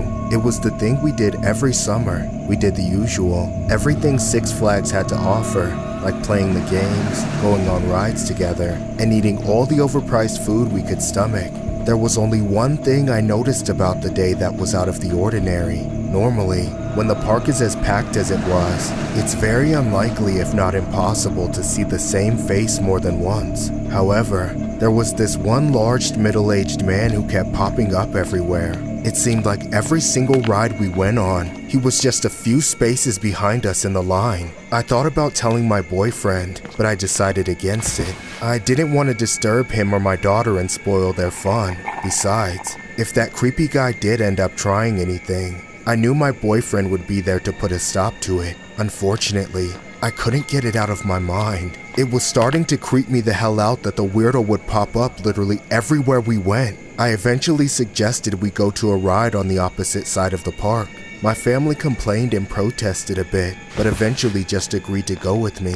We hurried through the crowds of the park as Six Flags was packed as hell. When we reached our destination, I made sure to be the last one in line behind them just to make sure we weren't being followed. At first glance, it looked like we had finally lost him. I was relieved, thinking I managed to keep my family safe without them knowing we were potentially being stalked. But then out of nowhere, I felt the hairs on the back of my neck stand up. I felt sick. I had every instinct to turn around even though I had just looked over my shoulder 15 seconds ago. I didn't want to believe it, but I couldn't doubt myself for very long. I turned around, and that's when I saw my worst nightmare. It was the same repulsive creep standing right behind me, taking pictures of my daughter.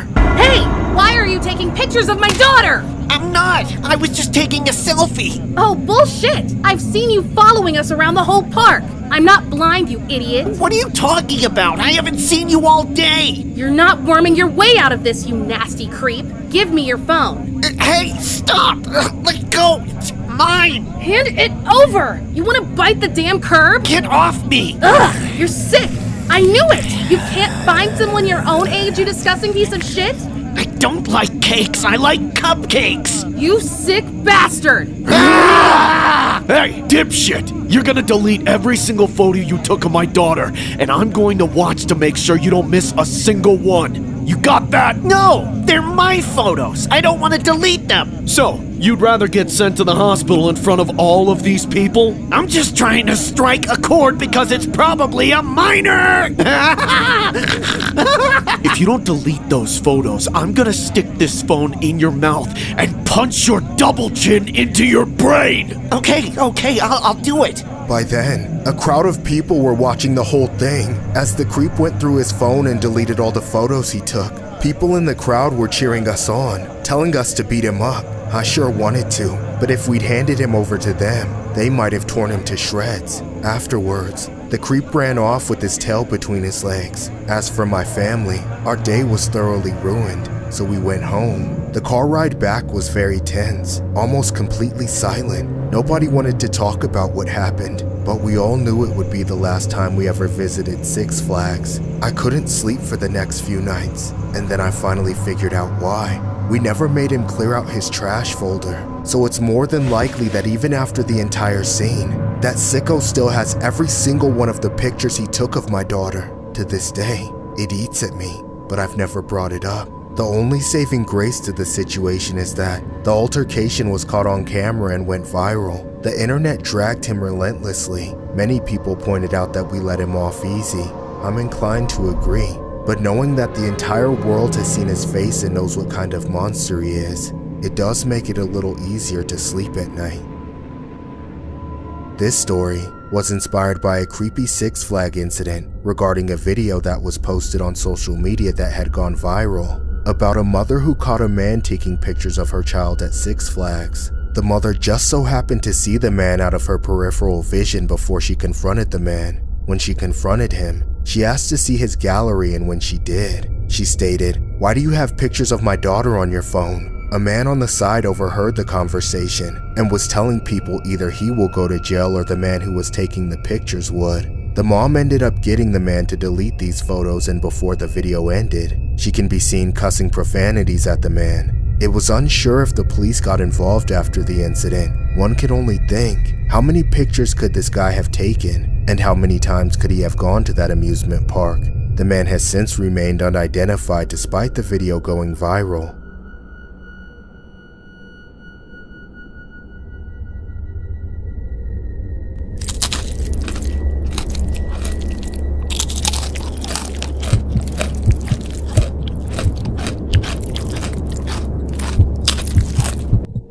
I used to work at this Taco Bell, which has to be a contender for the most disgusting fast food restaurant in the country. Half the food we serve people is on the verge of rotting. The bathrooms are absolutely atrocious because barely anyone ever cleans them, and 90% of our customers come down with explosive diarrhea. There are even rats in the kitchen crawling around in broad daylight. That's not even mentioning the people who work there. The majority of the employees didn't seem to care about doing their job properly. Everything is filthy, and our food is sloppy and prepared incorrectly more often than not. And most of my coworkers would rather hide in the back than work. The Taco Bell should have been shut down for health code violations 20 inspections ago. And the people who live in this town have no good reason to keep coming here when there's a perfectly okay McDonald's just down the road. The only explanation I can think of that anyone still comes here is that they've been banned from every other fast food joint for being insufferable dirtbags. After everything I've said about this place, it may seem like nobody should be forced to eat here, but these people deserve it. Never in my life have I experienced people act so rude and inconsiderate to each other. There was this one guy who definitely takes the cake in that regard. I don't want to say his name, but I'll just call him George. George is one of our regulars. He comes in at least 3 times a week, and every time I see him, I know there's going to be trouble.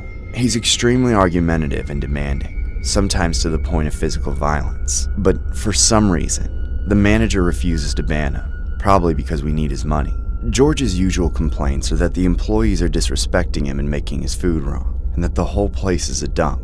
To be honest, I can see where he's coming from. I agree that most of the food is garbage, and so is the customer service. He's totally right that our restaurant is literally a threat to human health, but there's no point in saying that to him. It seems he'll never stop coming here despite it, and the employees are never going to change their ways. Some of my favorite George moments include the time he claimed there was too much sauce on his burrito, only for him to pull out a tortilla that was literally half filled with mayonnaise, and the time he claimed we had given him rat meat on his taco as he pulled an entire ball of tangled up rat hair out of the shell. Nobody likes George, but there's one guy who works here who has serious beef with him. I'll just call him Alex. Alex likes to intentionally instigate fights with George. Whoever is dealing with the brunt of George's anger, which is often me, can count on being saved by Alex stepping in and making things a million times worse. If Alex knows the order is for George, he will intentionally screw it up just to make George pissed. It was entertaining at first, and my coworkers still get a kick out of it, but I'm starting to get scared of their interactions now.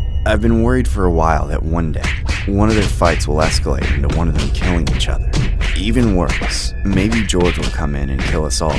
And last week, my worst fear was realized. George came in while I was working the register and Alex was in the kitchen making orders. I tried to be nice to George, but with Alex behind the counter, it was useless. As soon as I felt how light the bag was, I knew it was going to be wrong. Sure enough, George checked his order at the register and threw a fit.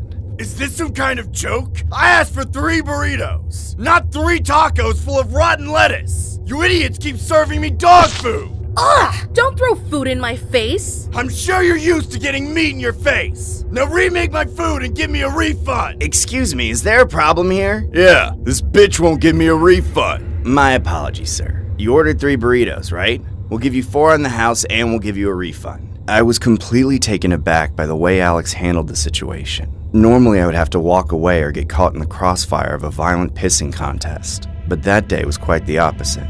Alex managed to defuse the whole thing in seconds. I was relieved, but also very confused. After I gave George his refund, I stepped into the kitchen to ask Alex what had just happened. I couldn't get the answer I wanted out of Alex, but by the time George's food came out, everything seemed alright. George was pleased with the burritos and decided to eat inside. He must have been hungry because he devoured all 4 pretty quickly. Then, he sat at the table on his phone for a while, digesting. Then, he suddenly fell out of his chair and started vomiting everywhere. It just kept coming out, more and more until he was covered in it. And then he started seizing. He was convulsing in a pool of his own puke while he continued to purge everything in his stomach. When he finally stopped vomiting, he appeared to be frozen in a convulsion until the ambulance came to take him away. It was later reported that he had a nearly lethal amount of rat poison in his system from the burritos he ate. Naturally, the restaurant was shut down, and now I'm out of a job as Taco Bell scrambles to cover this whole thing up.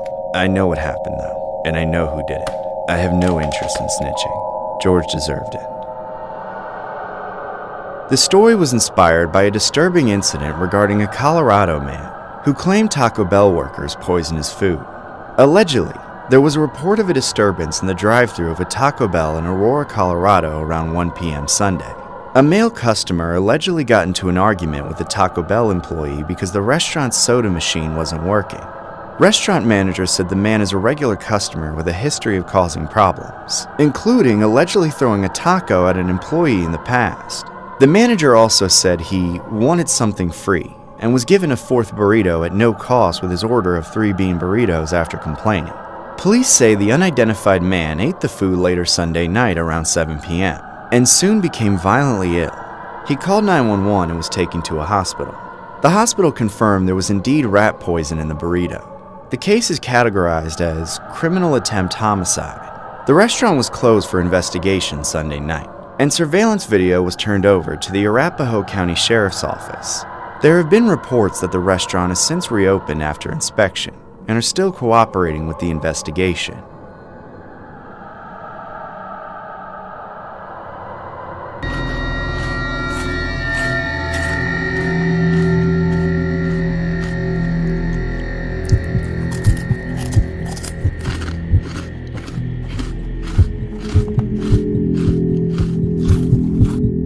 A few years ago, I was living with my 2 kids in a little house close to the city. It wasn't easy back then. I was a single mom and always working, so it made it difficult to spend any time with them. Whenever we did do something, it usually had to be in the early mornings or later at night, unless it was on the weekends. We got by them, and we still had fun together, but I'll never forget the day that I thought all that was going to end. It all happened this one summer. Late one night, I was watching TV with my kids and eating Cheetos. That's usually what we did when I had been at work all day. It was always nice to be able to sit with them for a while before we went to bed, and they couldn't get enough Cheetos, so it was a treat for them too. After we had been there for a while, the kids eventually fell asleep on the couch next to me. I checked the time and realized it had gotten pretty late, so I woke them up and walked them upstairs to the bathroom so they could brush their teeth. Then I tucked them in and put them to sleep. As I was tucking them in, I heard weird noises coming from downstairs. I immediately started freaking out, but I tried not to show it while I finished putting my kids to sleep. I didn't want them to think anything was wrong. Once they were down, I slowly walked out of the room and listened quietly, and that's when I heard the noises again. There was definitely something moving around downstairs. I was scared shitless. I knew I had to check it out, but the idea of going down there by myself was terrifying. The noises continued though, so I slowly began to make my way down the stairs. It was pitch black in the house. My heart was pounding. I hoped I was just hearing things. After I got downstairs, I crept towards the living room and looked around. That's when I saw that the window was pried open. I was scared out of my mind. I began to think that someone was in my house, but as I looked around the living room, I didn't see anything out of the ordinary. I figured if someone broke in, they would have gone for the TV first, but nothing had been moved that I could tell. I started thinking I might have just left the window open. Then I heard the noises again. This time, I could tell they were coming from the kitchen. My heart started pounding faster and faster as I turned around and slowly crept towards the noises. Then, as I stepped into the kitchen, I saw something terrifying. There was a creepy-ass woman crouched in my kitchen, eating Cheetos in the darkness. As I screamed, the woman just sat there chomping and slurping on the Cheetos. I was scared shitless, debating if I should confront the woman or just run away. That's when I said, "Who are you? What the hell are you doing in my house?" The deranged woman ignored me and continued to eat the Cheetos while she giggled like a psychotic freak. It was so creepy. She had to be some kind of lunatic. "Get out of my house!" I kept screaming at her, but it didn't do any good. The woman wouldn't move. She just kept eating the Cheetos. Then, out of nowhere, she suddenly charged at me with the scariest face I'd ever seen. All I could see were her cheesy teeth grinning at me while she laughed like a lunatic. I ran upstairs as fast as I could while she chased after me, cackling. Say cheese! These Cheetos taste just like my ex-husband's Tootsie Roll! I managed to get in my kids' room and slammed the door shut just before the woman grabbed me. Then, I pulled my phone out and called the cops. I could hear her talking to me from the other side of the door. Come on! I just wanted to talk! Open the door! I need some dental floss and Colgate! Right now! Before I get cavities, bitch! My kids woke up from all the noise, scared as hell. They tried to scream, but I forced them to be quiet. I didn't want the woman to know they were with me. I made them come over by me, and we all stood there in the darkness, waiting for the woman to hopefully go away. It was the scariest experience of my life. We could hear her scraping and scratching at the door while we stood there. The whole while, she kept chuckling and giggling to herself like a psycho. Eventually, the woman left the door, and I heard more commotion coming from downstairs. She had to have gone back into the kitchen, but I was still shitting bricks. I knew it was only a matter of time before she came back upstairs. After what seemed like forever, the cops finally arrived. When they got there was no sign of the woman. All they found was an empty bag of Cheetos and half a bottle of water on the kitchen floor. I explained what happened, and they searched the whole house to make sure she was really gone. They didn't find the woman, but they did find what appeared to be bite marks and Cheeto residue on the door to my kids' room. It was like the woman had tried to bite her way inside. They eventually found the woman not too far from the house. She was wandering around the streets in the dark, still laughing to herself. The cops arrested her for breaking into my house. They were able to use the Cheeto residue on her teeth as evidence. She was charged and eventually put in jail. I still don't know why the woman was in my house. She would never give an answer to the cops. To this day, I can't stand the sight of Cheetos. I'm traumatized by anything to do with them. All I can hear is that woman laughing in my head while she screamed. Say cheese! The story was inspired by a bizarre Cheetos incident. Tulsa police said a woman is in jail after Cheeto residue on her teeth linked her to an attempted home burglary. Police said on February 26, patrol officers were dispatched to reports of a person attempting to force their way through the window of a home. The victim was alone in the residence with her 2 small children. She told 911 that a person was breaking in through a window. Officers arrived quickly and found an open window with the screen removed on the front of the house. A few seconds later, they saw a woman named Sharon Carr come out of the shadows and arrested her. Police said Carr allegedly pried the screen off and opened a window using a board.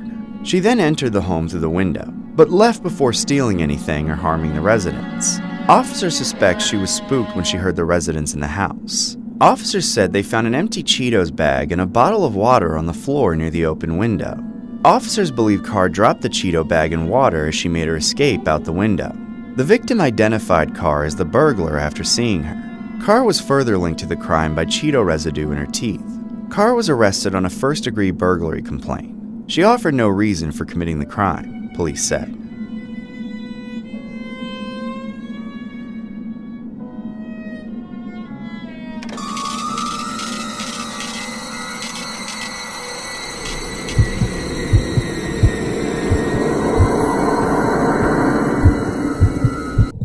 I'm a manager at Dollar Tree. My daughter used to work with me when she was in high school, but when she moved out, she ended up working at a Dollar Tree location on the other side of town, closer to where she lived.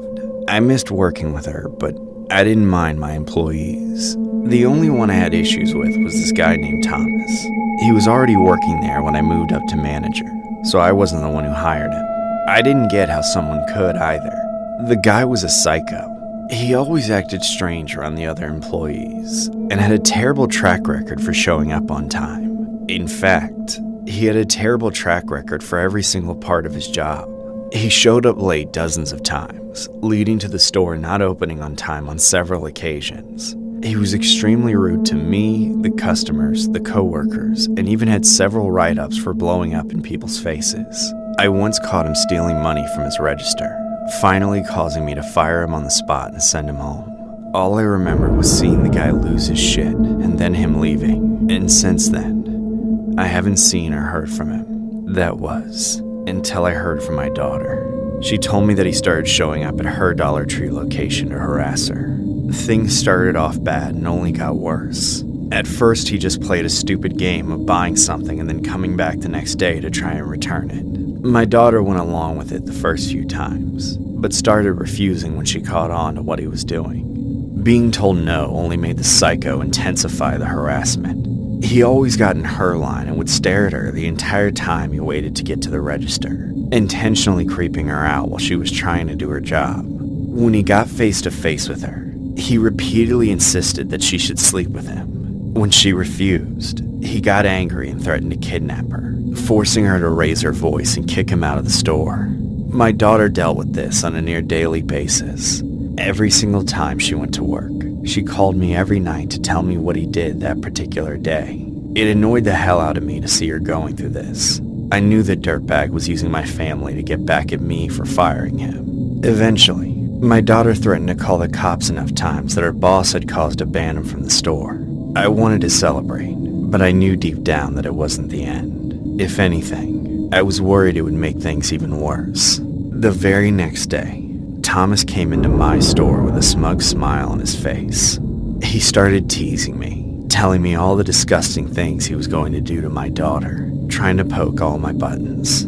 I didn't let it get to me. I refused to give him the satisfaction. He kept telling me he was going to pay my daughter a visit later that day. I didn't know if he was trolling or being for real, but I didn't want to take the risk. After he lingered for a bit, he left. That's when I texted my daughter that Thomas was on the way. Afterward, I couldn't focus on work. I had an awful nagging feeling in my gut. I was so distracted that I had to step into my office. Finally, I decided I needed to take a break and go there myself. I left the store and drove to the other one. I let my daughter know I was coming, but I didn't get a reply, which only made me more concerned. I made it to the parking lot a few minutes later. The moment I stepped out of my car, I heard loud sounds coming from inside the store. I froze in shock. I had expected a scene, but not this. By the time the sounds finally stopped, I already knew my world had been shattered. A moment later, Thomas ran outside. He spotted me and started running straight for me. Damn it!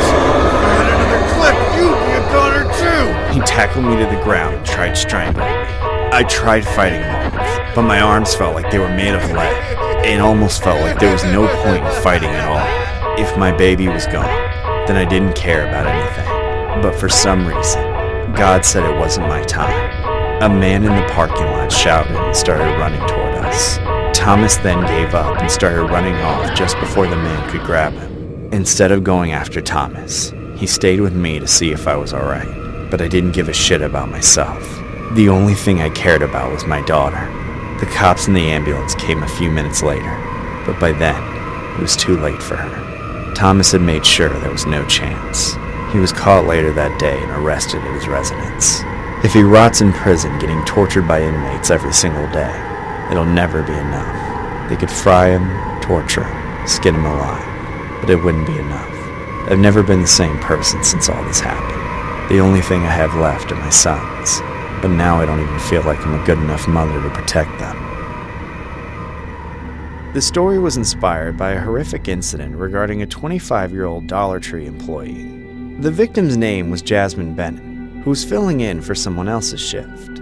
Police have arrested a 21-year-old former employee of the store named Jalen Thomas, who police believe had been fired from the Dollar Tree for allegedly stealing in March. Allegedly, Thomas walked inside the store and without warning, took out an employee on the job, which happened to be Jasmine. Police said multiple employees helped identify Jalen Thomas as the killer. Thomas was arrested at his home shortly after the incident. According to court records, Thomas confessed to the ordeal and admitted he was upset with Jasmine after she refused to exchange some merchandise for him a few weeks prior. It was also revealed that Thomas had also been upset with the victim's mother, who was a manager at another Dollar Tree store. Thomas had a verbal altercation with the mother after she had promised him work hours, but then rescinded the offer. Regardless of the motive, Jasmine's family knows she didn't do anything to justify her life being taken away at such a young age. The family is planning to have a candlelight vigil outside the store on Friday night.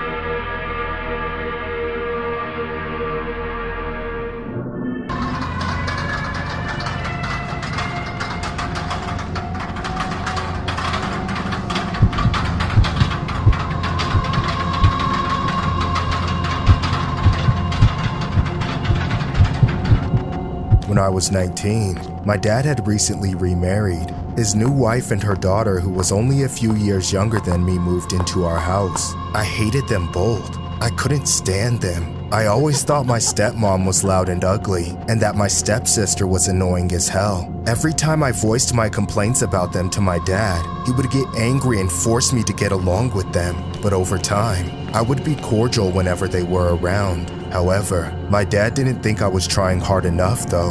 He thought that because we never went out and did anything together, we weren't really a family. That's when he dragged us all out to Six Flags one summer, on a ridiculously hot day so we could spend some time together. I remember the place being packed as hell when we got there. We walked around doing everything Six Flags had to offer. My stepsister was a pretty good sport and participated in everything, while my stepmom was the worst, and kind of didn't do anything but watch most of the time. That being said, we managed to win a few prizes. We tried to hit all the roller coasters too, but my stepmom wouldn't ride any of them. She was too afraid that it would be dangerous for her because of her weight. She was pretty big, but I saw plenty of much fatter people going on the rides. No matter how many times we egged her on to join us, she stood her ground, eventually meeting us at the exit of each ride. I honestly found her to be a buzzkill because she didn't want to participate in anything at all.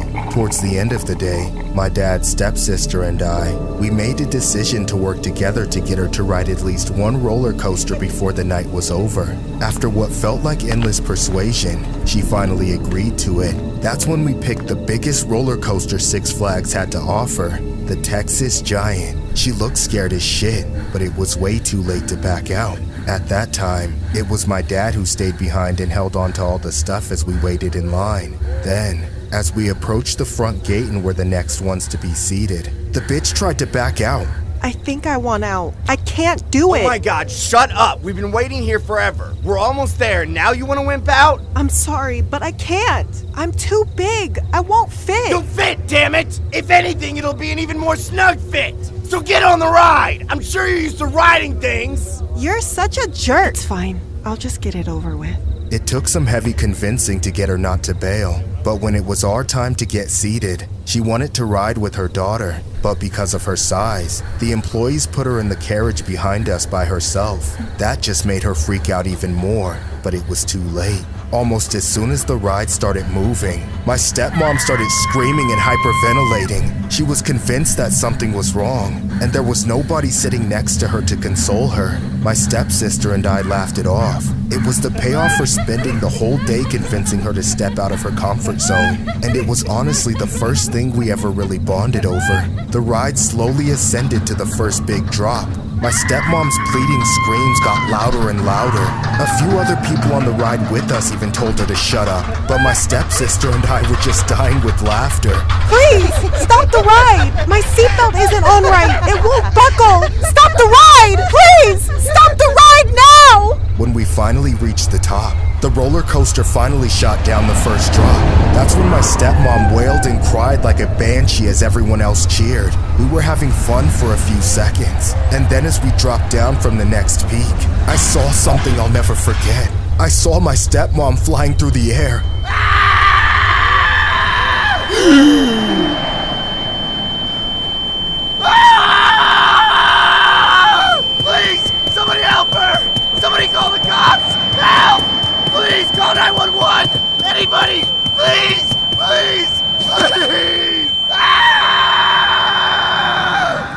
was no way to save my stepmom from the injuries she suffered in the accident that night. Ever since that day, nothing has been the same. Nobody in the family speaks to one another anymore. I can't sleep. I can barely eat. I feel so much terrible guilt about what I did. If I hadn't been so harsh with her, if I hadn't forced her to get on that stupid ride, she would still be alive. We may not have been close, but my dad loved her, and she was my stepsister's mother. I took that away from them. Even if they learn to forgive me, I don't think I ever will.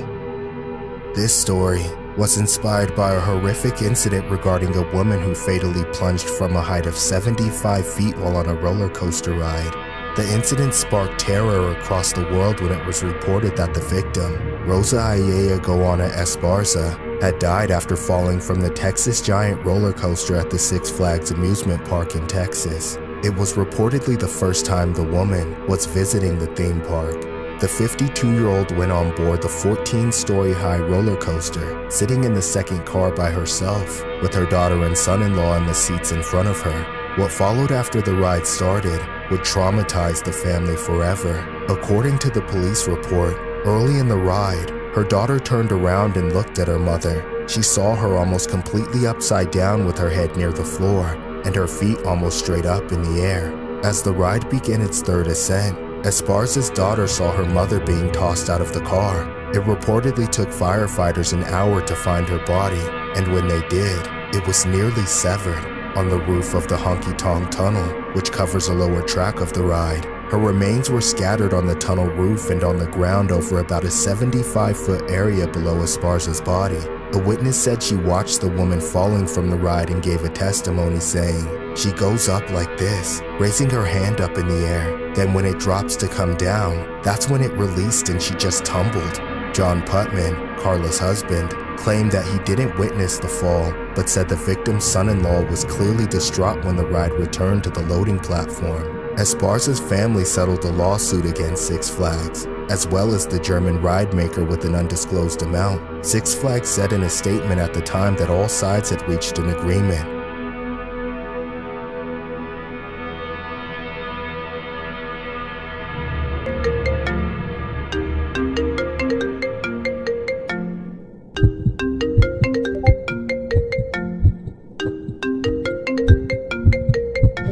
Throughout the year, I would FaceTime my daughters and granddaughters since I lived far away from them. I lived alone and have been pretty lonely since my daughters moved out with their respective families. But during the summer, my daughters would leave their kids with me for a few weeks, just so they can do their own things with their respective husbands. I didn't mind it since I really enjoyed spending quality time with the girls. Plus, it kept me good company rather than being alone all the time. For the sake of the story, I want to keep the names of my grandkids anonymous, so we'll call the older one the bottom bunker and the younger one the top bunker. For context, the girls would sleep on a bunk bed in my guest room, which is why I'll refer to them as such. Over the years, they started not getting along and would fight over everything. They don't play like they used to anymore either. They're more interested in my iPhone since their parents didn't buy them one. I would let them both share it when I wasn't busy making a call or whatever. I barely used it unless I was FaceTiming my daughters or grandkids, so seeing as they were already here, I let them use it for most of the day. My grandkids would do a million things with it, like play games and use the internet. Unfortunately, they weren't good with sharing it. The other night, I was trying to fall asleep when I heard bickering down the hallway. It sounded like they were going at it pretty hard as usual. Give it to me! It's my turn! I just got it back 5 minutes ago, idiot! What are you doing? Watching the you dumb bitch! I'm gonna make you eat your words! That's when I got up out of the bed and went down the hall to their room. I listened to what they were saying for a few moments just to confirm what I already knew before I opened the door and caught them. Just as I suspected, they were tussling over the iPhone. I then cussed the pair off and tried talking some sense into them. Knock it off! I'm tired of hearing you two pissing and moaning and having a damn menstrual cycle about the damn iPhone! My goodness, I can't take these Apple products! If I gotta get up and tell you both to get it together one more time, you can kiss it goodbye and play with some real apples! Now go to sleep! It's late! That threat seemed to work, so I went back to bed. Things were quiet after that. I thought I had put an end to the situation. I had imagined that they had managed to work it out in angry whispers, or the one who didn't get what they wanted had gone to sleep early so they could snatch it in the morning before the other one woke up. I fell asleep expecting to see them quietly bickering with each other in the morning, but I could have never expected what had happened that night.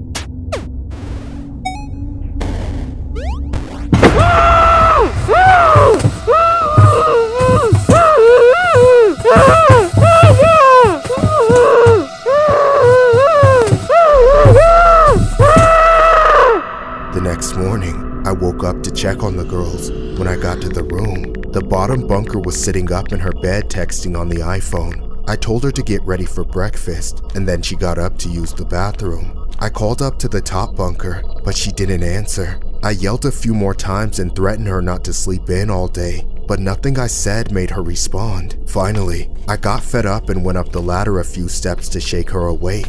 I shook her and shook her, but she wasn't moving. I rolled her over and took the blanket off of her to shake her up some more, but as I was shaking her, I remember seeing the most disturbing thing ever. I remember seeing her eyes shift open with her pupils rolled to the back of her head. There was no life left in her eyes. All I could do was scream in horror, nearly falling off the bed. I barged in on the bottom bunker and ripped the iPhone out of her hands to call 911. While the police were on their way, I thought to check the nanny cam that has been in their room since they were little. When I saw it, the video was horrifying. What my grandchild did to her own cousin was disturbing as hell. I couldn't believe what I was seeing. After they had gone to bed, she took her pillow and climbed up the ladder, sneaking up on her younger cousin. Then she jumped up on her and smothered her until she stopped moving. She then moved the body to make sure it looked like she was asleep. Then she climbed back down and immediately got on the iPhone after getting back in bed. While the lifeless body was just inches above her, I was devastated, and so were my daughters. None of us could have ever expected anything like this to occur. Even the police were in disbelief. They took my first grandchild away, and now they want to charge her as an adult for the disturbing slaying. Nothing like this should have ever happened to my family, especially over something as senseless as an iPhone. This story was inspired by a disturbing incident regarding a female victim who was allegedly suffocated by her cousin after the pair got into a dispute over an iPhone while at their grandmother's house. The unidentified culprit allegedly used the bedding to suffocate her cousin before cleaning up and repositioning her body. Police have obtained a video of the act, which they say shows the culprit committing the act while the victim was sleeping in the top bunk. Police say the victim and the culprit were staying with their grandmother for the summer, and the tragedy occurred after the pair were arguing over the iPhone. The suspect was charged with the slaying along with tampering with evidence. A GoFundMe page and funeral was since held for the victim.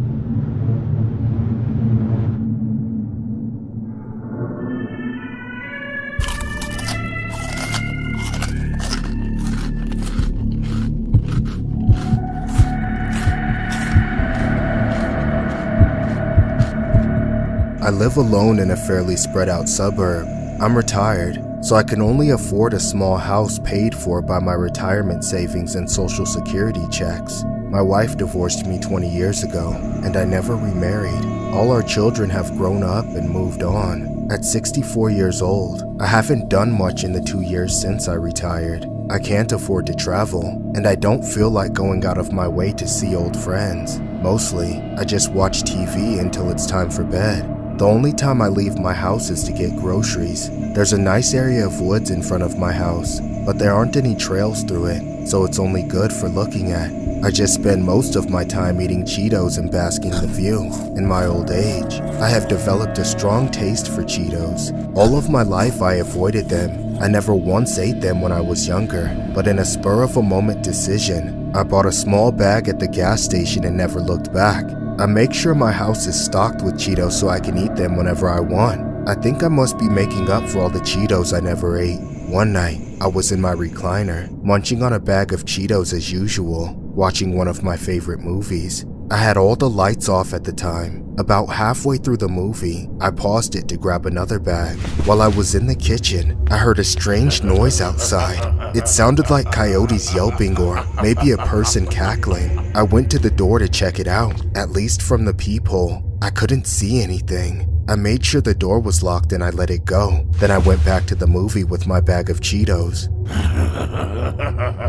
A few minutes later, I heard the sound again. It was louder than before, and I was pretty sure it was coming from a person. I got up and checked through the peephole again, and this time, there was something out there, right across from my house at the edge of the woods. There was some figure I couldn't identify. It looked like it could be a person, but also maybe a large animal. It was too far away from the streetlights to be sure. I was able to decipher that they were standing on two legs, so I figured it had to be a person in some cheap animal costume. I was creeped out that they were just standing there laughing. I knew it had to be somebody completely out of their mind. But who in the hell would just stand in the woods at night and stare at houses while wearing an animal costume? I watched them for several minutes while eating my Cheetos nervously. The figure never moved. After a while, the chills had worn off and I was starting to get bored. So I locked the door and went back to the TV to keep watching my movie. Shortly after I sat down, I heard the floorboards on my front porch creaking, like somebody was sneaking up onto it. I rushed over to the door and checked the peephole, and there was the last thing I wanted to see. There was literally a man in a cheetah costume standing right at my door. I immediately backed away in shock. A moment later, the man knocked. What do you want? Open the door. I just want to talk. You can talk just fine out there. It would really be best if we did this face to face. Maybe I'm too old-fashioned, or maybe I was just too curious, but I opened the door for him. Who are you? I'm just a cheetah. You mean you don't see the resemblance? Huh? Actually, I was wondering if I could have some of those. I smelled them a mile away and followed the scent all the way to here. What? That's ridiculous. No, it's not. I'm just a cheetah. I'm extremely good at tracking my prey. I have a good nose for smelling something dangerously cheesy. I hope you wiped properly and scrubbed those nuts. I wouldn't want to get the scent mistaken for something else. Hey, how about I give you a couple of bucks and you can get a bag of Cheetos for yourself? This is my last one. You're lying. I can smell the inside of your house, you lying bitch. Please, just calm down, sir. Just give me those Cheetos now! Ah! Hey, those are mine! Give me more! I don't have any more! Look, you can have money, just go away! I don't want your money, I want your Cheetos! Ah! Ah, my hip!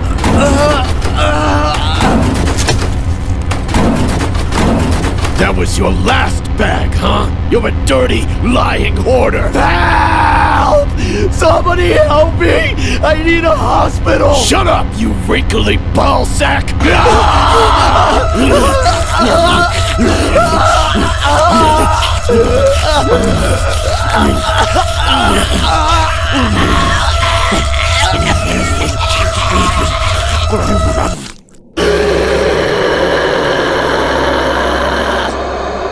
This story was inspired by a horrific incident regarding a homicide that happened in October of 2019. Deputies responded to the Whispering Sands neighborhood and found 64-year-old Elijah Coleman unresponsive on the front patio of his home. During the course of their investigation, they located a Cheetos bag inside the victim's residence. They said that they were unable to identify a fingerprint on the bag. Detectives were able to determine that it belongs to 34-year-old Lorenzo Fitzpatrick Jr. Investigators interviewed the man who gave conflicting statements in regards to where he was at the time of the homicide. Fitzpatrick Jr. was reportedly arrested on one count of homicide. He is being held at the Marion County Jail with no bond.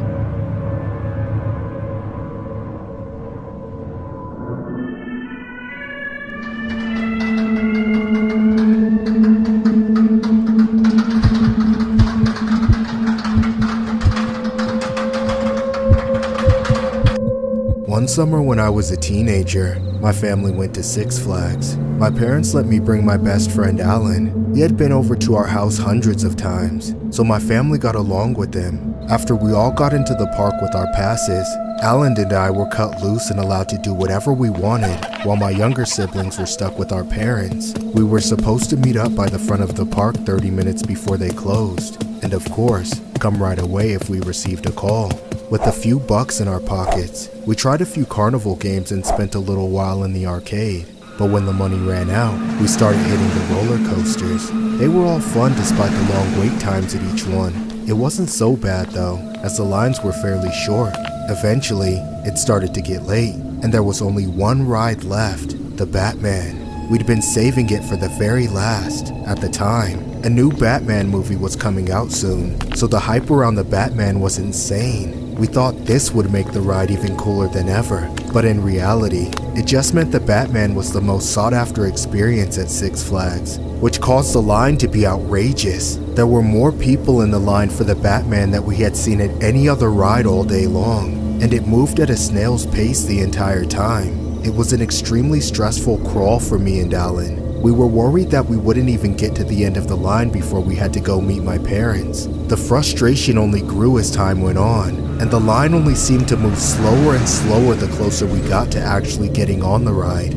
Finally, after nearly 3 grueling hours, it was our turn. Even after all these years, I remember every twist and turn of that ride. It was honestly one of the most fun roller coasters I was ever on. Not many were able to make me feel so close to the edge like the Batman. It buzzed so close to the ground that I really thought my feet were going to scrape it. I was worried my ankles would get broken the whole time. As exhilarating as it was over in a flash. Before we knew it, this ride that we had been waiting to get on for 3 hours was already done. It was very disappointing. We only had about an hour and a half before we had to meet up with my parents, so the day was pretty much done. We considered getting back in line in the hopes that it would magically be 10 times shorter, and we could squeeze in one more ride. But when we came around to do so, it was obviously hopeless. Even the people in line were unsure if they would get a chance to ride before the park closed. I was ready to call it quits, but Alan thought he had a trick up his sleeve. As we were walking away from the ride, we passed by a fence at the back end of the ride. From there, we could see the platform where people got on. Alan suddenly had the idea to hop the fence, run underneath the ride, and sneak back into the end of the line. I tried to convince him it was a bad idea, that even if we did manage to hop the fence without getting caught, someone would surely notice us cutting. Unfortunately, Alan had made his mind up. He tried to get me to go with him, but I wasn't okay with risking it. We ended up getting into an argument, and despite my best efforts to get Alan to give up and go home, he started climbing the fence. Alan, stop! What are you doing? What's it look like, chicken shit? I'm getting back on. But if you want to be a wimp, you can stay behind. I'll wave to you as I fly by. That's crazy. Stop it. Come back here. Alan ran off into the ground beneath the ride, looking back to make fun of me as he snuck around the pillars, trying to get back to the platform. Just a few seconds after he jumped the fence, I heard a familiar sound. There was a carriage climbing up the incline, getting ready to swoop down at any moment. I yelled at Alan to watch out, but by then, all our fighting had drawn a small crowd who was watching Alan in the restricted area. Several people were trying to tell him to come back, but he had tuned all of us out. He was on a mission to ride the Batman one more time, and nothing was going to distract him from his goal. Then, the carriage sped down the incline, beginning its journey of twists and turns at high speed. I called out to Alan one last time. Alan, watch out! Get out of the way! Hurry up right now! Alan!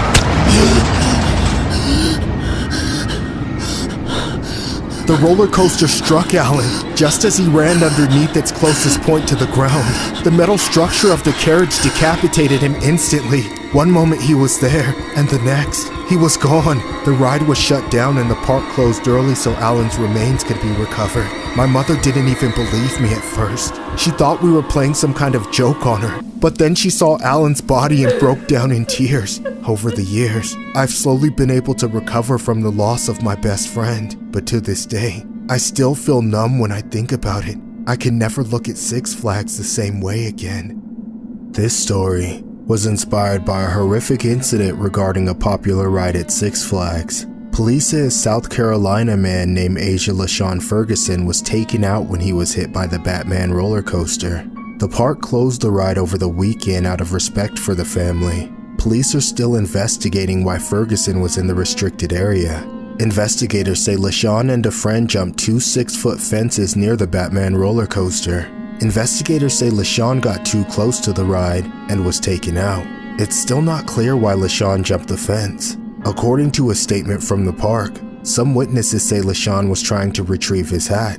A spokesperson from the park said the restricted area LaShawn was in was clearly marked with several "Do Not Enter" and "Danger Zone" signs. No other guests on the ride were injured in the incident.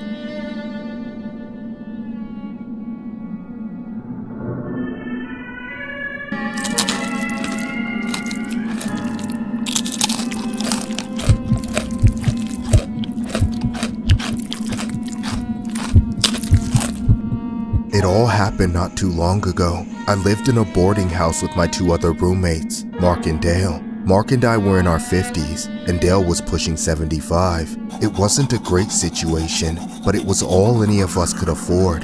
None of us were in a very good financial position. The house we lived in was kind of a dump. It was small and falling apart in some places, but we didn't have any money to try and fix the place up. I just tried to get through the day with the little money I had. Usually, we would eat fast food for most meals since it was affordable. Most of the time it was from Taco Bell, as that was the local fast food joint nearby. When we first moved in together, the situation was a little better. We were all pretty good friends, and we were able to get along well. It was a good thing, because we had to share a small space between the 3 of us, and we all had to cram what little food we bought into the same tiny kitchen and fridge. We would never eat each other's food though. We all made sure to keep our stuff separated in the kitchen as much as possible. Then one day, things started to go downhill. Dale and I were sitting in the living room when Mark suddenly came barging in and started yelling at us about his missing Taco Bell he had left in the fridge. Which one of you shitheads stole my food? Dale and I both denied taking the food, but that did nothing to make Mark less angry. He threatened both of us and said that if we ever stole his shit again, he would kill us. I had never seen him so mad before. I knew that it had to have been Dale who stole the food, cause I knew that I hadn't eaten it.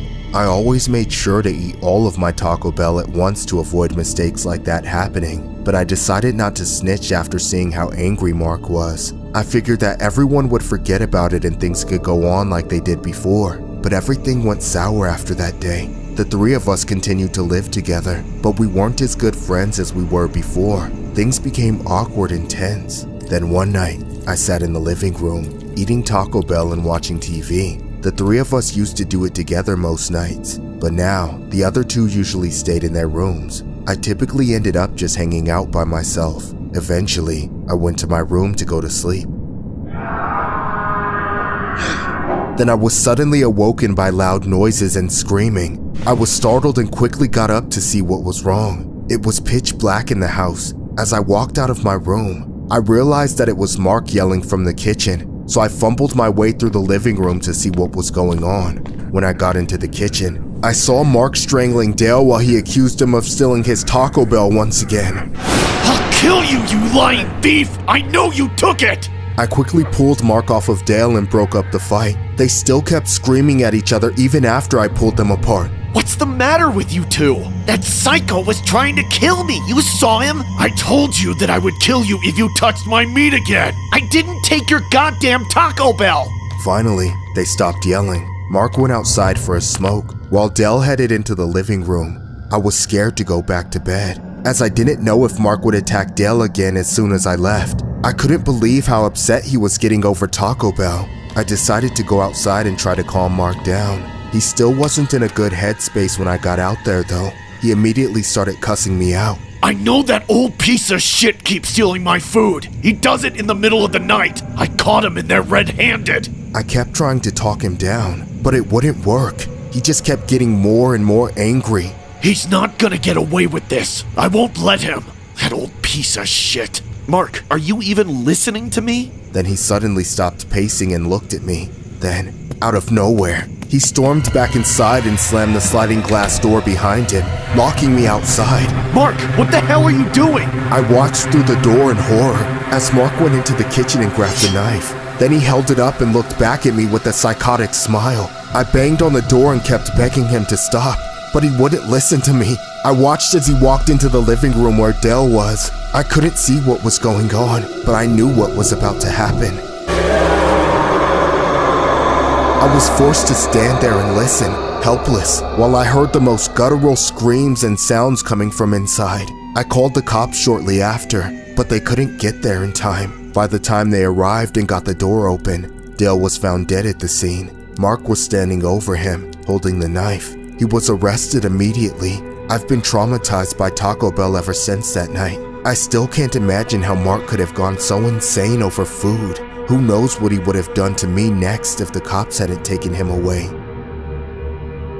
This story was inspired by a horrific incident regarding a Michigan man who was accused of taking out his roommate earlier this year. After a verbal argument over a Taco Bell meal allegedly turned physical, Mark Newsom, 54, was charged in the fatal act of taking out his roommate. The victim was identified as 72-year-old Dale Mitchell. It was reported that the alleged argument began over a Taco Bell food order. He is being held without bond at the Macomb County Jail. A third roommate named Larry Melton commented on the aftermath saying, "Oh God, it scared the hell out of me at the time. It really did. There was blood all over the upstairs. To think a fight over food would escalate into murder. It's inconceivable. I trusted Mark as my friend. I could never believe he would have done something like that. It would have been a lot easier to just walk away."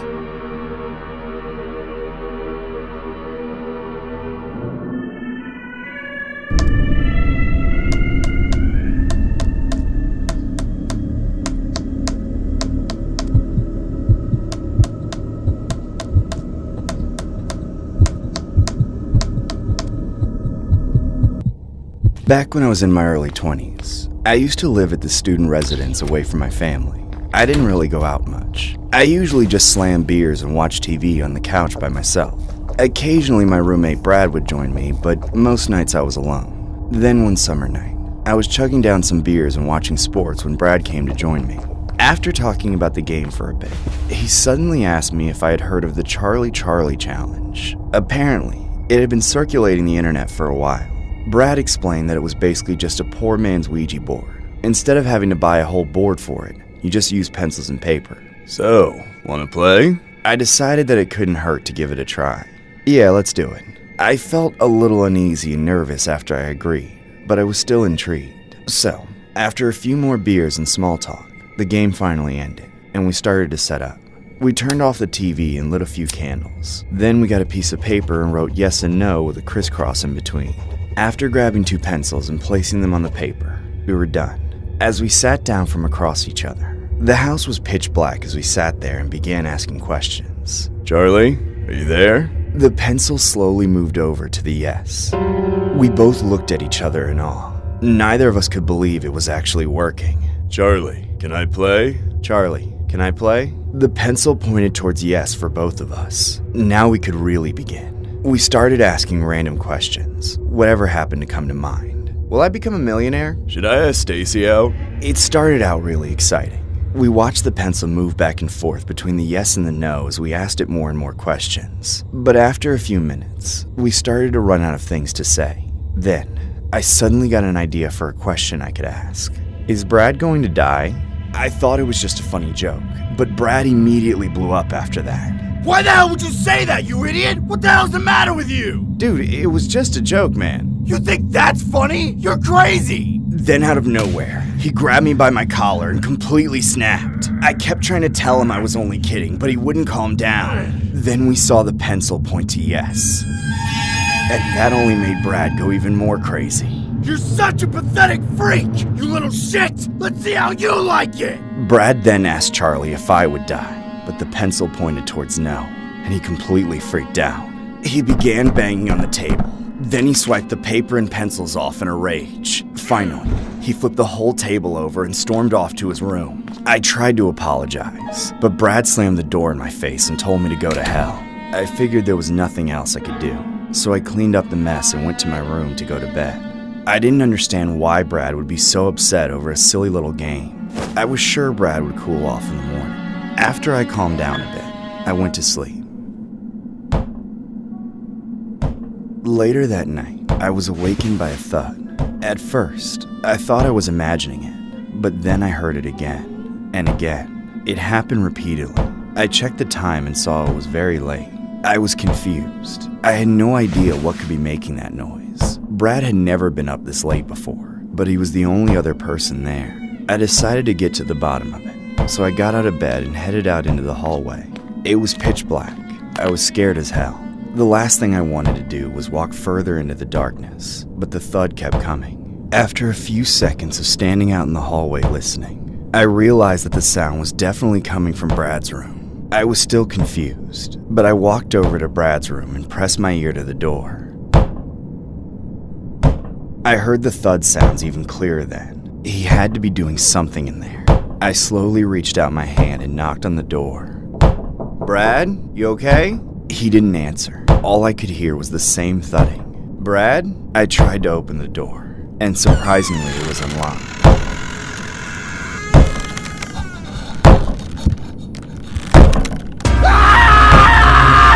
I immediately got out of there and ran towards the living room. As I ran, I tripped over a pencil on the floor and fell over. Then, I started wailing after that. No! Oh God, no! No! No! I went completely psycho and began crying like a maniac. I couldn't believe it. All that kept going through my head was that it was my fault. I had asked if he was going to die, and now it had happened. I laid there on the floor for several minutes, screaming and crying. Then, I finally stopped and looked over towards Brad's room. The thudding had stopped, but that was somehow even scarier than what I had just seen. "Brad? Hello?" All of a sudden, a psycho-demonic Brad came charging out of the room.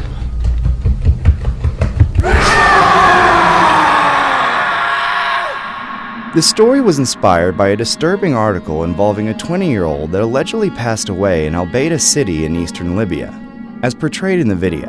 According to medical sources, the victim was brought to the Thora hospital in the city. Authorities in the eastern city have announced their investigation into 2 surviving cases, and the families of the dead have suggested that there's an association between the Charlie game and the cases, citing that the game may have made the victims do quote-unquote conjuring activities. The eastern authorities of Al-Baida slammed a ban on the Charlie game as a result.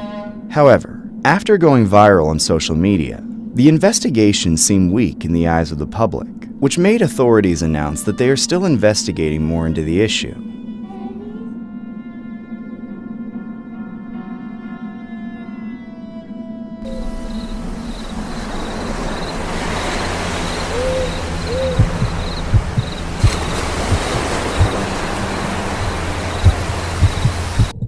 It all started during the summer, when my friend Cameron and I both graduated high school. We wanted to do something big for our graduation, so we decided to go on a trip to the Bahamas with a bunch of other friends to celebrate the milestone on a cruise ship. I was excited to go with everyone, but I was a little weary of one of the guys going. His name was Steven. I didn't know the guy super well. He was a lot closer with Cameron, but he seemed like a big, annoying piece of trash. He was very rough around the edges and was always looking for a reason to get into a fight, but Cameron always liked him for some reason. I wasn't too happy about him coming on the cruise, but Cameron insisted. It was going to be a big boat anyways, so I hoped that I wouldn't have to interact with Steven too much. So when the time came, I packed up my bags and flew down to the Bahamas with the rest of the guys. From there, we got driven from the airport to the dock where we would board our cruise ship. I was really excited to get started with the trip and had decided to not let Steven ruin my time. He hadn't been too bad on the flight over, so I was hopeful that everything would be okay. We boarded the boat pretty early, but it wasn't set to leave the dock until that night. Throughout the day and the evening, we all ate and drank very heavily. The cruise was all inclusive, so we all got unlimited drinks and basically started drinking as soon as we got on the boat. It didn't take long for me, Cameron, and the rest of the guys to get absolutely shit-faced. We all began partying like crazy. Everything was going perfectly until nighttime. That's when the piece of shit Steven decided to start making trouble. He began picking fights with everyone because his dumb ass couldn't handle his alcohol.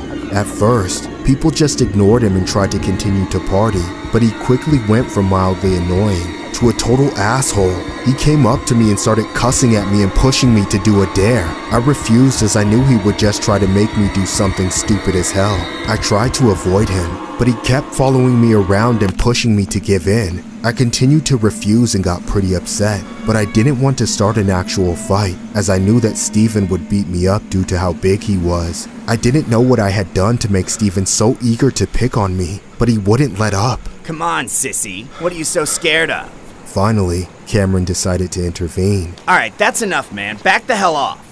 Oh yeah? You're fighting his battles for him now? Or maybe you want to do the dare. Is that it? Alright, I will. I tried to tell Cameron not to do it, but he pushed me away. Steven seemed surprised that Cameron had actually agreed. Then, he started smiling like a psycho and dared Cameron to jump off the boat.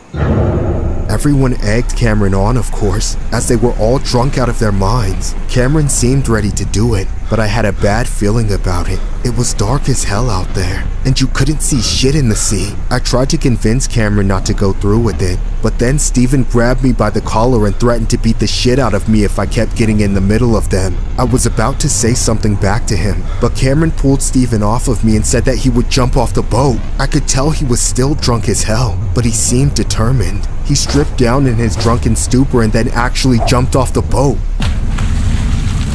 Everyone ran to the edge of the boat and took their phones out to take pictures or videos. Some shined their lights down on the water to try and see where he was, but it was impossible to see Cameron in the darkness. I was scared shitless. Cam?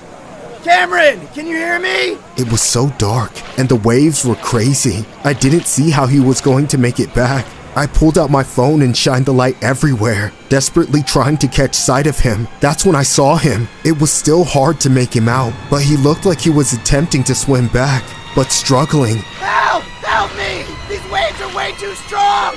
We all immediately started panicking, and everyone regretted urging him to do something so stupid. We alerted the captain to shine the spotlight down on the water so that we could see Cameron better. The captain immediately found him in the water and threw a buoy down. Cameron started to panic even more as the current seemed to be getting worse and worse. Help! It's pulling me away! Cameron, hold on!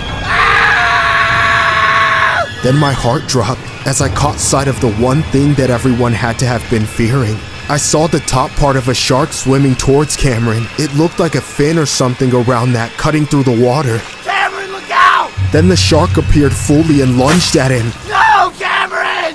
That's when Cameron disappeared completely out of view. We didn't know if he had been eaten or drowned. We all assumed that the shark had taken him.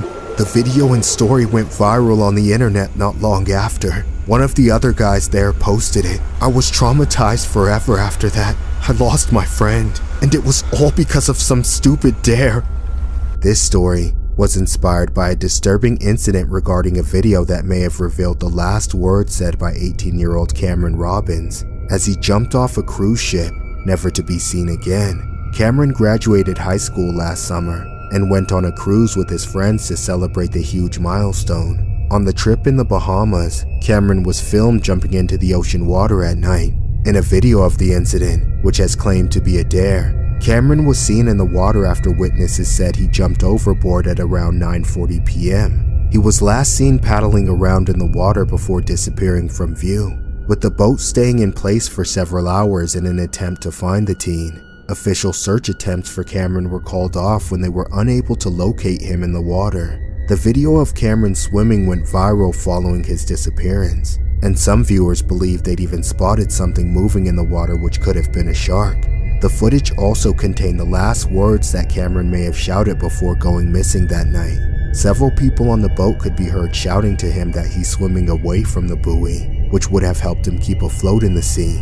He then vanished from the view of the panicked onlookers. To this day, Cameron's body is yet to be recovered, and a shark expert believes it's unlikely it ever will be. While his family haven't been able to properly lay Cameron to rest, they held a memorial for him in the weeks that followed his disappearance.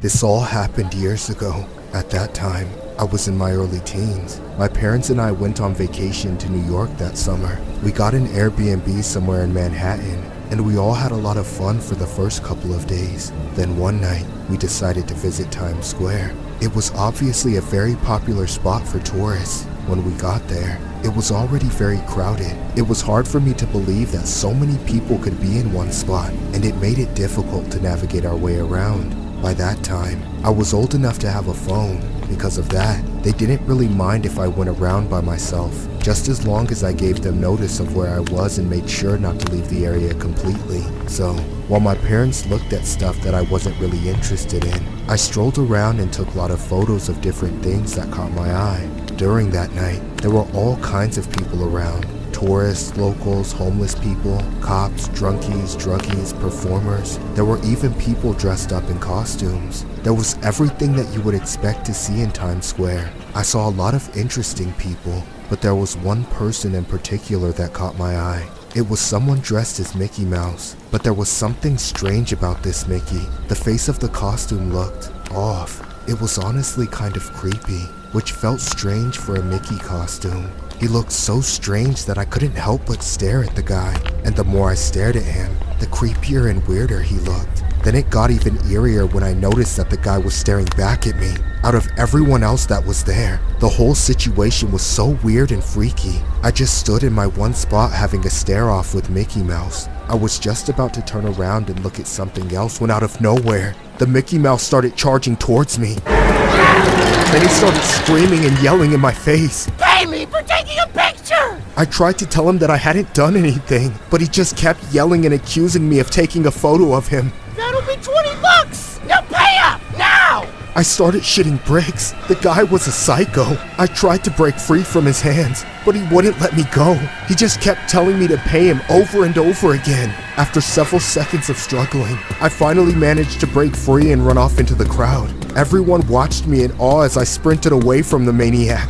I thought for sure that Mickey was going to chase after me, but as I looked back, he was just standing there, staring at me. I somehow found my parents a few meters away taking pictures of the skyscrapers, and I decided that I wouldn't tell them about what happened. I didn't want them to worry, so I just shook it off and pleaded with my parents to head home early. They were reluctant to go at first, but I managed to convince them, and my dad got us an Uber back to the Airbnb. I just decided to sweep the whole incident under the rug and act like it never happened. Later that night, when everyone was asleep, I tossed and turned in my bed. I was having trouble sleeping as I kept having nightmares about the Mickey Mouse. It was still the creepiest thing that I had ever seen. Every time that I was about to fall asleep, a picture of that creepy mask would flash in my mind, and I would get startled awake. Then, to make it all worse, I started hearing noises in my room. I tried to just ignore them and go to sleep, but I kept hearing them more and more. I assumed that they were only creaks and wanted to just sleep it off, but it was hard not to listen to them. Then the noises got even louder. I suddenly woke up in fear and jolted up in my bed. I was sure that there was something in my room by that point. I could feel my heart beating faster and faster as I looked around to see what could be making all of the sounds. Then I saw something in the corner of my room masked in the darkness. It looked like the same scary-ass Mickey Mouse, standing there and staring at me like an utter creep. I was shitting bricks. I sat there in my bed, perfectly still, in total silence and fear. I couldn't understand how he had found me. I didn't know if I was just seeing things or if the psycho had somehow broken into the Airbnb. Then out of nowhere, the Mickey Mouse charged and grabbed me by the collar again. Pay me now! You have to pay me for taking my picture! I kept yelling and screaming as the Mickey began to shake me around and demand that I pay him. Help! Mom! Dad, help me! The Mickey Mouse then pushed me away and ran out of my room and down the stairs. A few seconds later, my parents came rushing in and asked me what was wrong. I quickly explained what had happened and my dad immediately called the cops. The Mickey was gone by the time they got there, but they found him a block down the street and arrested him. It was all over after that, but it was years before I stopped having nightmares about him. I'm still traumatized by Mickey Mouse to this day. I don't think I'll ever fully forget that night. This story was inspired by a creepy incident regarding a man dressed as Mickey Mouse that got arrested in Times Square for harassing a teen. The Mickey Mouse culprit had allegedly harassed the victim and his father for money for a photo they had never taken. The culprit's name was never disclosed, but it has been mentioned that he had stalked the teen and was taken into custody after the outburst.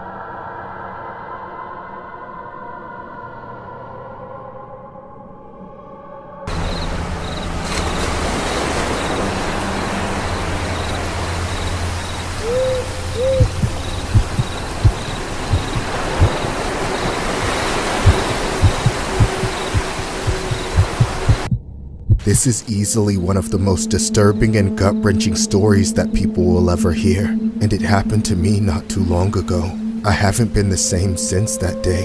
It all happened in the summer of this year. I live in Sochi, Russia, and I had been dating my girlfriend for about 2 years at that point, since it was summer. The two of us had been visiting the beach a lot. It was our favorite thing to do whenever we felt like getting out of the house. I would usually pick my girlfriend up, and then we would drive over to the beach and spend the whole day there. It was about 30 minutes away from where my girlfriend lived. When we got there, we would park in a nearby lot and then walk over to the beach and find a spot to set up our stuff. The beach was always crazy busy, and there were usually a ton of people. It made sense, of course, as it was summer. We didn't love all the crowds, but we just made the best of it. The two of us would swim, take walks, or just lie out on the sand and tan. It was a little annoying that it wasn't as private as we would have liked, though. Still, we kept going back. One afternoon, we were hanging out together at my girlfriend's place when we decided that we wanted to head over to the beach again. The only problem was that when I checked the forecast, I saw that the weather was going to be bad. There was supposed to be a huge storm later that day with lots of rain. My girlfriend still wanted to go despite the weather. I told her that she was crazy to want to go to the beach during a storm, but she kept begging me to go. She said that the beach would be way more empty and less packed this time around since it was going to rain. I was still hesitant, but I finally gave in and went along with it. I thought that it could be fun to be at the beach when it wasn't so crowded. So we got in the car and drove over. It wasn't raining yet as we drove, but it was already cloudy and gloomy outside. I could tell that it was going to be a shitty day, but I knew that it just made it even more likely that no one would be out. We finally arrived at the beach and parked the car. As we walked up, we found that the beach was pretty empty as we had expected. There were maybe a dozen people scattered around, but it was nothing to what it usually was. We both got pretty excited. We decided that we would try to swim before the storm, so we started getting ready, but the weather began acting up almost immediately. It started getting windy as hell, and a little rainy too. The waves looked a little wild as well. We didn't care too much though. We figured we could just walk along the water if it was too crazy to swim.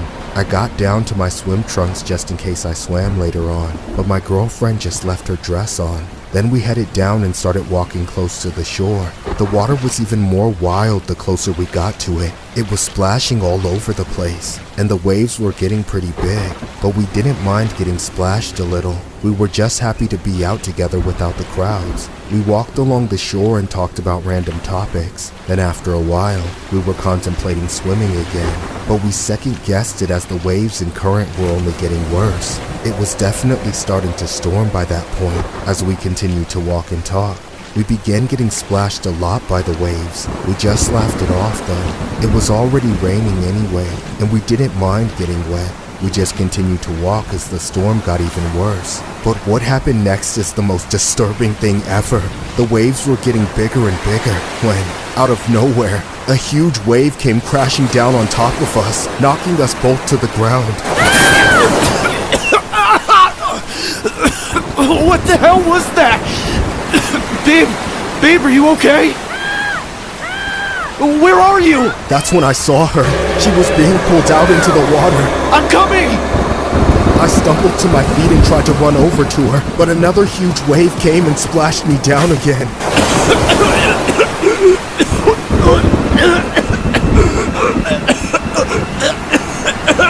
I felt like I was going to drown. The waves were so strong, and they kept pushing me down over and over again. I finally managed to get up.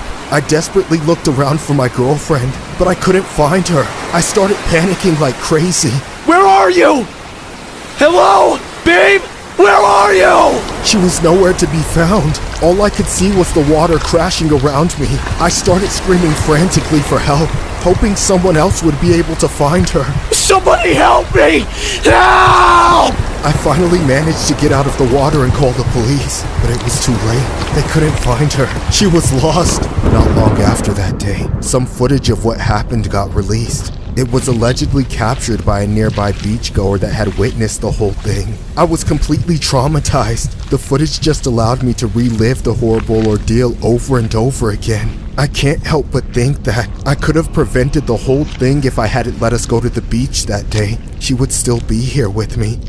This story was inspired by a disturbing incident regarding a shocking video of a woman being swept away in the ocean. The incident occurred on a Wednesday in Sochi, Russia, while the woman, aged 20, was walking on the beach with her boyfriend. The couple can be seen strolling down the beach holding hands when they approach the shore. It seems it was a particularly stormy day, as a series of violent waves began crashing down along the beach. The couple attempted to move away, and while the man is able to escape, the woman is swept away. Although she resurfaces again, another wave crashes down and the woman disappears. Realizing what was happening, the man can be seen frantically running along the beach, searching for his girlfriend and attempting to rescue her. Totally helpless, the man struggles to find her as he paces along the shore. According to reports, a search has now begun for the woman, but so far has been unsuccessful. Rescuers have expanded their search, but unfortunately, she has not been found. They were last seen together in the video. People have been left horrified by the video on social media since.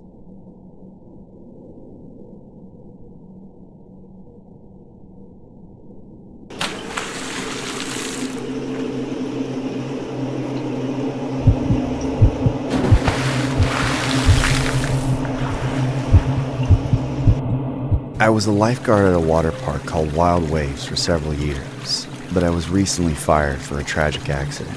For the most part, the job was boring. I spent the majority of my time there watching over one of the pools where people would land at the end of a slide, one of the ones where they went down on a tube. I had my fair share of time where I had to save people, but it was fairly uncommon because most people who go to a water park know how to swim, or they wear life jackets if they can. There were also 2 other lifeguards in the area. One day, on a particularly slow afternoon, I was sitting in the tower watching cute girls go by and looking out for drowners, when all of a sudden I saw something I wasn't used to seeing. There was a morbidly obese man slowly making his way up the stairs of the water slide. I could see him struggling with every step. He stopped after every single one to catch his breath for about a minute. Why isn't there a damn elevator for the slide? It was quite the show, even though it was a bit sad to see somebody so far gone. On top of that, the more likely it seemed that he would make it to the top, the more concerned I got. If he actually managed to climb all those steps, the attendants were most likely going to tell him to go back down because he was too fat to ride the slide. I could only imagine the entitled rage they would have to deal with in that situation, so I knew they might let him pass just to avoid it. In that case, if he was even able to reach over his planetary waistline and hold on to it too, he would have to fit inside the slide. I seriously doubted he would be able to, but I knew he would try anyway. If by some miracle he managed to get in and didn't get stuck on the way down, the resulting splash would be like a tsunami. It took the man over an hour to reach the top, which was honestly an achievement in itself. I couldn't hear exactly what they were saying, but I was watching closely, admittedly not paying very much attention to the pool. I spoke with the attendants afterwards and they told me what happened. Sir, your waistline exceeds the circumference of the slide. I can't let you in. That's ridiculous. This is the one thing I came here to do. It took me too damn long to climb those stairs for you people to tell me no. You better push me into that slide because it's the only way I'm going down. Unless it's on your mother. He threatened to sit at the entrance of the slide and block it for everyone. Knowing the 2 of them would never be able to drag him away on their own, they gave up. The first tube they gave him popped. They had to partially deflate the next donut so the pressure from him sitting on it wouldn't be too much. But I bet to a man like that it was more like sitting on a Cheerio. Watching it all go down, I started to worry if the slide could even support his weight, or if maybe it would collapse. I heard him screaming at the attendants to help him get through. They pushed as hard as they could, but he wasn't moving. Then, one of them had the bright idea to use sunscreen as a lube. They used the entire bottle, but it was finally enough after a handful of irritated guests in line behind helped them push. It was a nail-biting few seconds hoping he didn't get stuck, but somehow he made it. Ah! I haven't moved this fast since high school gym class! As I expected, the splash was enormous. Everyone was in shock and awe. Unfortunately, when the initial tidal wave subsided, something had become painfully obvious. The man had sunk like a gigantic stone. I blew my whistle to evacuate the pool. Then I climbed down the tower and jumped in to save him. He was all the way at the bottom of the deep end. My puny little flotation device wasn't nearly enough to lift him up.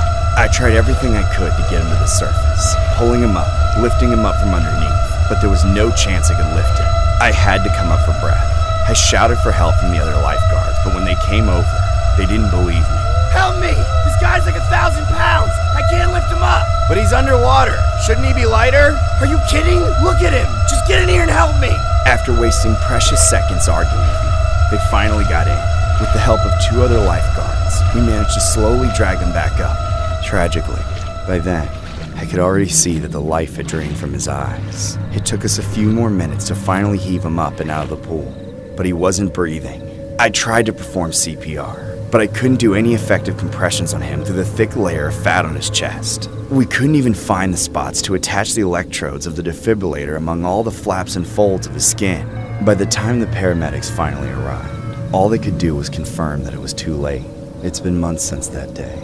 We all got fired, and the park was temporarily shut down. The owners of the park and all the employees who were present are being sued by the family. I don't disagree that there were several mistakes made that day. However, I don't believe I was part of the problem. He should never have even been allowed in the park, let alone to ride the slide. Maybe if my coworkers hadn't bickered with me instead of helping immediately, we could have saved him. I already feel bad enough that he died on my watch, but now I have to deal with being sued for the pennies left in my bank account after losing my job. I don't need that happening to me. What I need is therapy. The story was inspired by a disturbing incident regarding a 33-year-old man who drowned at a water park in Washington State, raising questions about the competence of the lifeguards employed there. The tragedy occurred at Wild Waves, a theme park located a few miles northeast of Tacoma. The water park pool where the drowning occurred was closed to visitors on Sunday. The man was rumored to be near 6 feet tall and was described to have a heavy-set build. He was last seen alive in one of the activity pools. Witnesses say lifeguards on the scene were slow to react when it was apparent that the man was underwater and in danger. The lifeguards were said to have been combative, indecisive, and arguing amongst themselves about what to do next, wasting precious minutes as the man's life hung in the balance. When first responders tried to resuscitate the man, it was too late. The identity of the victim has not been released for publication.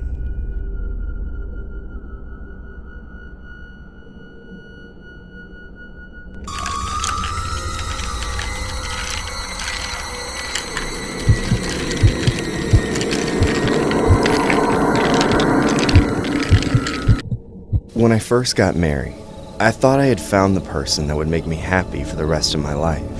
That feeling didn't last long, though. It's amazing how quickly someone can change after getting married. Years later, I couldn't even remember why we got married in the first place. I hated her more than anything. The only reason that I even stuck around was because we had a daughter together. She was the only good thing that came out of our relationship. If it wasn't for her, I would have just walked away years ago. I forced myself to stay even though I couldn't stand the sight of my wife anymore. I didn't want a divorce either because a lawyer was way too expensive. Besides, the bitch would just end up getting child support and alimony from me for the rest of my life. There really was nothing about her that was appealing to me anymore. She used to be hot when we first got married, but then she completely let herself go. She got really disgusting. Most of the time, she would just lay around like a sack of shit and drink Kool-Aid all day. She never once lifted a finger to help around the house either. She just lived off me and unemployment checks while she sat on her ass all day. I despised everything about her. She was totally useless. And what's more, she was always angry at everyone too. What she had to complain about, I didn't know. It was honestly better that she was always in a bad mood though, because it meant that she didn't really want anything to do with me either. I couldn't imagine what I would do if she still wanted to be physical together. I couldn't even get it up for her anymore. She just got worse and worse every day, too.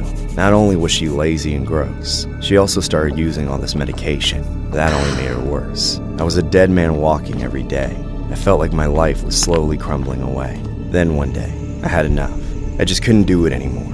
I couldn't keep providing for someone that made me loathe my own life. That's when I decided the only bill I was going to pay for from now on was her funeral. I started looking at ways to kill her after that. After some research, I found a way to poison her drink that I figured would work perfectly. All she ever did was drink Kool-Aid anyways. She would have no idea what I had done. So I gathered the necessary supplies over the next few days, prepared the poison. Then one night, I went into the living room, where she always sat. I asked her if she wanted some more Kool-Aid. She looked even more terrible than usual. Of course I do, you idiot! Took you long enough to ask! Chill out, Kool-Aid man, I was just trying to be nice. I fought back the urge to scream at her. I knew that I couldn't blow it now. I didn't want to give any reason for her to be suspicious. Besides, if everything worked out, I would never have to speak to her again. That's when I went back into the kitchen and made some more Kool-Aid. Then I carefully mixed in the poison. It disappeared completely when I poured it in. I couldn't help but smile at how simple the whole thing was. After preparing it, I brought it over to my wife and handed her the glass. My wife snatched the glass out of my hand and started gulping it down. I watched as she drank every last drop. Then I waited expectantly. But to my surprise, nothing happened. She was completely fine. I couldn't believe it. I was so sure that I was going to be rid of her, but it didn't work. I was furious. I wasn't going to let that stop me, though. The next night, I tried again, but this time, I doubled the dose just to make sure that it would be enough. This time, I didn't even ask if she wanted any. I just prepared the poison and brought her the glass. I knew the bitch was too greedy to refuse it. Of course, I was right. She immediately drank the whole thing, just like before. This time, I was sure that it would work. I stared at her, waiting for the poison to kick in. But again, nothing happened. I completely lost my shit at that point. It wasn't fair. Why wasn't it working? I snapped and started screaming at her. Why won't you die already? Just die! Then I realized that something was starting to happen. She started to convulse violently in her chair and foam at the mouth. It was finally working. I watched through the whole thing. I'd honestly never seen a more beautiful sight. A few minutes later, it was over. She was dead. I thought everything was going to be perfect after that. I got rid of her body, and that was that. My life could finally begin again, but my happiness was short-lived. Her family started trying to get in contact with her after they didn't hear from her for a few weeks. It didn't take long for them to find out she was dead and call the police. I turned myself in almost as soon as they questioned me. I knew that there was no point in denying what I had done. I went to jail just a little over a month after my wife had died. That's how long I got to live again. At one point, I managed to escape. It was during the 4th of July fireworks show. All of the commotion allowed me to slip away.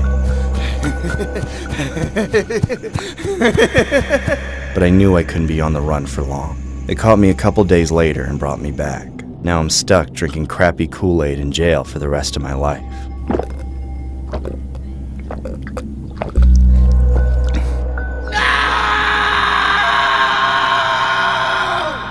The story was inspired by a disturbing incident regarding a southern Missouri man who was convicted of killing his wife by giving her Kool-Aid laced with prescription drugs. Jurors found 37-year-old Jason McClurg of Winona guilty of the death of 32-year-old Stephanie McClurg. Court records show he looked up overdose information online and that his first effort to poison her didn't work, so he tried again. He was also convicted of escaping from the Shannon County Jail after his arrest. The escape happened when he and other inmates were taken outside to watch a 4th of July fireworks show.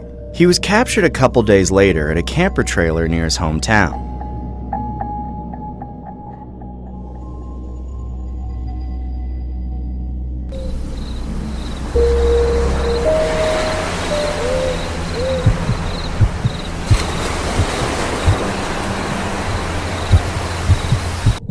I've been a flight attendant for several years now. My main route is between LA and Taipei, Taiwan. I occasionally get to go to other locations, but almost all my work is done between those two cities. I'm the chief stewardess and spend most of my time in business class. The passengers are usually nice and don't cause problems, but there are exceptions. The flight between LA and Taiwan is over 15 hours long, which is like spending an entire day in the air, so I do my best to accommodate the passengers to help them be more comfortable.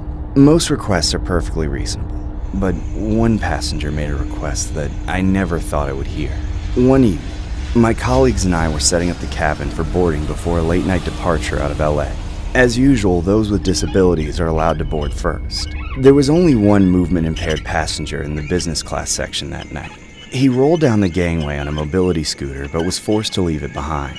The moment he stepped through the door, the entire place smelled like feces. I turned my head to see the source of the odor and saw the most disgusting excuse for a human being I've ever seen. He was over 400 pounds and could barely walk. He squeezed himself down the aisle and held onto the seats for support until he finally sat down. He snapped his fingers and ordered me to get his carry-on and stow it for him. I unfortunately had to accommodate him. As I lifted the bag into the overhead bin, I saw him eyeing me up and down. I knew none of my colleagues were safe. The entire flight crew, apart from the pilots, were female, and it was clear he hadn't had any positive relationship with a woman in many years. I'd love to stay in the hotel with you during my layover. I've got yellow fever, and waiting to blow my savings in Thailand is gonna take too long. And that's not the only thing I'm gonna blow either. You know what a ladyboy is? Or a ping pong show? You're really missing out if you don't. Sir, please stop it. All my colleagues had similar interactions with him. After 2 agonizing hours, we caught a break as we dimmed the lights for the night. But about an hour into the flight, that creep got up to use the bathroom, but I did not expect him to start yelling for help. Help! Somebody get in here and help me! Hurry! Sir, what's the problem?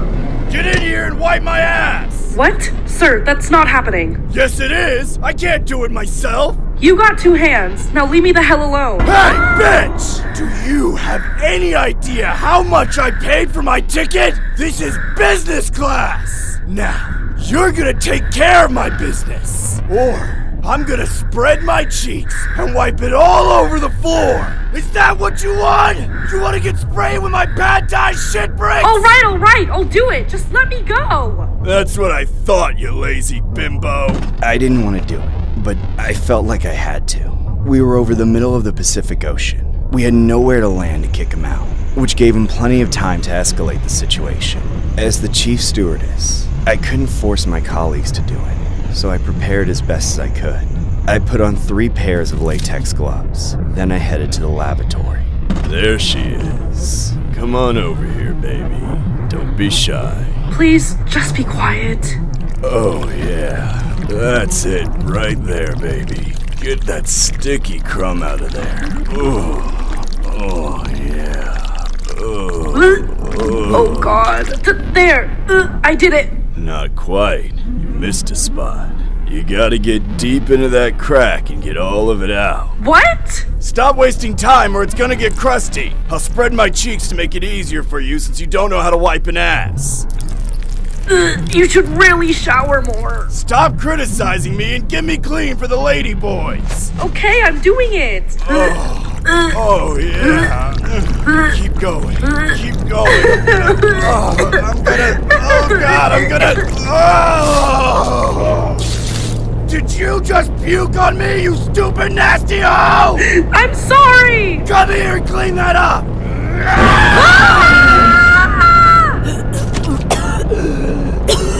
Hey, get off me! Don't touch me! This is assault! That sick, disgusting creep locked himself in the lavatory for several minutes, eventually returning to his seat. He remained under close supervision for the rest of the flight. On the other hand, I spent most of the rest of the flight crying in another lavatory, desperately trying to get clean. The first thing I did when we landed was take a long, hot shower. The creep was blacklisted from the airline. He ended up making it to Thailand, where I presumed he found another flight back home. However, months later, I learned that he died of unknown causes. I celebrated happily, but I'm no less traumatized by what he did. The story was inspired by a disturbing incident regarding an obese American tourist who made headlines when he forced an air hostess to wipe his butt. On an LA to Taipei EVA air flight, the man left several stewardesses traumatized when he demanded they help him in the lavatory by insisting they help him remove his pants and wipe his butt. After repeated attempts to inform the man that he was blacklisted from flying on the airline in the future, a lawyer informed Taiwan's EVA Air that he was dead. According to Taiwan News, the lawyer said the man died sometime in March due to an unspecified illness while on a lengthy beach holiday in Thailand. The man had been booked on another EVA Air flight from Taipei to San Francisco, and the airline spent 3 months trying to reach him to tell him it wouldn't be taking him. At a press conference, a teary-eyed EVA Air flight attendant described how she was left mentally traumatized after the man, who claimed to have had recent surgery on his hand, asked them to pull down his pants so he could use the bathroom. In an Instagram post after the disgusting episode, the flight attendant said she locked herself inside the bathroom, crying and vomiting, unable to wash away the stench of the man's crap. The accused man, who was confined to a wheelchair and was estimated to weigh 440 pounds, reportedly threatened to relieve himself on the floor unless the all-female cabin crew helped him. It was mentioned in a shocking revelation that the man allegedly moaned as he was being wiped. The airline will reportedly refund the man's family for his unused airfare.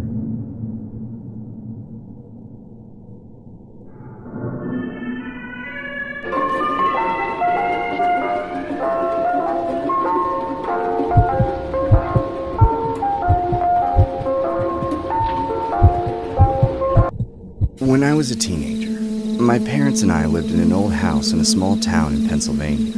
My family wasn't the wealthiest. My parents worked hard and provided everything they could.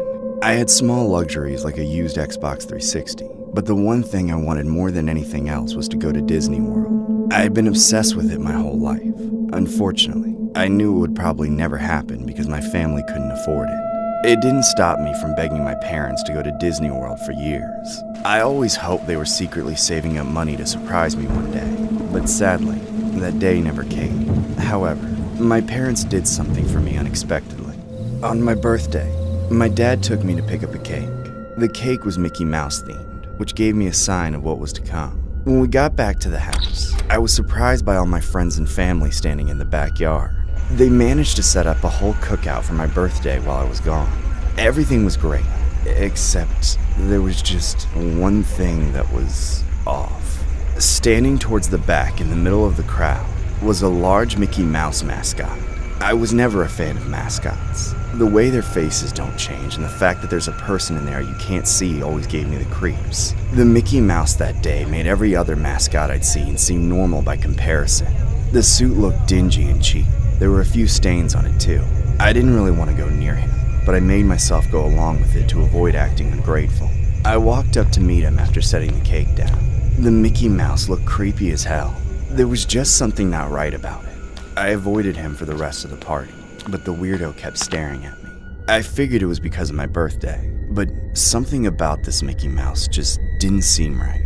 I tried to get a sense of what other people thought of him, but somehow, nobody else was alarmed by his presence. As the evening progressed, everyone transitioned indoors. The adults went down to the basement, where I knew they would be drinking, and the younger bunch, including my friends and cousins, sat in the living room and played video games for a while. Annoyingly, the Mickey Mouse mascot lingered near us. I can recall him just pacing around and staring more at us than the TV. I did my best to ignore him. At some point, the mascot was nowhere to be seen. I figured he went downstairs where the adults were, so I got up to take a piss.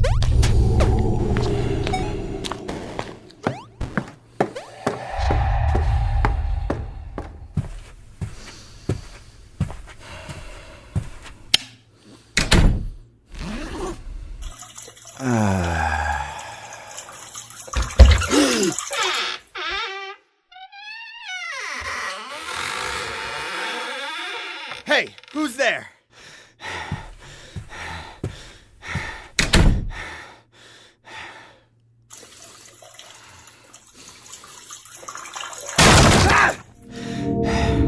This isn't funny, guys! You made me pause my piss!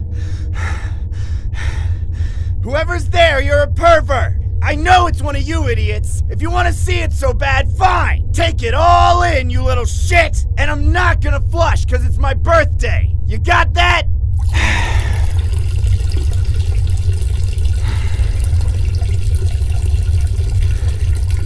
What the hell?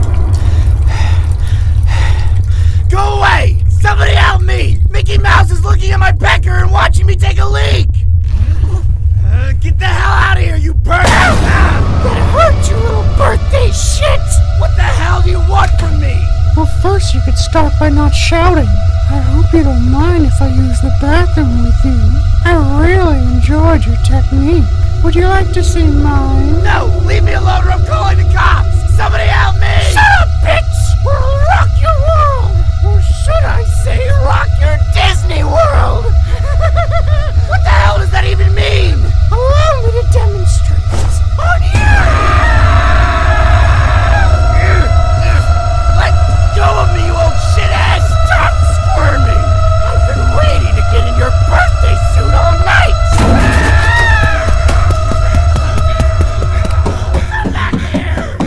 I ran down the hall, screaming for help. I went into the basement and told my parents what was happening. They were visibly drunk, so it took them a moment to process what I was saying. But when they finally got it, my dad went upstairs and confronted the mascot. That's when he charged at him, wrestling him to the ground. Moments later, more adults came up from the basement and helped keep him down until the police arrived. The old man was later arrested and taken away in a cruiser. It was later revealed that he was notorious for assaulting multiple victims in past parties he was hired for. I've been traumatized by Mickey Mouse ever since. The story was inspired by a disturbing incident regarding a Pennsylvania man who dresses Mickey Mouse for children's birthday parties. He was accused of assaulting 5 male victims. The Delaware County District Attorney's Office announced the arrest of Michael Cripps, 43 years old, of Colwyn, Pennsylvania. The allegations date back 7 years. Authorities were concerned the allegations were the tip of the iceberg. When asked if he was guilty in the courthouse, Cripps shouted nope. Whelan said Cripps ran a business called MC Parties, where he would dress as characters such as Mickey Mouse, Elmo, and SpongeBob SquarePants. The district attorney said there was no evidence he met any of his victims through his business. However, it was alleged that Cripps targeted single or divorced moms with young boys and volunteered to babysit. Cripps would reportedly become furious if his victims refused or resisted his advances. Cripps was held on a $250,000 bail and awaits preliminary hearings.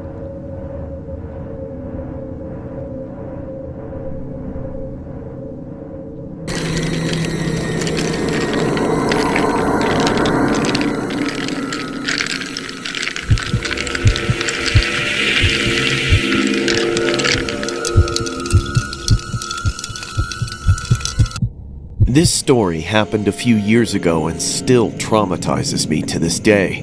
It happened back when me and my brother used to live with our mom. Our dad was never around, so it was just the 3 of us in the household. My mom was far from the right type of person to raise kids. Neither of us feel safe around her. My mom has always had serious issues, but she changes a lot day to day. On an average day, she's tolerable, but she's still barely there on the inside. I usually step up to be the actual parent in the house. If it were up to my mom, we would all starve, because all she gave us was Kool-Aid. She was a garbage person, a real piece of shit. Most of the time, she sits around like a statue, slowly decaying until she looks like she smokes 100 packs a day. Then, without any warning, she'll get up and throw a fit for an entire day straight, screaming about nonsense and wrecking everything in the house. Whenever that happens, the next 24 hours is a guaranteed trip to hell. I'm convinced that my mom has gone off the deep end. Recently, she had started doing something different. Her bedroom is at the end of the hall, so whenever my brother or I leave our room, we would see her creepy ass in the darkness. It was fine when she hid with her door closed, but now she sits at the foot of her bed with the door wide open, staring down the hallway, never moving or blinking, sometimes twitching like a creep. Her sheets are covered in Kool-Aid packets and empty bottles of the medication she's supposed to take, so we both know it's only a matter of time before her next episode. The other night, after this had been going on for almost 2 weeks, the dread was killing me. I'd been doing everything I could to avoid leaving my room, but that night, I couldn't sleep because I desperately needed to use the bathroom. I had no other choice but to go out there.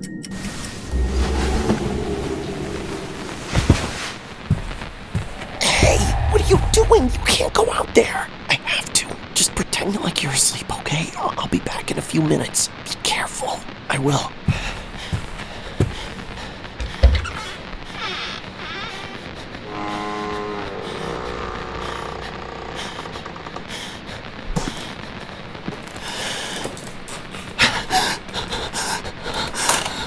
Hi, Mom. Sorry I'm up. I just really needed to use the bathroom.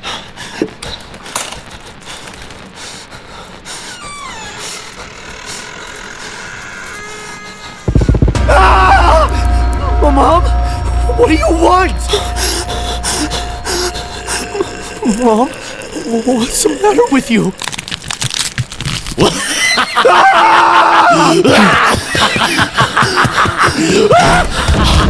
What's going on? I have no idea. That bitch is a psycho. I'm sorry. Did I scare my babies? How about a nice large glass of Kool-Aid, boys? Oh, yeah! Thanks, Mom. Tastes like shit! Mom, something about this Kool-Aid doesn't taste right. Drink the Kool-Aid or else you'll have to drink the milk from my beanbags! Okay, okay.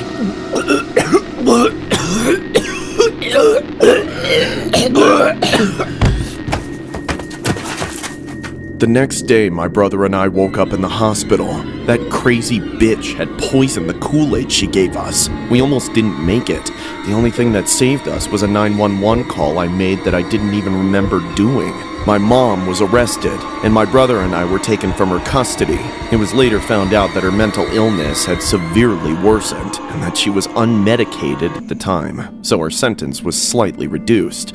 But she still faces years in prison and decades of close psychiatric supervision. My brother and I have been staying with some relatives ever since. Things have been much better without them, but neither of us will ever forget what happened that night. And we certainly won't be touching Kool-Aid for the rest of our lives.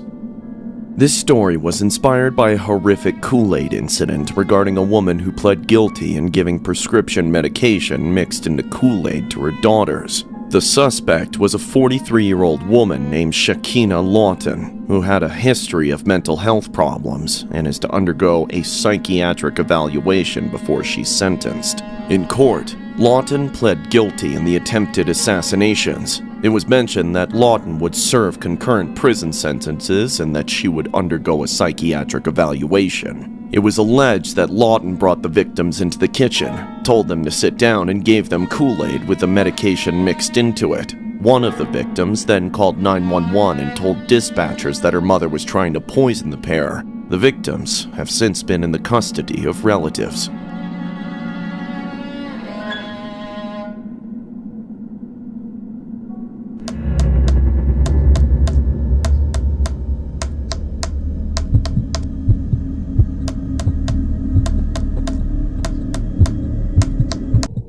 This all happened back in the mid-2000s, back when I was in high school.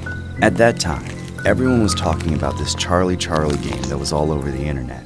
I hadn't heard much about it myself, but I had seen a couple videos of it. It was a big popular thing at the time. Rumor had it that it was the next Bloody Mary. The game involved balancing two pencils on top of each other and putting them on top of a piece of paper that has yes and no written on it. Then you were supposed to ask questions and watch to see if the pencil moved to one of the answers. There were videos of people playing the game all over the internet, and it was hard to tell if any of it was real. I normally hung out with these two guys, Riley and Justin, and this one girl, Joanna. For some reason, they thought the game was the coolest thing they had ever seen.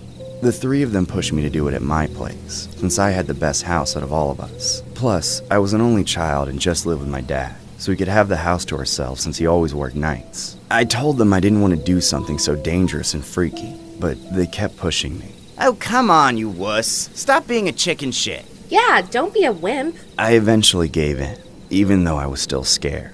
We agreed to do it at my place Friday night. When the time came, I invited my friends over and we all hung out and ate pizza until my dad left for work. We played a few random games and watched some TV while we waited. Eventually, my dad left. After we were sure he was gone, we finally began setting up the game. We grabbed some pencils and drew a cross with the words yes and no on a piece of paper. Then my friends lit a candle and turned off all the lights in the house. I was scared shitless the whole time we were getting the game ready, but my friends kept laughing and making jokes. This is going to be so sick. You think the pencil's actually gonna move? Yeah, what are you going to ask first? Finally, everything was ready, and we sat down to play. They pushed me to ask the first question. You have to ask Charlie if he's here. Go ahead, you first. Guys, I really don't think... Oh my god, just do it already! Stop trying to ruin everything! I reluctantly asked the question, feeling incredibly uneasy. Charlie, are you there? We waited for a few seconds, holding our breath, but nothing happened. I immediately ripped into my friends, telling them that I knew it was a hoax the whole time. But then suddenly, the pencil moved to yes. Oh my god. Did you see that? I was scared as hell. I was then forced to ask Charlie if I can play. But oddly enough, the pencil moved to no. That meant I couldn't play. Then my friends all asked if they could play, and the pencil moved to yes for each of them. They were all good to play. They all excitedly started asking Charlie questions. Are you in this room right now? Oh my gosh, this is so cool. Okay, me next. Charlie, do you know my name? I watched in terror as they kept asking more and more questions. The pencil would move back and forth between yes and no each time as it answered them. It all started out innocent enough, but then my friends' questions started to change. They went from normal fun stuff to really strange and dark. Charlie, have you ever killed anyone? Charlie, Do you like hurting people? That's when I started to get really freaked out. Why are you guys asking it this stuff? Then, suddenly, my friend Jason asked it the most terrifying thing yet. Charlie, should we kill our friend? I thought he was joking at first, but his face was dead serious. Jason, what are you saying? The pencil slowly moved to yes. All three of them turned and looked at me. They all had the creepiest looks on their faces. They didn't even look like themselves. Guys, what's going on? That's when they went insane. They all leaped up and began running around the room trashing stuff. What are you doing? Stop it! This isn't funny! I watched in horror as they started to look like actual demons themselves. Their faces looked scary as hell. Their eyes didn't even look human anymore. Their voices sounded demonic as they laughed and yelled. Guys, what's happening to you? Please, stop this! Then, out of nowhere, they all lunged at me. I ran out of the house and down the street, screaming hysterically for help. I didn't even stop to see if they were chasing after me. I was so scared that I just kept running. Eventually, I came to my senses. I ran up to a random house and banged on the door, begging them to call the cops. When the cops and an ambulance arrived, they found my three friends roaming the street. They were acting hysterical and psychotic. They were apprehended and taken to the hospital. Later on, it was ruled by a doctor that they had mass hysteria. That's what everyone believed anyway, but I knew it wasn't true. I've since been grounded by my dad. He thought that the four of us had done drugs or something. I couldn't get him to believe what really happened. I became distant from my friends after the incident. I just got through school and graduated without interacting with them too much.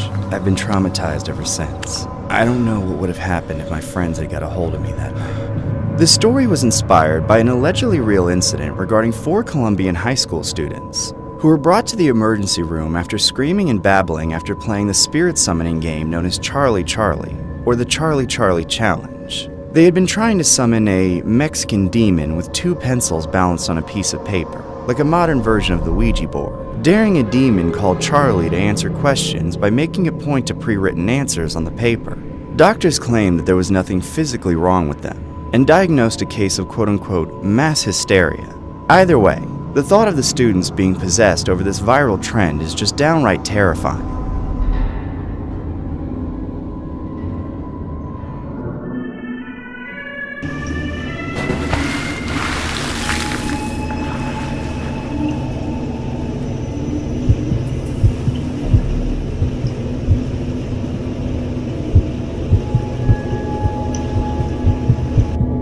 Last year, my husband and I went to Six Flags to have some fun at the water park.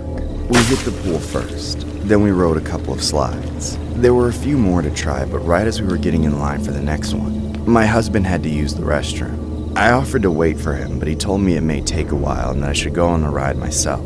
I agreed and made my way in the line up to a water slide called the Bonsai Pipelines. As I stood there waiting, a very large man, and possibly the world record holder for fattest man alive, got in line behind me, pushing up against me with his disgustingly ballooning stomach. I asked him politely to mind my personal space, but talking to him was a mistake.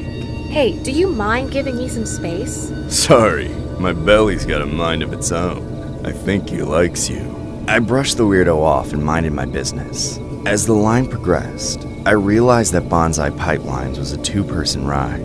Everywhere I looked in line, I saw couples, siblings, and friends all paired up. And at the top, people sitting together in 2-person tubes. That's when I noticed the plus-size man behind me smiling like a freak, showing me his rotten teeth from a lifetime of probably eating candy and washing it down with Mountain Dew, and also never being able to hold a toothbrush in his chubby sausage fingers. I was devastated. I knew I would be paired up with that fat creep. I considered leaving the line. That's what I should have done. But when I looked behind me, I saw multiple pairs of people in line behind us. I knew it wasn't going to be the best experience, but I sucked it up and stayed. Of course, this made the massive loser in line with me think I was starting to like him. Every time we moved in line and went up a step, that creep bumped into me. He almost knocked me over a few times. He kept talking about going on other rides together afterwards, and even suggested we go home together.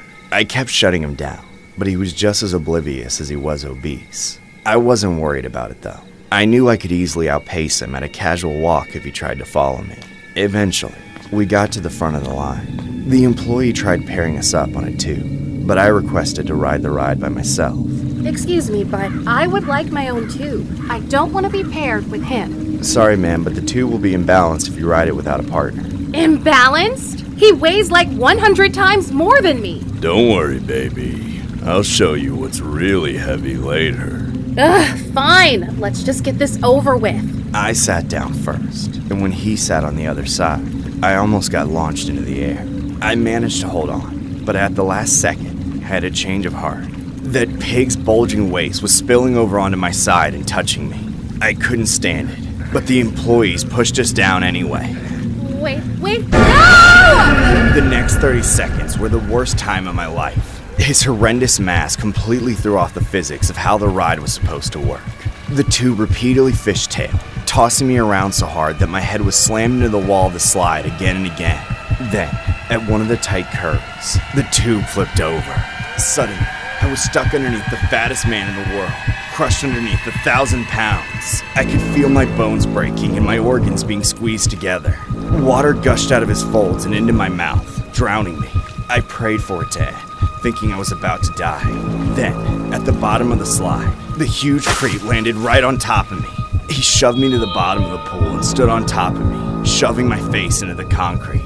Finally, he got off me, and I immediately struggled to swim up to the surface. I cried for help as I drowned because of my injuries, and that worthless, narcissistic mountain of a douchebag just walked away. Help me! I can't swim! Thankfully, the lifeguard at the splash pool saved me from drowning, but everybody just let that fat piece of crap get away. I was taken to the hospital with severe injuries. I suffered a concussion, I had several broken ribs, my liver was ruptured, and my pelvis was broken. And the cherry on top was my broken nose, ruptured eyeball, and shattered front teeth. I had to be rushed into surgery. Despite filing a police report, nobody found out who the man was. I don't see how it could be that hard. There can't be that many men who weigh 1,000 pounds. Not to mention, my medical bills have financially crippled me for the rest of my life. A year later, my injuries have mostly healed, but I'm partially blind in one eye now, and I've been dealing with severe chronic pain. Due to the fact I can't sue a person I can't identify, I'm suing Six Flags for forcing me to ride with him. And what made things worse was how I wasn't able to have intercourse with my husband because of my injuries. And as a result, he's suing Six Flags for the loss of affection. The case is still ongoing. I don't know what will come out of it. All I know is that the freak of nature is still out there, and he might cause more damage if he decides to show up to another water park again.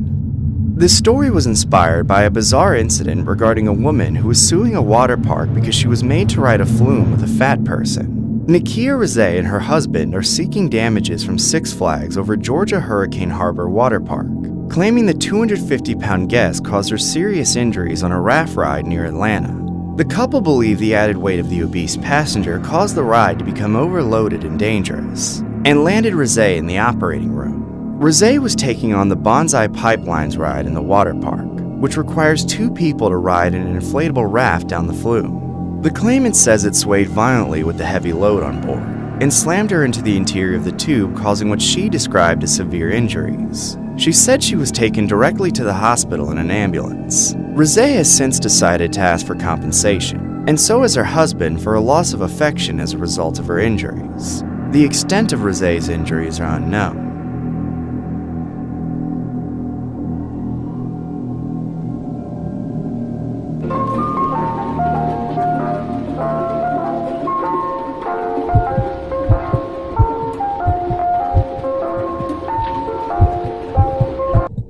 I'll never forget what happened that night. It all started late one night. I was out at a bar by myself getting drunk. So, by the time it got to around 3 a.m., I decided that I should probably head home and get some rest. So I had one more drink and then left the bar. I probably should have gotten an Uber or a taxi, but I decided to drive myself home as usual. Plus, there weren't many cars out that time of night, so the risk was pretty minimal. Then, out of nowhere, this minivan swerved in front of me and cut me off. I had to slam on the brakes just to avoid hitting them. It was crazy. I was immediately upset and annoyed by the situation. They had the entire road to drive in, and they had chosen to cut me off like some dirtbag pieces of shit. I decided right then that I wasn't going to let them get away with it without giving them a piece of my mind. I quickly sped up next to them and rolled down my window so I could start cussing at the van more. Hey, you cut me off, you bastard! Who do you think you are, shithead? The other driver didn't answer, and it was difficult to see inside as the windows were tinted, and it was dark. I figured he had gotten the point though, so I yelled one more cuss word at him and drove off, accelerating as much as possible to get away from him. I thought that was the end of it, but then, not a minute later, the van pulled up and cut me off again. They had to have gone over 100 just to get in front of me. Whoever was driving was a total lunatic. Are you kidding me? This piece of shit! I'm gonna kill you, you freaking asshole! I sped up and drove alongside them again so that I could cuss them out even more. I was so angry that I went completely insane. I was barely even watching in front of me as I sped alongside the van and kept screaming at them. I started spitting on the window and screaming even louder, but they still wouldn't respond. Finally, I decided that there wasn't anything else I could do, so I spat at them one more time and then sped off and cut off the van for good measure. I was feeling pretty good about getting them back when out of nowhere, the van slammed into the back of my car. That's when the minivan started bulldozing the back of it and pushing up on my vehicle. Ah! What the hell? This guy's crazy! I completely lost it after that and started screaming bloody murder. I thought I was going to die. It was like an episode out of Jeepers Creepers. We went on like that for several minutes. Then, we finally both came to a red light and the van miraculously let me come to a stop. They still stopped with their van pressed up against my car though. I figured that this was my chance to put an end to all of it. So I moved my car up a little and put it in park. But I was still so upset that I knew it was going to be a road rage incident. I felt hesitant to get out of my car, but I pulled myself together and stepped out to confront whoever it was. As I walked over to the van, I still couldn't see inside as the windows were too tinted. I stood there for a moment, expecting the driver to get out, but the van remained completely silent. That's when all my anger came rushing up to the surface again. This psycho was trying to run me off the road, but didn't even have the balls to come out and face me. I then started slamming my fist against the driver's side window. Come out here and face me, you coward! There still wasn't any response, so I started kicking and punching the side of the van in a total rage. Come out here, you son of a bitch! There was still nothing. I waited a few seconds, expecting the person to come out. Then suddenly, I heard the door from the other side of the van open. And that's when I saw the scariest thing ever. It was Mickey Mouse. It was a man dressed in a Mickey Mouse suit, like he had come from working at Disneyland. But it was no normal-looking costume. It looked absolutely terrifying. The guy just stood there, staring down at me like a gaunt psycho. I tried to stay angry and cuss at him some more, but I couldn't help but show fear in my voice. What do you want, asshole? You think I'm scared of you? It was a pathetic attempt to sound tough. He continued to stand there, staring at me. It was horrifying. Then, out of nowhere, 3 other cartoon characters got out of the van and stood beside Mickey. That's when they all charged at me. I tried to run, but they quickly jumped me. I began to panic as they all went insane and started kicking and punching me in a total frenzy. Ah! Somebody help me! I'm getting jumped by mascots! I tried to yell, but there was no one around to hear it. I just laid there on the ground while the cartoon characters continued to beat the shit out of me. I was sure that I was going to die then, but at the last second, the characters left and got back into their van. I was left on the ground in a bloody pulp as they drove away. Eventually, I managed to get into my car and drive away. Months later, I saw the whole incident caught on camera by another vehicle that had apparently driven by. It became a meme and a laughingstock on the internet. They don't know how horrifying that night truly was, though. I'm still traumatized to this day by Mickey and what he did to me.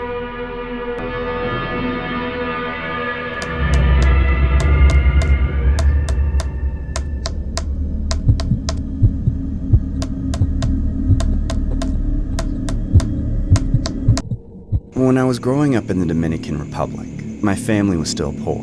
I hung out with some richer kids so I could get a chance to try out all the new stuff they had. One of these friends of mine was Eddie. His parents were exceptionally wealthy.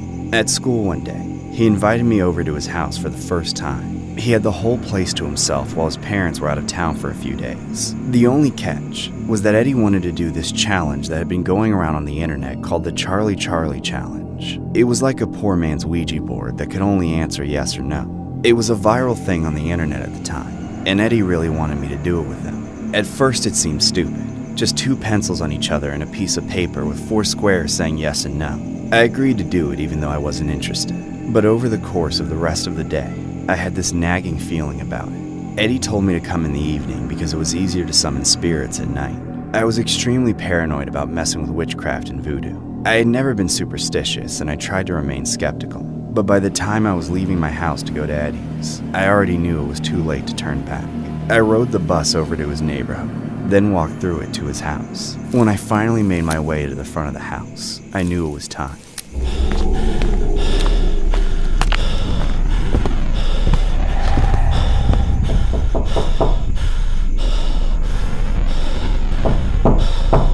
Is he even home? Come on, man. Please don't tell me I came all the way out here for nothing. Ah! Jesus! Who the hell are you?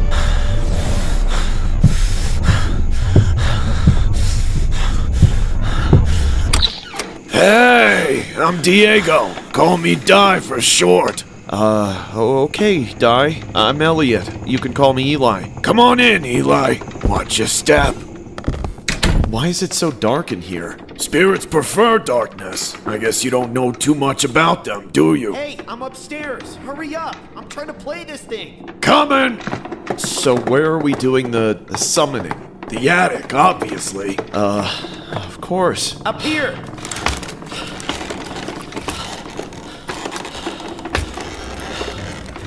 I don't understand. Why are we doing all this? I thought this was supposed to be a simple challenge. And what's with the candles? You naive little idiot. Did Eddie tell you this was a game? If he did, it's because he was afraid you'd wimp out. What are we doing? Have you not been listening this whole time? We're summoning a spirit. Okay, well, then I don't think I want to be here. You guys shouldn't mess around with that stuff. Shut up! You're staying and you're doing this with us. Don't make me hurt you, all right? Okay, fine. I'll do it. Hey, I set it up while you two were making out. You know the rules to this, right? Yeah, we ask it a question, then the pencil balanced on top will move to say yes or no. And do you know what to say? Yes. Then say it. Come on, do I really have to? Do it! Okay. Charlie, are you there? Whoa, you did it! It actually worked! I don't like this, guys. What if Charlie's evil? Would you just shut up, you what? Charlie, may I play? Damn it. Well, I guess that's that. I'll see you guys downstairs. Wait, I'm coming with you. You're not leaving until Charlie says you can leave, dipshit. Okay. Now it's my turn. Charlie, can I play? Yes! Woohoo! Now it's your turn. Charlie, can I play too? Oh, no, I don't want to do this. Charlie, will I get laid this year? Damn it. I'm tired of using my flesh. Never mind. Your turn, loser. Charlie, was summoning you a bad idea? Oh, that's crazy. See? I told you. What the hell? Why isn't it stopping? What's going on? Ah! No, Diego! Wake up! Diego? Are you alright? Did you just die? Eddie! Fire! There's a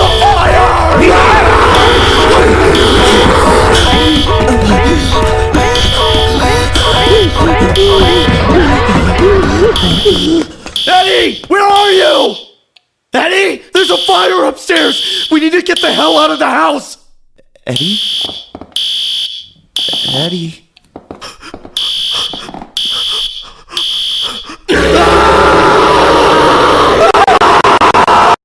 The story was inspired by a disturbing news article regarding a school called Juan Pablo Duarte Primary School in the town of Atomayor in the Dominican Republic. In a video of 3 students playing Charlie, the parents alleged that their children were possessed by Satan after playing the playground game. 3 students were absent from class because their parents believed they were possessed by the devil. The school is one of the various throughout the Atomayor region of Eastern Dominican Republic, a country where voodoo black magic is common, and that has been subjected to what one would describe as a satanic craze. Since then, there have been no further updates or reports on the 3 students.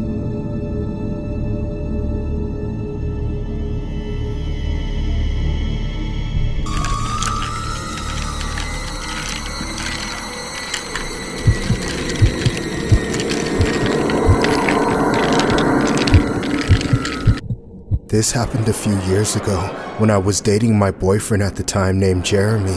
When I met him, he was obsessed with Kool-Aid more than the average person, and it wasn't just the drink itself. He had most of the walls in his house covered with Kool-Aid posters. It was weird as hell, but I just went along with it. I eventually moved into his house and really started to notice his unhealthy addiction to the red powder. It's all he drinks. Some days, he doesn't eat anything except spoonfuls of undiluted Kool-Aid mix. His teeth are chronically stained red and have slowly been rotting away for years. Unfortunately, since he has a remote job and works from home, he rarely leaves the house, which means he never has any reason to pretend like he's a normal person, so he never gets a break from the Kool-Aid. A few months ago, things took a turn for the worst when he ordered a Kool-Aid Man costume on eBay. The moment he put that thing on and absorbed the personality of the Kool-Aid Man, I knew that my boyfriend was a sick and mentally ill man. From that day on, Jeremy demanded that I called him the Kool-Aid Man. If I ever suggested that he drank something else, or if I ever called him Jeremy, he would snap at me. And since then, he would never take off the costume, not even to shower. And every single day, the stench that emanates from him became increasingly worse. He won't even take it off when we are intimate. The guy literally embodied the whole Kool-Aid persona. It was disturbing as hell. It was clear that he was suffering from some kind of mental disorder, but it didn't matter because he would refuse to get any sort of help. The guy thought he didn't have a problem and thought I was overreacting. I tried to accept the way he is, but after everything I've had to put up with over the years, his obsession was gradually taking over our lives. A few weeks ago, things got really bad between me and Jeremy. One night, he ran out of Kool-Aid, and since he can't drive with the giant Kool-Aid Man suit on, I've been making all the trips to the store for him. And when I told him that I wanted to wait until the morning, he threw a tantrum like a spoiled toddler. Despite being disturbed and afraid of what he might do as a fully grown man with no self-control, I stood my ground and we got into a heated argument. At a certain point, he started throwing things at me, and that's when I finally left the house and said I would get his stupid Kool-Aid if he would just calm down. I drove away, but I didn't go to the store. I circled the block a few times until I had to pull over and have an emotional breakdown. I called my closest friend and told her everything while I tried to collect myself. After almost an hour of conversation, she convinced me that it was time to stop enabling Jeremy's destructive habit. We made a plan of action for me to confront him, and once I was ready, I drove home without any Kool-Aid.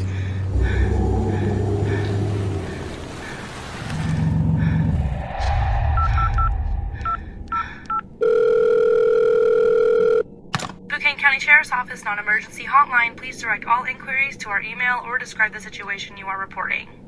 Hi. I need an officer to come to my house. Ma'am, is this an emergency? No, I just need someone to be here in case things get bad. I'm scared of my boyfriend, and I know he's going to get violent. What's the address of your house, ma'am? It's 69 Oak Street in Spokane Valley. A deputy will be directed to your house and should arrive shortly. Are you currently at your house, ma'am? Yes, I'm right outside in my car. Listen carefully. Do not go inside your house until the deputy arrives. Remain in your car. Do you understand? Oh my god. I think he just saw me. Please hurry and send somebody here. Ma'am, stay in your car. Holy shit.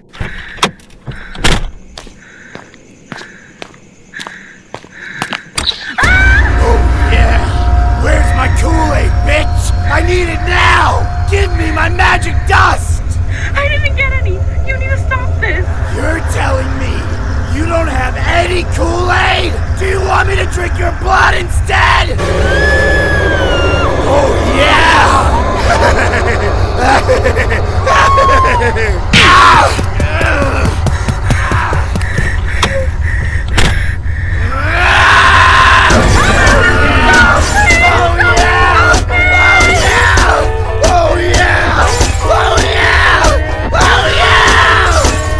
Put the weapon down and get off the car right now! Do it before we tase you! Oh yeah! Oh yeah! All you bitches can drink my piss! Jeremy was later arrested for attempted murder, and obviously, we are no longer together. As of now, he is still waiting for his trial in jail because he couldn't afford bail. I'm happy to know that he will be put away and get the help he needs. But after everything that happened, there is still one thing that will always remind me of him. Every time I pass by the Kool-Aid at the supermarket, I'm hit with flashbacks of that night. This story was inspired by a disturbing Kool-Aid incident regarding a 41-year-old actor named Jeremy Lindholm, who has been arrested on suspicion of attempted murder after attacking his girlfriend with a baseball bat over Kool-Aid. Lindholm was an actor on a series called The Twin Peaks, and reportedly fled the scene of the alleged attack while clutching the bat after the victim called the cops. Jeremy told the police that he had been arguing with his girlfriend before she headed out to get him Kool-Aid. When she failed to return, Jeremy became angry and went to find her. Police officers responded to calls that a male was at a location with a bat still in his hand as he fled, but that he had quickly given up when confronted by officers. They confirmed the incident was a domestic-related case. Lindholm has since been booked into jail and charged with attempted second-degree murder, second-degree assault, and several other charges, including assaulting the unnamed victim's friend. The victim was eventually transported by ambulance to a local hospital with non-life-threatening injuries.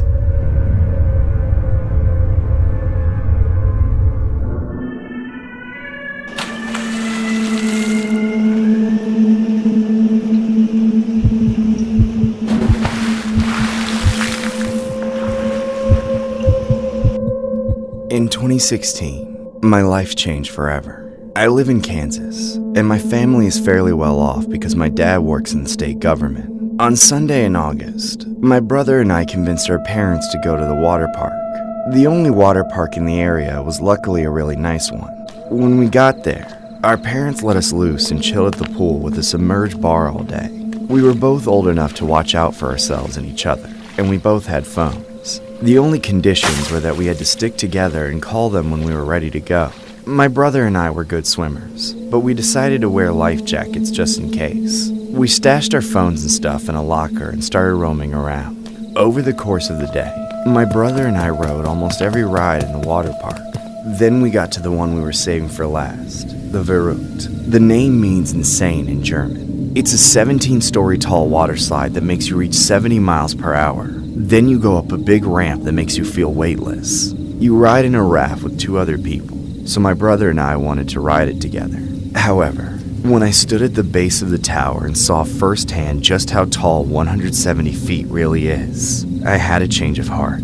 Something just gave me a bad feeling. I noticed there were no height or weight restrictions. It just didn't seem safe, so I changed my mind. I'm not going on that thing. It's way too tall. Are you seriously pussing out right now? Whatever, I'll wait for you down here. You're such a wimp! You know you can piss in the water if you're too scared, right? I immediately walked away and waited at the bottom as my brother got in line. It was a busy day, so it would be a while before he made it to the top.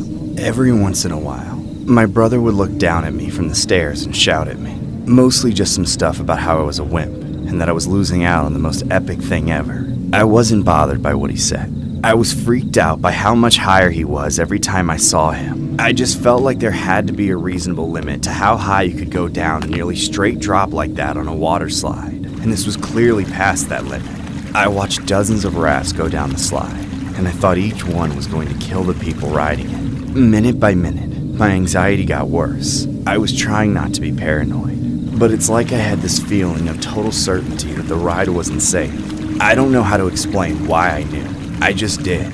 Finally, I snapped. I started screaming at the people in the line to walk back down. I didn't care if they thought I was crazy. I called my brother's name a dozen times not to do it, but by then, I couldn't even see him. He was already at the top. Then I heard him yelling at me, making fun of me for going nuts. I looked up and saw him getting into a raft at the edge of the drop.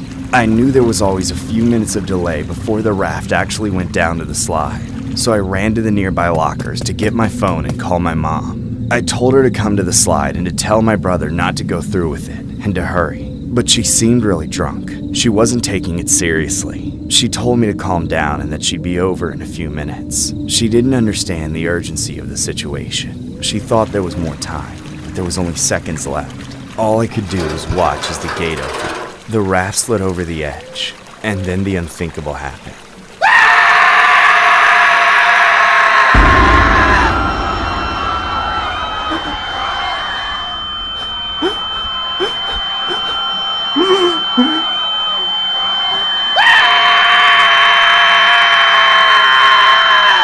I started panicking. My brother didn't survive.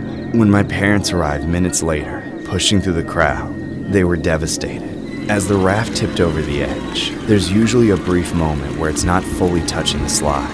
But at the same time, the leverage of the people in front hanging over nothing for a moment caused the back end to elevate slightly, causing the tragic mishap that involved my brother. It was mentioned that the raft rotated catastrophically and didn't correct. Half a second of free falling later, and my brother's head slammed into the metal safety net as the raft he was strapped into kept falling straight down, which ultimately ripped off his head.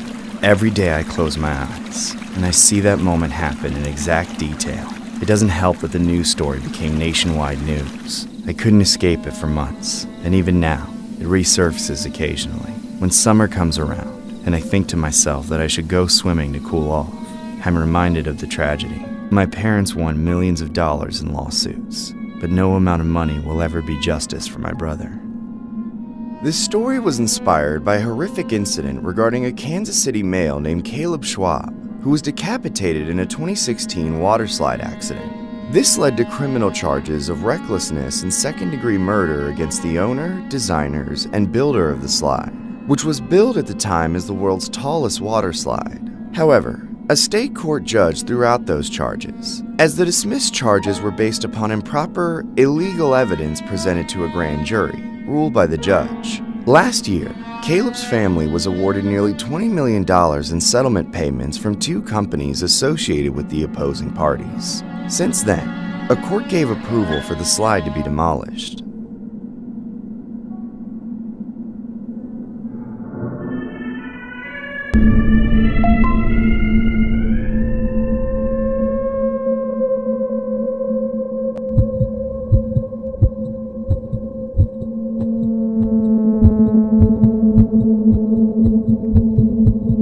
I started making TikToks a few years ago, just as a fun thing to do. I never really thought it was going to go anywhere. I just liked making videos with my friends. Then more recently, I had a few different videos go viral and started to actually gain a decent following. It's funny how quickly something like that can take off. Once that happened, I began to take it a lot more seriously, and things were going pretty good for a while. I was making decent money from my videos, and I really enjoyed what I was doing. Of course, none of it lasted that long in the end. I'm an only child, and my relationship with my parents was really strong. I still lived with them, and the 3 of us would do stuff together pretty often. They completely supported me in my social media career too, which I feel like isn't very common for parents to do. Everything was great, until I discovered that my mom had a dark secret. She had been having an affair with a younger male. It had been going on for years. I couldn't believe it when I found out. My parents seemed so happy. It just didn't make any sense. My mom begged me to keep it from my dad. She said that it would destroy him. I hated being any part of it, but it was what made my mom happy, so I reluctantly agreed. After that, things started to go bad. I still filmed TikTok videos and portrayed being happy, but when the cameras went off, I was in a dark place. Every time that my mom left for work or went shopping, I knew what she was up to. It was hell keeping it a secret from my dad. Anytime he wished my mom a good day at work, I wanted to scream. Then, one night, my dad went to sleep early because he had to be up for work the next day. As soon as we were sure he was asleep, my mom began to explain to me that she wanted to break things off with the other guy. Listen, I just want us to be a happy family again. No more secrets. I agreed completely and encouraged her to end it with the guy right then. So my mom texted the guy and told him that it was over. There was no response at first. Then, suddenly, she started getting a bunch of threatening texts from the guy. He had completely snapped. The next thing we knew, he was calling my mom and yelling at her over the phone. You think you can just toss me aside, bitch? After I gave you years of 20-year-old pipe? He continued to scream at her over the phone, until he eventually threatened to leak a bunch of scandalous photos and videos of the 2 of them together.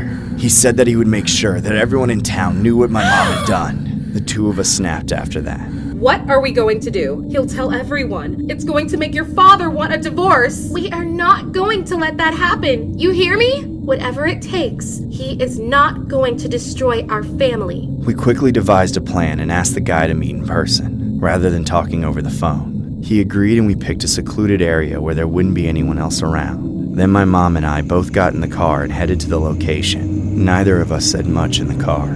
I was too busy thinking of how we were going to stop this man from ruining our lives. We met up with the guy a few minutes later. He had brought his buddy with him as some sort of backup.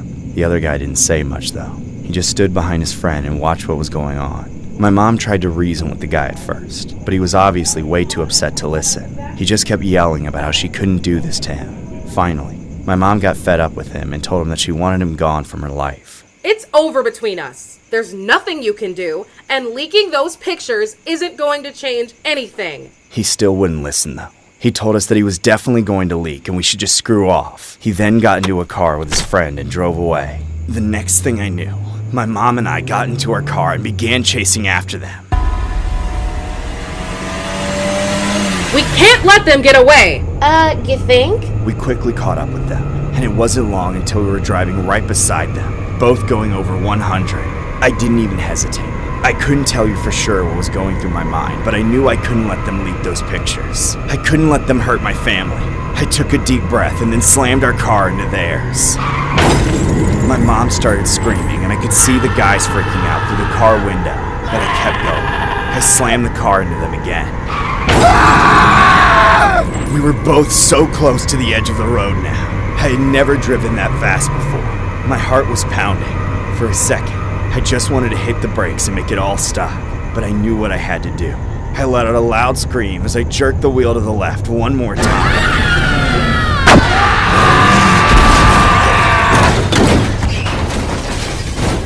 The car tumbled off the road. My mom and I went home after. We didn't really know what else to do.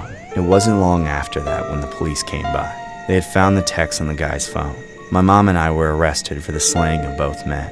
I obviously don't do TikToks anymore as I'm in jail for life. The worst part about everything, though, is that after all that, my dad was just left with nobody. I guess we did end up hurting our family after all. This story was inspired by a horrifying incident regarding a cold-blooded crime that led to the first mother and daughter to be convicted of a double slaying. TikTok influencer Mahek Bukhari and her mother Ansreen Bukhari were convicted for taking out two men in Leicestershire when their car was rammed off the road. The names of the victims were Saqib Hussain and Hashim Ijazuddin. It happened after Mr. Hussain threatened to reveal an affair he and the mother of the TikTok influencer had been having. The mother's daughter, Mahek, had more than 160,000 followers on TikTok and millions of views, while Ansreen regularly appeared in her videos. Detectives discovered Ansreen had been in a 3-year secret relationship with Saqib Hussain, which began when he was just 18. Detectives say when the officers were first talking to Mahek, her first response was that she was in the car and that she had been to Nottingham with her mom. The mom, Ansreen, didn't say anything at all to the officers, but they were able to get a feel that there was a connection between the two parties. Allegedly, Ansreen wanted to end the relationship in January of 2022. That's when Saqib threatened to send explicit photos and videos to her husband. Mahek, then fearing for her parents' marriage, their standing in the Muslim community, and the possible impact on her social media career, hatched a plan to silence him. Mahek and Ansreen's plot culminated in an abandoned meeting before a car chase which Hashim and Saqib's car was rammed off the road. In a disturbing 911 call amidst the occurrence, Saqib can be heard quote-unquote saying, "They hit into the back of the car very fast. They're trying to ram us off the road. Please, I'm begging you. I think I'm going to die." When interviewed, Mahek showed very little guilt for their actions. The pair have been sentenced since.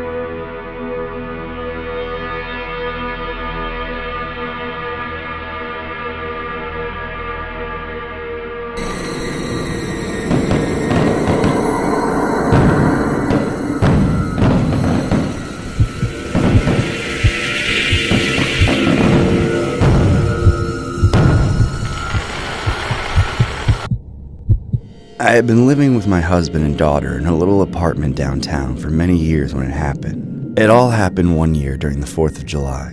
My husband and I had been married for many years at that point, and our daughter was in middle school. My husband was a good bit older than I was, and he had begun to need a cane to walk around most of the time. We didn't let the age gap bother us though. My husband and I loved cooking out, and we especially enjoyed the fireworks. Our neighborhood always put on a big show, and we had always had a great view from our balcony. We had decorated the apartment with flags and other patriotic stuff, and we were all having a great time. Just before evening, I was in the kitchen cooking dinner so that we could all eat on the balcony while we watched the fireworks. My husband and daughter headed out to the balcony early while I got everything prepared. I had the food ready a little before the show was supposed to start, So we all sat outside and ate while we awaited the fireworks. Just as they started, my husband said that he had to go to the bathroom. He headed inside while my daughter and I watched the show begin. Hurry up, dear! You're going to miss it! Don't worry, the real fireworks will happen in the bed later tonight. He then laughed and said he would be back in a flash. A few minutes later, I heard loud noises coming from inside. I didn't know what it could be, so I got up to check. I opened the sliding door and went inside.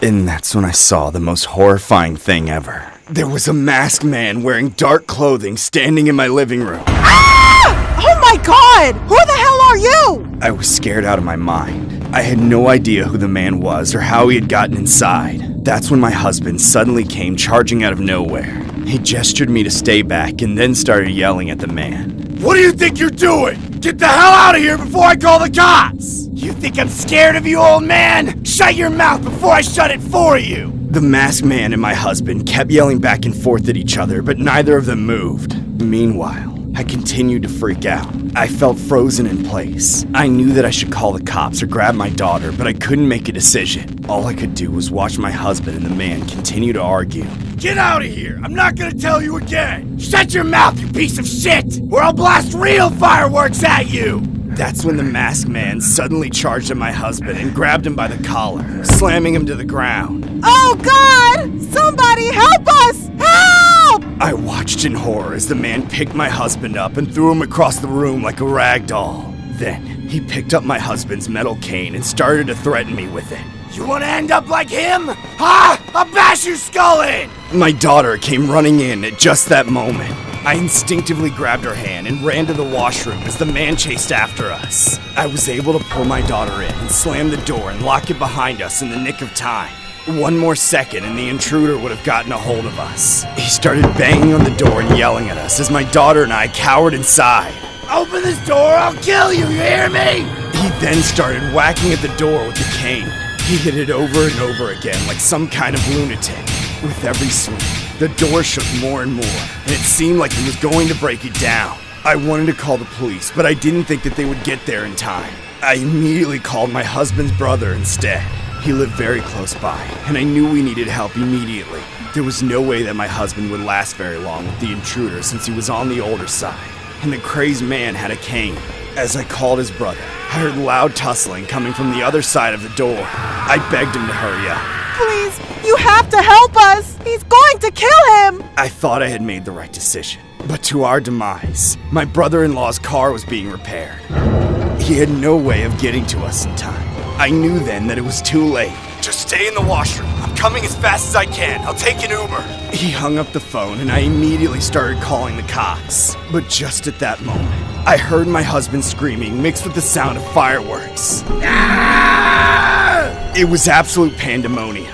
I wanted to try and help him, but I was too afraid to open the door and run the risk of my daughter getting hurt.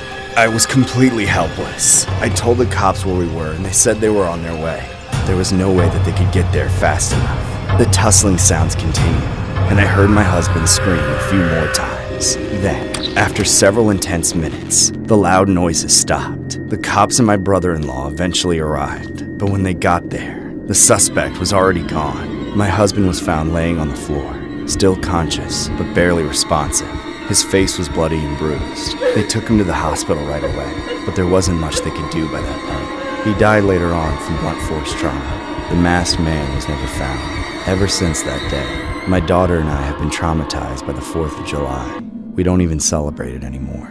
It's just too painful. All it does is remind us of that horrible night. This story was inspired by a horrific 4th of July incident regarding a 64-year-old man who was taken out inside his Lincoln Heights apartment while confronting an intruder during a hot prowl burglary. It happened just before 9:30 p.m. at the apartment. At the scene, responding officers found the victim, later identified as Jose Mencia, inside suffering from blunt force trauma. Mencia was pronounced dead at the scene. According to the LAPD, Mencia was outside watching fireworks with his wife when the suspect entered the apartment. At some point, the victim went inside and encountered the suspect. Neighbors told police they heard an argument between the two people. Mencia's wife was not physically injured in Monday night's deadly incident. The victim's grief-stricken wife told reporters that the suspect entered the home while she was serving food. She went into the bathroom and locked the door, and could even hear the pair fighting through the door. Oscar Mancia, the victim's younger brother, said when he got the frantic call that his brother had been attacked, he felt helpless because his car was not working, preventing him from rushing to his brother's aid. It was unclear if the male suspect stole anything from the apartment, but the victim's wife said she saw the suspect leaving with a bag. The suspect is described as a man wearing a mask and dark clothing and remains at large. The investigation remains ongoing.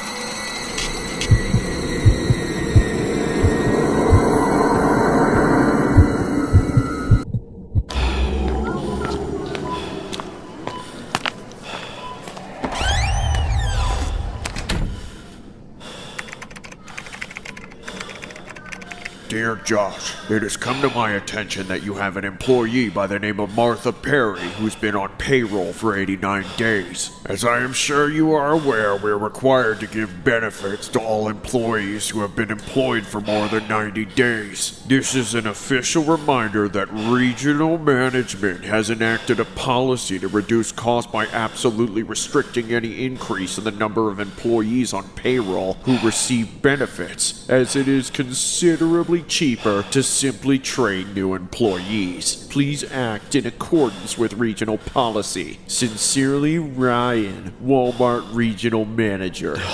No, not Martha. Oh, crap. You really want me to fire a sweet old lady like her? She doesn't deserve this. She's got a better work ethic than half of my employees. Maybe I tell her that she's too old? Her skin is getting more saggy and looser like the sleeve of a wizard's robe. Okay, let's get this over with.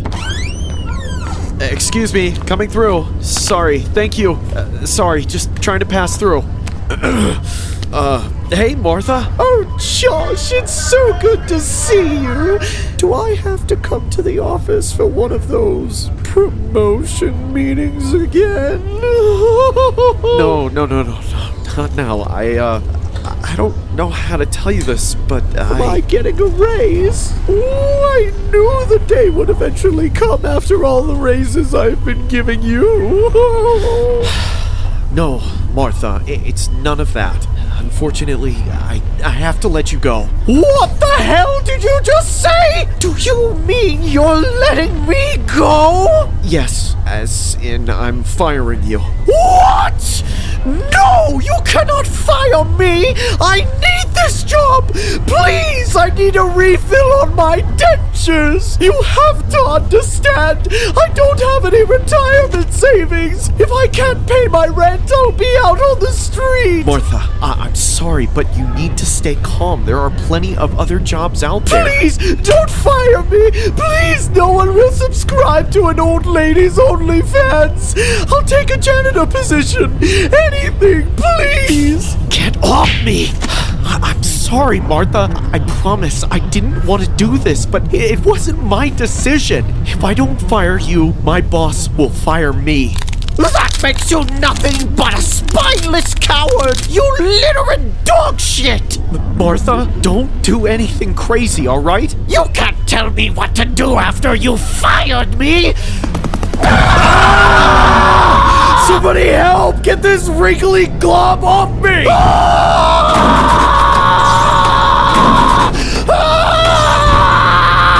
Call the cops! She's crazy! Hey there, ma'am. I need you to get down from there and exit the store, alright? No, don't go near her!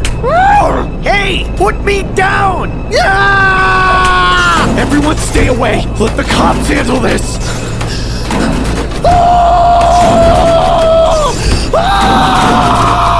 Martha, please listen to me. I'm sorry. This is all your fault. Now I have to drop resumes when I should be on vacation, sipping on mimosas. Martha, stop. You're gonna hurt somebody. I don't care. If you come any closer, I'll rip your throat out and shove it through your eye socket. No, please don't. Step aside, sir. We'll take it from here. Ma'am, you need to calm down. Show us your hands and get on the ground. Do you think I'm afraid of you? I eat punks like you for breakfast. That fool knows firsthand how my gums feel. Ah!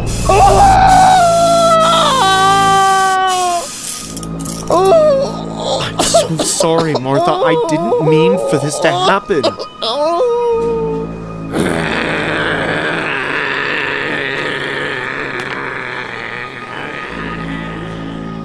What have I done?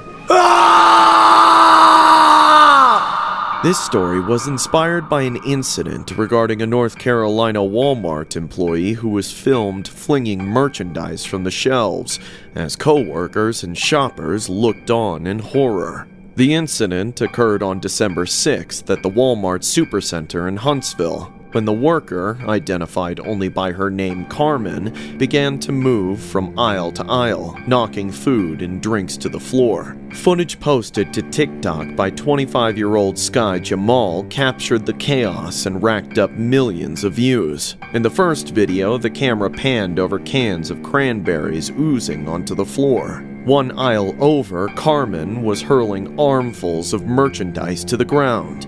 It was alleged that the woman had been fired shortly before the incident. Police arrived and escorted the woman out of the store. She was not charged with any crime. Despite the scant context, people flocked to social media to share their opinions. Former Walmart employees had plenty to say, with some justifying Carmen's actions. One of them wrote, "They fired me on my 89th day because benefits started on the 90th. Good. Destroy the whole thing and burn it too." Others commented saying her actions was not justified, as other co-workers would be the ones left to clean up the mess.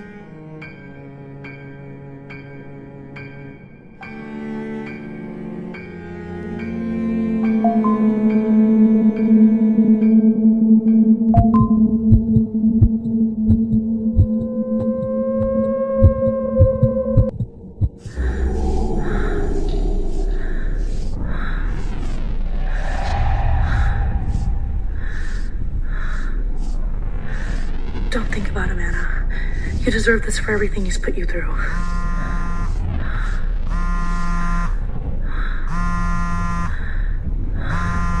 Damn it, just leave me alone!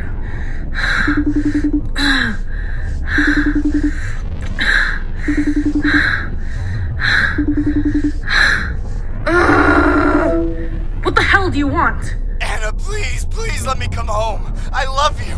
I miss you so much. I wish I could say the same thing. But we're married, please. We're getting divorced, bitch. I already got a lawyer. No, don't say that. Don't say that, please. I'll be more submissive, okay? You can Shut up! You've been treating me like trash ever since your stupid TikTok went viral. Hey, don't call my TikTok stupid. My TikTok is a more promising career than anything you've ever tried to do. See? You selfish rat! You always put your videos before everything else. Before me. Before your own daughter. Even before your own sanity. What are you talking about? Are you calling me crazy? Yes! You're a controlling psycho freak and you treat everybody like props. I'm not a Skyrim NPC and you're not Scarface. Are you talking to me? Wait a minute. Why do you have so much makeup on? Are you cheating on me? It's none of your business. You bitch! You're cheating on me! I knew you were getting your cheeks clapped! I'm gonna kill! If only something else was as big as his TikTok account.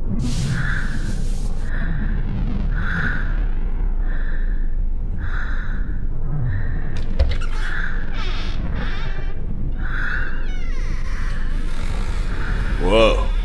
I knew you were beautiful, but I didn't realize you were hiding all that. Thanks. Get over here, wiener breath. Is everything alright? Yeah, it's just, I don't know. It's your ex, isn't it? I figured that's who you were on the phone with. You seem pretty heated in there. Maybe we shouldn't do this right now. I mean, I'm still married. I think we should wait until the divorce goes through. But that could take months, and who knows if he'll ever sign off on it. If anything, he'll find a way to make a few TikToks out of it. You're right. I'm just having trouble relaxing with the way he's been acting. Everything's gonna be fine. Don't worry. You no longer have to say hello to his little friend. All you need to do is treat yourself to what you know you deserve. Don't you think? Yes, I do.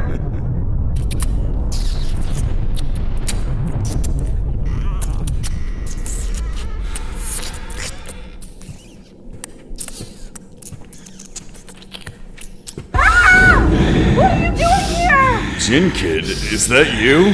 Whoa, stop! We can work this out, please! I'm a big fan! Stop! Don't hurt him! Get off me, bitch! I'll deal with you later! Leave us alone or I'm calling the cops! So you're the fat snake who took my wife away from me? It's not like that! She made her choice! You destroyed my family! You took everything I had! No! I'm sorry! Please don't do it! You've reached 911. Please state the nature of your emergency. My husband is trying to kill me. I'm trapped in my bathroom. Police and paramedics are on the way to your location. Are you in a safe place? I don't know. Are you able to leave the house? No! Oh God, he's coming to get me. You have to hurry. The police will arrive soon. Avoid confronting your husband until then. The police are on their way! You hear me? You talking to me? Are you talking to me? Are you talking to me?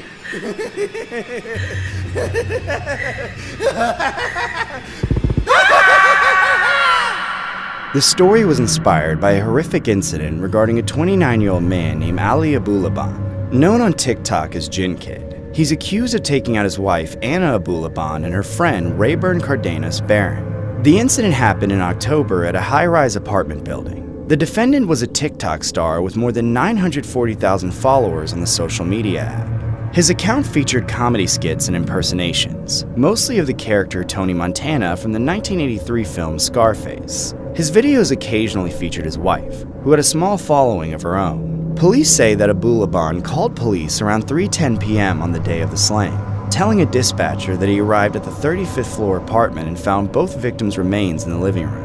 When the dispatcher asked him to remain at the scene, Abulaban said he had to go and ended the call. Police say Abulaban then picked up the couple's daughter, who was in the vehicle with them when police stopped him that day. Prosecutors say Anna Abulaban had asked her husband to move out of their apartment, but according to testimony, he secretly made a copy of the apartment key.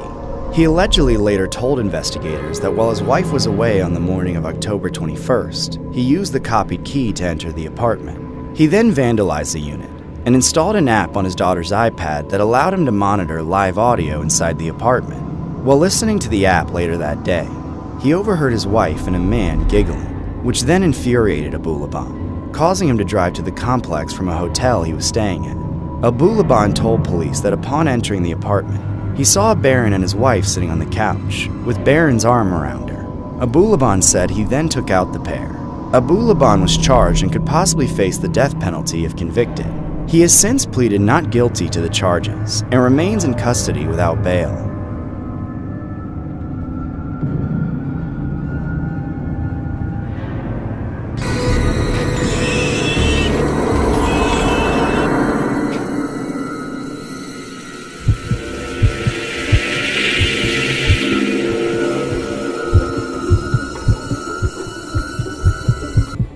You always hear a lot of weird stories about Walmarts. At least, I always have. People are always complaining about how the stores are creepy, or they saw some crazy person inside of one. I never experienced anything like that, though. I never really used to shop at Walmart that much anyways. Just every now and then when it was convenient. That all changed, though. After that night, I've never gone back to a Walmart again. It started when I got off work one night to find that it was raining pretty hard outside. I hated driving in the rain, so I was pretty annoyed by it, especially because I'd been planning on buying some last-minute groceries after work. I was hosting a girls' night, and I still needed a couple of things. I decided that I would just stop off at a Walmart close by and grab the stuff. I didn't want to drive any further than I had to. When I got to the Walmart, I tried to find a parking space close to the front, but of course they were all full. I had to park a good ways away from the building and walk through the rain to get inside. As I approached the Walmart door and tried to shield myself from getting too wet, something crazy happened. Out of nowhere, I saw a woman come screaming and running out of the store like a psycho. I stopped and watched as the woman ran off into the parking lot, still screaming as she went. It was incredibly unsettling to hear someone in that much distress. For a moment, I contemplated going inside. I wondered if there could actually be something horrible. After a few seconds, I decided that the woman was probably just crazy. I had just experienced my own weird Walmart story to share with my friends later on. The thought reassured me and I headed inside.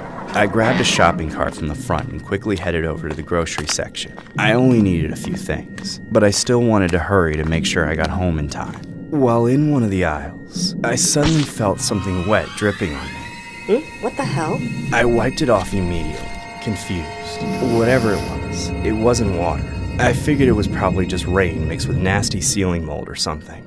I looked up to see if I could find where it came from, but I didn't notice anything. I assumed it must have just leaked from a hole or a crack in the ceiling. It was probably just best to ignore it and move on. So I picked up the item that I had been looking for and headed to the next aisle. I was just trying to figure out what kind of chips I wanted, when the same thing happened again. I felt something wet drip on my head. I wiped it off and noticed that it was a much larger amount of the wet substance this time. It was really gross. I still had no idea what it was either. But I was getting pretty weirded out at the idea that something was dripping on me from multiple different places in the store. It didn't seem very likely. After I finished wiping the stuff off, I moved to the next aisle and continued shopping. Several minutes went by, and then once again, a substance dripped on me. Okay, what the hell is going on? I was pretty annoyed by that point. What were the odds that something had dripped on my head 3 different times? I frustratedly started wiping it off as I looked up and tried to figure out where it could be coming from. I still didn't see any sign of a hole in the ceiling or anything like that. As I wiped the stuff, I looked closer and realized that it was some sort of white substance. It couldn't have been rain or mold. I still didn't know what it was though. It smelled absolutely disgusting, like piss or something. The more of it that I wiped off, the more I got grossed out. There was quite a bit of it on me this time. It had even dripped off of my head onto my shirt. After several minutes of wiping, I finally got it all off of me and decided that I would get the hell out of there before any more of it could get on me. As I turned around, I happened to look up at the top of the aisle shelf, only to see the creepiest man that I'd ever seen staring back at me with a crazed smile on his face. Then, to my horror, I watched as the crazy-ass guy squirted a tube of white substance directly at me. I was immediately covered in it. It was disgusting. I continued to scream as I ran to the front and begged the Walmart staff to help me. Please, you have to help me. There's a man squirting stuff at me in the aisles. He's insane. At first, the staff thought I was the crazy one, but I eventually got them to believe me and they sent security to find the man. He was detained after they caught him in another aisle trying to squirt the same substance on a different woman. I got a good look at the man as security dragged him back to the front. He was so creepy looking. As they brought him past me, he looked at me again with that same crazed smile. Come on, you know you wanted it. The police later came and arrested the man. He was identified as a man named Timothy, who was notorious for harassing women around the area and for squirting his bodily fluid on women around Walmart. I now know why that woman had come running out of the store like that. I've been traumatized by the whole ordeal ever since. I still can't get over the fact that he did that to me 4 times. I don't even know what would have happened if I hadn't caught him. I haven't been to Walmart again though, just in case there are more out there like him. This story was inspired by one of the most disturbing Walmart incidents that occurred around 2017. A 28-year-old man named Timothy Blake was arrested for allegedly filling syringes with his own bodily fluid. I'm sure you guys can guess which fluid we're referring to. He would then go on to terrorize several women at an Ohio Walmart by spraying them with it, according to a police report. The man was charged after 2 female customers complained of a man following them around the store and squirting them with a quote-unquote sticky substance. Originally, Blake claimed the white substance in question was egg yolks mixed with flour, a concoction he said he learned to make on the internet. But he later admitted that it was his own bodily fluid after an officer told him they had run tests on the substance. Blake admitted to quote-unquote creating the substance in his vehicle and in the Walmart bathroom, as well as committing the heinous act around a dozen times over 2 months. When pressed on why he committed his crimes, Blake said that it was something he had discovered on the internet and decided to try it.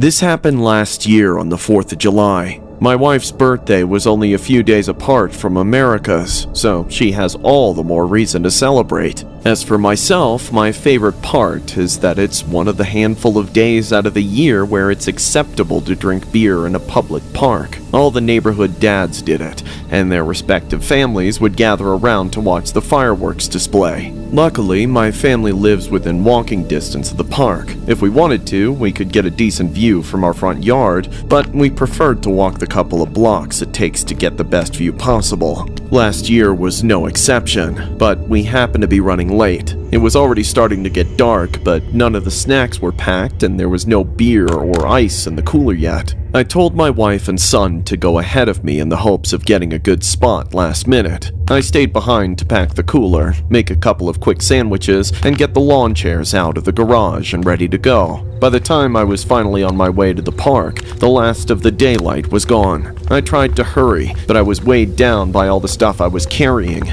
Unfortunately, I wasn't quite able to make it in time.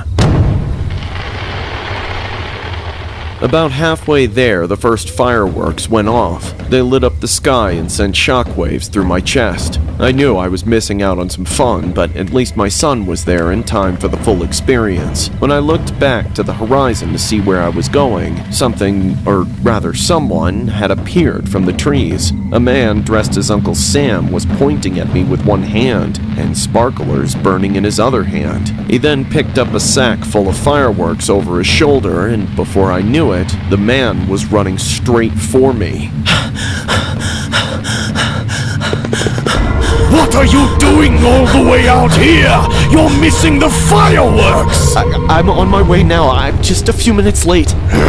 You better give me a damn good reason why you're late to celebrating independence with your countrymen, or I'll give you a sparkling lobotomy. Relax, I was just getting some sandwiches and a couple of beers. I used American cheese, I swear. No Swiss. Treason! Sandwiches? That's the reason you're missing my once-in-a-lifetime show? For sandwiches? Hey, those were for my family, you asshole! Deadbeat!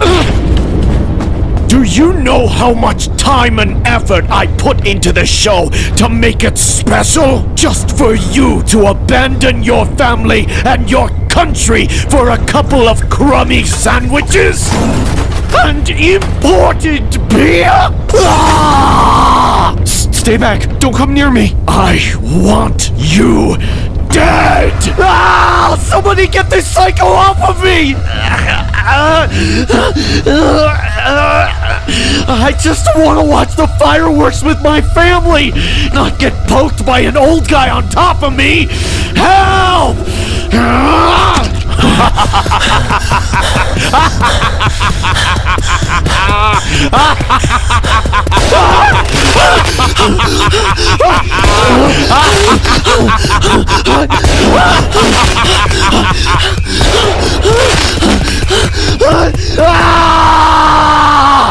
I was finally able to get away from that psycho and make it through to the clearing of the park, where I saw the crowd of people enjoying the fireworks. But then, out of nowhere, all the fireworks stationed in the park started going off randomly in all directions. That day was the worst disaster in the history of my town, and it's ruined the 4th of July for everyone who went through it. The psycho pretending to be Uncle Sam didn't just attack me, he was also the perpetrator of the events in the park. He sabotaged the fireworks to go off in a dangerous and unpredictable way. And worse, he rigged some homemade explosives to detonate in the chaos. Sadly, my wife was hit with a piece of shrapnel and didn't survive, along with a few others. Fortunately, my son survived with minor injuries. A man responsible was later arrested and charged accordingly. As the 4th of July approaches, I know that my son and I will not be participating this year, and maybe never. This story was inspired by a horrific incident regarding a 37-year-old man named Anthony John Mayer, who was charged over a Michigan 4th of July fireworks disaster that left 1 dead and 9 injured. Authorities said Meyer brought and lit a quote-unquote salute cannon that sent shrapnel into a crowd gathered to view a public fireworks display. Following the incident, an investigation involving detectives, the Michigan State Police Bomb Squad, and the Bureau of Alcohol, Tobacco, Firearms, and Explosives revealed that a homemade salute cannon carrying gunpowder caused the explosion. Police say the device was intended to create a loud salute or boom when ignited. However, the device exploded and metal pieces of the cannon were dispersed into the crowd. One of the victims of the explosion was a 41-year-old mother named Jana Daniels, whose 42nd birthday was 17 days later. 9 other people suffered injuries varying from minor to critical, said authorities. The explosion also damaged several vehicles and homes.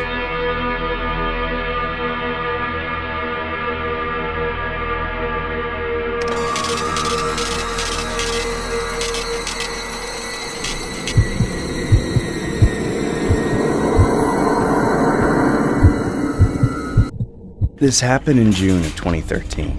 I was with my 3 little girls at the non-profit thrift store, trying to buy some new clothes for them before the start of the school year. My financial situation wasn't the best, so it was a struggle to pay for anything, even at the discounted prices. I thought I at least had enough money for what we had in our cart, but at checkout, my card declined. I started to get flustered, knowing one or all of my girls would have to give up something they had just spent hours picking out. And even then, if I spent all our money on clothes, what would we eat for dinner that night? That's when an elderly man in line behind us introduced himself. Hey, I'm Donald. Let me help you out. He then flashed a $100 Walmart gift card and offered to pay for whatever we wanted to get there, and even offered us all a ride in his van. I was reluctant, obviously, but I felt a lot of pressure from the long line of people behind us. So when he mentioned that we would be meeting his wife there, I caved and went along with it. After all, $100 was a lot of money, and what would he try to do as long as I was there? The risk seemed worth the reward if I could get my girls some new clothes and have money left over to buy dinner. So, we left everything at the thrift store and piled into his van. Of course, it just had to be white and windowless, which didn't make me feel any better about the situation. To my surprise, however, we made it to Walmart without a hitch.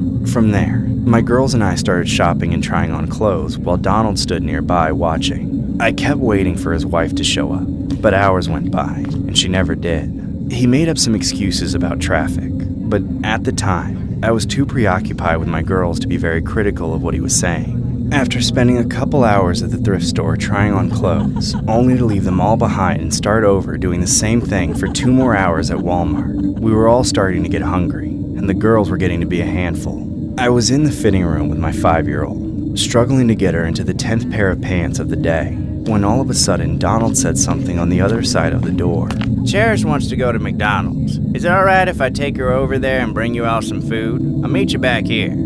Sure. Just don't take too long. We're almost done here. I was so distracted with what I was doing that I didn't even think for a second about what Donald was proposing. Several minutes later, it finally dawned on me. I had just let my 8-year-old girl get into a van with a complete stranger. My heart immediately dropped into my stomach as I dropped everything and found the nearest employee. I begged them to help me look for my daughter. We searched every single aisle in the store, but she was nowhere to be found. We decided to wait and see if she would come back, but she never did. After a couple hours, the store closed for the night and I was forced to leave. On the way home, I called the police. They sent out an Amber Alert, but at the time, they said that was all they could do. Once I was home, I called my sister and begged her to come over. When I told her what was happening, she understood completely. Unfortunately, there was no amount of comfort she could give me that would have made that experience any easier. I stayed up all night, sobbing and eating away at myself. That night was the most agonizing night of my life. I knew deep down what was happening, and my mind just kept playing it in my head, over and over like a horror movie. I also knew it was my fault for letting the 2 of them go together. I kept asking myself, what was I thinking? Clearly, I hadn't been thinking at all. All I knew was that my girls desperately needed clothes, and I was just trying to make the ordeal of getting them the slightest bit easier. But I made a terrible mistake, and my daughter was paying for it. I begged God to let me wake up from this horrible nightmare. It was just too horrific to be reality. I asked my sister to pinch me or slap me a dozen times, but no matter what I did, I couldn't snap out of it. Slowly, it began to sink in that I was living in real life, and I had ruined it forever. Every hour that passed felt like an eternity, but even then, I didn't want to get what I was waiting for. I didn't bother to sleep. I stayed up until the next morning, and that's when I got the call. The police had found her remains in a creek behind a church. The worst of my fears were confirmed. Each and every piece of evidence that came out afterward was just another awful detail about what she went through and how she died that I didn't want to know. They then caught Donald in a vehicle by a nearby road and immediately arrested him. After months of court trials, Donald was deemed to receive the death penalty, but of course it would take years before the state finally goes through with it. My therapist tells me I shouldn't blame myself for what happened. I'm not the criminal who committed the crime after all, but to this day, I have yet to accept that. I feel like any mother would hate themselves for being as careless as I was that night at Walmart. The story was inspired by a disturbing incident regarding a registered offender named Donald James Smith of Jacksonville, Florida, who was accused of abducting a young female named Cherish Periwinkle from a Walmart and then taking her out. Authorities said Smith befriended the girl and her mother while they shopped at a dollar store Friday night. Smith then took them to a Walmart where he offered to buy them clothes and hamburgers. Instead of buying the snacks, Smith walked out of the store with the girl. The girl's mother then called 911 when she noticed they were missing. A tip led investigators to the female's body in the woods near a church Saturday morning. Police arrested Smith after stopping his van on Interstate 95. Smith had been a registered offender since 1993, when he was convicted for attempted kidnapping and selling obscene materials. He has been arrested several times since then. Smith was denied bail and has since been charged and sentenced accordingly.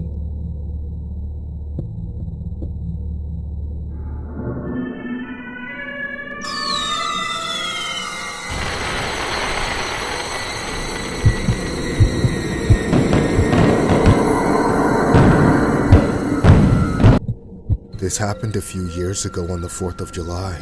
I had recently bought a house with my girlfriend of 7 years, whom I recently asked to marry me. We already have 2 kids together. This year was the first 4th of July we were celebrating as an engaged couple and homeowners, so I wanted to make this an extra special summer. We invited a bunch of our friends and family to our house for a backyard barbecue, and I promised everyone they would see fireworks they would never forget. I bought the biggest, baddest fireworks I could find on the internet for a great price. This was not the usual Roman candles, sparklers, and tiny little rockets that I usually got, if I could recall. It was a firework called something in the lines of the Armageddon. It was one of those fancy fireworks boxes that shot out a variety of fireworks and allegedly lasted a minute. On the day of the 4th of July, I spent the afternoon manning the grill and catching up with my old friends. I let the older kids play with the smoke bombs and bottle rockets, but it didn't stop them from begging me to set off the big fireworks all day. I laughed it off and told them to wait until it got dark. I didn't let it show, but I was also feeling very impatient to see the real show. Finally, in the evening, it was time. There was still a bit of light, but it was dark enough. I had all my fireworks set up on the lawn of my backyard. I started with the smallest fireworks I bought from the internet, a pack of 6 exploding mortars in all different colors. And then finally, the best for last, the Armageddon. I then picked a spot in the backyard and started digging a hole. I then planted the box inside to keep it from going anywhere but up and hurting anybody in the crowd. My fiance then handed me a grill lighter to light the fuse. Then I ran back to the crowd where we were all waiting in anticipation. The fire crawled up the fuse and into the box, and then nothing. Everyone was disappointed. I was worried I might have gotten a bunch of defective fireworks from the website. I gave it about a minute, then I went over and grabbed it out of the ground. I was partly confused as to why it didn't go off, and partly mad that I had apparently been ripped off. I took the box over to the fireworks table to see if I could fix it somehow. I started playing around with the fuse, nudging it back and forth to see if it would do anything, but nothing happened until... That's when the damn thing went off. I felt a blinding flash of light, and at the same moment felt the rocket hit my right eye and fly across my face with a trail of fire. I collapsed, screaming. After that flash of light, everything had gone black. As this realization dawned on me, I could hear everyone screaming in panic as the fireworks began shooting in every direction and at the family. A moment later, things got even worse. The rocket managed to light the entire table of fireworks on fire, and after just a few seconds, every single one of them started going off as well. It was a brutal barrage of explosion after explosion. Everyone screaming and crying and trying to get away. I couldn't see a thing. I was so in shock that I couldn't even stand up. I just cowered cowered with my head in my hands and screamed helplessly as I listened to my family and friends being bombed by the fireworks I brought into my own home. It seemed like an eternity. I spent the entire time hoping that nobody else got hurt and that I wasn't going to be blind forever. I wished that I could get up and help, but my body kept telling me there was nothing I could do because I was already dead. It was like my entire life had been struck from existence by a single rocket. I thought for a minute that I was actually dead, but eventually the fireworks died down and my wife was able to come to my aid. She brought me a wet rag to cover my eyes, but I'm sure she had misunderstood the severity of my injury. She kept asking me to open my eyes despite me screaming and wailing in pain. It burns like hell! I can't see anything! Somebody give me some Visine! All I could remember was hearing my wife scream in horror and telling me that my eyes were pitch black. In that moment, I knew how badly I messed up. My wife called 911 immediately. Obviously, I don't think anybody but me and my family were still in the backyard when the ambulance arrived. Luckily, nobody else suffered much more than a minor burn or a twisted ankle while running away. I wasn't so fortunate. While the rest of my body was uninjured, my eyes were severely damaged. I am now blind in both eyes. Today, all I can see is dim, shapeless, colorless blurs. My greatest concern is that I will never be able to see my wife ever again. Even worse, I won't be able to watch my kids grow up. I'll never see my youngest son's first steps. If I ever had another child, I will never know what they look like. If anyone ever uses fireworks of any kind, I strongly warn them in every possible way to use eye protection and to never look directly down the barrel of a firework. If I had been wearing safety glasses that day, I wouldn't be blind. This story was inspired by a disturbing incident regarding a man who lost his sight after fireworks exploded in his face. His greatest concern now is if he will ever have the chance to see his children again. The victim's name was James Crook. He was lighting fireworks on July 4th and had just lit a firework with the grill lighter, but wasn't sure if the fuse had lit. Crook then bent over the firework to check the fuse when it exploded in his face. Crook's fiancée recalls his eyes being pitch black when he opened them. Doctors have mentioned that Crook's only hope to regain partial sight is in his left eye with the cornea transplant, and that his right eye is extensively worse and will probably need a prosthetic cornea. Crook told reporters that he doesn't have health insurance. He and his fiancée have since set up a GoFundMe page to help cover his medical expenses.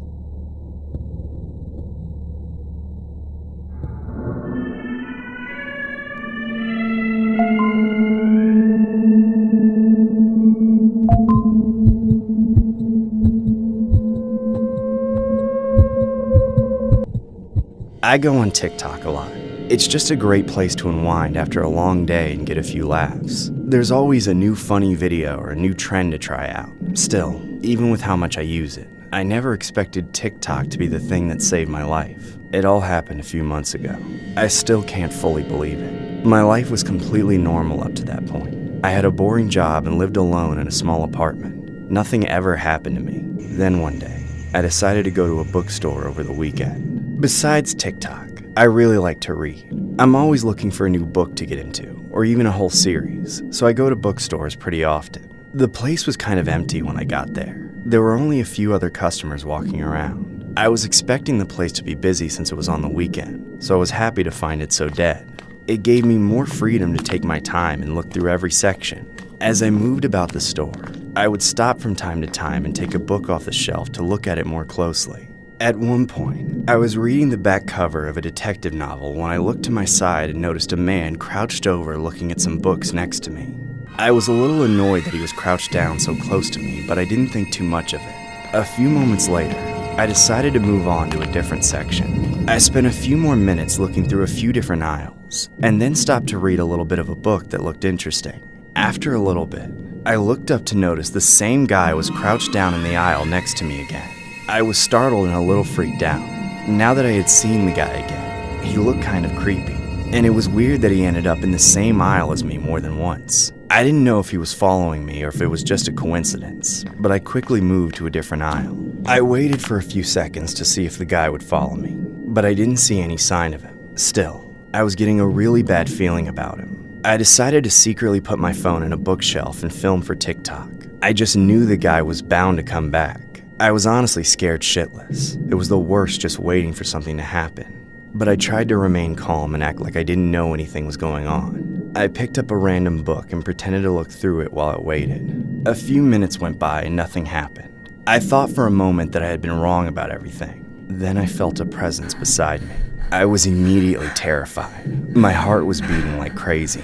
I slowly turned my head and looked beside myself, only to see the same psycho crouched down beside me once again, looking up at me with a crazed, scary-ass smile.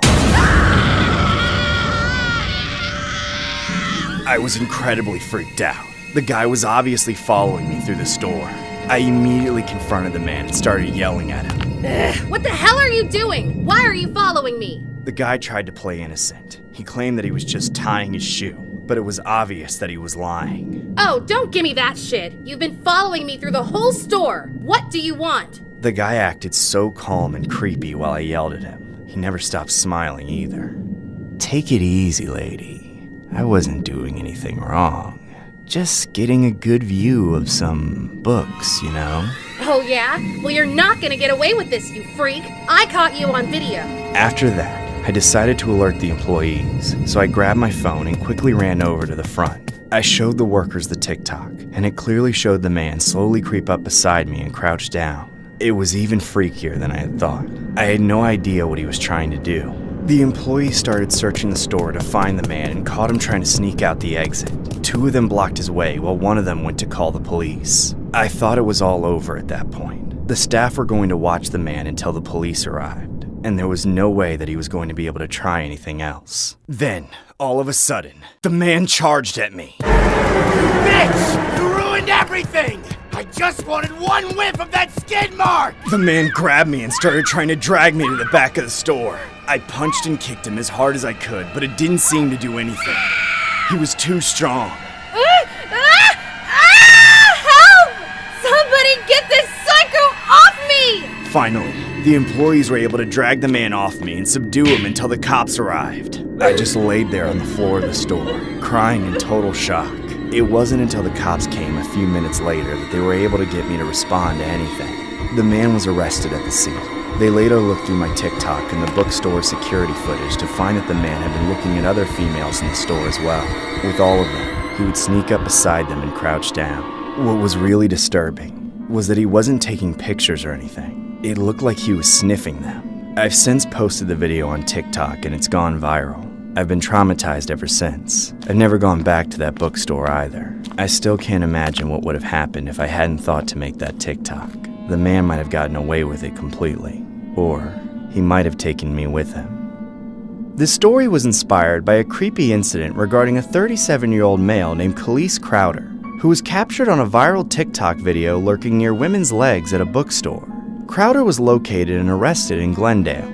Crowder is also accused of peeping into the occupied residence of a family in Glendale. He is a person of interest in a number of related prowling cases, police said.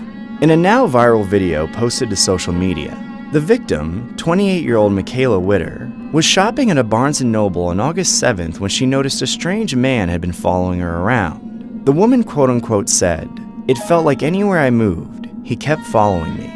So I recorded just in case he was trying to say anything or do anything to me. But I definitely didn't expect him to do this. I was so freaked out. He was literally under me, so freaking close to me. So I decided to tell the front desk." In the video, the man is seen crouching down low and getting extremely close to Witter's legs. He is later seen doing the same thing to another woman browsing nearby. Witter turned around and confronted the man, asking him what he was doing. He claimed that he was tying his shoes, which he wasn't, Witter said. He was pretending to. His shoes were already tied, Witter added. Witter says she still doesn't know what the suspect was trying to do. She didn't see a cell phone in his hand at the time either. After posting the video, commenters claim the suspect could potentially be the same man with a long criminal history of peeping, prowling, and residential burglary in the area. Crowder has since remained in police custody.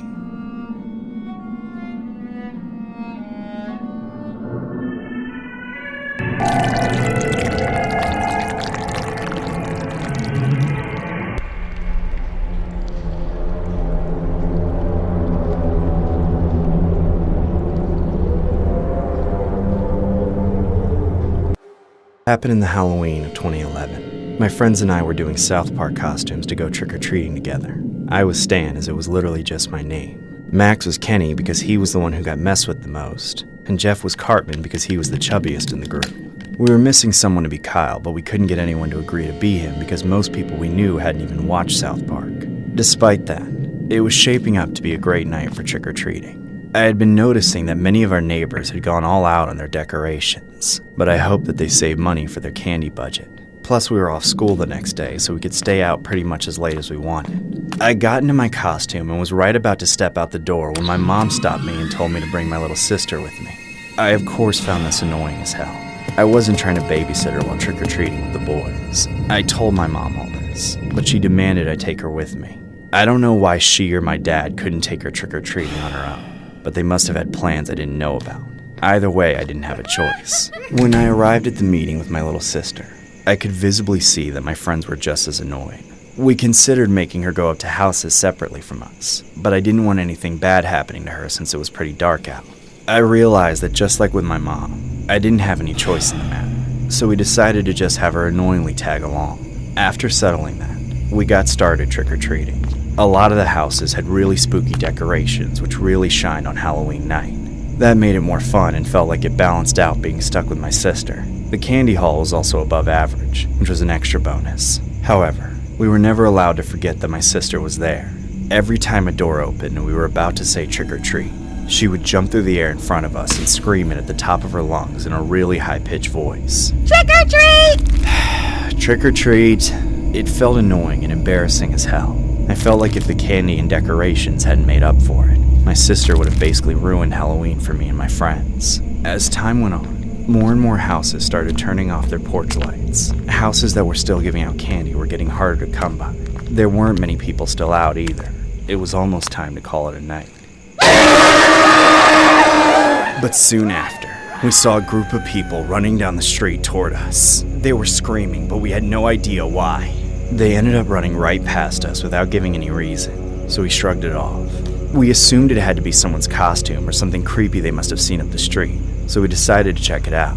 At the next intersection, we looked around and saw that down the street to the right was a single house that still had their light on. It was really dim and flickered a bit. There was a lit jack-o'-lantern on the steps. They were probably still giving out candy.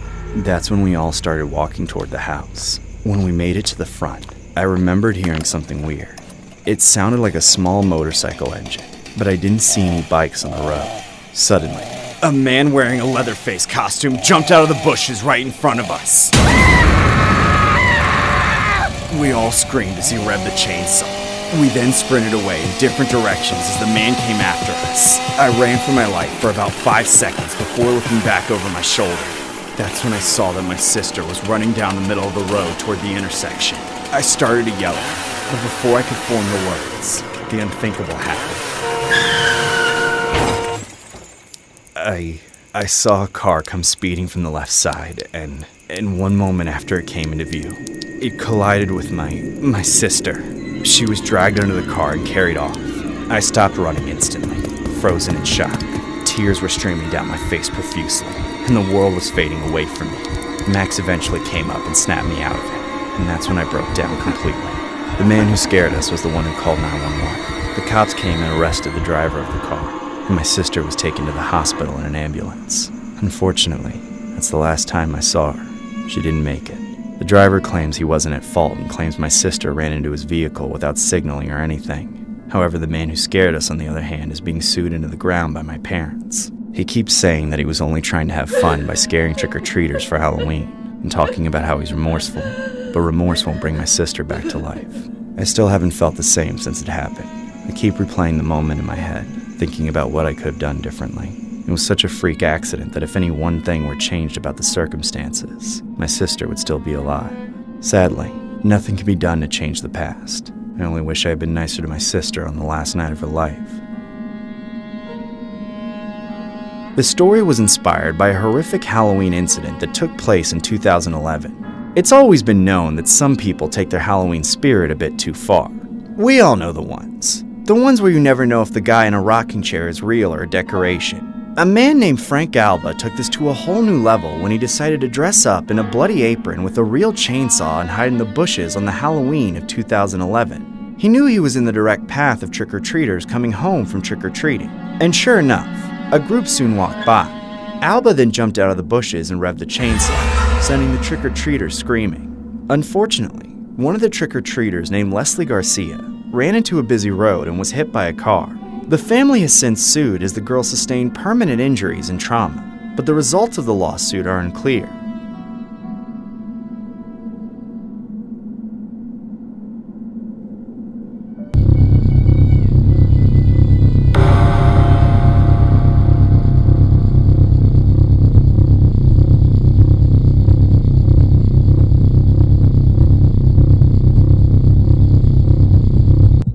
Happened years ago, but it still gives me the creeps every time I think about it. I was a single father at the time, living with my teenage son in my small 2-bedroom house. When he was younger, he used to wake me up in the middle of the night after a nightmare and make me search his room for monsters and that sort of thing. But that stopped for a long time. Then, one night, my son woke me up saying he saw a really scary man in his bedroom. I was alarmed because he was really freaked out, more afraid than I'd ever seen him. However, when I walked him back to his bedroom and searched it, I found nobody. I assured my son that he just had a nightmare or maybe a night terror, but he tried very hard to convince me that it was real. After I got annoyed and told him to go back to bed, I went back to sleep as well. This exact thing happened again the next 2 nights, and every time, my son swore he saw a smiling man in his bedroom. I looked for the man and found nothing. I started to get irritated with him because I was losing sleep over it, but I couldn't blame him for something out of his control. I considered getting him seen by a sleep specialist to sort it out, but I never got around to it because of what happened on the 4th night. By then, I had lost so much sleep that I didn't even make it to bed.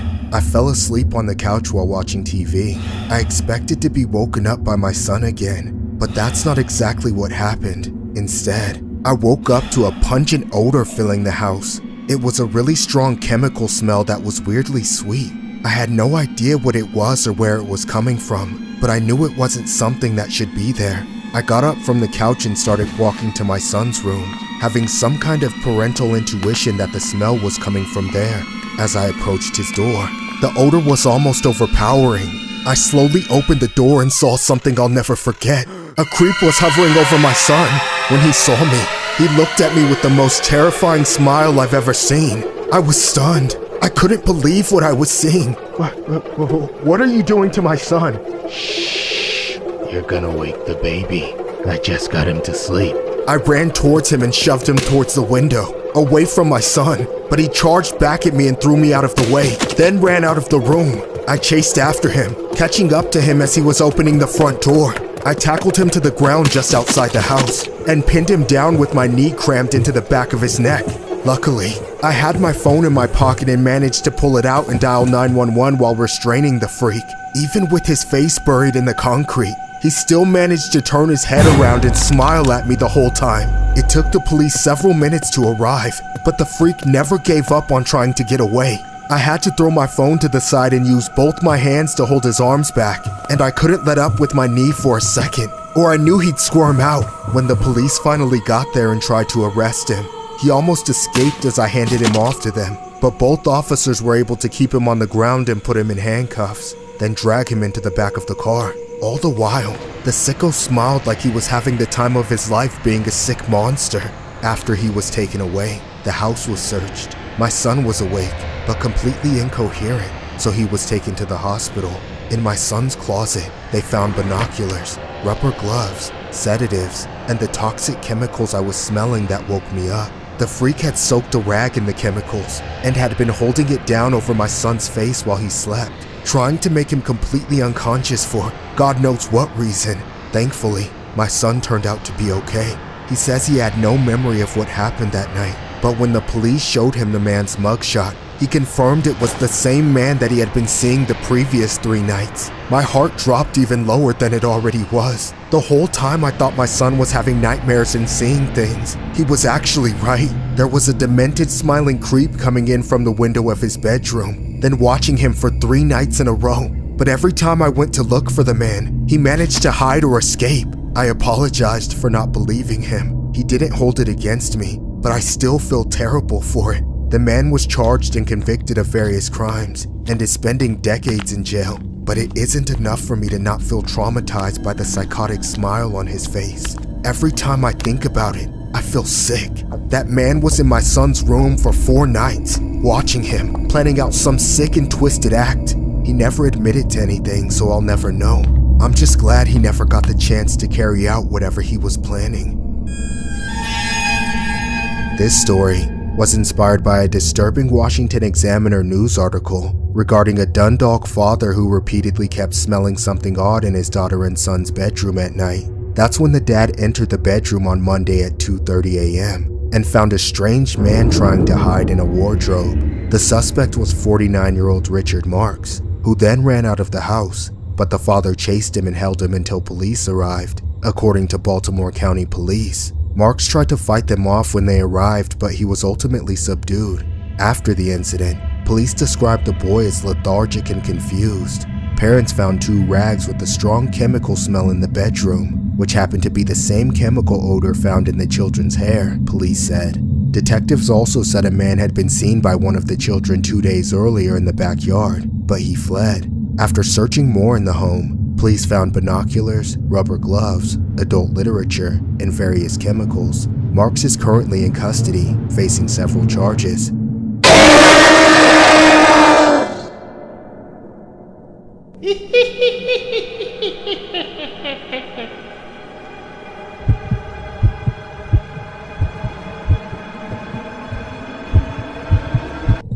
This happened a few years ago, back when I used to live in a small apartment in the quieter part of the city.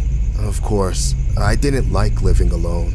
I only really had one problem in my life. It started happening right at the beginning of fall one year. I had these nightmares almost every night. It was like sleep paralysis. I kept seeing someone in my room, standing over me. If I had to describe it, it was something like a dark silhouette. It was terrifying. The figure in my room inched closer to me every night, and in each subsequent nightmare, the tightness in my chest gripped me harder, slowly paralyzing me until I could barely even breathe, let alone move to run or defend myself. Initially, I considered it to be a consequence of living alone for as long as I had. I figured it must have just been me being paranoid. However, after it went on like that for weeks, I started to get genuinely concerned. One morning, after a particularly terrifying nightmare, I decided it was time to see a therapist about it.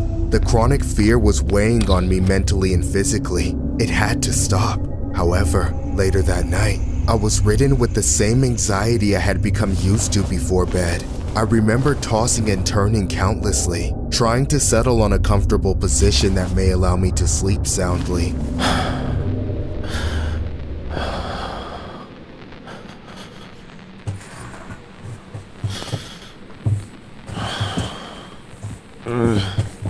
No. Stop. I told you, I'm 30. You don't need to wipe me anymore.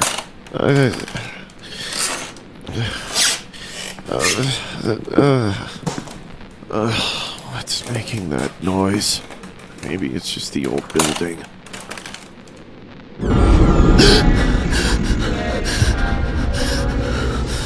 What the hell? Oh God, it's him. I can see him.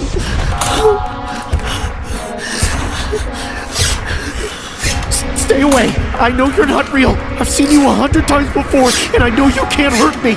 You're not real! This has to be a nightmare. I'm gonna wake up any second now. No! Why can't I move? Why?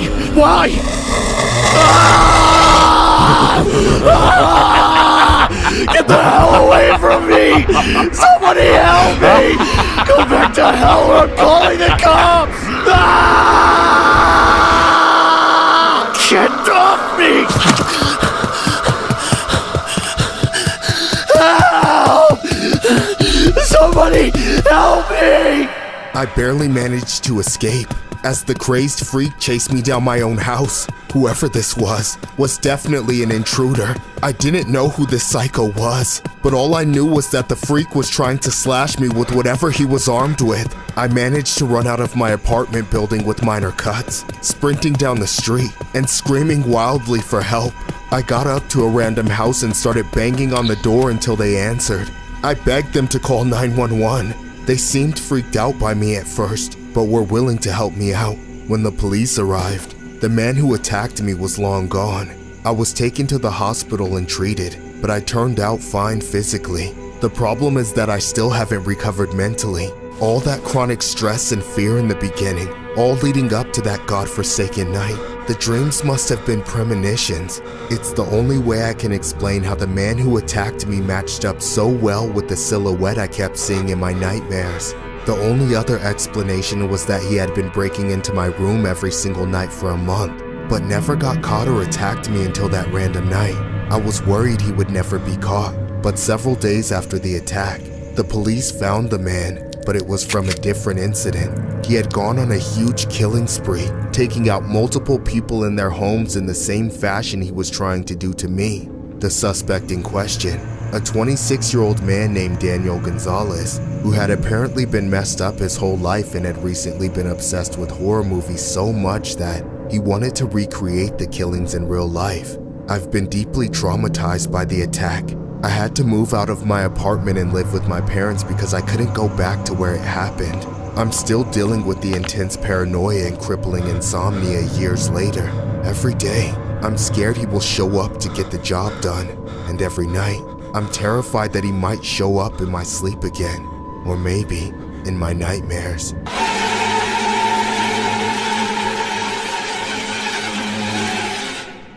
This story was inspired by a man named Daniel Gonzalez, who had become notorious for being known as the Freddy Krueger Killer. In September 2004, he had embarked upon a violent rampage across London and Sussex. Inspired by horror films such as A Nightmare on Elm Street and Friday the 13th, the 24-year-old loner took out 4 people over 2 days using a knife. Gonzalez would randomly select houses in North London to disturb his victims, and also attempted to take out another 2 men but was fought off and managed to escape. He was eventually caught while trying to board the London Underground, which was a maximum security hospital. Jurors decided that he was a drug-crazed, cold-blooded murderer and not suffering from mental illness as he claimed. Gonzalez was eventually jailed for life in 2006 and was found deceased the following year.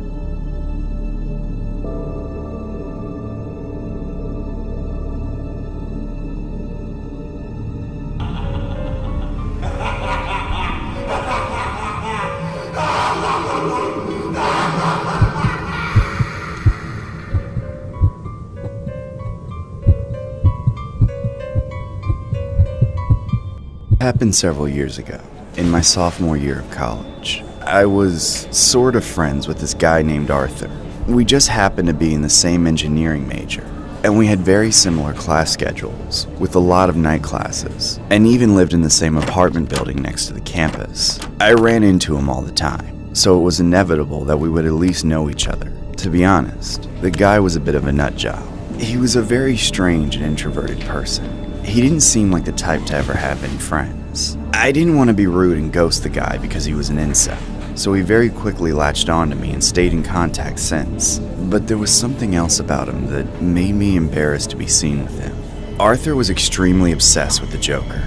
He wanted to be the Batman villain so bad that it was genuinely concerning. He would laugh like the Joker all the time, no matter what the reason was for laughing, and sometimes for no reason at all. He liked to dress like the Joker too, and even grew out his hair and dyed it green. The only thing he didn't do was put the makeup on his face. Even without that, he was known around campus as the Joker Kid, and I was known as the one who always tagged along with him. Since our routines were so similar, we walked to class and studied together most days, which made us see each other more often than I would have liked. One evening, I invited him over to my apartment to study for an upcoming exam. Our classes were so difficult that we often studied late into the night, so I offered up my couch for him to crash on if he wanted. On this one night, I was sitting on my bed while Arthur took the desk. As we studied for a few hours, I noticed that Arthur was acting a little stranger than usual. He kept staring at me through the pages of his notes while giggling under his breath. At one point, he got up from the desk and sat next to me on my bed. Nothing happened for a long, awkward moment. He just sat there smiling at me, not saying anything. Then suddenly, out of nowhere, Arthur leaned forward and tried to kiss me. I rocked backwards and shoved him off the bed. Then I kicked him out of my apartment. Get the hell out of here! No, please, it was just a joke. Just take your stuff and go home now. I couldn't help but look through the peephole and watch Arthur walk down the hallway for as long as I could see him.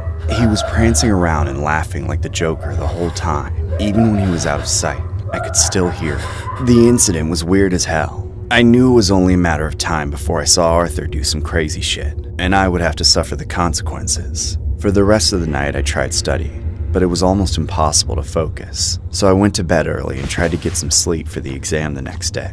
I didn't leave my apartment until the last minute. When I situated myself in the classroom, I noticed that Arthur was late, but just before the exam started, I found out what had taken him so long. Arthur showed up to the classroom with a carved smile on his face. He had cuts on both sides of his mouth. He came and sat right next to me, staring and smiling, forcing me to ask what happened to his face, but he didn't answer. He just laughed. A moment later, the exam started, but the entire time, I could see that weirdo staring at me, completely ruining my concentration. As soon as I finished, I bolted to my locker and grabbed all my stuff, hoping to get to the building before Arthur did. But unfortunately, he was waiting for me right outside the campus. He had managed to smear on the Joker's face paint while I was inside. I walked by without acknowledging him, but he caught up quickly. We walked together in silence. My awkwardness and anxiety fueled me even further. All I wanted to do was get to my apartment, and as far away from the psycho as possible. Unfortunately, the only way to walk to the apartment building without taking a huge detour was to walk through a large wooded park. It was dimly lit, and few people ventured into it at night. I didn't even think of the implications of going in there, but as soon as we were out of view from the street, things took a turn. Arthur suddenly pulled out a knife and slashed me across the chest. I jumped back and sprinted away as fast as I could. Arthur chased me the entire way home, but I managed to rush inside my apartment and lock the door just before he barged in after me. I took a moment to catch my breath before I looked outside. I expected to see Arthur smiling, but he wasn't there at all. I immediately called the police, and they later came to arrest him. They found him sitting at the bottom of my door, just out of view from my peephole. If I had opened the door thinking he was gone, he would have killed me. When Arthur was questioned about why he attacked me, he said he wasn't inspired, but motivated by the Joker from The Dark Knight. I used to love that movie, but ever since then, I've never been able to watch it. Arthur caused me to fail that semester, and left physical and mental scars that are still with me to this day. The story was inspired by a disturbing incident regarding a British female who was accused of attempting to take out another female after being quote-unquote motivated by Batman's arch-nemesis, the Joker. The alleged suspect showed up at school on April 25th with both sides of her mouth cut, mirroring the smiling scars of the Joker, as portrayed by actor Heath Ledger in The Dark Knight. The female then lured a former school chum to a vacant area of the school, giggling as they walked, and then attacked her with a sharp object. Luckily, the victim only suffered a minor puncture wound to her chest. The defendant, who denies the allegations, had previously spoken about turning her face to look like Ledger's character, having a scar on both sides of her mouth to portray the Joker's smile. The female also mentioned that the Joker didn't inspire her, but motivated her. She then allegedly sent a follow-up message saying, "If the plan does fail, I will say the voices in my head made me do it." Earlier in the day, the girl told a witness that she was going to commit the act, but her pal didn't believe her. Prosecutors told the court that the girl was a fan of serial killers and mass-inflicted crime.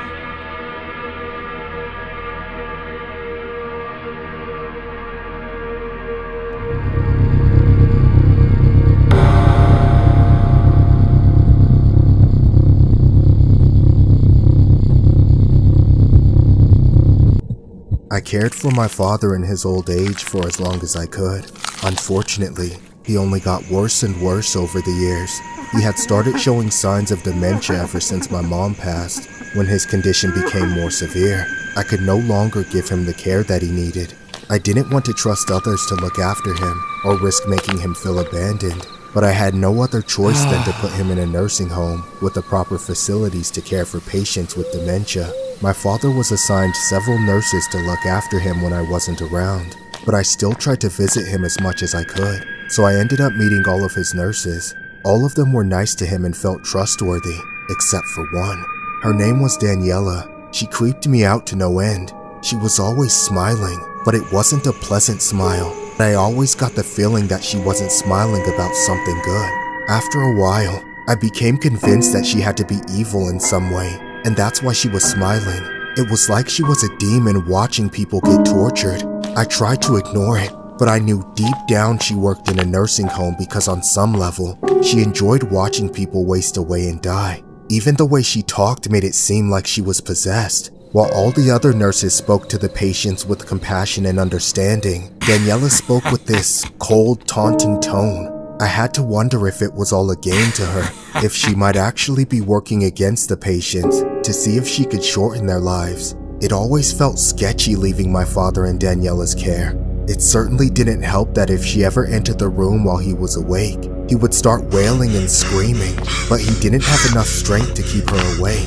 I knew that his dementia had progressed a lot, so I knew that there didn't have to be any logical reason for him to be afraid of her. He was afraid of me sometimes, but that didn't help me feel any less like there was something going on with Daniela, something that my dad, even in his mental state, could pick up on. One night, after I had been with him for a large portion of the day, I had to go home and leave him with Daniela. I was particularly suspicious of her that night. She had been trying to get me to go home as soon as she started her shift, which only made me want to stay as long as I could. When I eventually left, I had a sick feeling in my stomach.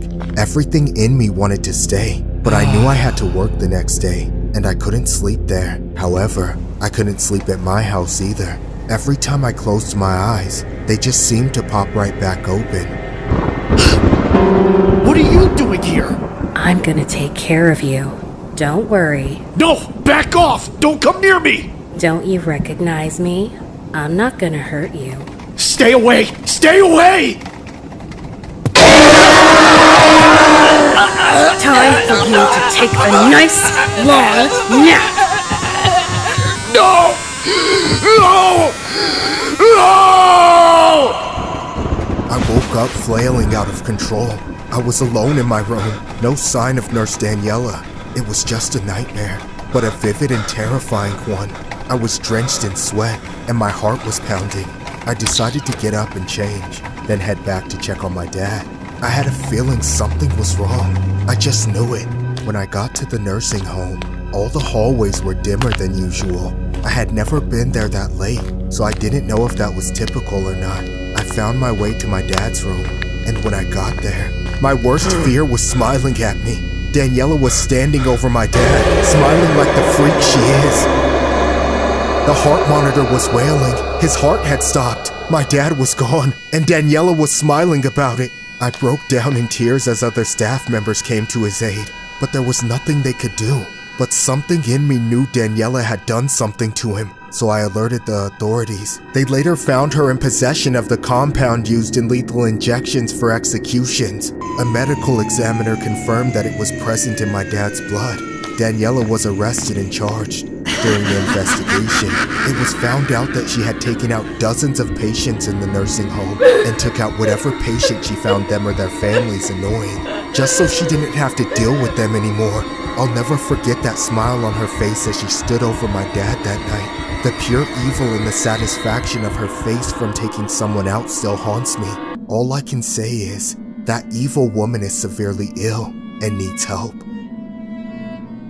This story was inspired by a disturbing incident regarding a nurse, whose photos have emerged showing her smiling next to numerous patients who were allegedly deceased. Italian nurse Daniela Poggiali is suspected of taking out up to 38 patients because she found them or their relatives annoying, police have said. The photos were shot by Poggiali's co-worker, Sarah Pausini, who told local media she was intimidated into taking the pictures. Sarah made a testimony saying, "Poggiali asked me to go to the closet with her where they brought the deceased patients. She was particularly euphoric and wanted to take a picture next to them. I didn't have the courage to say no because she is a vindictive type. I was in fear and awe of Poggiali and didn't want any trouble. She used to give laxatives to patients just to embarrass colleagues on the next shift, so I did what she wanted." Poggiali has since been charged.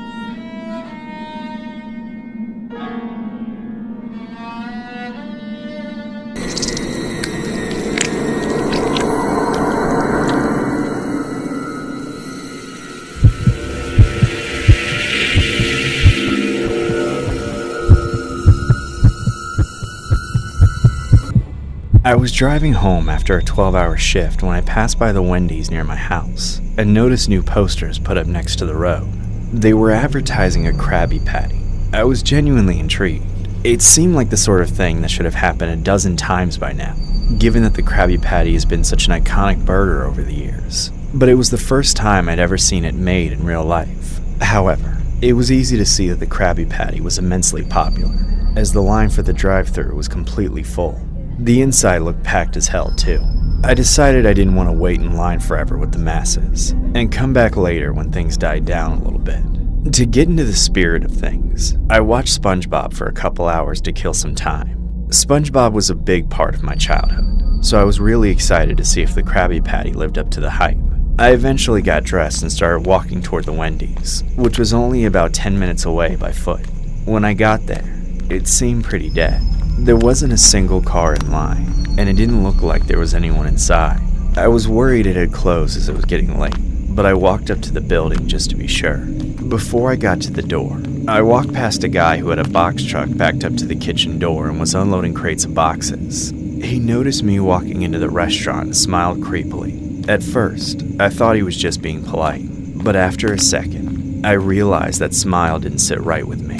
It was off-putting for some reason, but I couldn't tell why. I ended up brushing him off and headed inside.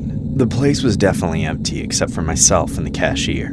I then walked up to the register. Behind it was perhaps the weirdest looking person I've ever seen. It was an old woman, maybe close to 70, or at least that's how she looked. And when she smiled, her teeth were appalling. They were all dead and rotten. I considered leaving just because of her, and while I wish now that I had at the time, I didn't want to be rude. I approached the counter and placed my order for a Krabby Patty. She punched in my order and told me to take a seat. Supposedly, my food would be ready in a few minutes, but I doubted that there was anybody left in the kitchen at all. The idea of that woman going back to make it herself tremendously lowered my expectations for what I was about to eat.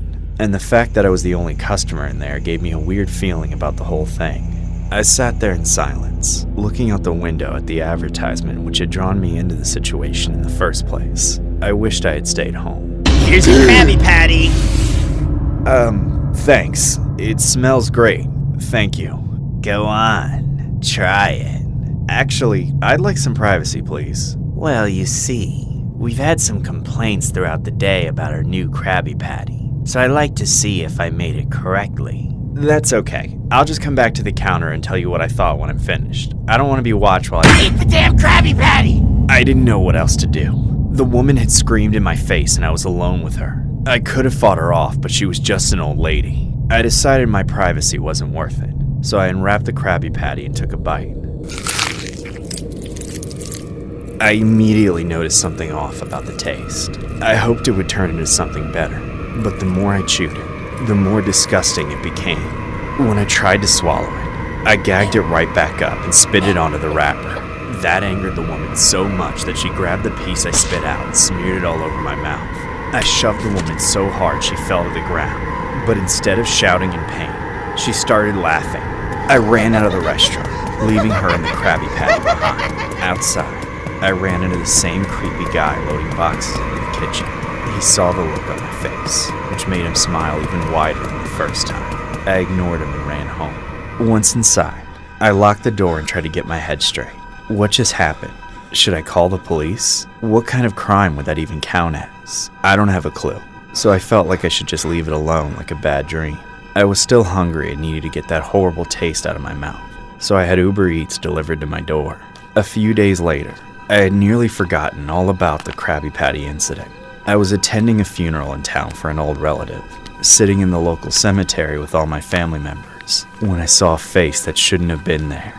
It was the same man with the truck, the one unloading boxes and transferring them into the Wendy's. He was dressed in a different work uniform than the last time I saw him. Finally, I put two and two together and realized he was a groundskeeper for the cemetery. I've been sick ever since. I know there's something in those Krabby Patties that the public doesn't know about. That secret formula is not what it seems.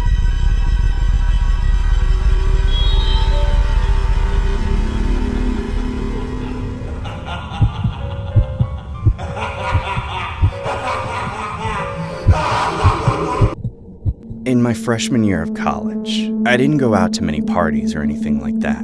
I mostly just stayed in my dorm. At the time, I was really interested in Batman content.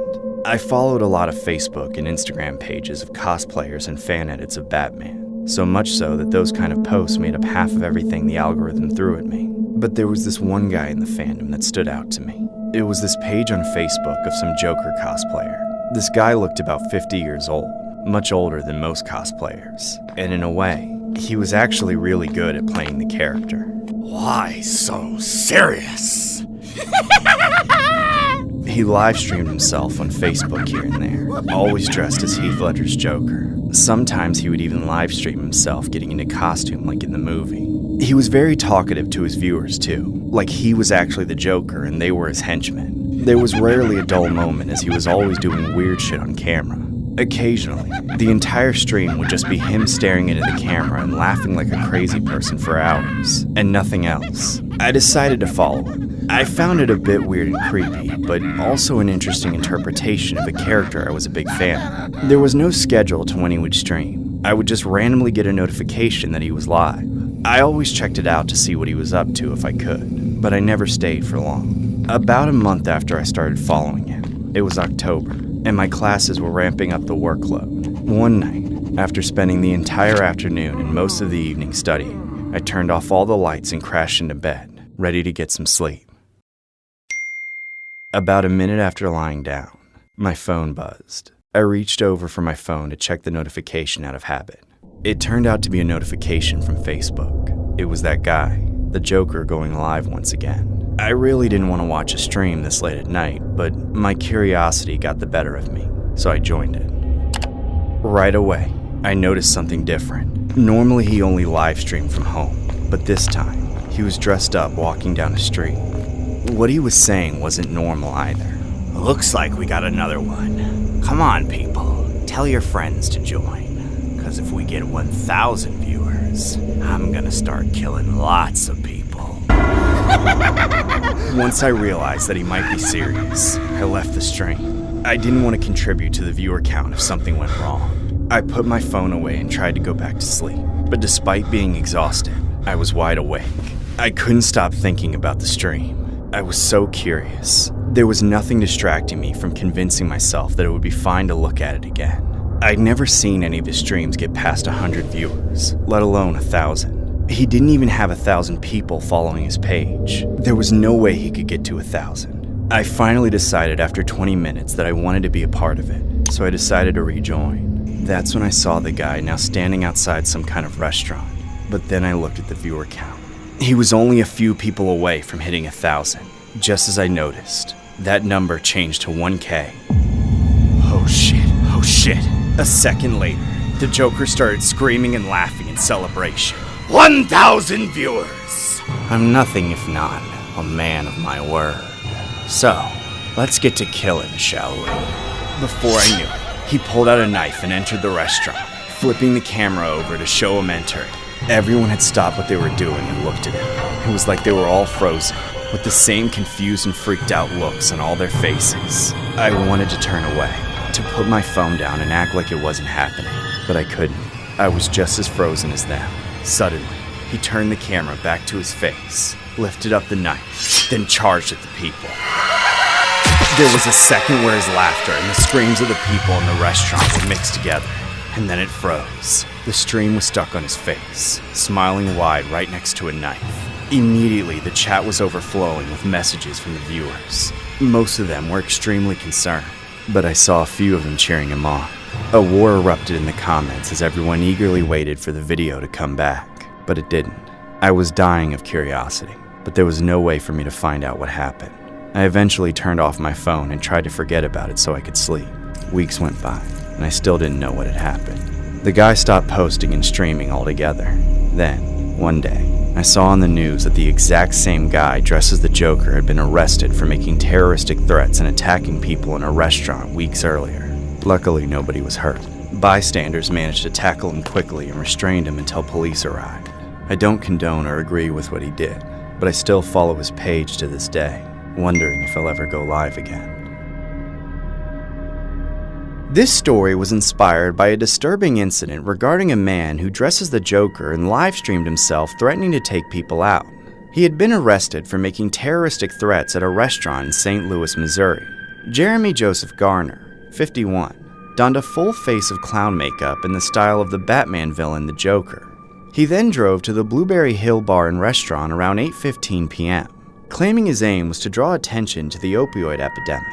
Garner said in the nearly hour-long Facebook Live video, "I'm going to start taking out people until this reaches 1,000 viewers. And once it reaches 1,000, I'm going to go out in public and I'm going to take out more." In the video, Garner orders a soda and tells the barman, "I don't drink alcohol. Yeah, I can't be inebriated when I'm planning on, killing a bunch of people. It's not something you can do. I'm live on Facebook right now. I've got like nearly 2,000 people watching me." The University City Police Department responded after they received a report of a disturbance involving a male subject dressed in a costume. When cops approached him, the man said, "I'm not armed and I weigh 150 pounds. I don't have no weapons on me. I'm not going to do nothing. You've got me messed up. Except all these bombs." After officers searched the area, the suspect was taken into custody. The charging document doesn't indicate whether he was in possession of any explosives or was otherwise armed. The man was since charged for his terroristic threats. A GoFundMe page was created for Garner that claims he was someone who was reported mistakenly. He claims he was just chasing clout and bringing attention to the opiate crisis plaguing this country.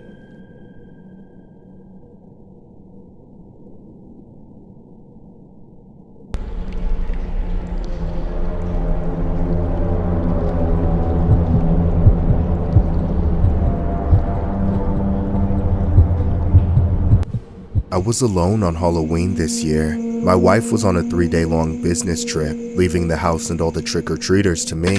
I bought 2 bags of candy since my neighborhood gets a lot of foot traffic on Halloween. I made it home from work around 6 p.m., with just enough time to settle in and get ready for the trick-or-treaters. As usual, it started off at dusk with a bunch of kids and their parents.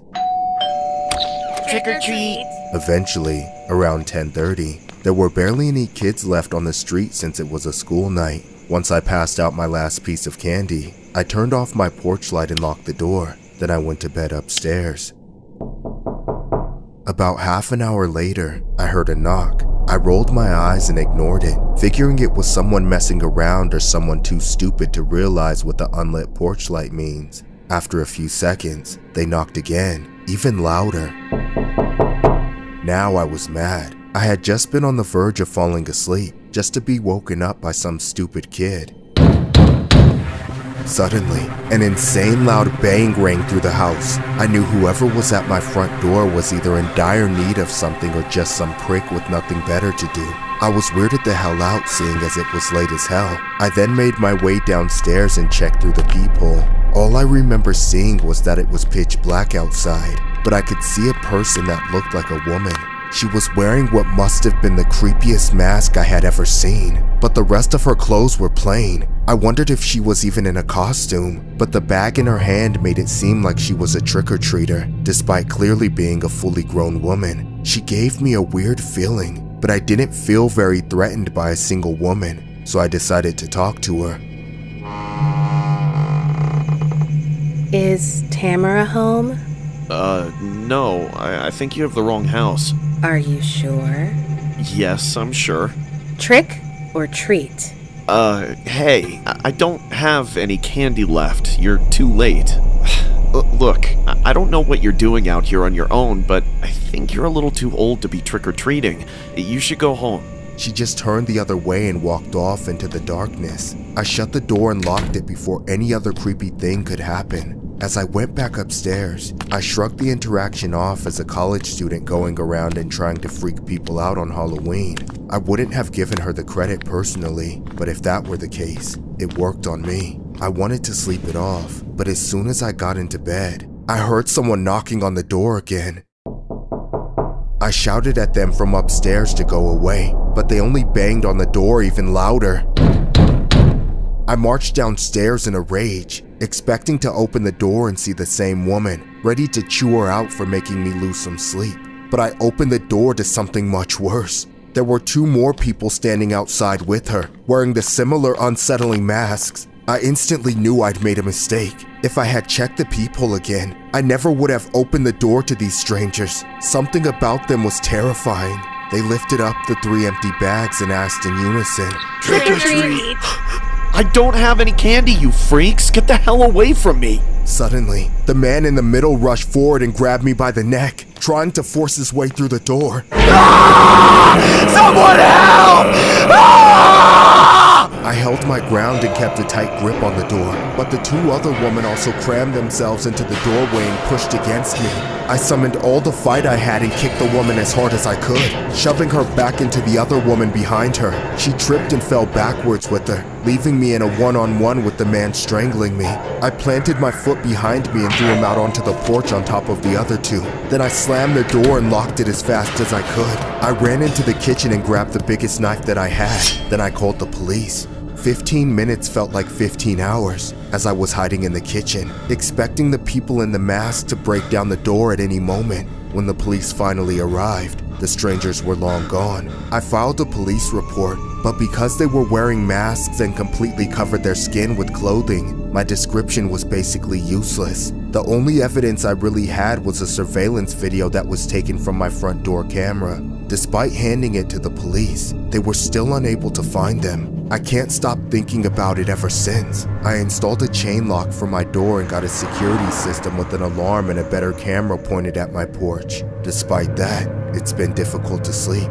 Even though my wife says that they would be stupid to come back, I still can't relax knowing they're still out there. They could return anywhere at any time, and I'll never have any warning. This story was inspired by a disturbing Halloween incident where 3 people who dressed as trick-or-treaters were carrying out home invasions and armed robbery. The NYPD says it happened just after 10:30 p.m. on Halloween in the Sheepshed Bay section of Brooklyn. Police say that a male and female wearing costumes and carrying trick-or-treat bags knocked on a 37-year-old man's door and said, "Trick or treat." The man opened the door and gave them candy, but the male pulled out a firearm and tried to force his way into the home. The female walked down the stairs and out of the fenced-in yard. As the victim struggled to keep the masked man out, a second male ran up to the door and also tried to push his way past the victim. They allegedly hit the victim in the face repeatedly during the incident. After a brief period of time, the victim managed to push both of them out of his home and lock the door. The males then took off on foot. The NYPD released a security camera recording of the incident in hopes that someone could identify the robbers. There was no information on injuries to the homeowner.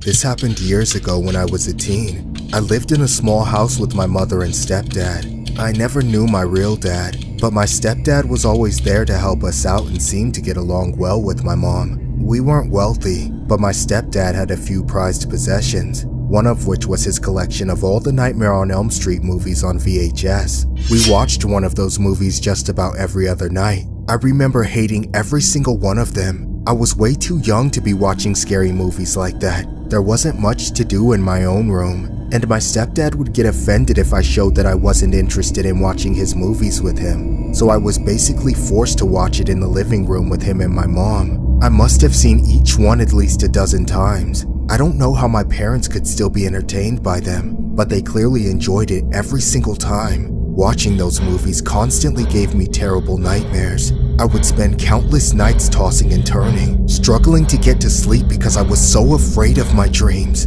They were always the same. I would feel like I was in the movies, literally having a Nightmare on Elm Street, running for my life in the darkness being chased by Freddy Krueger. That wasn't even the worst of it either. Sometimes, about once a week, I would wake up from a nightmare and see Freddy Krueger standing in the corner of my room.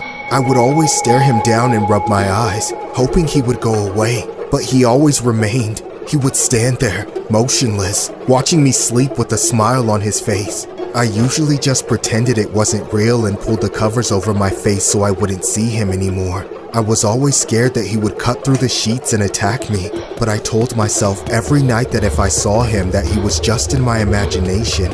It had to be the movie's fault. It couldn't actually be Freddy Krueger. I had to think so if I wanted to sleep at all. One day, after getting almost no sleep, I told myself that I wouldn't allow my silly imagination to get the best of me. Oddly enough, I didn't see him again for over 2 weeks. Of course, it was only a matter of time. One night, I woke up from a nightmare at 3 a.m. Freddy was in the same corner as always. I locked eyes with him, terrified, but trying desperately to work up the courage to confront him. This time, however, something was different. Freddy moved.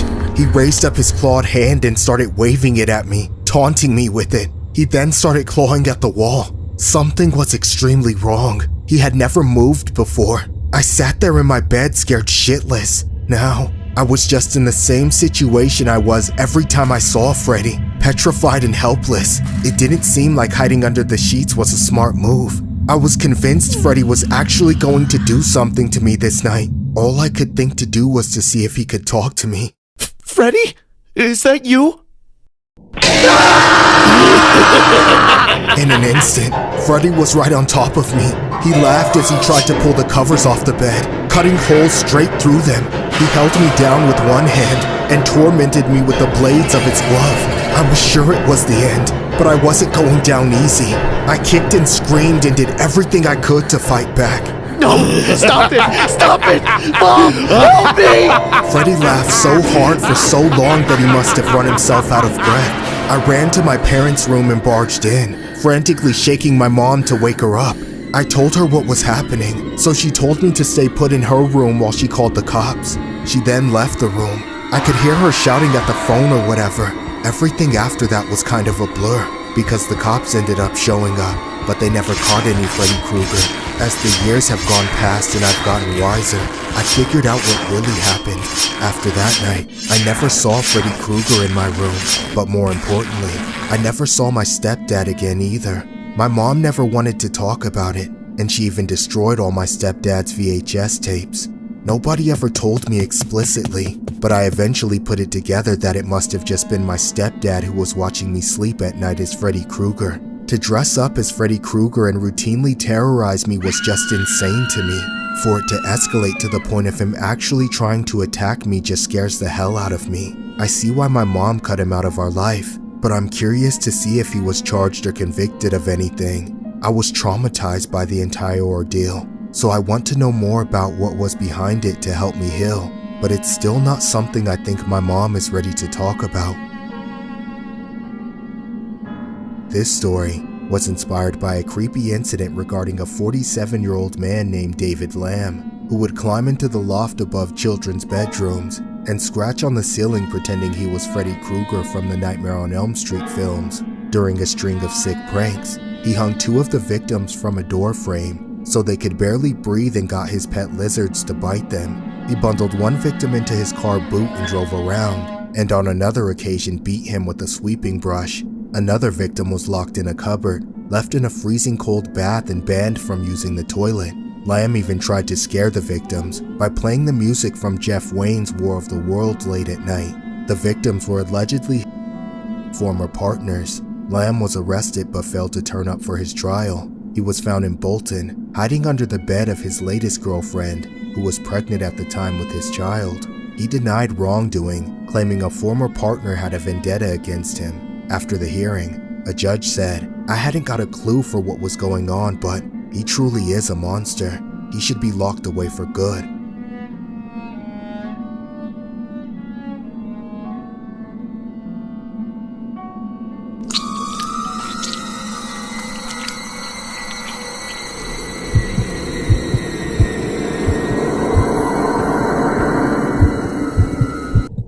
My best friend Nick and I used to work at Wendy's together. We only planned to work there after high school for a few months, but when neither of us ended up going to college, we got complacent, so we worked there for years. We were stuck working full-time, always doing the night shift together. I worked the grill while Nick took orders. The hours were long and brutal, as the Wendy's we worked at was extremely busy. The benefit of working together was that we got to talk about the shift afterwards and bond over the trauma. One of the things we complained about was our boss. For legal purposes, I'll refer to him as his nickname we had for him, Mr. Krabs. Mr. Krabs was a psycho nutcase about saving money and maximizing profits, just like the character in SpongeBob. Something about his business practices admittedly made his Wendy's the most popular one in town, but it came at a high price for the people who worked under him. We never saw anything more than minimum wage without tips, despite how much money we made for Mr. Krabs slaving away in his kitchen. Breaks were pretty much non-existent, let alone paid time off or overtime. If you even mentioned any sort of workers' rights, he would lose it to Mr. Krabs. His employees were just machines to make him money, even screaming in their faces if he ever caught them doing something that might cost him a few cents. But one day, I found out just how far he would go. I was making a few orders on the grill when I heard the distinct sound of Mr. Krabs yelling at someone. The door to Mr. Krabs' office was slightly open, so I walked away from the grill to peek my head in. I remember seeing Mr. Krabs snapping at Nick, screaming in his face. Nick was just sitting there taking it. Suddenly, Mr. Krabs lunged over the desk and grabbed Nick by the neck. I watched in shock as Nick struggled to get free while Mr. Krabs looked like he was going to strangle him. When Nick managed to get out of Mr. Krabs' chokehold, I quickly looked away and went back to the grill. I was stunned. I knew that Mr. Krabs was a psycho, but I never realized up until then just how unhinged he truly was. Later on, Nick told me what had happened. He said it was because he had given a customer a refund. We honestly didn't know what to do. We thought about quitting as we had done many times before, but as always, we were too afraid to be unemployed. We also contemplated on calling the police, but we were genuinely scared of what Mr. Krabs would do afterwards, so we just went back to being complacent. Then, one day,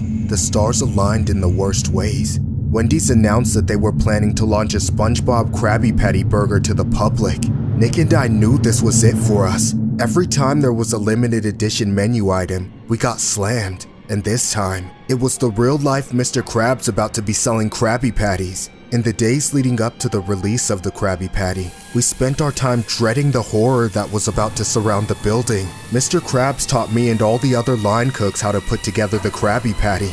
It was surreal. I knew myself, Nick, and the other employees were going to go through hell for the next couple of weeks.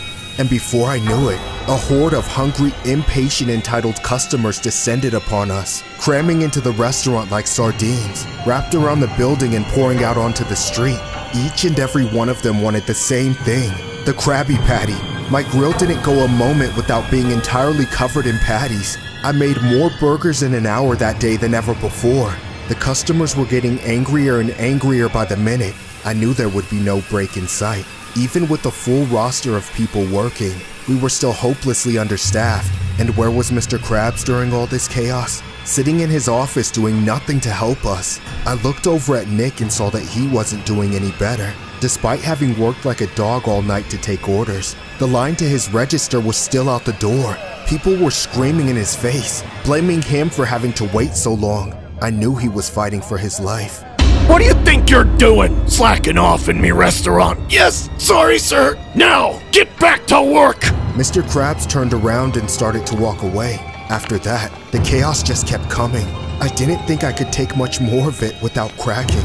Then, I looked over to Nick for the first time in a while, just to see him collapse. He twitched and flailed on the floor with his eyes wide open. I ran to help him, but Mr. Krabs screamed at both of us to get back to work and stop disturbing the customers. I'd finally had it. I ignored Mr. Krabs and called 911. And Mr. Krabs fired us for slacking off. Unfortunately, Nick didn't make it. He died on the way to the hospital.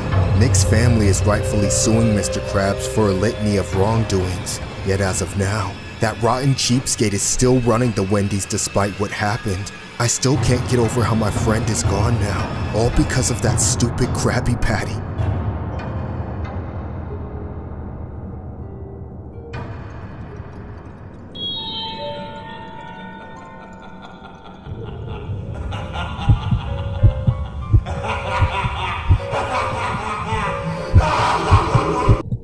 Back in 2012, I was living in Aurora, Colorado. I had been waiting for The Dark Knight Rises to release since I left the theater after watching Batman Begins. I managed to book a ticket to a midnight screening so I could see it before there was any chance of hearing spoilers. None of my friends were interested enough to stay out late for it, so I was by myself, but the theater was completely sold out. After buying a drink and some popcorn, I got to my seat, which was all the way at the top, right under the projector. While the previews were still playing, I decided to take a piss before the movie started.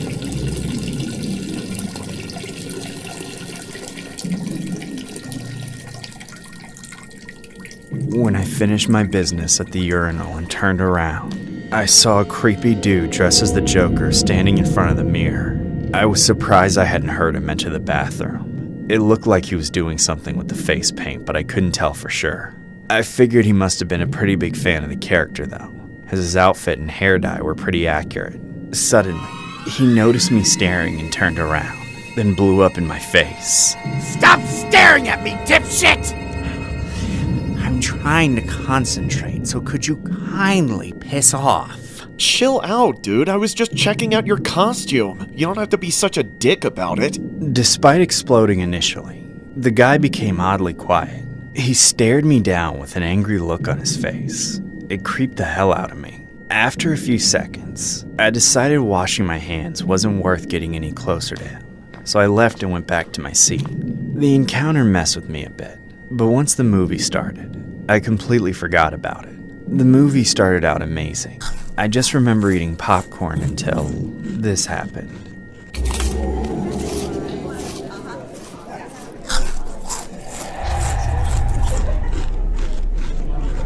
Whoa, check it out. It's the Joker.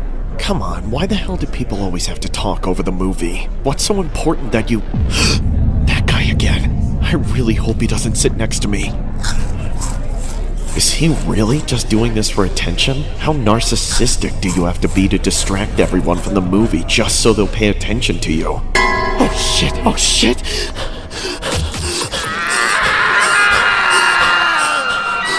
No, no, no, no, no! He's got a knife!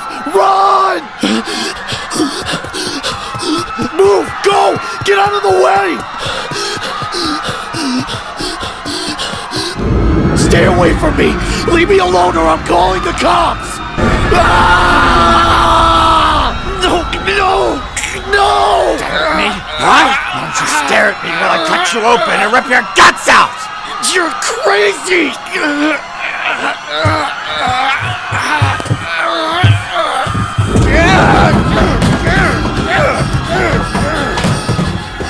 Why couldn't you just die?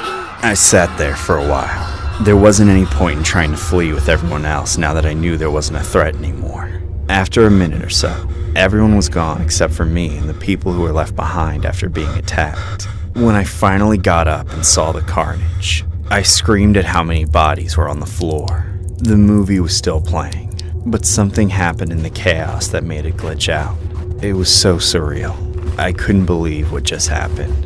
The man who attacked the theater was arrested later on. Apparently, when they searched the house, they found it was booby-trapped with explosives, and they had to defuse them all. The media labeled him the real-life Joker, but I think they gave him way too much of the attention he wanted. He was just a sick freak in a costume. I've been dealing with PTSD from that night for years. Anything related to the Joker or the Batman is an immediate trigger. I've gotten better at managing it over time, but I don't think I'll ever be able to watch another Batman movie ever again. It's a shame because I heard the new ones are really good, but it's not worth reliving that nightmare. The story was inspired by a horrific incident regarding a 24-year-old man named James Holmes. On July 20th, 2012, inside a movie theater in Aurora, Colorado, during a midnight screening of the film The Dark Knight Rises, dressed in tactical clothing, Holmes set off tear gas and started taking aim into the audience with multiple firearms, taking out a dozen and injuring 70 others. Earlier, he had rigged his apartment with homemade explosives. These were defused by the bomb squad a day after the night of horror. Holmes confessed to the crime, but pleaded not guilty by reason of insanity. Psychology experts at the time told ABC News that while it's hard to know what Holmes' state of mind was before the rampage, details such as him referring to himself as the Joker would suggest that he was a deeply disturbed individual. Holmes was ultimately given 12 life sentences.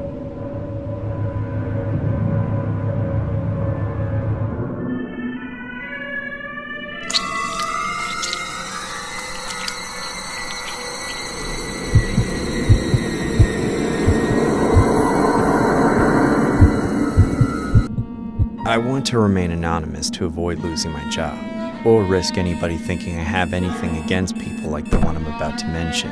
I won't say their names either. I've worked at Wendy's for a long time. I know how to do everything that goes into running a fast food restaurant. I can cook, take orders, and deep clean, all while making sure the next shift is set up for success. I like to think I could hold my own in a fast food joint, but I remember quite clearly when the Krabby Patty was announced. I didn't quite get it at first, but then I realized it was from the show SpongeBob. The whole thing was going viral on the internet. With that in mind, I thought I was prepared. I was, in no uncertain terms, the farthest from prepared for a day at work that I'd ever been. That day was like a trip to hell and back. It felt like we did 10,000 orders in one shift. The number of people I saw in the restaurant that day could have filled a stadium. I spent most of my time at the front of the register or putting out fires. Every single staff member was firing on all cylinders, because they knew if they weren't, there would be a complete breakdown in the dining area. However, despite all the different things that were happening, one face stood out against all the rest. I first saw him about half an hour into my shift. He was a strange-looking guy. A bit cross-eyed and seemed like he didn't or couldn't take care of himself. I figured he was homeless, so when he ordered a Krabby Patty like everyone else, I assumed that would be his big meal for the day. But then, something strange happened. After he got his food, I saw him find a spot to sit in the dining area, which since it was completely packed was just the floor of an empty corner.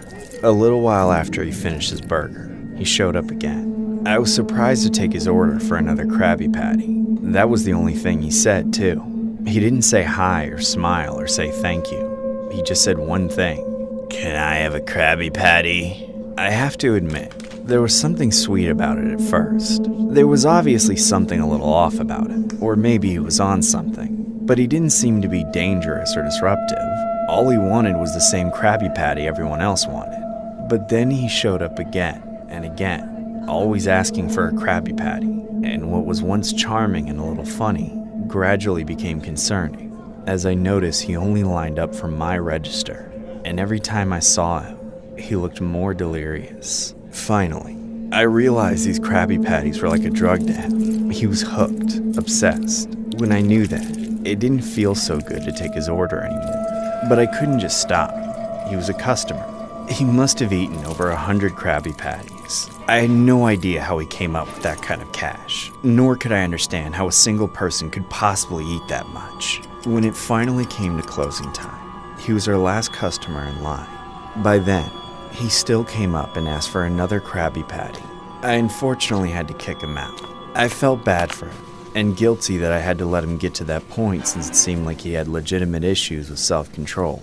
Regardless, once he was gone, it was time to clean up and finally head home. I lay back on my couch, too exhausted to even turn on the TV.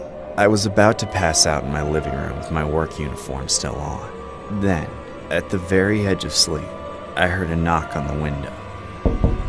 I ignored it, thinking it was just part of a dream I was about to have. But then I heard it again. I forced myself to get up and check it out. I walked quietly to my door and pulled back the curtains of my front window, and saw the same guy standing outside my house.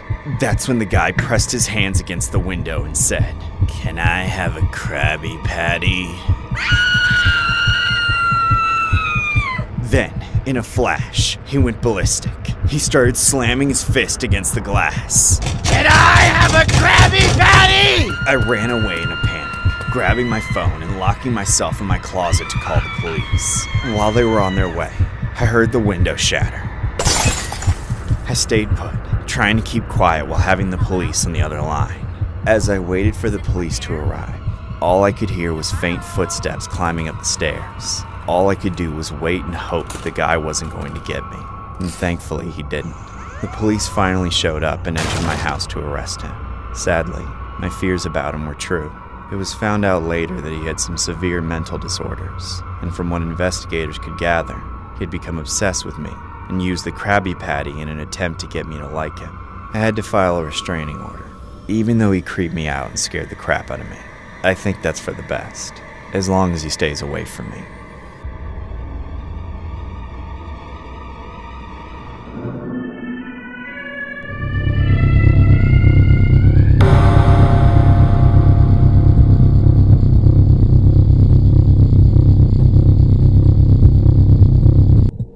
This happened a few years ago when I used to live alone.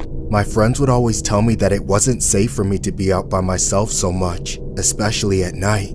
I lived by myself in a little condo by the park. It was honestly a great location. It was close to my job, and I liked having a park near me. I would usually go on walks in the park after work just to relax a little. There was a nice foresty area that had a pathway, and there were a lot of trees and shade everywhere. It was especially nice during the fall time. However, the park was so nice that it would attract a lot of people. People who weren't even from the area would come to go for walks in the park or have picnics and stuff. People would bring their dogs or their kids, and it made the park packed all the time, which I hated. The last thing I wanted when I went to the park was to be surrounded by a bunch of people. So I recently started walking around nighttime since my building was right across the street. By that time, it would usually be empty as hell.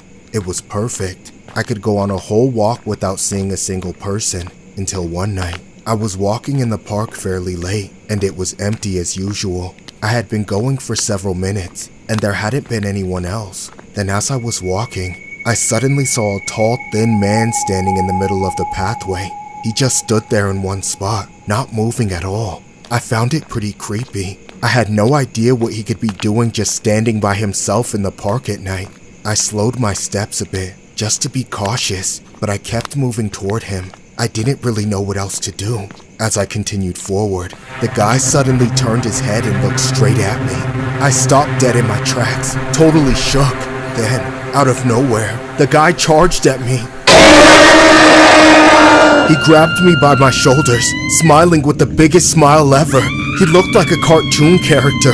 I was completely frozen as he continued to grip me by my shoulders and smile at me. It seemed like his smile took up half his face. Do you want to be my girlfriend? Give me a smile if you do. I didn't know what else to do, so I nervously gave him a little smile. As soon as I did, he immediately let go of my shoulders and grabbed me by the hand and said, "You're coming with me then." He then began to lead me down the pathway. I was still completely shook and in disbelief. I couldn't wrap my head around what was happening. I was in total awe as we continued to walk down the pathway through the park. Where are we going? We're going to my place. You're my girlfriend now, remember? I was so confused, but something told me to just go with the flow, so I went with him. It didn't take us long to get to his place from the park.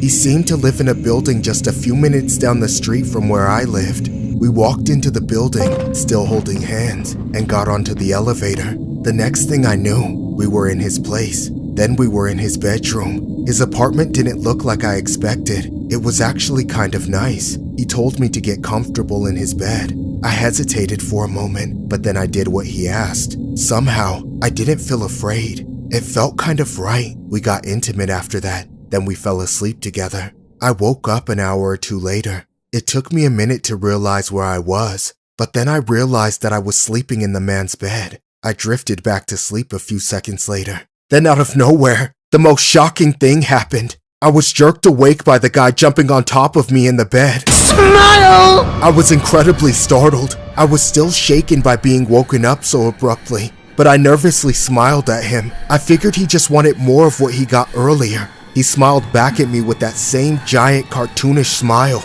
I smiled wider as I looked up at him. Then something about his face changed. He was still smiling, but it somehow looked different, more crazed. Then the guy suddenly pulled out a pair of pliers and began forcing it into my mouth.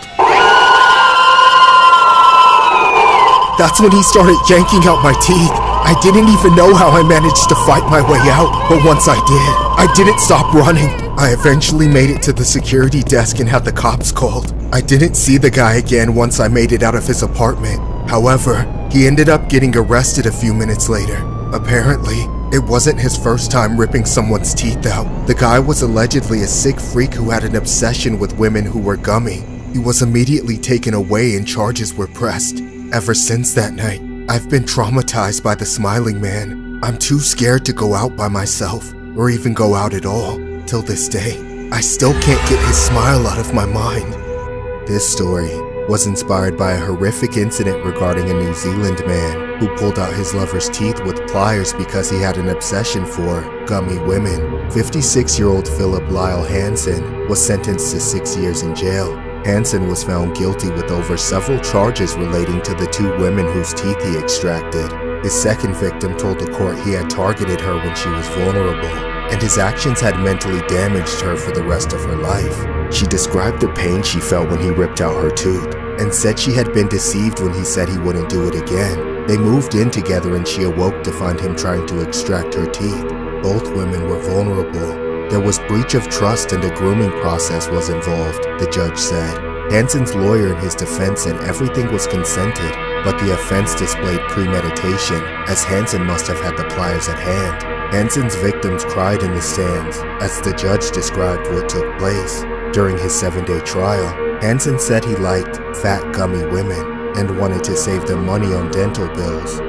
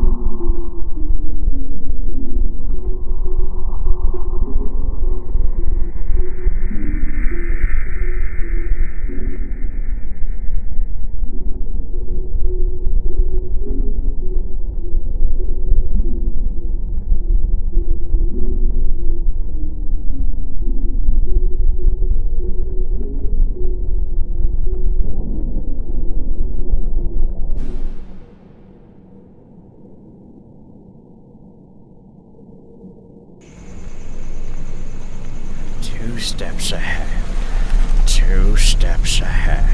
Hi, may I take your order? Or should I say trick or treat? Yeah, I'll take 20 Big Macs and 5 large Cokes. Is this for a party or something? Yeah, it's for the 1 million subscriber Horror Shorts party. Now make my breakfast, dipshit! It was the fall of 2020 when I just started working at my local McDonald's. I worked there since the summer ended, and everything about the gig was lame, repetitive, and boring.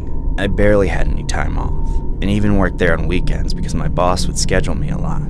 That, or I would often take my coworkers' shifts, just because everyone at the McDonald's used me since I was the new kid on the block.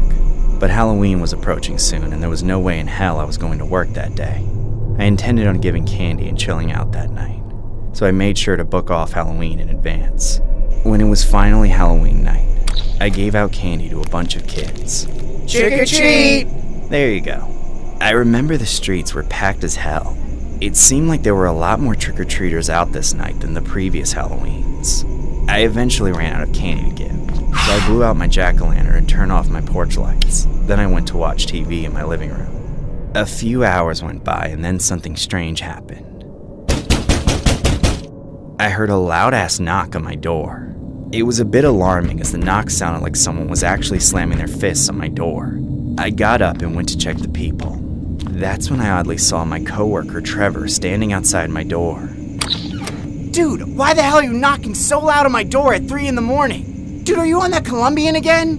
No, nothing like that, man. I just wanted to tell you the news. Did you hear that the boss is giving out free burgers for Halloween? What? What are you even talking about? He said he just needs enough meat to make the burgers. Dude, I know what you're trying to do. Just take my shift, damn it! I'm not taking your shift. Today is my day off. Halloween is my day off.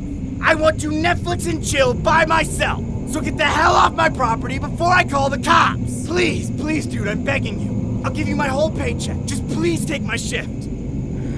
Fine, I'll be there in a few minutes. God damn it! Why the hell am I here working alone on Halloween night?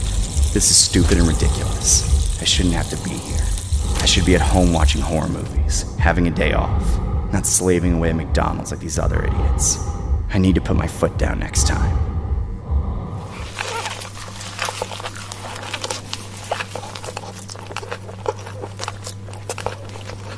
Hello? Is anybody there? Yes, hello, welcome to McDonald's. May I take your order? Trick or treat. Very funny, sir. May I take your order now? I said trick or treat.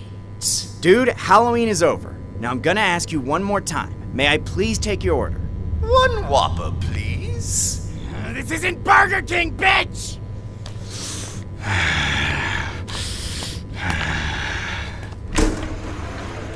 Hey, idiot! Go home and Uber Eats! You clearly don't know how to... What the hell? No, this can't be happening. Shit!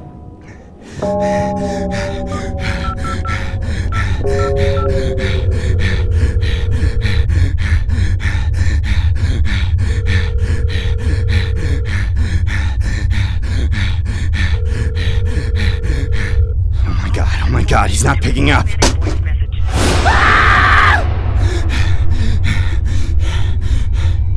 What the hell do you want from me?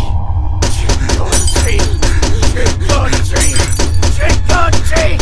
Trick or treat! Trick or treat! Trick or treat! Trick or treat! Trick or treat! I gotta get the hell out of here!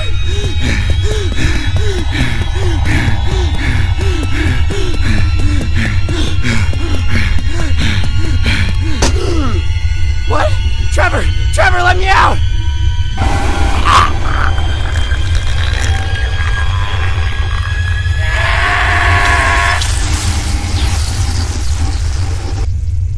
Every single Halloween, we must sacrifice someone.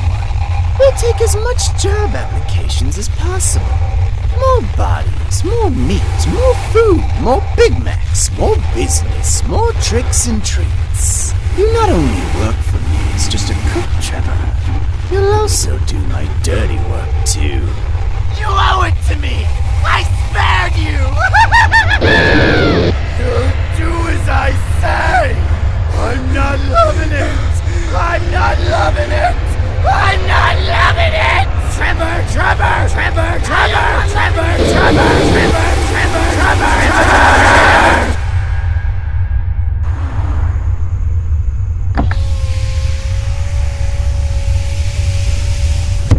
Trick or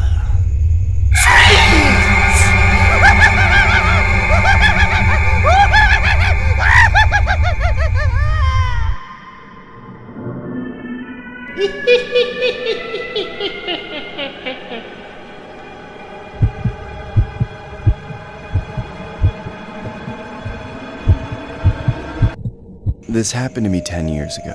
I was in high school, celebrating one of my last Halloweens where it still felt appropriate to go trick-or-treating. My friend Alex invited me over to stay the night at his house after we finished for the night. I agreed to it. It was usually fun to be at his house and stay up late away from my parents. That year, Halloween fell on a Friday, so I went the easy way and dressed up as Jason Voorhees. Alex, on the other hand, was a huge fan of Nightmare on Elm Street at the time, so he went as Freddy Krueger. I was impressed by his costume. I hadn't really put any effort into mine, but Alex had gone all out. He got the exact same sweater and hat Freddy Krueger wore, a really realistic looking Freddy Krueger mask, and he was in character every time we went up to someone's house. The centerpiece of his costume, however, was the glove. He made it by hand with real knives, and he wasn't scared to swing it around and show it off. Of course, when any adults asked about it, he said they weren't actually real blades, but I knew the truth. Alex showed me how real those blades were. He stole a jack-o'-lantern, then slashed the face to pieces in front of a bunch of middle schoolers just to screw with them. All in all, trick-or-treating that Halloween went well. We both got respectable loads of candy, but obviously Alex got more. When we got to his house after a few hours, we headed upstairs to his room to get out of our costumes and sort out our candy. Afterwards, we put on a movie. I wanted to play video games, but Alex was obsessed with The Nightmare on Elm Street and forced me to watch it with him. He'd said he'd seen it 12 times and it never got old, but I silently disagreed. Alex eventually turned off all the lights as we were watching it in the dark. About 30 minutes into the movie, when he was sure his parents were asleep, he pulled out a half-full bottle of vodka from under his bed. I was completely caught off guard. I had never had anything to drink except a couple of beers one time, and certainly not anything as strong as vodka. I was a little scared, but Alex was clearly excited about it. He grinned from ear to ear as he put the bottle up to his face, boasting about how he stole it from his parents' liquor cabinet the previous night. I told Alex I wasn't down. After constantly teasing me, I folded. That's when he started fixing us 2 cups mixed with some soda. I really didn't want to participate in the whole drinking thing. but I knew Alex wouldn't let me live it down if I backed out, so I just went along with it. As the movie progressed, I started taking light sips throughout. Alex kept pushing me to chug and drink bigger mouthfuls. The guy was super pushy that night. It seemed like he really wanted me to get wasted this Halloween. I eventually took a large gulp just to get him off my back. It was disgusting. It was way stronger than beer and I hated it. Somehow, Alex was chugging his down. I wondered if he had purposely made my drink stronger than his just to mess with me. As we watched the movie, I only took sparing sips, but after a while, Alex noticed that I hadn't asked for a refill yet, so he got mad and forced me to chug the entire rest of my cup and refill it. I told him to chill out, but he kept yelling in my face and threatened to kick me out, so I didn't. Towards the end of the movie, I started feeling extremely under the influence. I don't remember much after that. I just remember passing out. Later on, I woke up sometime later with all the TV and all the lights off. I could barely see, but then I noticed Alex standing in the corner of the room, blocking the door. He was in his Freddy Krueger costume again, taunting me with the blades on his glove. I had no idea how long he had been watching me sleep. I was terrified of him as if he was the real Freddy Krueger. Alex, is that you? What are you doing? Suddenly, Alex lunged at me. He slashed me across the face before I could put my arms up. I pushed him back and grabbed a pillow because it was the only thing I could find to defend myself. I backed up into the corner and screamed for help as Alex kept trying to attack me. Help! Help me! Someone get this psycho away from me!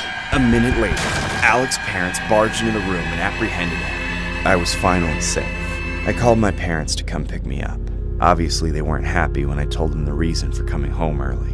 The 6 of us all sat down at the dining table in Alex's house that night, discussing what happened. The cuts I received weren't bad enough for me to need to go to the hospital, but it was still a horrifying sight.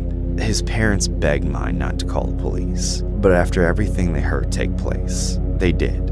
Alex was arrested in his house, and I was taken home. Alex later confessed that he had laced the cup he made me drink with sedatives. He even admitted that he believed he was Freddy Krueger, and that's why he attacked me. He wanted to give me a real Nightmare on Elm Street death. Obviously, I haven't spoken to Alex in 10 years. What he did was unforgivable, and I still have nightmares about it today. The story was inspired by a horrifying incident regarding a man obsessed with the horror film character Freddy Krueger, who used a homemade bladed glove to slash his sleeping friend. A 37-year-old man named Jason Moore was jailed for life by a judge at the city's Crown Court. According to court records, Moore had watched Nightmare on Elm Street 20 times. He watched it just before the attack. Moore and Mr. Skamarski had been drinking cider together at Moore's home in the early evening, when Mr. Skamarski fell asleep on the sofa.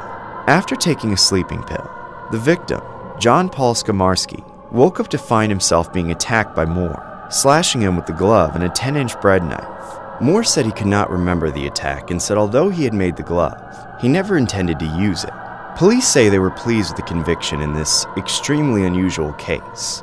Jailing Moore for a minimum of 4.5 years, Judge Michael Pert said, "You are an extremely dangerous man. You are obsessed in particular with the Freddy Krueger figure in Nightmare on Elm Street. What you were fascinated with was using that glove to take someone out. The person you chose was your friend who was asleep and had no reason to expect an attack."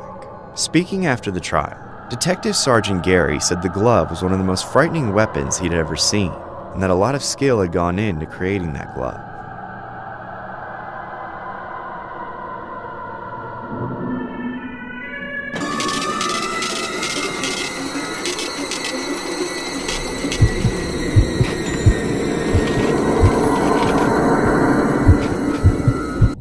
This happened a few years ago when I went to Walmart for Black Friday shopping. I thought it would be a good idea to bring my wife and kids along so they could pick out what they wanted, but it just made the whole grueling process more complicated. The store was full as hell. There were shit tons of people, wall to wall. If it had been just myself and a shopping cart, I could have made my way through the crowd much easier, but instead I had my wife and 2 kids who kept wandering off to look at different things, forcing me to chase them down every 5 minutes. I couldn't risk them having any interaction interactions with the insane people that were there, fighting over stuff and shouting over who deserved what. Then, because the lines for checkout were so horrendously long, it took us nearly an hour to get to a register, and then another 30 minutes just to get through the parking lot and on the road. We got home at around 4 o'clock in the afternoon, and by then I was exhausted. Of course, that's when I got a call from work saying I needed to come in for the night shift, despite the fact that I had requested the whole weekend off.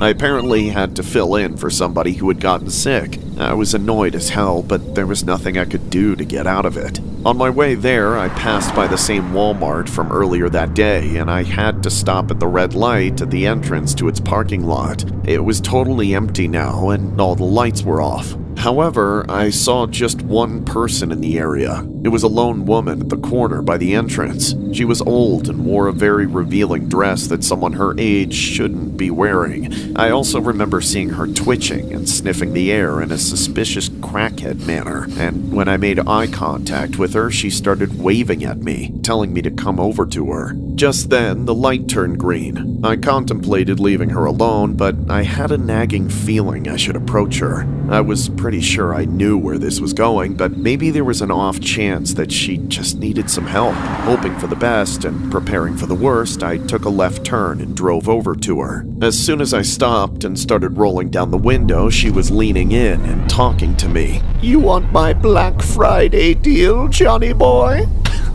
Excuse me? I've got a huge Black Friday sale. My clothes are 100% off in the back seat. That sound good to you? I'm kinda married. Oh, you think I'm going to track down your wife and snitch? Half of my clientele is married. Your missus doesn't need to know about me. I don't know. It just feels like this is a bad idea. You're not even really my type. No offense. None taken, doll. I know I ain't as pretty as I used to be, but it's what's on the inside that counts. Why don't you just close your eyes and let me work my magic? I think you'll be surprised by what I'm capable of. I mean, when you put it like that, it does kind of sound good. How much would it, cost? $50, all inclusive. Well, this is my first time doing this. Is that a good deal? It's a Black Friday sale. I ain't normally so cheap. Alright, I guess. Hop in. Do you know someplace a little bit more private? I know just the place. She eventually had me drive into a dead-end alley. That's when I put my hand over her wrist and made my move. You're an undercover police officer. You're under arrest for soliciting yourself. You have the right to remain silent. Not an auntie! Let me go! I'm going to kill you! Help me! He's a pig!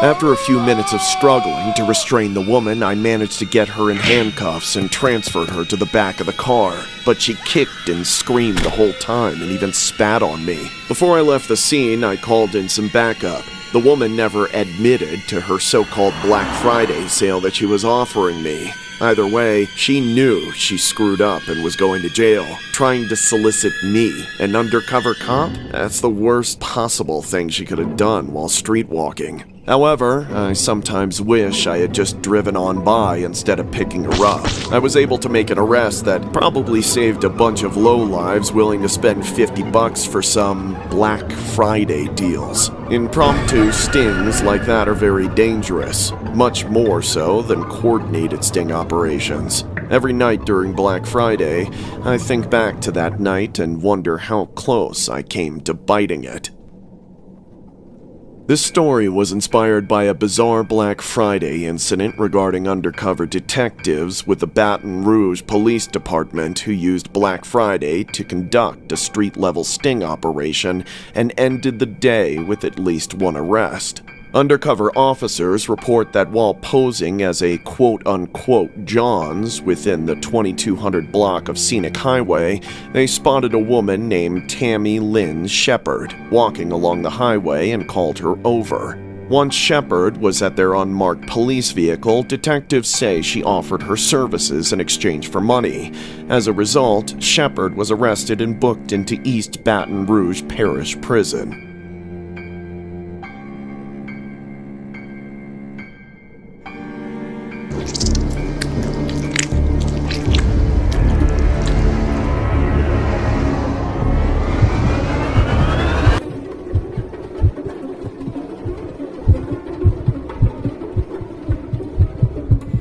This happened to me years ago, but it still affects me to this day.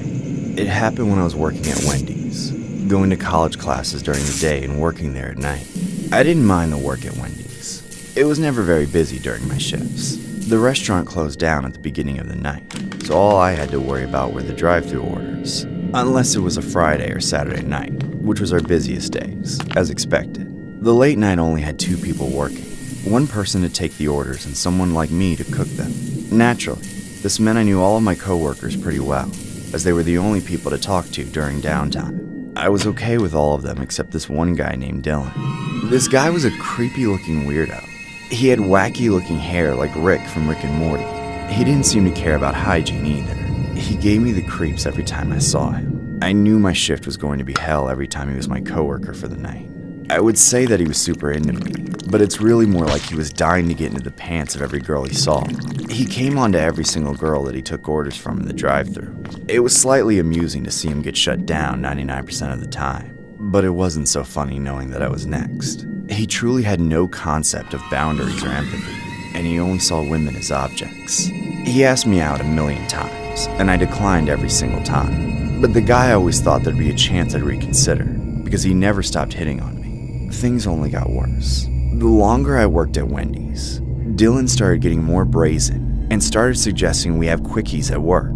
He would try to convince me to sleep with him multiple times a night, and each time he suggested a different spot, either the bathroom or the cooler or the kitchen. And a few times he tried to get me to do it right under the drive-thru window. I tried to be more stern and tell him that was never going to happen, but it was like I could never get it through his head that I didn't like him. I considered reporting him to the manager after every night I worked with him, but I never did. I was too scared of how he would react. The only thing worse than someone being creepy toward me was someone being mad at me. It went on like this for months, until one night, I had had enough. Dylan was absolutely egregious with his advances that night. He knew I was a timid person, and he was taking full advantage of it. He knew I hadn't told anyone about anything he did. At one point during the shift, he came up to the grill and tried to grab my hand while saying one of his usual pickup lines. I swatted his hand away and almost slapped him across the face with the spatula, but I held myself back and cussed him out. Don't touch me! Just leave me alone! God, you're such a creep! Wow, someone's a little spicy tonight. Spicy like the spicy chicken sandwich. But I bet you taste better, sweetheart. Dylan shrugged it off after seeing a customer come up to the intercom, so he went back to the window. A couple hours passed, and Dylan was oddly quiet. I started to think that I had finally done it. I had finally gotten Dylan off my back. Gone were the days of having to hide from him in the bathroom and dreading when there was no work to distract him. Later, past midnight, we had some downtime. I noticed I was low on some things that I would definitely need to get through the rest of my shift, so I went into the cooler to get some inventory. I was crouched down with my back to the door, looking for the right thing when I heard the door open and close again.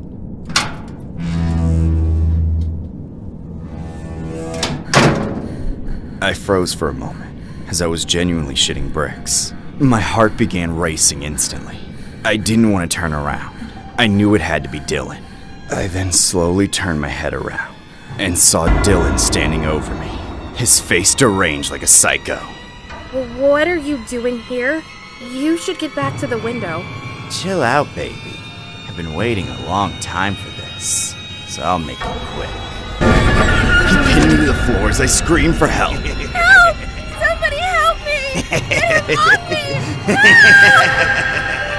After a few moments of sheer horror, I managed to kick and scream and fight my way out of his grasp. I was able to hit him in a vulnerable spot and get away, bursting through the cooler door and running to the customers in line for help. They called the police and Dylan was later arrested. He kept saying it was a misunderstanding and that everything was consensual, but there were quite a few factors that made it obvious to the cops that he was lying. mainly the fact that he had covered the camera in the cooler with a box, as well as a few other cameras in the building. He was clearly anticipating what he did to me, and was lucky enough that it didn't get as far as it could have. However, I still feel the scars from that horrifying night. The story was inspired by a horrific incident regarding a Wendy's employee who was arrested after a forcible altercation with a female coworker inside the fast food restaurant's cooler. The alleged incident occurred on a Sunday morning in Pompano Beach, Florida. A 25-year-old man named Tressel Huffman followed the woman into a cooler and proceeded to force himself on her as she tried to push him off. The incident only came to an end when the suspect failed to get it up. The female worker was then able to break free. She ran across the street and called the cops. After reviewing surveillance footage, authorities said that they witnessed Huffman place a box in front of the camera that faced the cooler. The manager of the location told detectives that all employees are aware that blocking cameras is strictly forbidden. According to the warrant, Huffman was inconsistent in his interview with the police and claimed the encounter was consensual. Huffman was later arrested and charged with the attack, along with kidnapping, false imprisonment, and battery. He was taken to jail and is being held without bond.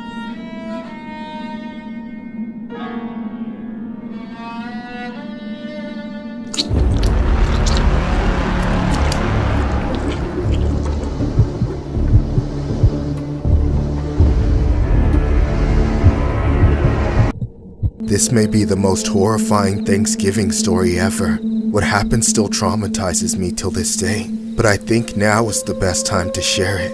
It all happened a few years ago. I had just recently moved to the US and was working as a model. It wasn't a great gig, but it was the only work I could find. I didn't make much money as a model. It was barely enough to survive.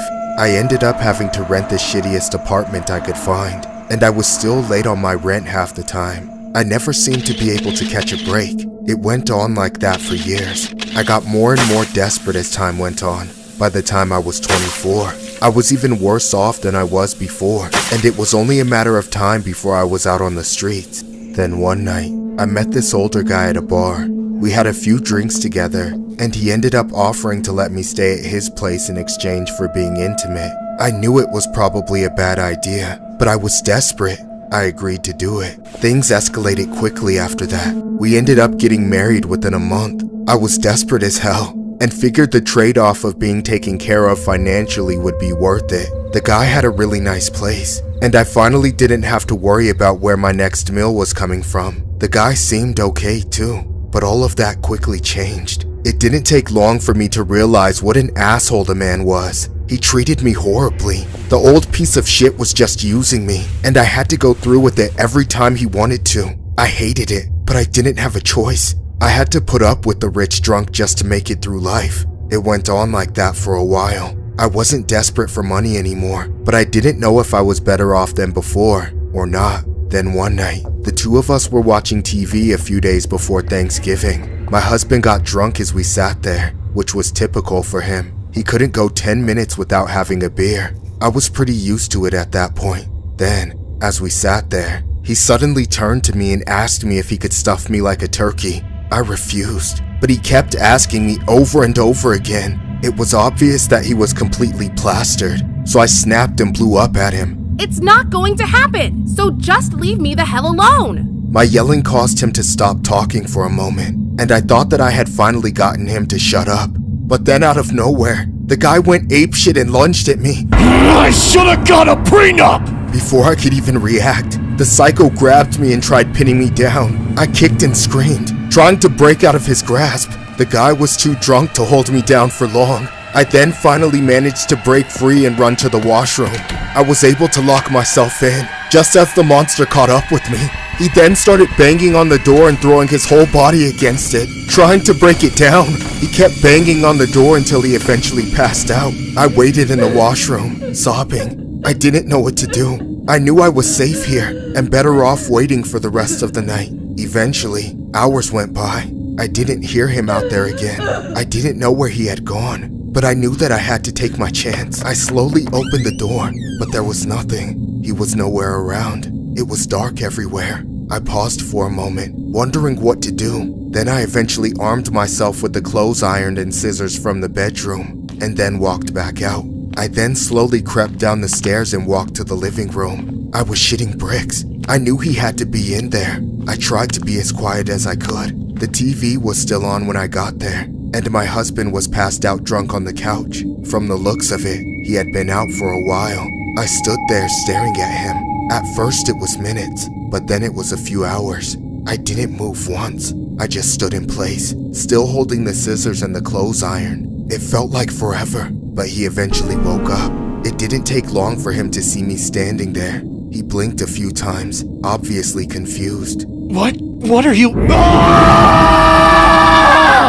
A few days later, it was Thanksgiving. I woke up early to get everything ready. There was a lot to do. I made the stuffing for the turkey first. It took a while, but I knew it was going to be worth it when it was time to eat. It was finally going to be ready. I was hungry as hell. His relatives eventually started calling his phone every single day, but he never seemed to answer though. I didn't bother to answer it either.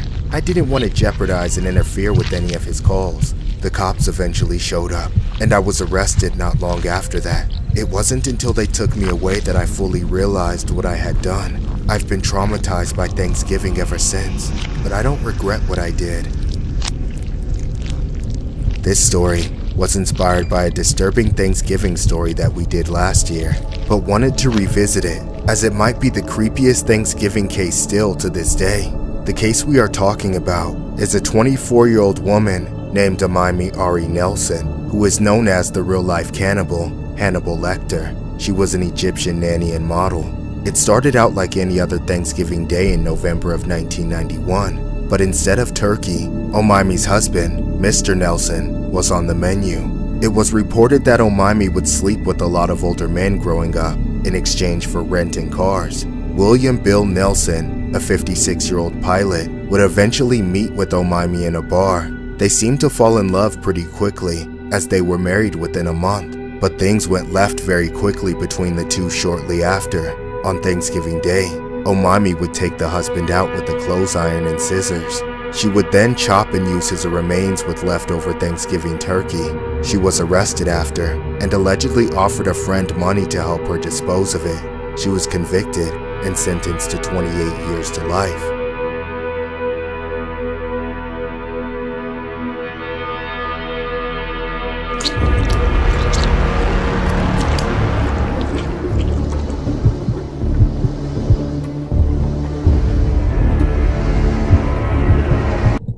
I was at home watching TV and mindlessly scrolling on my phone when I suddenly got the munchies. I was hungry as hell and didn't have anything to eat, but that's when I remembered the hype about Wendy's launching the new Krabby Patty, and there was a Wendy's not too far from my place, so I got dressed and started walking over to satisfy my craving.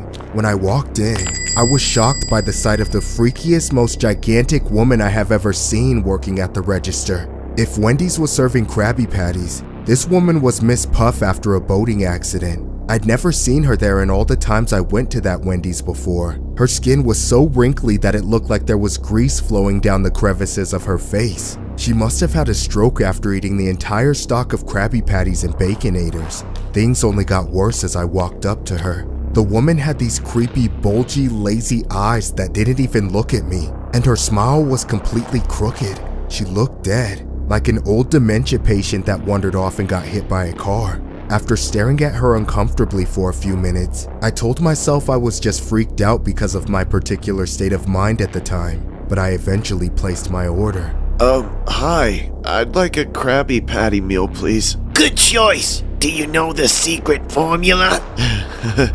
I don't know. I just want something to eat. I'm sure you're used to eating something with crabs. You want anything to drink with that? Lady, just get me my Krabby Patty. Wait here. We're a little short-staffed tonight, so I'll be with your Krabby Patty. The short encounter with her seemed to drag on forever. A lot of things were off about her. I was just glad it was over. Once I paid and got my receipt, I found a seat nearby. Nobody else was in the restaurant even though it wasn't that late. For some reason, it took forever for my food to be ready. Maybe about 10 or 15 minutes of scrolling on my phone later, the nasty old lady finally came back to the counter with my tray. I quickly walked up and snatched it. I then sat down and went right for the Krabby Patty. undoing its container and taking a huge bite. About 3 seconds into chewing, a horrible pungent flavor spoiled the whole bite. I kept chewing for a second, thinking maybe it was supposed to be the tang of some kind of tartar sauce they were using. But it just got worse. It was like piss, battery acid, and snot all mixed together. Before I knew it, the rotten flavor triggered my gag reflex, and I vomited all over the table. I couldn't stop dry heaving and choking on bile. I collapsed out of the chair and crawled to the bathroom, where I fought for my life. Once I could finally walk again, I stormed out of the bathroom and slammed my fists on the counter, demanding to see the woman who served me when nobody was brave enough to answer me. I lost control and hopped over the counter. I searched everywhere for her, but all I could find was a sad, cowering fry cook and an innocent-looking girl at the drive-thru. Neither of them seemed like the type to lace my food, and the fry cook even told me where the woman was hiding. She locked herself in the office, so I ran to the door and started trying to beat it down. What did you do to my food, you nasty bitch? Come out here, you Mrs. Pump lookalike. I'm gonna cave your skull in.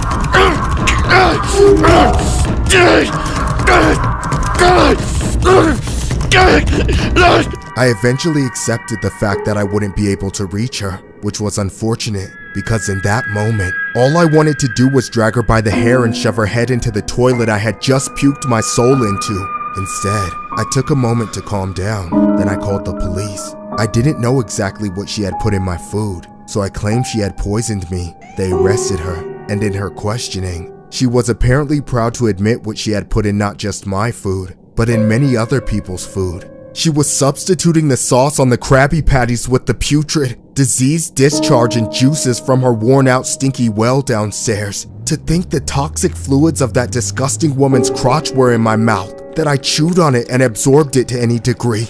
It makes me sick to this day. Now I know why it took my food so long to come out. Because she took it to the bathroom and spent 10 minutes extracting unhealthy amounts of discharge from herself, by only God knows how, and smeared it all over my Krabby Patty. Unfortunately, there wasn't much punishment for her crime. She was fired from Wendy's and slapped with a fine of a few $1,000s. I wish she would rot in jail for what she did to me, and all the other undeserving people who just wanted a nice burger.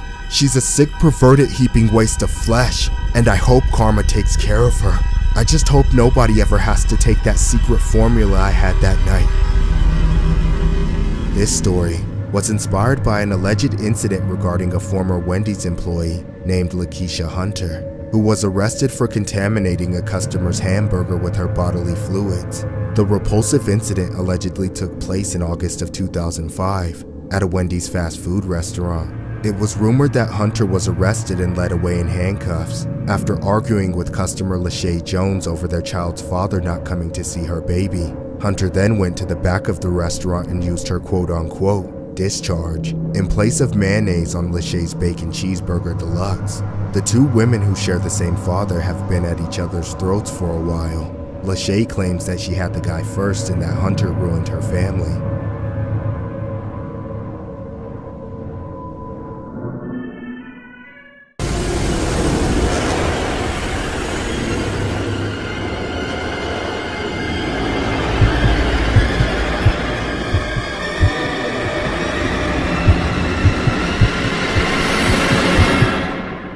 Ever since I graduated high school, my life has been in a slow decline.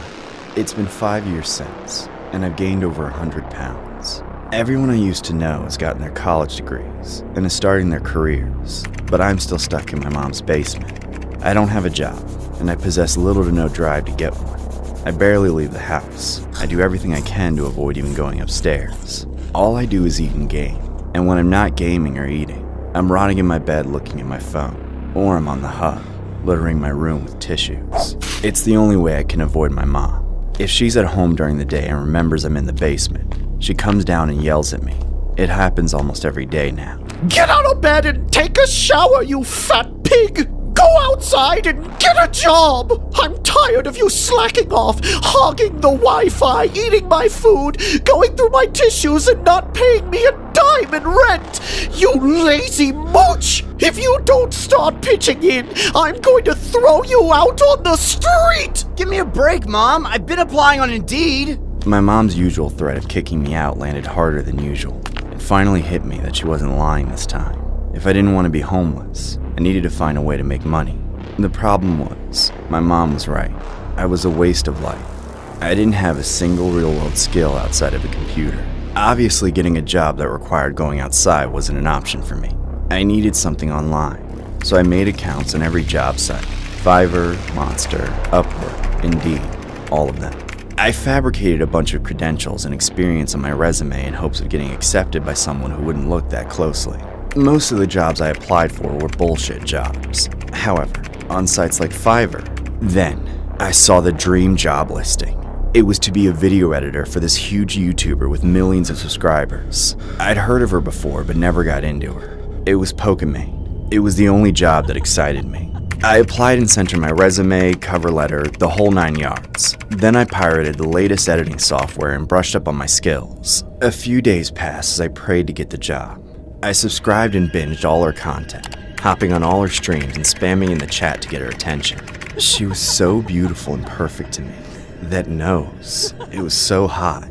I would have given everything to be her editor. Eventually, I got an email from her saying I got the gig. I began to lose my mind. My whole life had just been completely turned around for the better. We discussed terms and then she sent over hours of content she had recorded that I was supposed to edit. I was already in love with her, so getting to watch her exclusive content for hours on end was a dream come true. At first, I was worried she wouldn't like my work, but I think my passion prevailed. Finally, my life had purpose. Even better, I was making more than enough money to pay my mom rent and have some disposable income to throw around. Unfortunately, after a couple of months, my old habits resurfaced. I found it harder to focus on editing because of how hot Pokimane was. Her face and body were extremely triggering for me. I already felt like we had a closer relationship than any of her fans because we talked business over email, but I kept wanting more. Most of my leftover money was spent on her merch. I wanted my room to be like a Pokimane shrine. I even got her likeness printed on a body pillow that I slept with. I went through a dozen boxes of tissues a week. Gradually, I spent more time pleasuring myself to her videos than editing them. At some point, it was like I had negative testosterone. All the motivation I started with was drained downstairs. My whole life became fantasizing about Pokimane being my girlfriend, editing her videos and watching them for my own pleasure. Before long, my habits started to interfere with my work. I was no longer able to meet her deadlines. I sometimes turned over a video a week or two late. Pokimane got angry and emailed me, demanding an explanation. I kept lying and promised to be better, but eventually I had to come clean. I couldn't edit Pokimane's videos on time because I couldn't stop simping on her. I hoped she would understand, but she was disgusted. Then, she fired me, sending me back to square one. And once again, I was a jobless bum. I lost my mind. I had destroyed everything in my room that had anything to do with Pokimane. I screamed my head off in a storm of emotions. That's when my mom walked in. Pokimane! Why? I loved you! How could you do this to me? What in God's name are you screaming about? Who's this Pokimane? And why did you trash the room? Stop acting like a baby! Shut up! Shut up! Shut up, you stupid, saggy old Lord of Wrinkles! This story was inspired by a creepy incident regarding a YouTuber named Pokimane, who unveiled a disturbing revelation to her fans earlier this year. If you are following Twitch, you might have noticed that Pokimane's fans tend to be on the clingier side. She recently had to let go of a video editor after his quote-unquote addiction to her content led to major workflow issues. In her latest Twitch stream, Pokimane said her ex-editor confessed to spending an inordinate amount of time watching her videos. The behavior left Pokimane feeling uncomfortable and with no choice but to cut ties with the editor. She acknowledged the awkwardness of the situation, saying she felt bad because she didn't think he realized how much he was struggling with that obsession.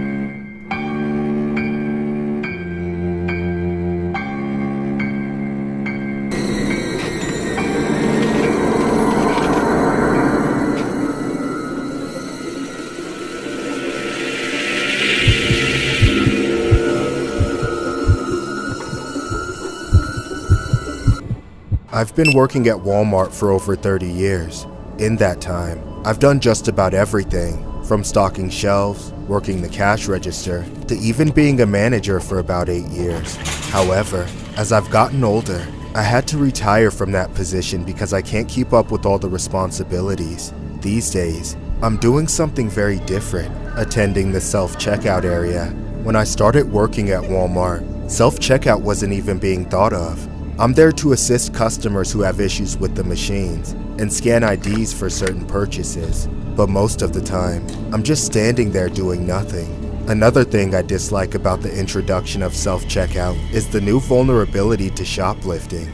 That's the other major part of my job, making sure people actually scan in everything they are taking with them. That was never an issue before when an employee was doing the scanning, but now I have to be the watchdog over the customers. There are a lot of people that I have to deal with, from rude, incorrigible customers to volatile creeps and weirdos under the influence of everything under the sun. Yet, there are also just the desperate people down on their luck.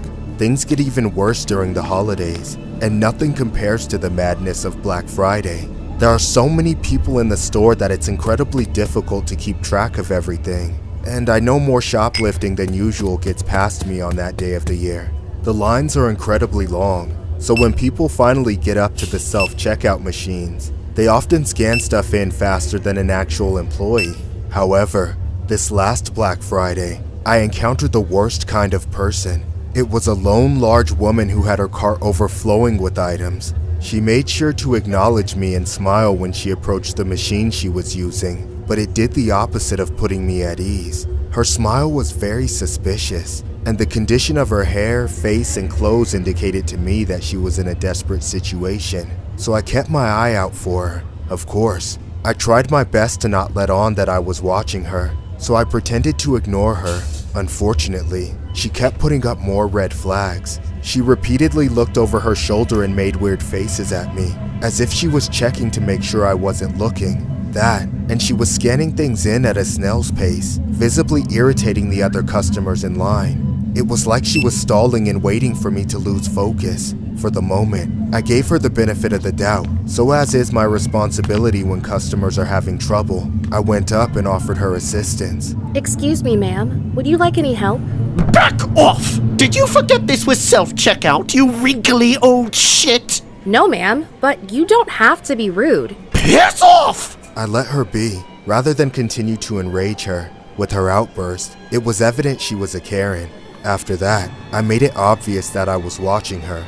She must have thought I was blind or stupid or something, because she clearly only scanned 20 or 30 items out of the 100 that were in her cart. She paid and started to leave, but I got in front of her cart and stopped her. Ma'am, would you please show me your receipt? Why? Well, I need to make sure you paid for everything in your cart. Just show me your receipt and then you can be on your way. You think I'm stealing? Do I look like a criminal to you? I can't believe this! Let me go! Ma'am, stop! You can't leave! Get out of my way!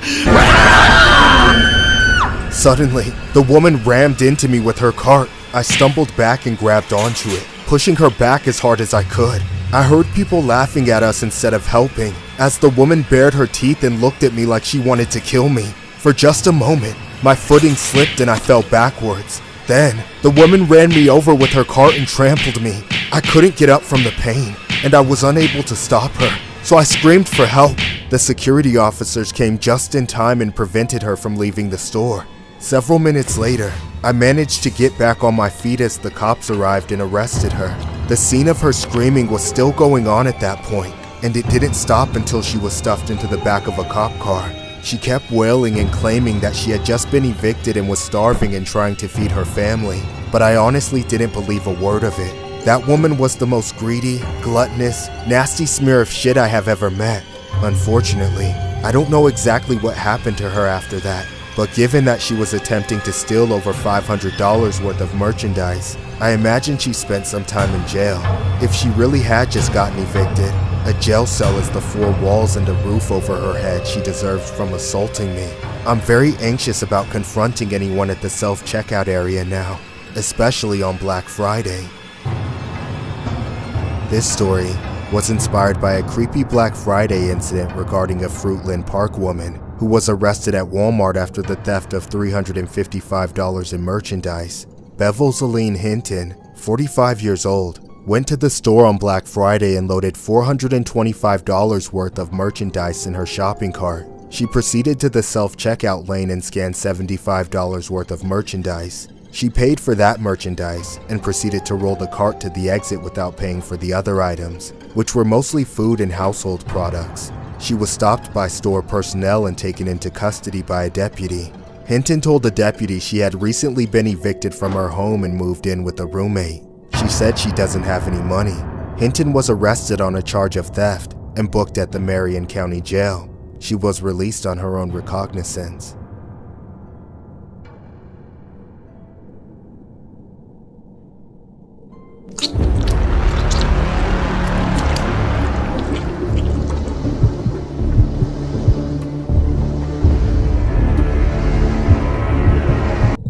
This happened back when I used to work the night shift at Wendy's. My days started out fairly busy, but always slows down after some time. By midnight, when we close the restaurant and switch to drive-thru only, it's usually pretty dead. I would usually use the last couple of hours of the shift to clean up before closing, but I often finished everything I needed to do pretty quickly, so I slacked off on my phone a lot. My co-workers are all the same way, so nobody gets in trouble. Nothing interesting ever happens late at night, so it gets really boring. It was business as usual. It had been 10 minutes since anyone ordered food. That is until someone finally came up to the drive-thru. Hey, are you by yourself? Their voice sounded weird over the intercom. It was definitely a man, but there was something up with him. Instead of ordering right away, he asked if anyone inside was celebrating a birthday. I didn't answer his question and asked him again what he wanted to order. My shift was almost over, so I didn't feel like taking his order, let alone have any conversation with him. Unfortunately, the guy wouldn't stop. No matter what I said to brush it off and get straight to the point, he kept asking about birthdays. I firmly kept reiterating no, but that wasn't the end of it. The guy then asked if anyone inside knew anybody else who was celebrating a birthday. I annoyingly told him I didn't know anybody else. That's when he asked me to go check with my coworkers and see. That was where I finally drew the line and told him I was not going to do that. Suddenly, the man shouted at me, demanding I do what he said. That's when I lost my shit and snapped at the guy, telling him to order or F off. Surprisingly, that worked. He backed down and apologized, though it didn't feel like a genuine apology. He ended up ordering some food and a soda, then he pulled up to the window in a pickup truck. By then, I had already made his drink. I opened the window and handed it to him, then opened my hand to ask him for payment. I hadn't even looked him in the eyes yet, as I was annoyed from the argument. But when I realized he wasn't putting anything in my hand, I looked up at him and saw the most disturbing face I had ever seen. The man looked like the creepiest weirdo ever. He looked like a zombie out of The Walking Dead. There was a huge smile plastered on his crusty face, but his eyes had a sinister look in them. He was the sort of person I would normally hesitate to even open the window for, had I been paying attention. What happened next was the most insane experience I have ever had at any job. Sir, can I see your card? You don't need my card. Well then, are you paying with cash? No, you don't understand. Sir, you have to pay or you won't be getting your food. Don't worry, I have something for you. Just wait a second. Hey, where are you going? Just hold on, I'll be right there. What the hell? Listen, I don't know what you're getting, but if it has to fit in the back of a truck, you can't buy a Baconator with it. What the hell is he doing? Trust me, you're gonna love this. I know you said it wasn't your birthday, but I got a little present for you.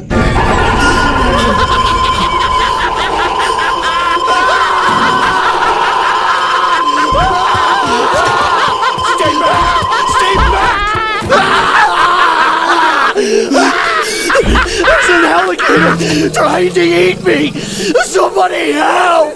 You bastard! I'm gonna turn this alligator into Crocs and kick the shit out of you with it! I was stranded on that counter for almost an hour, even after I called 911. The gator had it out for me. I knew if I dangled my foot for just a second, I wouldn't have it anymore. When they arrived, the cops didn't want to deal with the gator, so animal control was called in. They finally captured the gator and took it away, ending the ordeal. The cops used the security footage to track down the man who threw the gator and arrested him. He told them he was just playing a joke and thought it was hilarious, but nobody agreed with him for obvious reasons. I nearly had my face bitten off. In my nightmares ever since that night, I'm never lucky enough to get away from that alligator in time. This story was inspired by a terrifying incident regarding a 24-year-old man named Joshua James, who was arrested and charged with assault with a deadly weapon after he threw a 3.5-foot alligator through a Palm Beach County Wendy's drive-through window. He's also charged with illegally possessing an alligator and petty theft. Jail records show he was released on $6,000 bail. He was ordered to have no contact with animals. A wildlife officer said in his report that James drove his pickup truck to the window at 1:20 a.m. on October 11th after an employee handed James his drink. That's when he threw the alligator through the window and drove off. No one was hurt.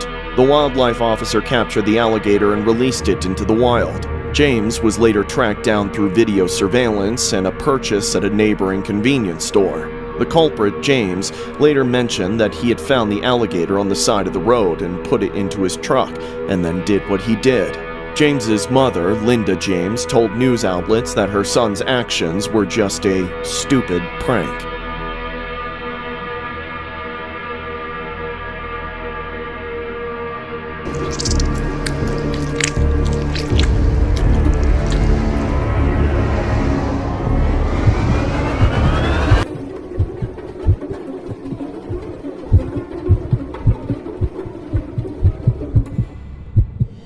I think about this every year on Thanksgiving. It's the most chilling and sickening thing I've ever seen. I'm an officer of the Inverness Police Department in Florida, so I've seen quite a lot. But this was worse than anything. It was Thanksgiving Day. I was working, and unfortunately not with my family. I was annoyed about it, but I knew it came with the job. The day went by slowly for the first few hours, leaving me even more unprepared for what was about to happen. I was near the station when the call came in. You've reached 911 Emergency Services. Please describe the nature of your emergency. Please, you gotta get the cops here now. Sir, please tell me what's happening. I think my neighbor killed somebody. And why do you think that? Because I saw it. I was on my back porch setting up the deep fryer when I just looked over the fence for a second, and I saw my neighbor dragging something large. It looked like a body or something. Sir, please calm down and tell me the address so I can send some officers to check on your neighbor. I was one of about 7 or 8 officers initially dispatched to the scene. We were told to take caution, as a suspected homicide had occurred, so we approached the house carefully. There was a car parked in the driveway, but the garage door was closed. We also saw some tire tracks in the grass, leading from the car to a wide gate in the backyard. Nobody was in the car, but once we got about 6 feet from it, we were absolutely blasted with a putrid odor. It was that unmistakable stench of decay that you never forget. It made me throw up in my mouth. None of us were willing to attempt to open the trunk or search the inside of the car. The smell was enough to call for backup. We didn't know what to expect as we approached the front door, but we knew in our guts that we were dealing with a dangerous person. There was no answer when we banged on the door and announced ourselves. After several attempts to get the person inside to come out, we conducted a search of the exterior of the house. 2 fellow officers and I went around to the right side, following the tire tracks through the gate and into the backyard. As soon as we turned the corner, we were met with a grisly scene. In the center of a concrete slab was a huge pool of blood. A smear ran about 8 to 10 feet from the puddle across the concrete and ended where the grass started, right at the tire tracks. Next to the puddle was a large meat cleaver covered in blood. At this point, all the alarms went off. We called in for even more backup, quickly surrounding the house. I returned to the front of the house with the other officers and began pounding on the door. Police, open up the door, we're gonna break it down. Come out with your hands up. A chill ran down my spine at the sound that came from inside. We knew what we had to do then, so we got the battering ram and broke down the door. We entered the house 8 deep with our weapons drawn, but we didn't get far before another terrible sight put an end to our search. There was an older man on the living room couch, smiling and staring off into space. There was blood soaking into his shirt. Something about that image made me freeze. I've never seen something so creepy like that in my life. He acted like we weren't even there. One of my fellow officers ended up making the arrest a moment later, throwing him off the couch and onto the ground. The man didn't struggle against the handcuffs at all. He was gaunt and unbothered by the whole ordeal. We called in an ambulance and the paramedics took him away under our supervision. He later died at the hospital, taking all his secrets with him. However, at the time, we were still at the house, and there was a body we had to look for. When CSI arrived and asked us where the body was, everyone pointed to the car in unison. When the investigators got near it, they looked in through the windows, but there was nothing. That left the trunk, which they had to pry open. I remember standing behind the investigators at the car, far enough away to keep from gagging. Despite knowing what was going to be in there, I had a morbid and regretful curiosity about what led to that massacre scene I saw in the backyard. I'll never forget the moment that trunk flew open, revealing the worst thing I have ever witnessed in my entire life. There were body parts in the trunk. It had been chopped up into pieces and tossed in without a care. The sheer terror I felt at that moment was something I never felt in all my years on duty. I had to go back to the station after that. I wasn't part of the investigation, but I kept tabs on it. Apparently, the man that was on the couch had taken out and dismembered the victim and stuffed him in his own trunk. The victim was also an older man, but aside from that, there was no connection between them. There was no known motive either. The vehicle belonged to the victim. To have no reason for such a horrific incident is just unbelievable to me, and it leaves a pit in my stomach every time I think about it. I just hope the family of the victim can somehow recover from their loss. This story was inspired by a horrific incident regarding a 75-year-old Florida man named Jonathan Dimmick Sr., who was found dead on Thanksgiving Day after he allegedly dismembered another man. The suspect then placed the remains in the trunk of his car. Deputies raced to a home in the area of Post Street and Eden Drive to perform an urgent welfare check after getting a call about a possible slaying. When police arrived, they knocked on the front door and announced themselves, but received no answer. Deputies then began checking the home's perimeter. That's when they spotted in the backyard a large butcher-style knife, along with blood and drag marks on the ground.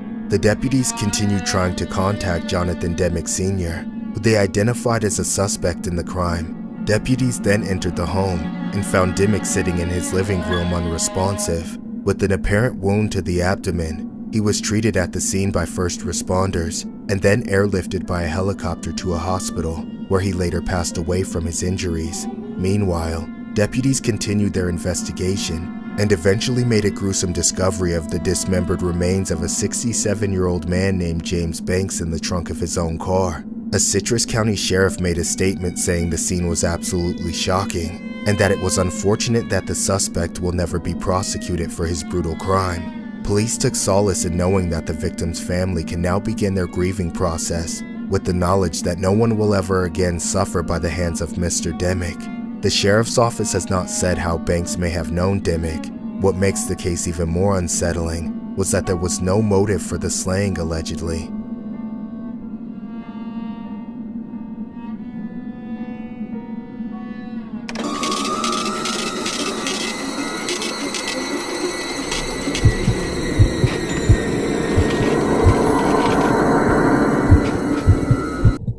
I remember being strongly opposed to doing any sort of Black Friday shopping when it was mentioned over Thanksgiving dinner.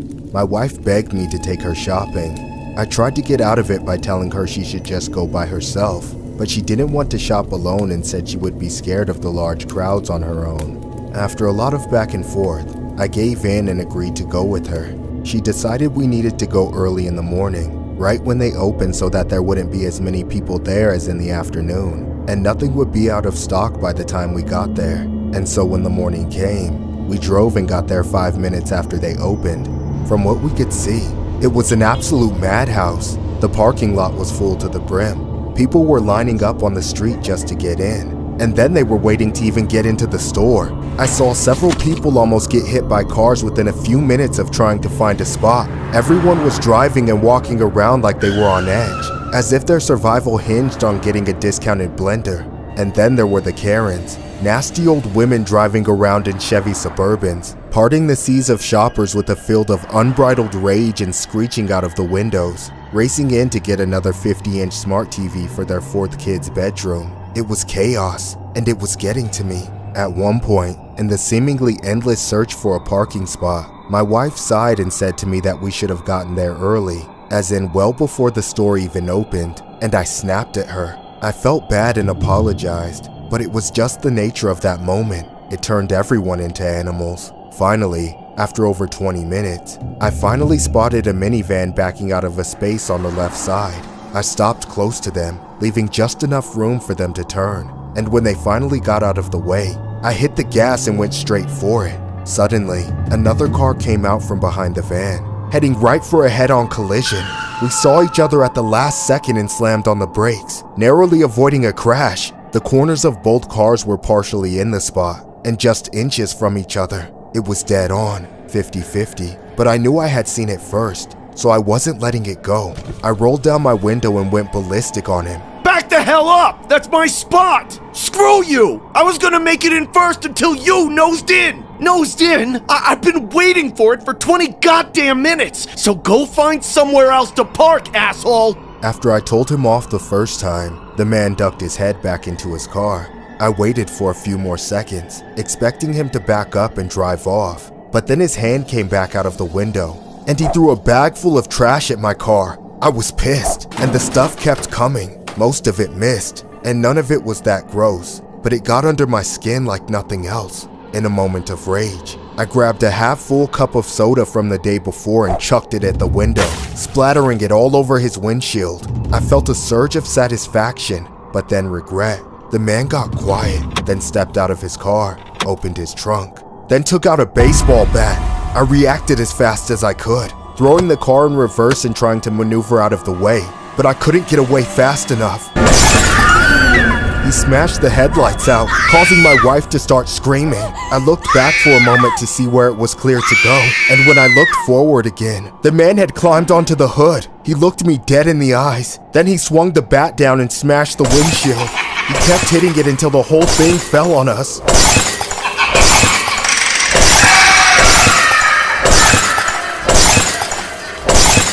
By then, my wife was in a state of total panic, so I knew I had to get us the hell out of there as soon as possible. I floored it in reverse, causing him to lose his balance and tumble off the roof. I threw the car back into drive as he scrambled to get to his feet. Then I slammed the gas and pointed the car straight for him. At the last second, he dove out of the way.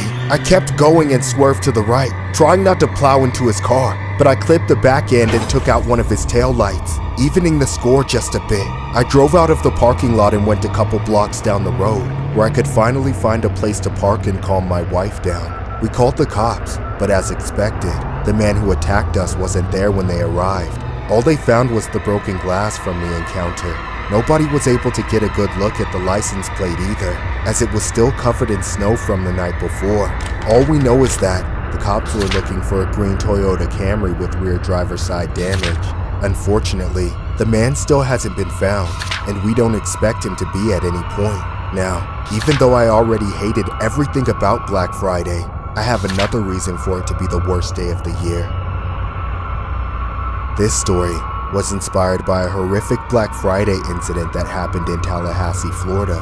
2 people were injured with a firearm in a dispute over a parking space outside a Walmart. At about 12:30 p.m., police responded to the parking lot after the witnesses reported someone letting off in a rage. Officers found 2 people injured, a man and a woman, who were taken to the hospital with injuries that were not life-threatening. Both are expected to make a full recovery.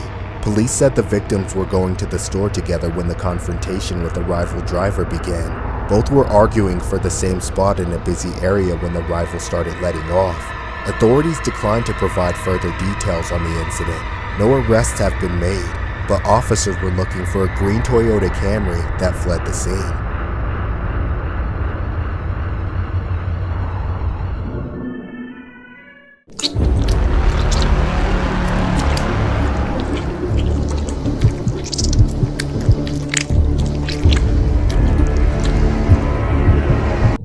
This happened a few years ago around Thanksgiving.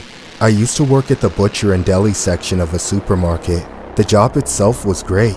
I like carving up the carcasses and interacting with the customers to prepare stuff made to order. The general environment of the kitchen had a pretty good vibe. I spent most of my time prepping various cuts of meat, like deboning chicken and cutting steaks. Otherwise, I was cleaning and chatting with my coworkers. The majority of the people I worked with were pretty cool, except for the one guy I spent the most time with. This fat slob named Sean. He was the head of the butcher department, so I trained and worked under him. I was forced to get to know him quite well. He was a real creep though, always pushing the boundaries of what would get him in trouble with the female employees. The guy must have thought I was buddies with him or something, because he was comfortable enough to go overboard with the harassing jokes with me. Hey Mike, was that your mom that just came in and bought a turkey? Yeah, why? 'Cause she's smoking hot. You never told me your mom was such a MILF? You know the turkeys here got enough room for my stuffing. He was more immature than myself despite the age difference. One of his favorite things to do was to tell me to go somewhere in the kitchen and grab something, only to watch me fall from the wet floor. He would then come over with a wet floor sign and make a joke out of my expense. I knew the piece of shit was doing it intentionally, literally risking a lawsuit just for a laugh. Despite the humiliation and bruises, I put up with Sean's crap. I didn't want to get on his bad side and make things even worse for myself. That, and I was growing genuinely interested in the idea of working in a butcher or a deli as a long-term career. Maybe even opening my own shop one day. So I needed to get good experience. That said, I always hoped he would call out of work or find something to do that wasn't around me. Then, last year, in the days leading up to Thanksgiving, we got a huge influx of business in the whole store, concentrated on us in the butcher department. Everybody wanted to get their hands on a turkey or a ham. People were coming in at the last minute. For the most part, Sean put his nose to the grindstone and kept up with things. However, something else about his routine also changed. During the 3 days before Thanksgiving, one of our tasks was to prepare the pre-stuffed and pre-brined turkeys. That was the only time of year we did that, just to make it easier for people cooking large Thanksgiving feasts. For that reason, I had never been trained to do it, so it was something I wanted to try for the first time. Unfortunately, Sean wouldn't let me near the process. Something about the whole thing just seemed sketchy as hell, but I couldn't really do much about it. For about an hour each day, he sealed himself off in his own corner of the kitchen and wouldn't let anyone disturb him. And when I got involved, the guy would snap. Get the hell away from me before I stuff you with my fist! When I asked why I couldn't be a part of it, he said it was more of a culinary process than a butchering process, so I would probably screw it up. I brushed it off and kept busy. Then at 5 o'clock, my shift ended. I took home one of Sean's pre-prepared turkeys, as the manager of the store let anyone who worked on Thanksgiving Day take home a bird at a heavy discount. But since I was in the butcher department, I got it for free. It was a nice perk to take home to my family. They waited to start cooking until I got home, so we didn't sit down to eat until about 8 or 9 o'clock. I was very much looking forward to the feast after a long day at work, but as everyone was loading up their plates, my phone rang. It said it was an unknown number, so out of curiosity, I answered it. On the other end, I heard a weird, muffled voice that sounded vaguely familiar. Hey, are you eating turkey for Thanksgiving? Yeah. Who is this? Is it stuffed? Who is this? Is this some kind of prank? I just thought you should know that the stuffing is full of deadly poison. Wait, what? What the? Hey, guys, don't eat the turkey. I think it's poisoned. After I warned my family, I immediately called my boss and told him the pre-stuffed turkeys might be poisoned. He snapped at me, blaming me for the situation and yelling about how I was going to get him sued. But I didn't care if he fired me. I just wanted to save people from getting poisoned. As it turns out, the turkeys actually were poisoned.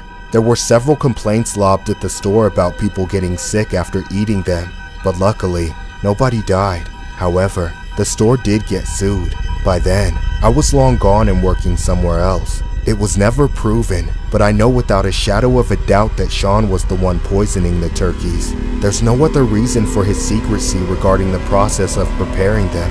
I just can't believe I worked so closely with such a sick freak. This story was inspired by a bizarre Thanksgiving incident regarding an anonymous caller who claimed he had injected packages of Lilydale turkey parts with poison. This of course caused the franchise to go into a panic. After examining 1,600 packages of turkey parts at a Victoria grocery chain, the Canadian Food Inspection Agency says it's found no evidence of deliberate poisoning. Despite finding nothing, all the turkeys were destroyed. The company has since raised its quality inspection standards, even though there were no signs of poisoning to mitigate risks of it even happening, since the whole ordeal got media and public awareness.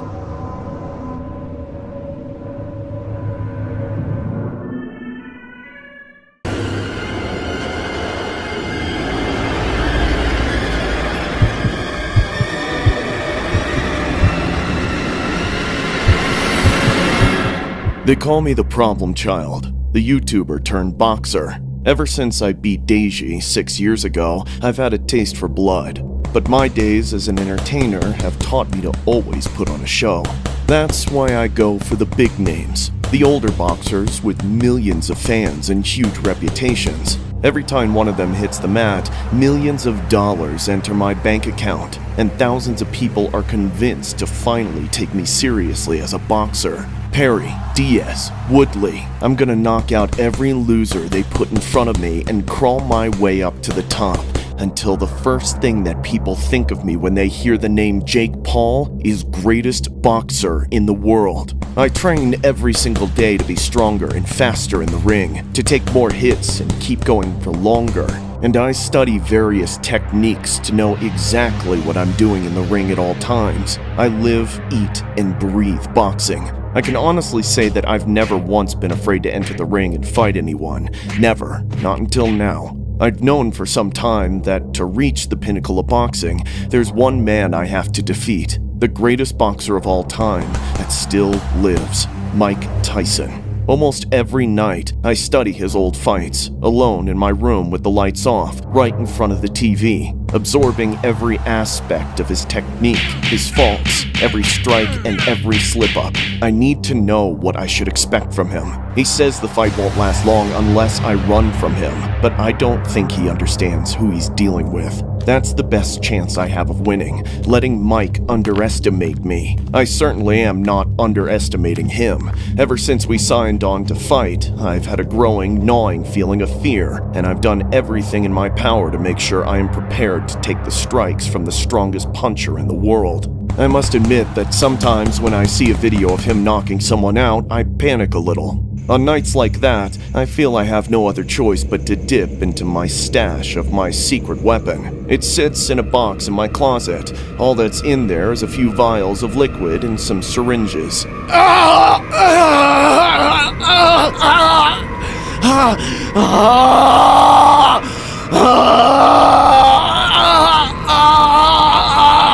Tyson! A few nights before the fight, I went so crazy that I punched a hole through the bag. I train every day until I'm exhausted. Then I crash into bed and pass out. Most nights, I'm too wiped out to have any dreams, but when I do, it's always about fighting Mike Tyson. One night, I was sleeping soundly.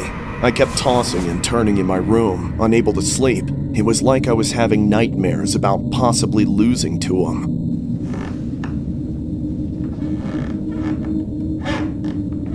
I then heard the floorboards creak. I immediately opened my eyes and saw him standing in the corner, smiling as he watched me. What are you doing here? Are you even real? Oh, I'm real, baby. Real happy to see you. What are you talking about? We're supposed to fight each other in like 3 days. No, stay away from me. Stay away! Come on, problem child. Why don't you get out of bed and dance for me? You know I like to watch you dance, just like the old Disney times. Why are you being such a creep? Get out of my house! Don't I remember you saying you wanted to kiss my big juicy lips? We can make that happen. No way! Get away from me, you sick freak! Then I'll just have to kiss your dead body!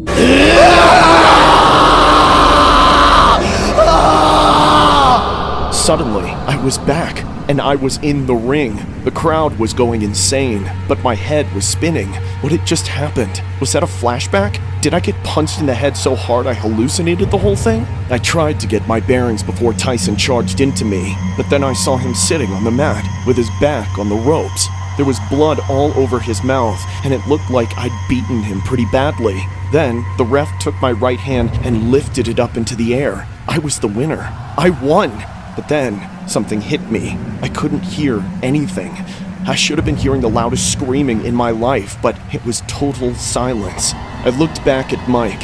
He was smiling despite the fact that I had beaten him.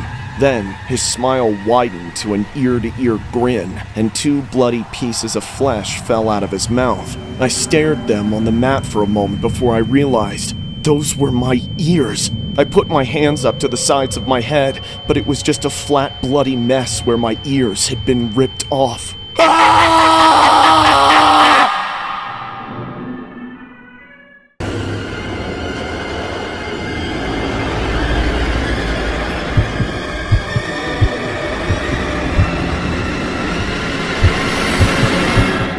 Every time I wake up, I see myself in the mirror on the ceiling.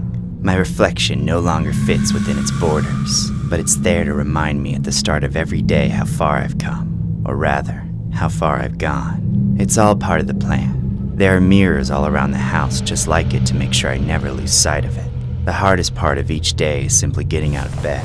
Then I make my way to the bathroom, doing my best not to trip over my own thighs. I don't brush my teeth anymore. It goes against the plan. Any food residue left over in my mouth needs to be digested, not scrubbed away. All I do is rinse with mouthwash to freshen my breath. Then I swallow. I can't spit it out, of course. I need the calories. After I finish my morning evacuations, I head over to the kitchen. On the way there, I always thank God that I live in a nice little bungalow, as I could never deal with the stairs. I used to cook myself elaborate meals, but I don't have the time for that anymore. Why would I anyway when there are so many delicious restaurants to choose from? All I have to do is find something that fits within the YouTube schedule and agenda. The Chinese place won't deliver to the house anymore. Same with the Subway, the Wendy's, the McDonald's, Taco Bell. Oh, there's a new barbecue place in town. Let's order one of everything on their menu. It usually takes about an hour for the Uber Eats driver to finally show up with the food. They always give me such a bad attitude. It's like they're expecting some sort of tip for doing their job. Well, I don't get a tip for doing my job. I just do it, and that's that. I take all the food and set up in the filming room. Everything has to be done right. The walls, the floor, the ceiling, the table, everything must be perfectly white. And all the food has to be set up so that every single thing is visible to the camera. If one thing is out of place, the video doesn't work, and then I'm in trouble. Then, the next hardest part of the day, filming.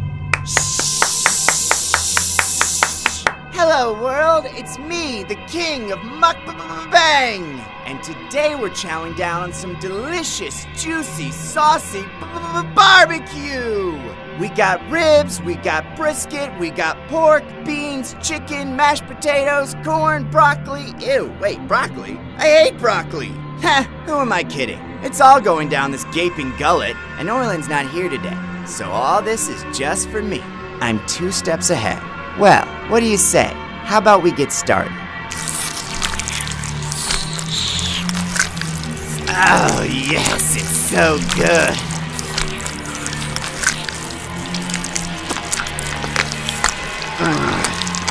Oh, yes, it's so good. You know, I wish I could eat the bones, too. Wait a gosh darn second. What's stopping me? Nobody's stopping me. I'm always 2 steps ahead. Now come here, little ribbies. You're not getting away from me. Ah! Oh my gosh, that was amazing.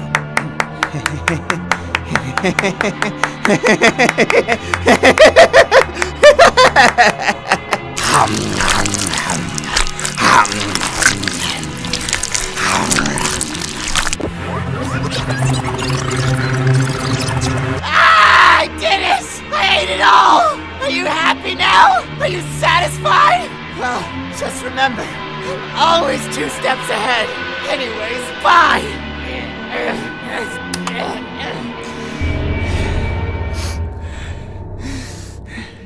Now I have to clean all this up. I don't want to do this anymore! I never want to eat anything ever again! You can't make me, you hear me? I'm done! Done!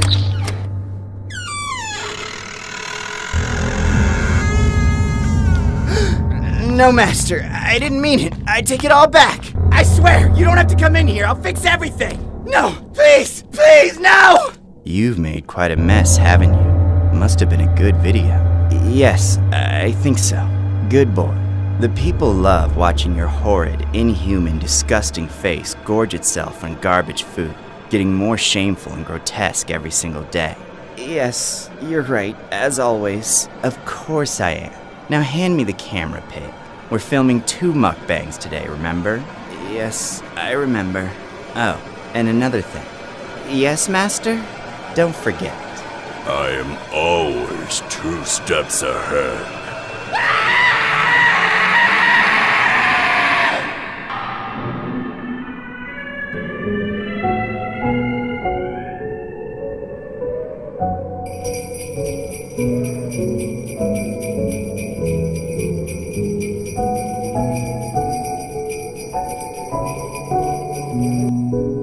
This happened last year, when I was a senior in college. At that time, I was dating this guy named Daryl. Between the spring and fall semesters, I would usually go home and visit with my parents for a few days during Christmas time. But that year, they were traveling out of state, and I didn't want to go all the way out there. So Daryl invited me to come home with him when he visited his home, which I ended up doing.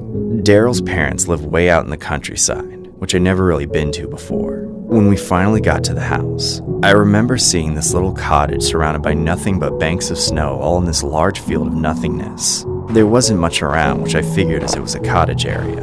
Daryl's parents eventually came out to meet us. As soon as they saw me, their smiles disappeared into blank looks of disapproval. At that moment, I realized Daryl had probably not shown them any pictures of me, and since my name didn't give it away, they were probably quite shocked to find out we were an interracial couple. I tried not to let it get to me so I could make a good impression, hoping that with time they would be more accepting. On the surface, everything was fine. It was a nice cozy Christmas Eve, and Daryl's parents made dinner for us. We started chatting at the table trying to get to know each other. However, I couldn't shake the feeling that they looked down on me like I had no business being with their son. Hey, you mind cleaning up and doing dishes? Wait, what? You're a guest in this house, aren't you? House rules. I guess? I just need to use the bathroom first. If you must, just remember to flush twice. I kept looking at Daryl to see if he would stand up for me like he would anybody else treating me that way. But in this case, he kept backing down to his parents. He repeatedly tried to smooth things over when talking to me, but things kept stacking up. That evening, they made me sleep in the guest room separate from Daryl. They said it was immoral for an unmarried couple to sleep together in the same room. I don't know why, but I could just tell by the way they said it that they were trying to get under my skin or something. When I started getting ready for bed, I noticed that the doors in the house had no locks except for the front door. That meant there were no locks to the bedrooms or bathrooms. I considered blocking my bedroom door with something, but then I decided not to on the chance that Daryl might sneak into my room. I turned off the lamp and went to sleep. But I couldn't sleep as my mind was racing the entire time. I just couldn't wrap my head around why Daryl's parents were being such assholes to me. I really contemplated on leaving, but decided to just get some shut-eye and hope tomorrow gets better. Later in the night, I heard footsteps outside my door. Someone was clearly awake, but I had no idea who it was, since the room was pitch black and I was sleeping alone. My hearing was at its height. I could tell that whoever was walking had stopped outside my door. For a moment, my heart fluttered as I expected Daryl to open the door and come in or something, but nothing happened. It was as if whoever was there was just standing outside the door. There were slits on the bedroom doors, so it was possible someone was watching me. It was too dark to tell, so I tried to ignore it and get some sleep. The next day, Christmas Day, was no better. It was actually worse. I was sitting on the toilet in the morning when all of a sudden, Daryl's dad accidentally bursted in. Oh, sorry, didn't mean to. Didn't think anyone was in here. Can you please close the door? Just don't forget to flush twice. At first, I thought the whole flush twice thing was a crude joke, but no, they were listening in on me to make sure I actually did it. This whole visit was just weird as hell. I couldn't wait for my stay to end so I could get the hell out of there. An hour or so after bedtime, I heard the sound of creeping footsteps outside my door again. It seemed like the footsteps had once again stopped in front of my door. I had to make sure someone wasn't actually out there spying on me, so I got up to check. I slowly approached the door, scared out of my mind. When I finally opened the door, I saw Daryl's dad standing right in front of me, completely naked. I slammed the door screaming and put my weight against it to keep it shut. A few moments later, Daryl came to check on me, so I opened it for him. Daryl justified his dad's behavior by telling me it was okay because his dad sleepwalks, but I didn't buy it. I couldn't wait for morning, so I called my mom and begged her to pick me up, mainly because Daryl refused to leave his parents before he was supposed to. Needless to say, I broke up with him shortly after that.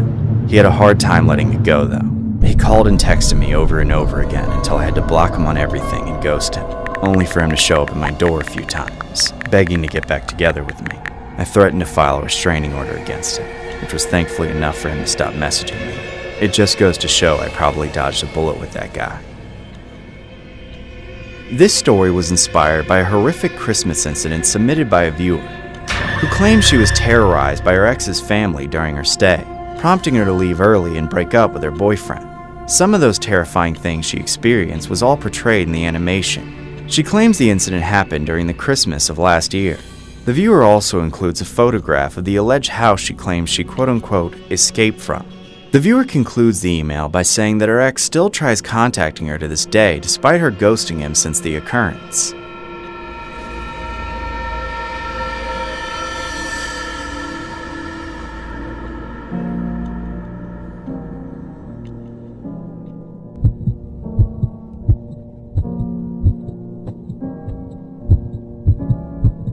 This happened a few weeks before Christmas. I went to the mall with my parents and some other relatives, hoping to find gifts for my husband who wasn't with us at the time.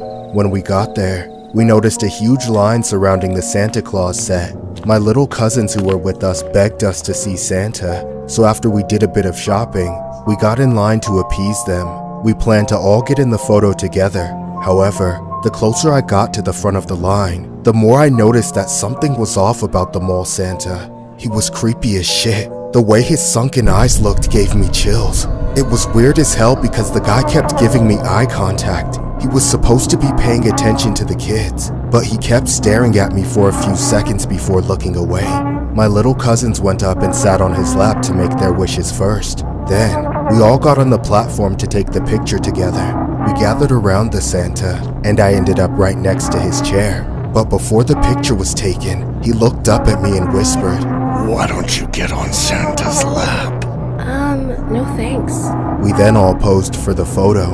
A woman who I assumed to be Miss Claus was behind the camera, and she looked just as weird as Santa. She didn't have a beard though, so I could clearly see her creepy smile. I could feel Santa staring at me too, but I refused to look at him. I just wanted to snap the picture and go, but for whatever reason, Miss Claus just couldn't be satisfied with any of the pictures she was taking. So she made us stand there for what must have been a whole minute, taking photo after photo. It was like getting hit with the strobe light. I could tell my relatives were feeling just as awkward about it, but nobody was brave enough to say anything. Then, Miss Claus got in on things. Something's just not right. None of these pictures are really capturing how beautiful your family is. Maybe the girl in the green should sit on Santa's lap. No thanks. If you don't sit on my lap, your children are not gonna get any gifts this year. What? They're not my children. Come on, it won't hurt. I'm not that excited yet. You don't have any children? Don't worry, that can always change. Suddenly, my father grabbed my arm and pulled me away. Everyone went down the platform and walked off without bothering to pay for the photo. Nobody wanted to have a picture with that creep in it. I could tell my aunt and uncle were furious that they had let that mall Santa get anywhere near their children. It was so blatantly creepy that even my little cousins were uncomfortable. We ended up leaving the mall shortly after. The car ride home was very quiet. We didn't want to discuss what had happened. It was obvious everyone was bothered by the mall Santa. I felt very creeped out by the whole situation. I pushed it out of my head for the next few days. I had a bunch of plans for the holidays, and I didn't want one weird thing to ruin everything. Almost a week later, I went out to a small Christmas party my friends were hosting. After the party was done, I called an Uber to head home. It said it would take around 10 minutes to get there, but after only 1 minute, a car pulled up to the curb. I didn't know if this was my Uber or not, but after checking the app, the driver was still a mile away, and this car didn't match the color or anything. It was just a random black SUV when I was supposed to be getting picked up by a Prius. I started to back away, but then the passenger door suddenly opened, and a masked man came running out at me. He grabbed me and tried to pull me into the car as I screamed my head off and tried to fight back. I was almost stuffed halfway into the car when I finally got the chance to jab the man in his eye and push him off of me. He reeled back, screaming in pain as I ran toward the door. I banged on it, begging for help. After a few seconds, I turned back to see if the man was still coming after me, but thankfully, he had gotten back in the car and was driving off. By the time the door opened, my friend took me back in, shut the door, and immediately called the police. I was still in utter shock. The cops were called, and they made their report, but nothing ever came of it. I wasn't able to get the license plate, only that it was a black SUV, and that there was a guy that attacked me and the driver. But for whatever reason, I just knew it had to be the same weird Mr. and Mrs. Claus couple from the mall. Unfortunately, nothing ever became of the incident. I didn't have any evidence to get them arrested. I don't know what they had planned to do to me had I been kidnapped, but based on what that woman said about having kids, I have my sickening suspicions. Till this day, I have panic attacks whenever I see anyone dressed as Santa Claus. I just think that it may have been the same mall Santa, and I hardly ever leave the house out of fear that those people may come back to get me. This story was inspired by a creepy incident regarding a woman on TikTok who was issuing a PSA about mall Santa Clauses after an alleged creepy incident. In a viral TikTok video that has racked up over 1.1 million views, the woman reclaimed a time a family photo with Santa turned sour, where the man would not stop insisting that she sit on his lap. Can we all agree on the fact that the Santa Clauses that you sit on their laps are creepy? The woman asked in the clip. She then went on to describe the encounter that left her feeling unsettled. Apparently, the woman went to her local mall to take a holiday family photo along with her family members. When the crew gathered for the photo, she opted to sit on an empty chair instead of on Santa's lap. That's when she said things got creepy. Santa repeatedly told the young woman to come sit on his lap after she refused. The woman reported that the Santa kept saying, "You can't leave until you sit on my lap." That's when she decided to explicitly tell him that she had absolutely no intention of sitting on his lap. The Santa then reportedly said, "Well, you're not gonna get what you want for Christmas if you don't come sit on my lap." To make the matters worse, a woman dressed as Miss Claus, who the woman believes was the man's wife, got into the mix and also tried to pressure her into sitting on Santa. The whole ordeal made the woman conclude that the mall Santa should be avoided at all costs.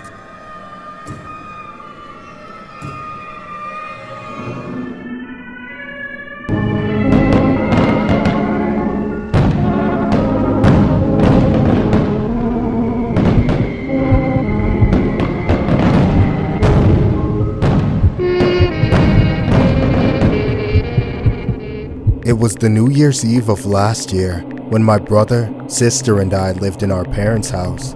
They had a big property out in the country, so even though we were all adults, we all figured it was easier just to stay home for a few more years. I was 21 at the time.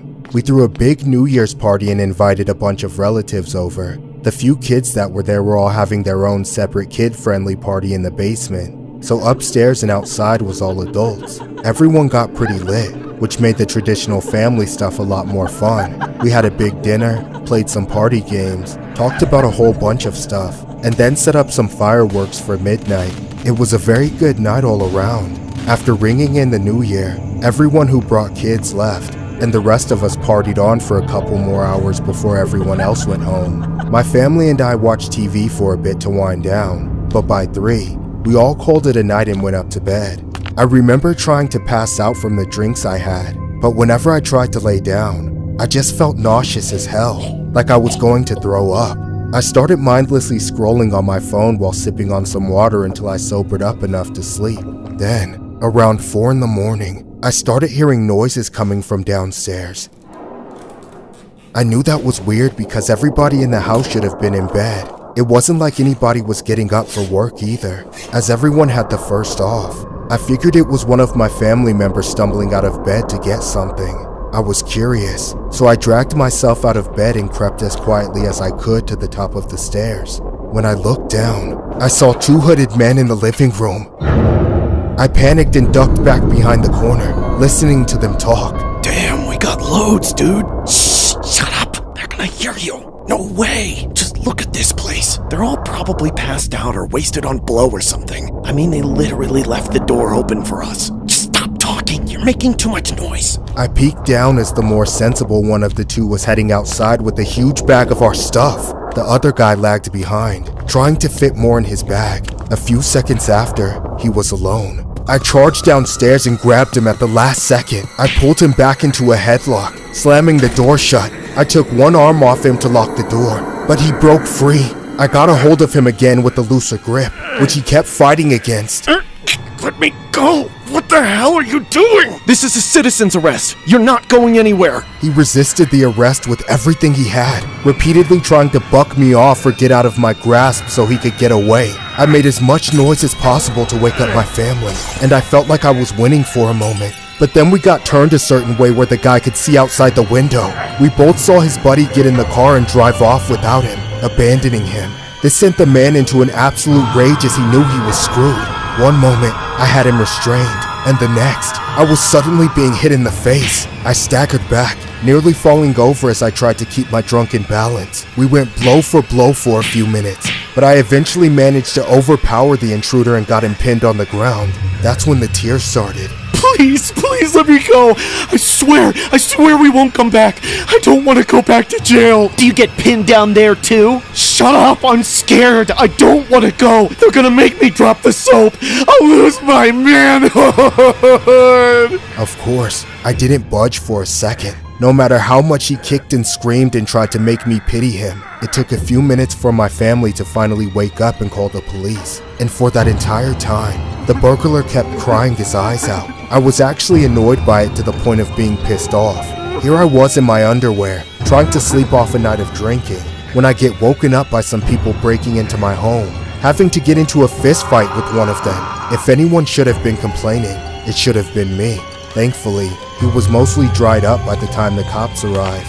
I've never seen such a sad, sorry little excuse for a man like when his limp-cowering body got stuffed into the back of a cop car. He'd been to prison before apparently, and he quite obviously didn't have a good time there. I just don't get why he kept committing crimes if he was so traumatized by the consequences. He had actually robbed 2 other houses that night and barely got away. As for me and my family, things just weren't the same after that. Our childhood home had just been violated. Knowing only one of the people responsible got caught, and the other one was still out there didn't help us feel any better either. The robbery was the reason we all ended up getting our own place together, and my parents are considering selling the house. It pains me to think of it, all those childhood memories tainted in one moment by the actions of strangers. This story was inspired by a disturbing incident regarding a burglar named Aaron Good, who has been jailed following a burglary on New Year's Eve, where he was restrained and placed under a citizen's arrest after he broke into a man's house and fought him. Good, 24, from Cardiff, pleaded with the victim to release him before the officers arrived to arrest him. Good and another thief targeted a number of homes on December 31st of 2022. The first burglary occurred after he and another man gained access to a Ford Focus outside a house in Lisvane. They stole a credit card and keys to an old address. At the second address they burgled, 2 jackets worth £500 each were taken, as well as a £1,000 watch. They also stole keys to a Range Rover which they got inside of, and attempted to drive off. Good was unsuccessful at the next property where he was caught and detained by the homeowners.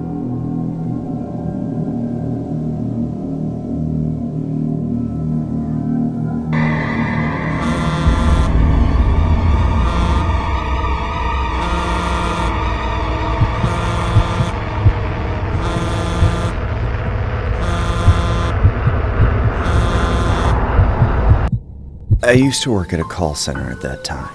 I had been there for years, and eventually got promoted to head manager of the department. It was a good job, and everyone got along great. I like to think of everyone as my little work family, but there was one person from work that I didn't really like. His name was Luis. The guy was a total creep and weirdly obsessed with me. What made it worse is that he didn't act that way to the other women in the office. It was only with me. He made me uncomfortable as hell. The problem was that I had added everyone from work on Instagram, and we would all chat and share different photos or posts outside of work.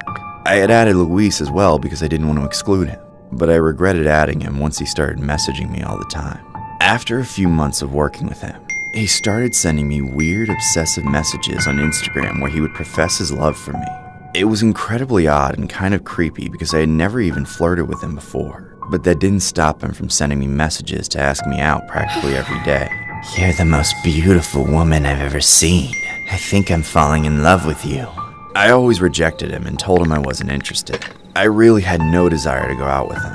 Plus, I was seeing someone else. Still, I tried to be as polite as I could because I knew that I would see Louis at work. I didn't want to make things more awkward. But over time, the messages continued for quite a while, and I eventually just stopped responding to them, hoping he would take the hint. That somehow only made it worse, though. It got so bad that he started performing poorly at work. Eventually, the higher-ups fired him. I felt bad for him, and I also felt partially responsible for getting him fired. I ended up walking him to his car on his last day of work to try and give him a nice farewell. I wished him good luck with everything. And then he suddenly leaned in and kissed me on the cheek while whispering, I'll see you later. I immediately backed off. He got in his car and drove away. The whole interaction really creeped me out, but I was glad that I wouldn't have to deal with him anymore. Luis started messaging me on Instagram, saying I was all he could think about and that he was unable to concentrate on anything else. I ghosted him for a while, and then eventually blocked him. Somehow I knew that blocking him just wasn't going to stop him though, because not long after, the psycho just made a new account and started messaging me again despite the block. He would send me creepy messages saying stuff like, You can't keep running from this. I know what we have is real. It made my life hell.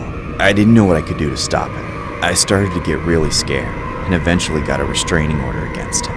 But that didn't even stop the new accounts. He just made more to message me again with more menacing messages. Eventually, I made my relationship with the guy I was seeing official in my bio and posted a picture of us on my profile picture on Instagram.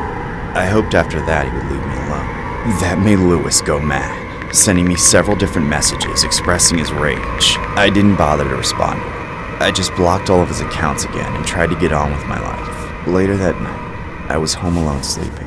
I was sure I was never going to hear from that freak again. It must have been around 12 a.m. at night when I heard glass shattering from inside my house. Then, I was suddenly shook frozen by my front door slamming open. I was confused and scared as hell. There was no one in the house but me.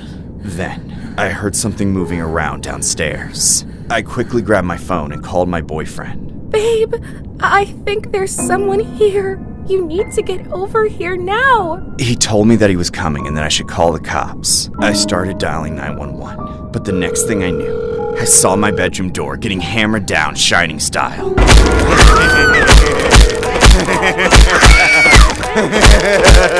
I knew that it had to be Luis. I kept screaming and begging for him to stop, but he just kept hammering away at the door. I watched horrified as he smashed hole after hole through it. He was going to be in my room any second. The phone was ringing as I hoped and prayed that either the police or my boyfriend would get here before it was too late. 911, what's your emergency?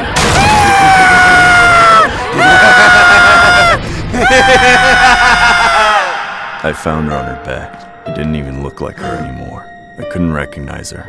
If I had just gotten there sooner, I might have been able to stop him.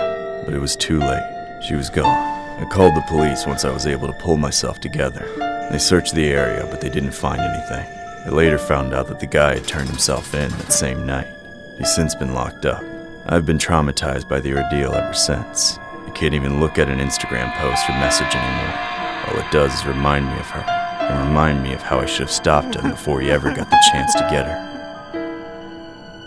This story was inspired by a horrific incident.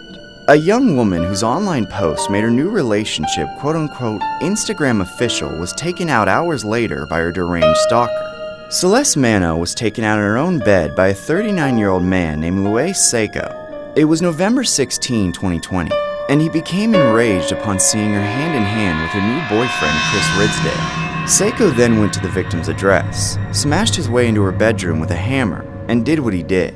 After the encounter, Seiko then drove directly to a local police station to admit what he did. He pleaded guilty after trying to contest the charges for years. The court had heard Seiko had bombarded Miss Mano with endless messages professing his love for her in the year before the night of horror. Seiko had worked with the victim briefly at a call center where she was a team leader, before he got fired. Seiko had already been charged for stalking and harassing Miss Mano, including kissing her on the cheek as she walked him to his car on his last day of work. Both Miss Mano and her mother had pleaded with Seiko for him to leave her alone in the months and weeks before he struck. The court heard Seiko pestered her with creepy, menacing messages via Instagram through various accounts, concluded with a 3.5-page rant in which he demanded she withdraw her police complaints against him. Some of the messages saying stuff like, "I'm sorry, but I can't stop thinking about you. I have never felt like this about anybody in my entire life. It's bordering along OCD. I'm totally infatuated with you, captivated and fascinated by you. You're all I think about." The man has since been sentenced accordingly.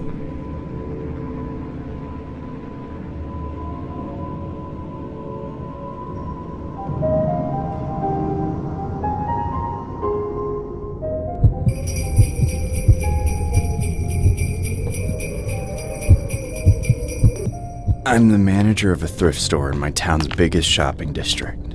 I go the extra mile for my store as I hope to own it one day when the current owner retires and sells it.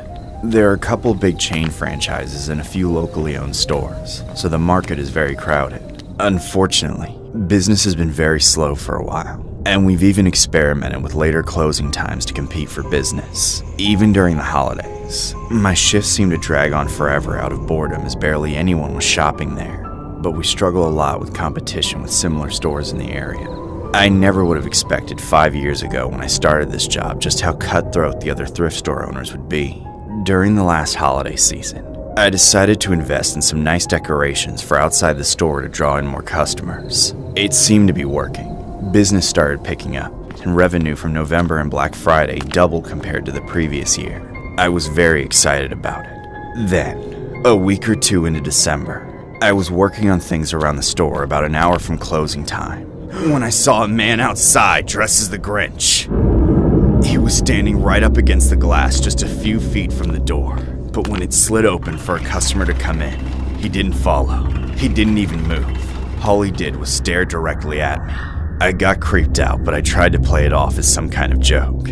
I went about my business, and later, when I went to turn off the open sign, I saw him still standing there in the exact same spot. By then, he started twitching like he was on crack or had frostbite or something. The guy had this huge, creepy smile on his face. I was petrified.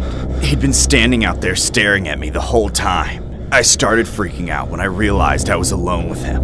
I had sent my last worker home 20 minutes earlier. I couldn't think of any reason for this guy to be out there. If it was some kind of joke, he would have moved on long ago. If he was a tweaker, I don't think he could have stayed still for that long. All I could think was that he was some kind of freak with ill intentions, and I knew he was waiting for me. I tried to ignore him and went around to do all the closing tasks, which didn't take long. And when I came back to the door, the Grinch was still there. I was absolutely dreading going out there with him. I was worried he was going to try to get into the store and rob the place, but I really had no option as I had to lock the front door before leaving. Going against my gut instincts, I stepped outside to close up, trying to make small talk with him. Hey, aren't you cold? You've been out here a while. The Grinch didn't budge. He stayed totally quiet and just kept smiling and staring at me. You're pretty committed, aren't you? My customers must have thought you were part of the decorations. Have a good night, okay? I was ready to start walking home, but I wasn't about to take my eyes off the guy until I got a good distance away from him. So I walked backwards and kept eye contact. As I walked, I thought about calling the cops, but the only crime he could be committing was loitering, and I hated the thought of someone getting in trouble during the Christmas holiday, so I left it alone. Then, just as I was turning around, he started sprinting straight at me. Ah! I shouted for help and started running away, but he caught up and tackled me to the ground. The freak then opened his mouth and actually tried biting me. Get off me, you freak! Get off! No, no!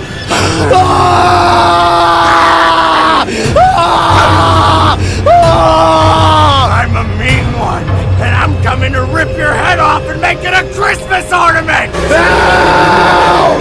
Somebody help me! Police! Santa! Anyone! Help me! I then used used all my adrenaline to kick him off me and run away. I eventually made it home and called the police. A while later, I was told to make my way back to the store for a statement. I didn't want to risk getting caught out in the open and attacked again, so I took an Uber. When I arrived, there was no sign of the Grinch. However, my stomach dropped when I saw what he had done to my store. The glass doors were shattered, and all the decorations were either missing or destroyed. We checked the cameras and saw all of it, all the destruction and malice. Since then, the police and a group of local volunteers have made the case public. Images of the man in the Grinch suit have been posted online to see if anybody can identify the person responsible, but unfortunately, the costume hindered any results. However, I've since had my suspicions that it was one of the other thrift store owners in the area. Any extra business we get is business taken from them, so I think one of them wanted to take a bite out of me for taking a bite out of their profits. I've continued to put out decorations for every holiday since, but I've been too afraid to go all out like I did the first time. As the holidays approach, I'm even more anxious that something like what happened last year will happen all over again. The story was inspired by a weird, creepy incident that happened around December 11th of 2023. The Lafayette, Louisiana Police Department are turning to the community for assistance in apprehending a suspect who seems to have taken a page out of a classic Christmas story. The individual in question committed the unusual act of theft while dressed as the iconic character the Grinch. The suspect entered a business at 1118 Coolidge Street.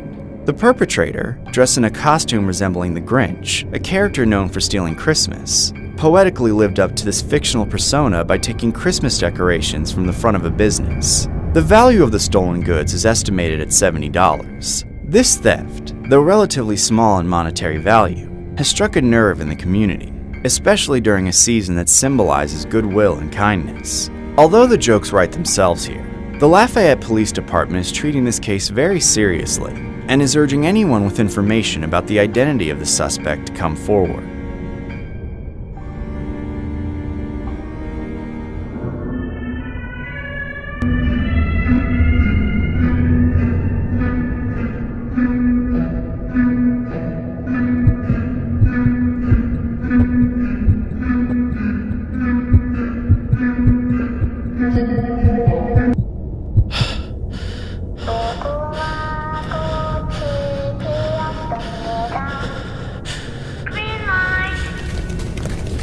What the hell is going on? Where the hell am I?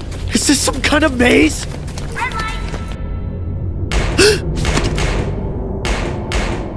Holy crap, holy crap! Whatever you do, don't move a muscle! Jesus, these people are insane. They're really going to kill me over a game I haven't played since I was 8 years old? What do I do? Screw this! You people are crazy! Let me out of here, you psychos! Definitely not that. What am I doing? Why can't I move? I know how to do this. Come on, just walk. I'm running out of time. I need to start in the next green light or I won't make it. Actually, this is good. Starting late means I have all those idiots as human shields. Maybe it won't notice a little slip up if I stay behind them. Go, go, go. Easy does it.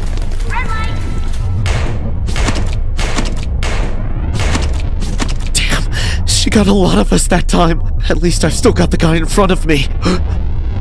Listen! Well, there goes that plan. That must have been the worst possible time to sneeze. Speaking of time, wait, how did we already get past the 4-minute mark? Excuse me, buddy. Should I say bless you? No, please! 3 minutes left and we're dropping like flies. I gotta be faster. I'm not even halfway there.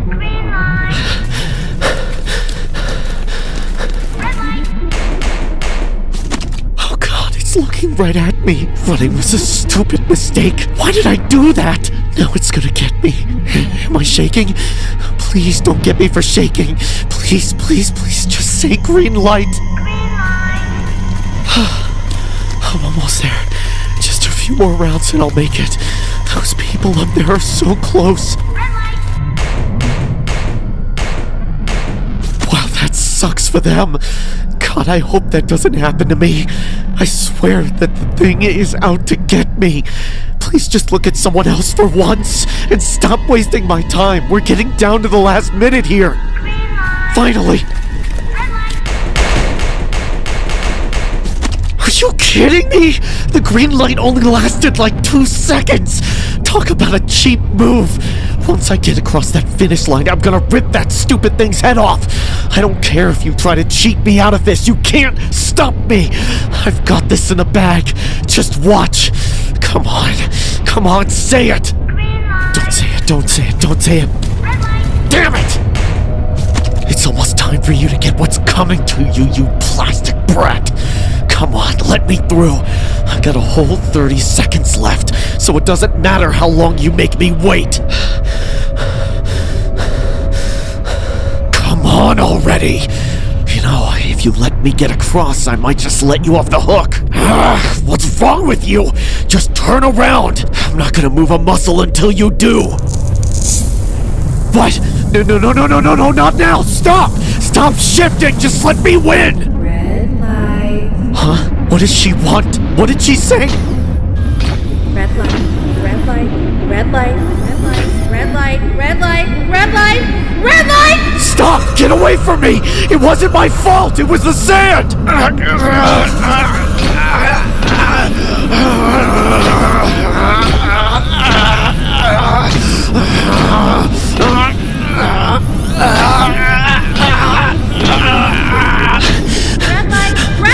red light, red light!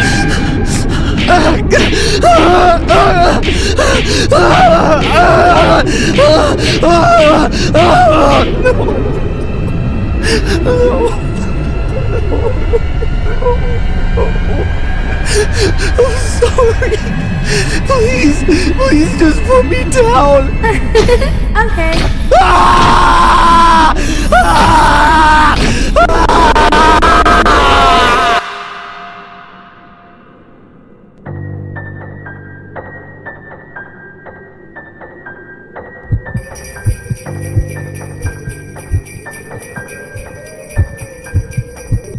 This is downright one of the creepiest incidents that has ever happened to me. It happened around Christmas, and I get it.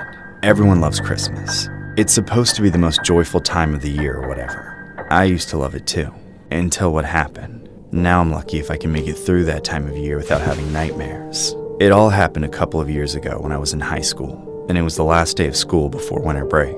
Most of my friends were skipping school that day to go out and have some big snowball fight in the park. I wanted to skip class too, but I didn't want to get in trouble. My parents were very strict. I dreaded going to school that day though, because I had to walk there. It wasn't the farthest walk, so it didn't make much sense for me to take the school bus. It was still at least a 5-minute walk though, and it was freezing outside at that time of year. My parents couldn't drive me to school because our family only owned one car, and my mom had to take it to work early every morning. My dad didn't have the option to drive me even if he wanted to. So I got ready for class that day and reluctantly started to walk to school. It was early, so the sun hadn't fully risen yet. It was still a bit dark outside, which of course only made it colder. Plus it was snowing that day. We had been having a bit of a blizzard. The streets were completely empty as I walked down them. All I could think about was how pointless the last day of school was going to be. That's when I saw a man dressed as Santa standing ahead of me. He was an older guy with a beard, and he had the red suit and everything. He was holding a large bag of candy. I thought it was pretty strange that he would be outside so early, especially since it was snowing and cold, but I figured there were a lot of Christmas crazies out there, so I continued to walk towards him. As I got closer, his face started to creep me out. He definitely didn't look like he should be wearing a Santa costume. I couldn't fully say what it was. He just looked freaky and off. I didn't want to have to walk past him, but I couldn't really cross the street because cars were coming here and there. It looked like the other side of the sidewalk was piled with snow anyway. I was stuck where I was. I decided to continue walking and just mind my own business. When I got closer to the guy, I tried to just keep my head down and walk around him. I was almost past him when he suddenly held out the bag of candy and said, "Would you like a piece of candy?" I gestured with my hands no, politely declining his offer. Then I continued walking away as fast as I could.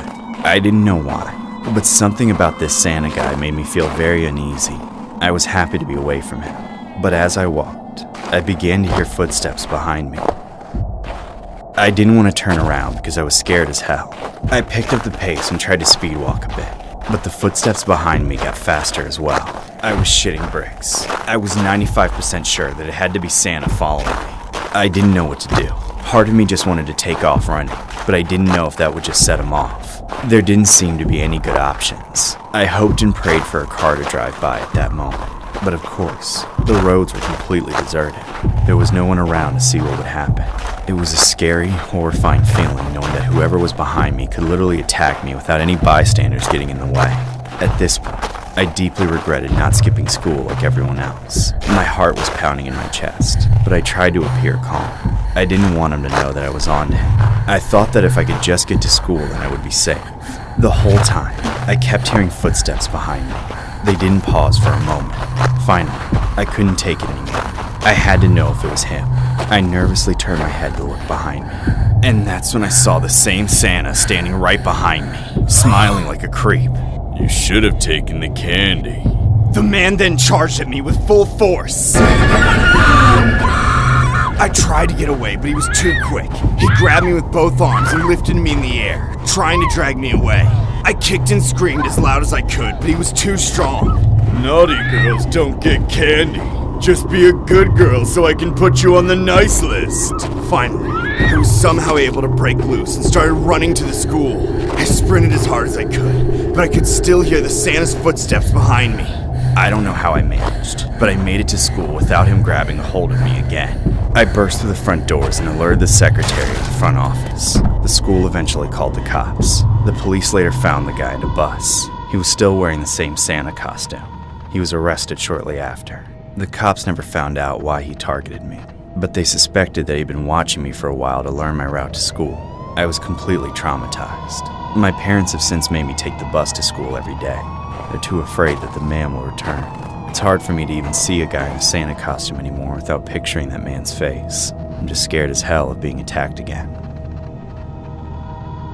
This story was inspired by a horrifying incident regarding an attempted kidnapping that occurred in 2009 in Parma, Ohio.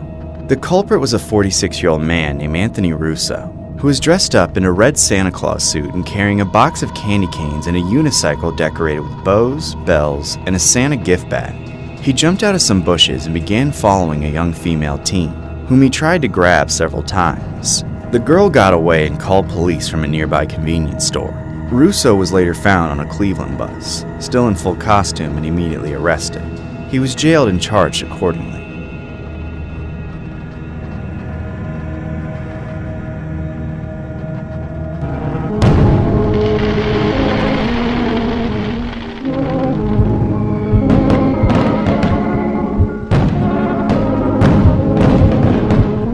I was going to a New Year's Eve party my friend invited me to.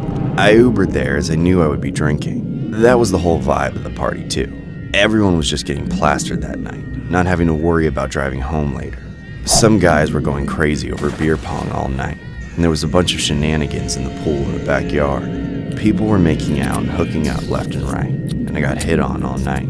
None of the guys who hit on me were attractive, just like it usually goes. All the guys I would have wanted to hit on me must have been taken, as not a single one was inclined to interact with me.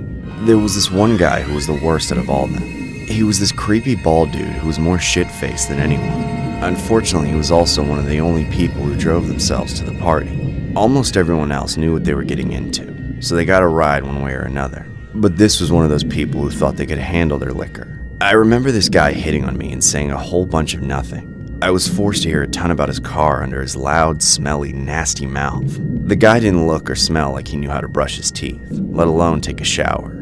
I couldn't shake him all night once he latched onto me. He wouldn't listen to me whenever I said I wasn't interested. He just pretended not to hear me. Hey cutie, what do car crashes and hot women have in common? I don't know. They both get rear-ended. I'm sure you're used to that. Yeah. The only time I got any space was when he went to the bathroom, which luckily he did very frequently. And whenever he left, I tried as hard as I could to sneak off to a corner of the house where he couldn't find me. But he homed in on me every single time. And every time he came back, He joked about how he had broken the seal and just couldn't stop pissing, but I knew better than that. He was definitely doing something else in the bathroom. The way his eyes and face looked, it was obvious he was doing a little more than just alcohol. All night, the guy would slam back shot after shot, getting increasingly wasted, and every time he came out of the bathroom, he looked even more unhinged. It got to the point that he was no longer in control of himself. He was so trashed that he could barely speak, and he looked insane. That's also when he started crossing my physical boundaries, trying to hug me and put his arm around me. And I only let it go so far as to keep him from falling flat on his face a few times. Otherwise, I pushed him off with just as much force as he applied to me, which kept getting stronger and stronger until I reached a breaking point. I shoved him as hard as I could, screaming at him to get the hell away from me. He tumbled to the floor, and with the whole party's attention on him because of my screaming, he got laughed at by everyone. After a few attempts, he finally got back on his feet and ran over to a corner. Everyone avoided him and just kept their distance. I remember seeing him look totally distraught while crying like a drunk hobo.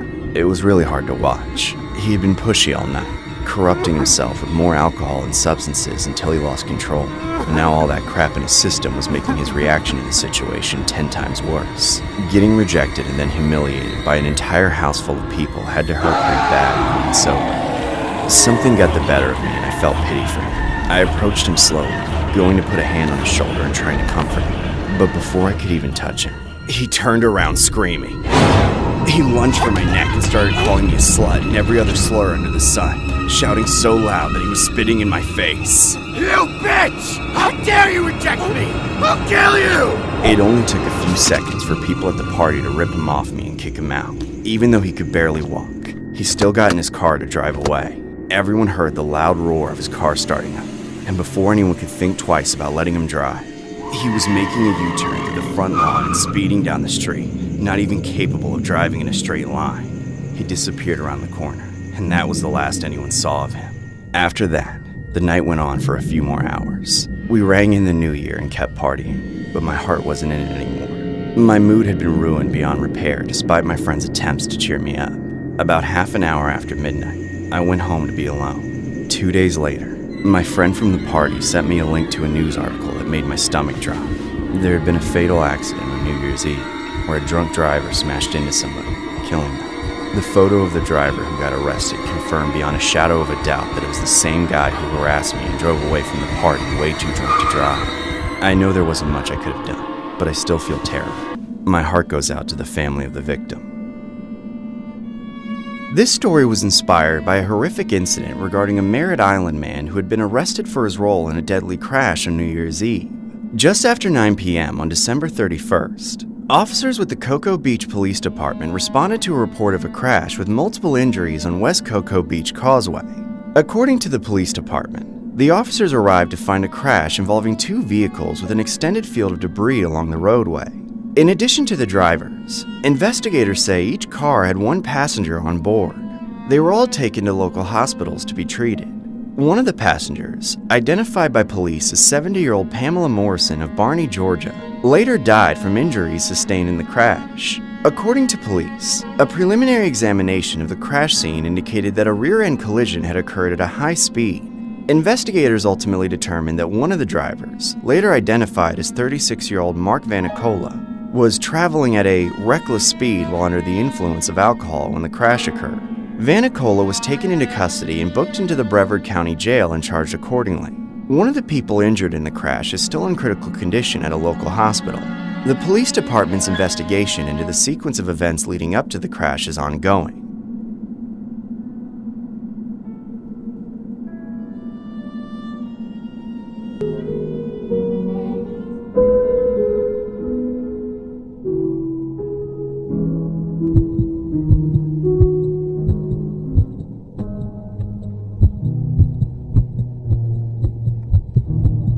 Years ago, I was living with my wife and two teen boys, and at the time, my twin brother John was living in the shed in the backyard.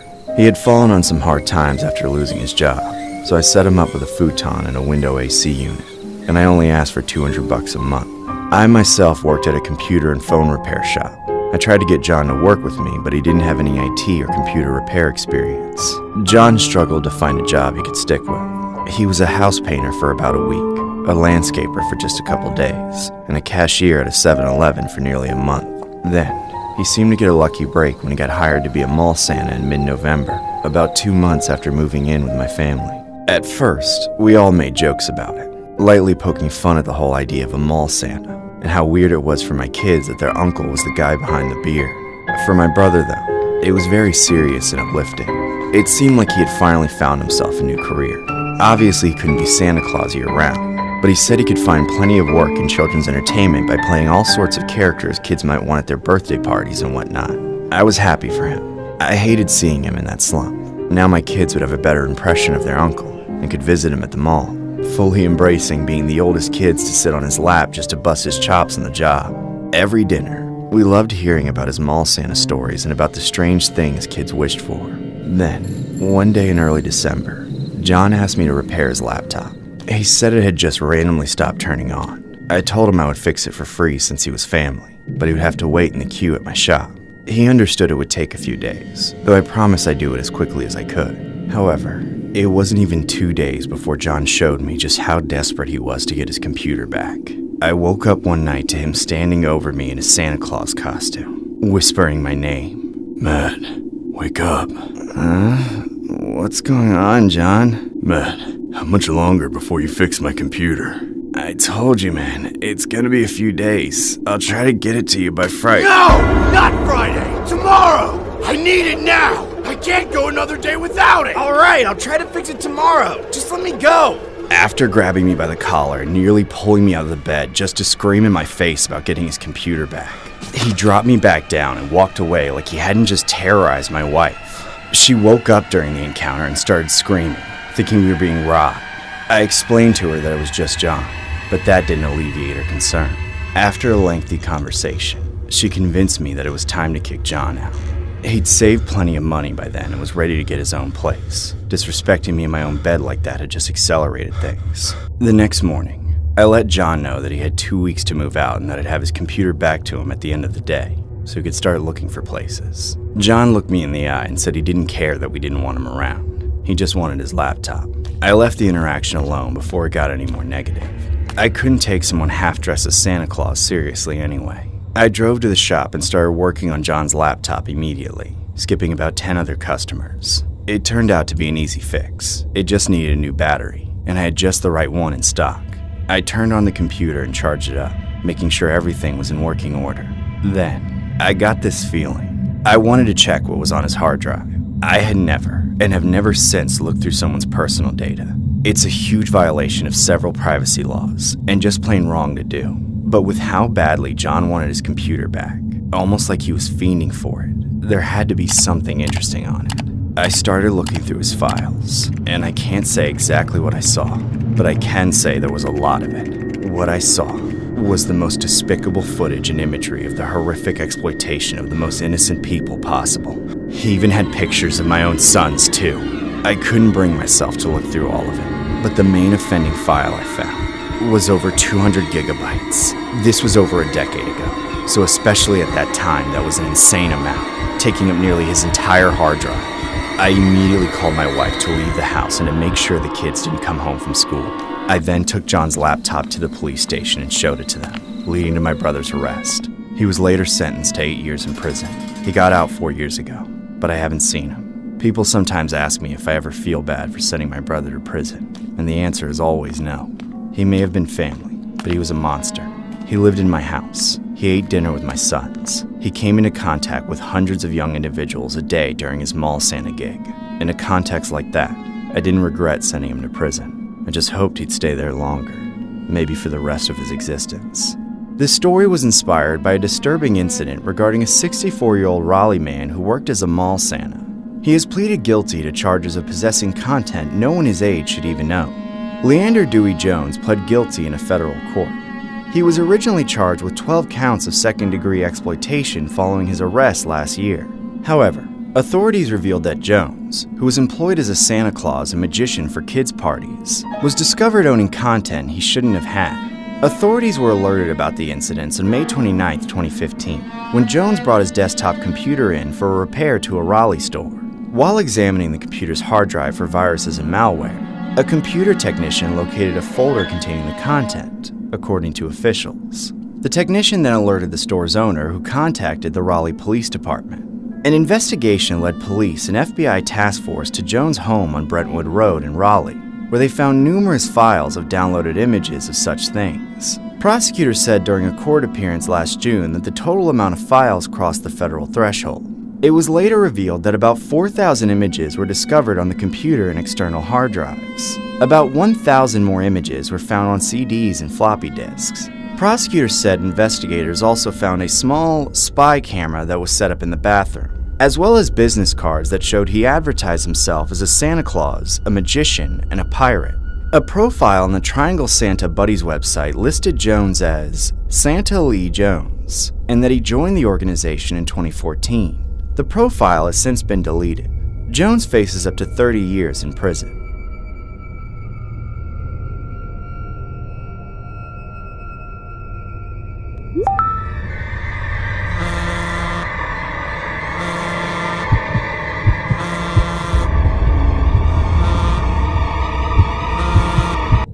Recently, my parents left me home alone. They were going on a trip for their anniversary. It wasn't the first time. I was old enough to take care of myself. They left me food, and all I planned on doing was playing video games and watching TV. However, on the second day, I remember scrolling through Instagram. At around noon on Sunday, I got a notification that someone had liked my most recent post. It was a picture I took of some nasty school lunch I had gotten that day, and I also didn't know them. It was someone with the username SmartSchoolboy9, so I figured it had to be someone from my school. A few seconds later, they commented asking forward questions, like if I liked school and if we wore uniforms. I randomly decided to engage and replied to him. Several minutes later, I got more notifications that the SmartSchoolboy9 person started following me and also sent me a message. He said something about how he could make school more fun for me. I ended up telling him the name of my school. He then claimed that our schools were very close to each other, and that it was shitty that we didn't get to wear a school uniform like he did.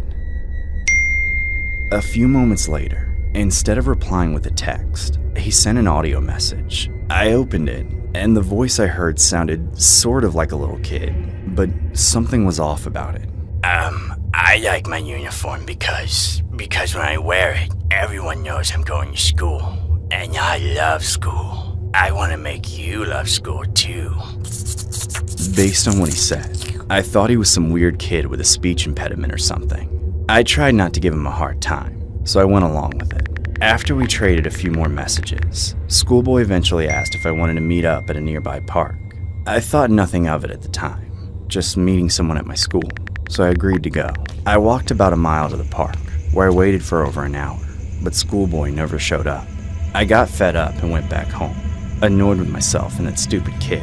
Several hours pass, and that's when Schoolboy finally responded to me. This time, it was a video message. I don't think I could ever recreate the sinking feeling in my stomach when I saw the face of the real Schoolboy. He was a fully grown man, old enough to have a receding hairline. His face was painted white and he was wearing bright red lipstick. His tongue was sticking out as he made excuses for not meeting me. I'm really sorry you didn't see me at the park today. I was learning a special subject at school. You probably know all about it because you're so big, smart, and handsome. But I promise we'll meet for realsies next time. I was in utter shock, realizing I had been catfished. I then looked through his account, and what I saw only added to the terror. He had these weird, poorly made collages of random things with pictures of young individuals whose faces were all distorted and creepy looking. He had also posted several videos of himself in a school uniform with the same face get-up I saw in the message, posing with this lunchbox and pretending to go to school. Yet for some reason, he was wearing these high-heeled boots, which were mentioned in almost every single post as his favorite part of the uniform. Then, I received another message from him. He said he wanted me to meet his new friend, and then sent a link to an Instagram account. I tapped it, dreading what I might see, and for good reason. The account only had one post, and it was my face, distorted like all the others, plastered on a picture of a woman in a skimpy schoolgirl uniform, with Schoolboy's favorite boots on the feet. The caption read, "Look how much fun I'm having in my uniform." I immediately blocked both accounts, not knowing what else to do. I wished I had looked at his account before talking to him.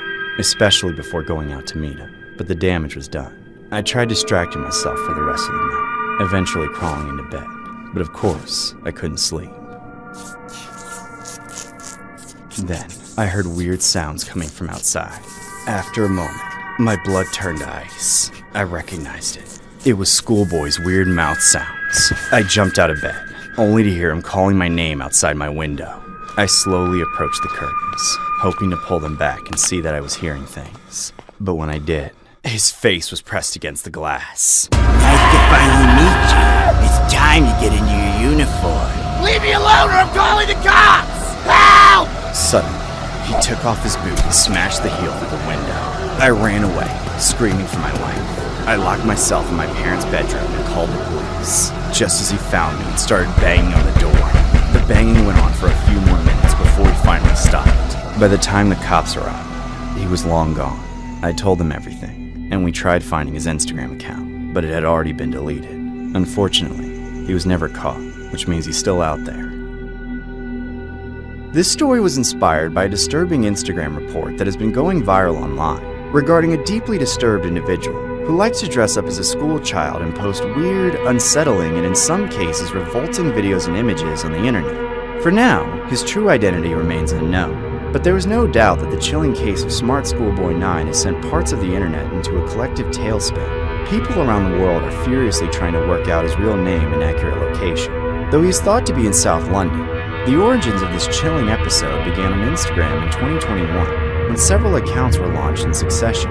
The first, truth_sticks_11, claimed to be run by a boy and his mother.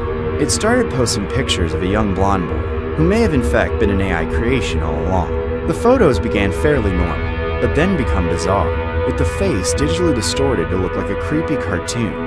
The creator also appeared to have an obsession with women's high-heel mini boots, with many of the images featuring young individuals edited to appear to be wearing them. A second Instagram account called GirlChloe12 claimed to belong to another young individual who shared the same obsession with the high-heeled boots. The third account, Smart Schoolboy 9, was altogether more chilling. It consisted of photos and videos of an overweight man dressed as a hideous caricature of a schoolboy. Much of his face painted white with bright red lipstick and wearing those same high-heeled mini space boots. He spoke with a disturbing high-pitched voice and his tongue was almost permanently protruding. All in all, it has been widely suspected that the man could be a predator. His posts including frequent shots of specific parts of Streatham, South London. Smart Schoolboy 9 also repeatedly mentions someone he calls David, leading many to suspect that that is his real name. He has also claimed to be in his 50s. Police say an investigation is ongoing, but his intentions are unclear and that they are aware of the video being posted online. But until the individual is definitely unmasked, it seems unlikely that the rise in panic will stop.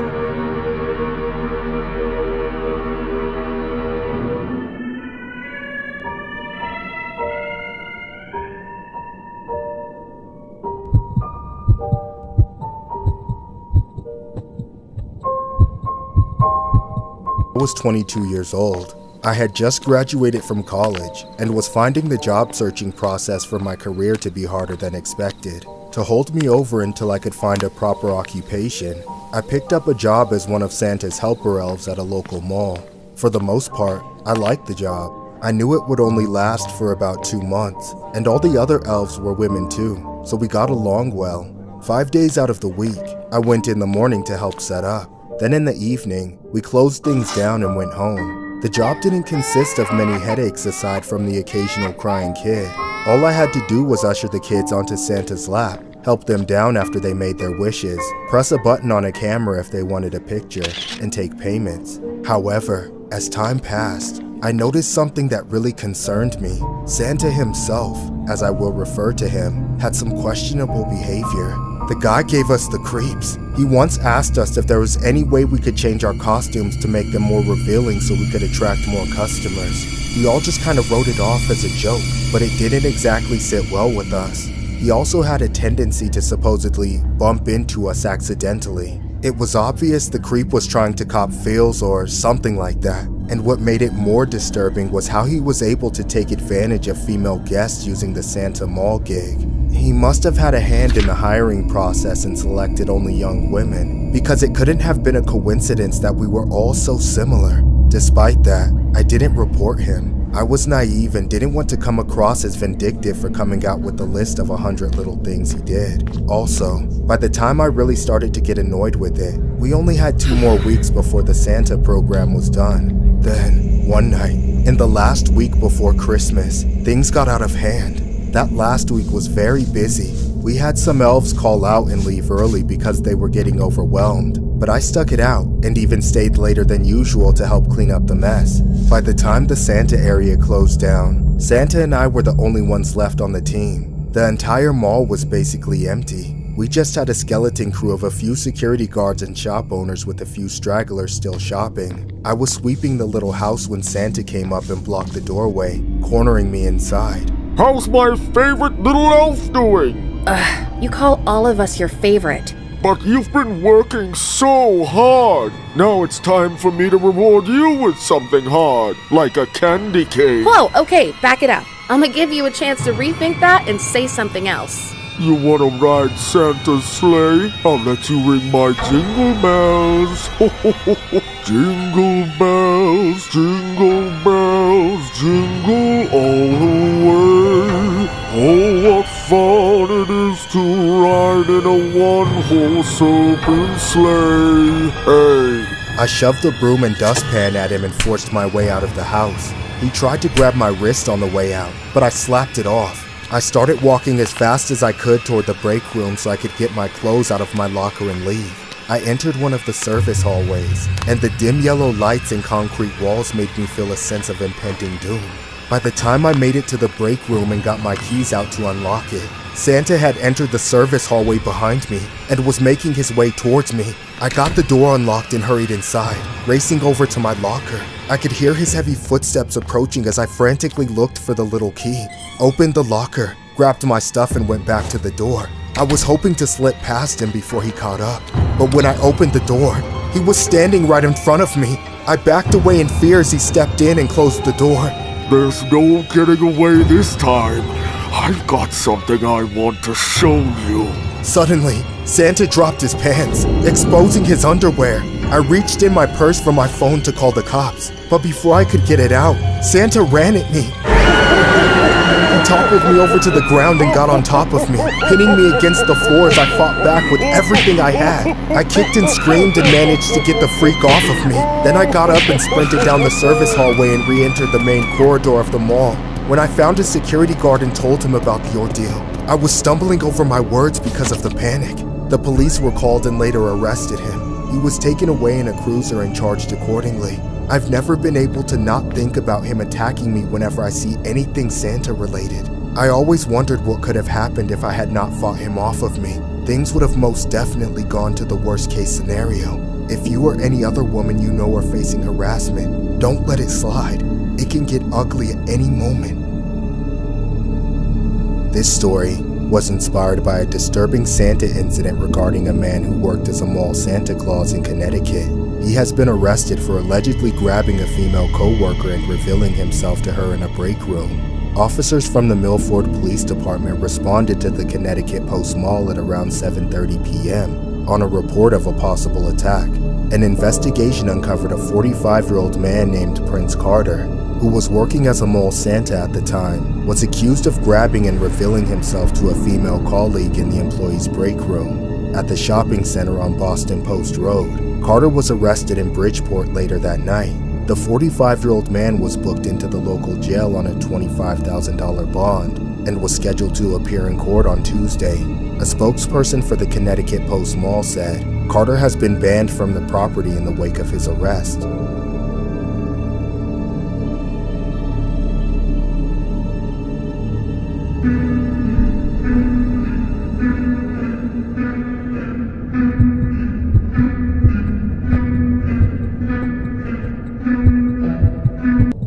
When I first woke up, it felt like I had been asleep for a long time. My head felt all fuzzy, and I had no idea where I was. I thought I might still be dreaming for a moment. Then I suddenly realized that I was walking. I must have been walking while I was still asleep. Then I bumped into someone in front of me and realized that I wasn't alone. wherever I was. Get the hell off of me, dipshit! What are you, blind? The guy I had bumped into was wearing some uniform with the number 102 on it. I mumbled some apology to him and turned away, only to find that I was surrounded by people. I was standing in a large room with hundreds of other people all wearing the same uniform as the guy I had bumped into, except they all had different numbers. There were so many different people, male and female. I started to really freak out then. As my head reeled, I looked down to realize that I was wearing the same uniform that they all had on. It had the number 305 on it. 305? What's that supposed to mean? My first thought after realizing I wasn't dreaming was that I was in prison somehow. I noticed a bunch of beds up against the wall, so that seemed to make sense. But what kind of jail had both men and women? Everyone else seemed to be focused on something on one of the walls, so I looked up with them. There was a large screen up near the ceiling with a bunch of numbers on it.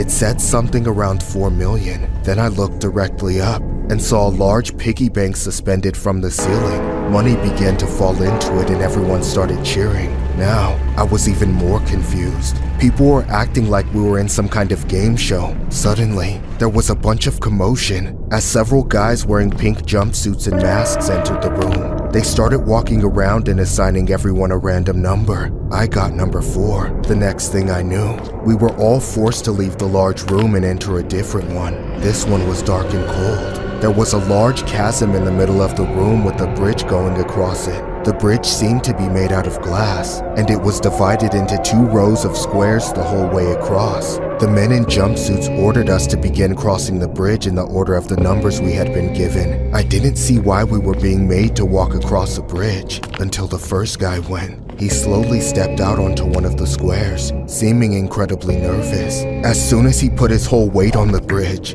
the glass shattered and he fell through, straight into the abyss. Everyone started screaming then, and I immediately felt sick to my stomach. I realized what the game was. We were all going to have to walk across the bridge, and any wrong step would mean that we fell through. I didn't know what kind of sadistic event I had been forced into, but before I knew it, the second person was going, and I was one step closer to having to cross myself. It was a woman this time. She stepped onto the first square that had it broken, and then stared at the next 2 in front of her. One wrong step and she would fall. She stood there for what seemed like ages. Then an alarm sounded and I looked up to see a huge timer begin to count down. This was all timed. Everyone around me began screaming at the woman to hurry up. I didn't know what would happen if the time ran out, but I knew that it couldn't be good. The woman took a deep breath and picked one of the squares. It broke immediately and she fell screaming into the pit. The third player moved up, and I knew that I was only one person away from having to make the same choices. I couldn't take my eyes off the abyss as I waited. It seemed incredibly high, and I couldn't see the bottom.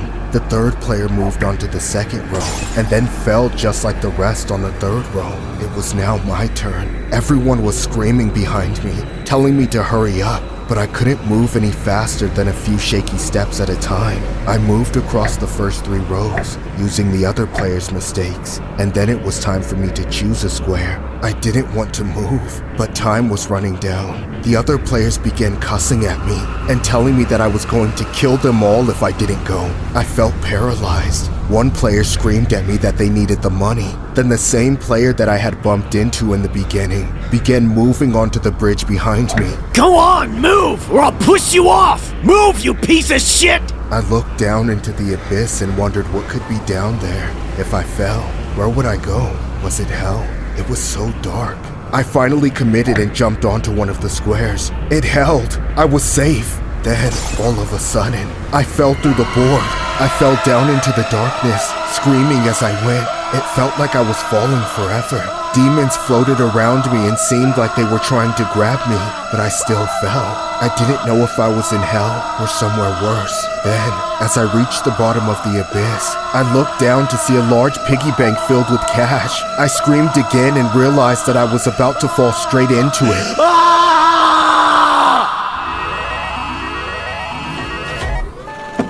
Hey, everyone, look! It's more money falling into the piggy bank. Another player must have died. We're closer to getting richer.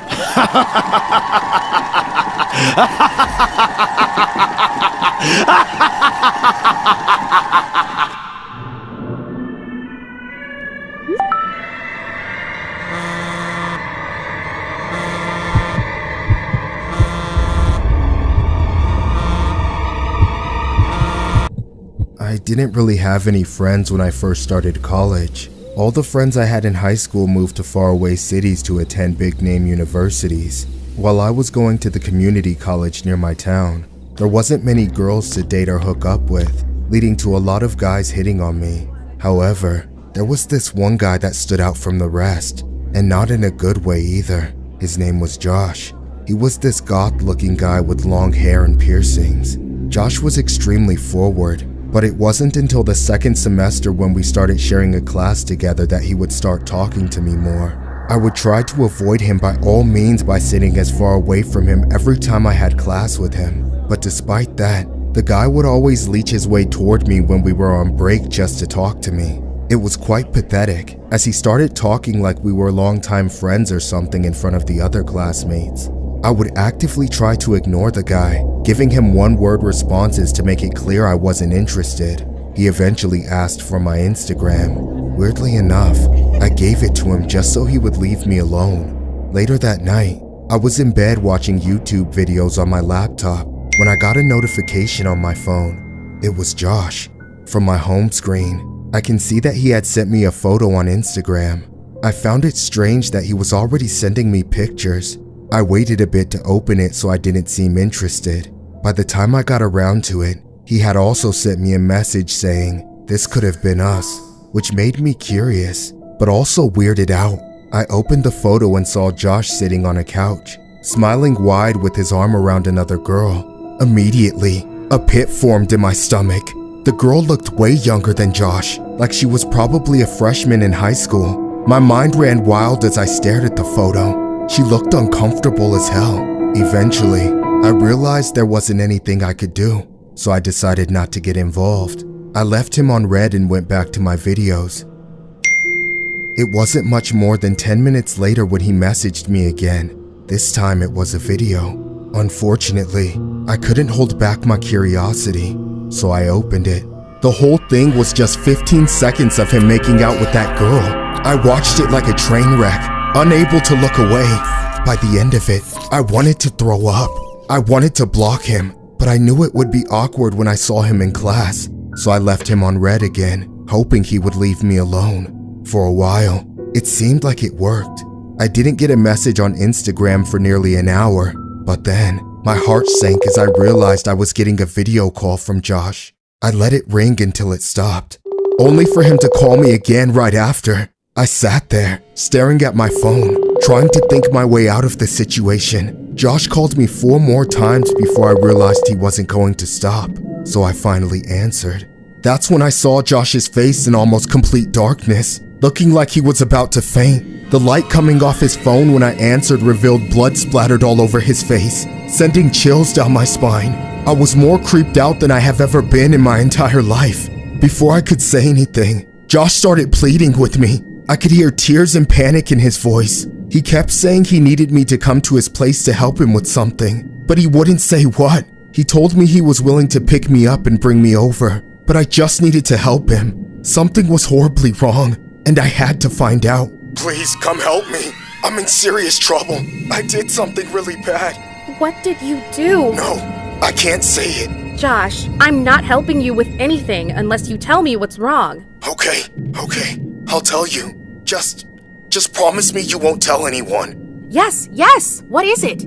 I need you to help me get rid of her.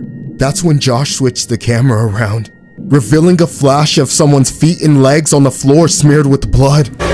My brain couldn't process what I was looking at. A moment later, Josh switched the camera back and begged me to help him move her. That's when everything clicked in my head. He wanted me to help him move the girl's body he was with. I knew Josh had done something to her. I hung up immediately and ran to my parents' room to tell them what was happening. I eventually convinced them to call the cops. All I know about what happened next was that Josh fled his trailer when the police arrived, but they were able to catch and arrest him.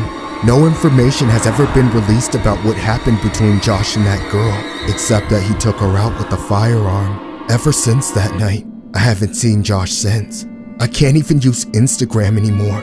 I'm just reminded by that horrifying night. This story was inspired by a horrific incident regarding a Pennsylvania man who has been arrested after allegedly taking out a girl and using Instagram to ask for help with disposing the remains. Police in Bensalem say operators received a call from a woman who said her daughter was shown the victim's body by an old acquaintance, later identified as Joshua Cooper, via an Instagram chat. During the video call, Cooper can be seen stating that he had just took someone out, police said. He then flipped a video image and showed the legs and feet of someone covered in blood. Police were advised Cooper lived in a mobile home property in Bensalem. When officers arrived, they saw the suspect running out from the back of the trailer. The officers entered the home and found the victim lying on the bathroom floor. There were also indications that substantial steps were taken to clean up the crime scene. Police conducted a search and caught Cooper a short time later. The victim and Cooper were reportedly watching Netflix that afternoon. The victim died from a firearm that Cooper took from his father's safe. Cooper allegedly told the police the incident was an accident.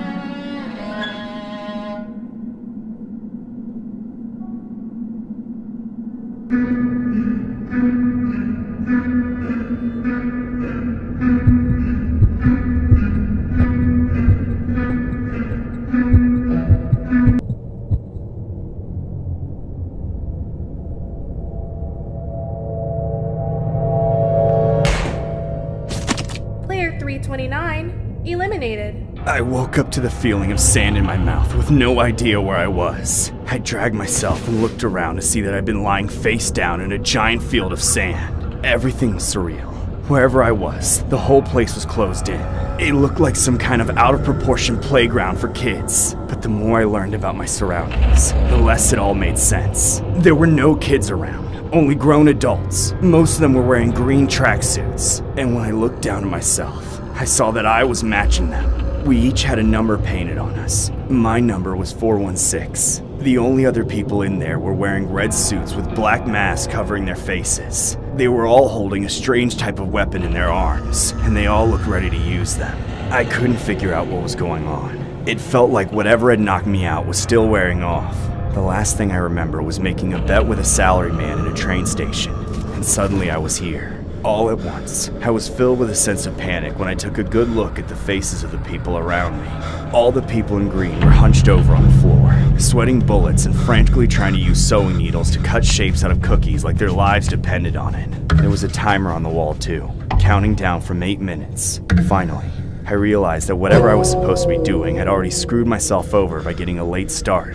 However, I was still paralyzed with confusion. None of this seemed real. It didn't make any sense. It had to be a dream, I thought. Some kind of stress-induced nightmare or feverish hallucination. I told myself to wake up and snap out of it. I pinched myself as hard as I could, but I had to face the fact that this was real, even though I wasn't ready for it. I curled up into a ball and squeezed my eyes shut, begging and pleading for it all to go away. Please be a dream. Please be a dream. Please be a dream. Please be a dream. Hey! What do you want? Get started, unless you want to end up like him. Please, it's just a small crack. You don't have to do this.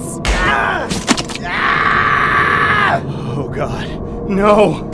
Good luck, 416. What was that? What's going on here? Where is it? Where's my cookie? 7 minutes remaining. There. Okay. No, it can't be. Please. Psst. Hey. What? What are we supposed to be doing with this? Cut out the shape without cracking it. If you crack it or don't finish in time, you lose. What happens if we lose? Are you stupid? Just let me focus. Wait, what shape do you have? A square. Now shut up. But why do I have the umbrella? That's like the hardest shape. Why couldn't I have a circle or a star or a square like you? Just leave me alone. Now look what you did, you son of a... I'm sorry, please forgive me. 6 minutes remaining. No, how's that possible?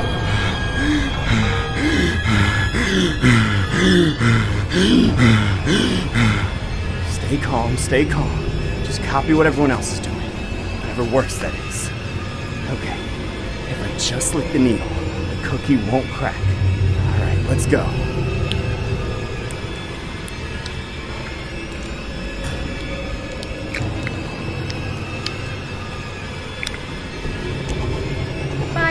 Remaining. Don't listen to that. Don't think about anything. Stay focused. Don't Don't think about it. Don't think about it. Don't think about it.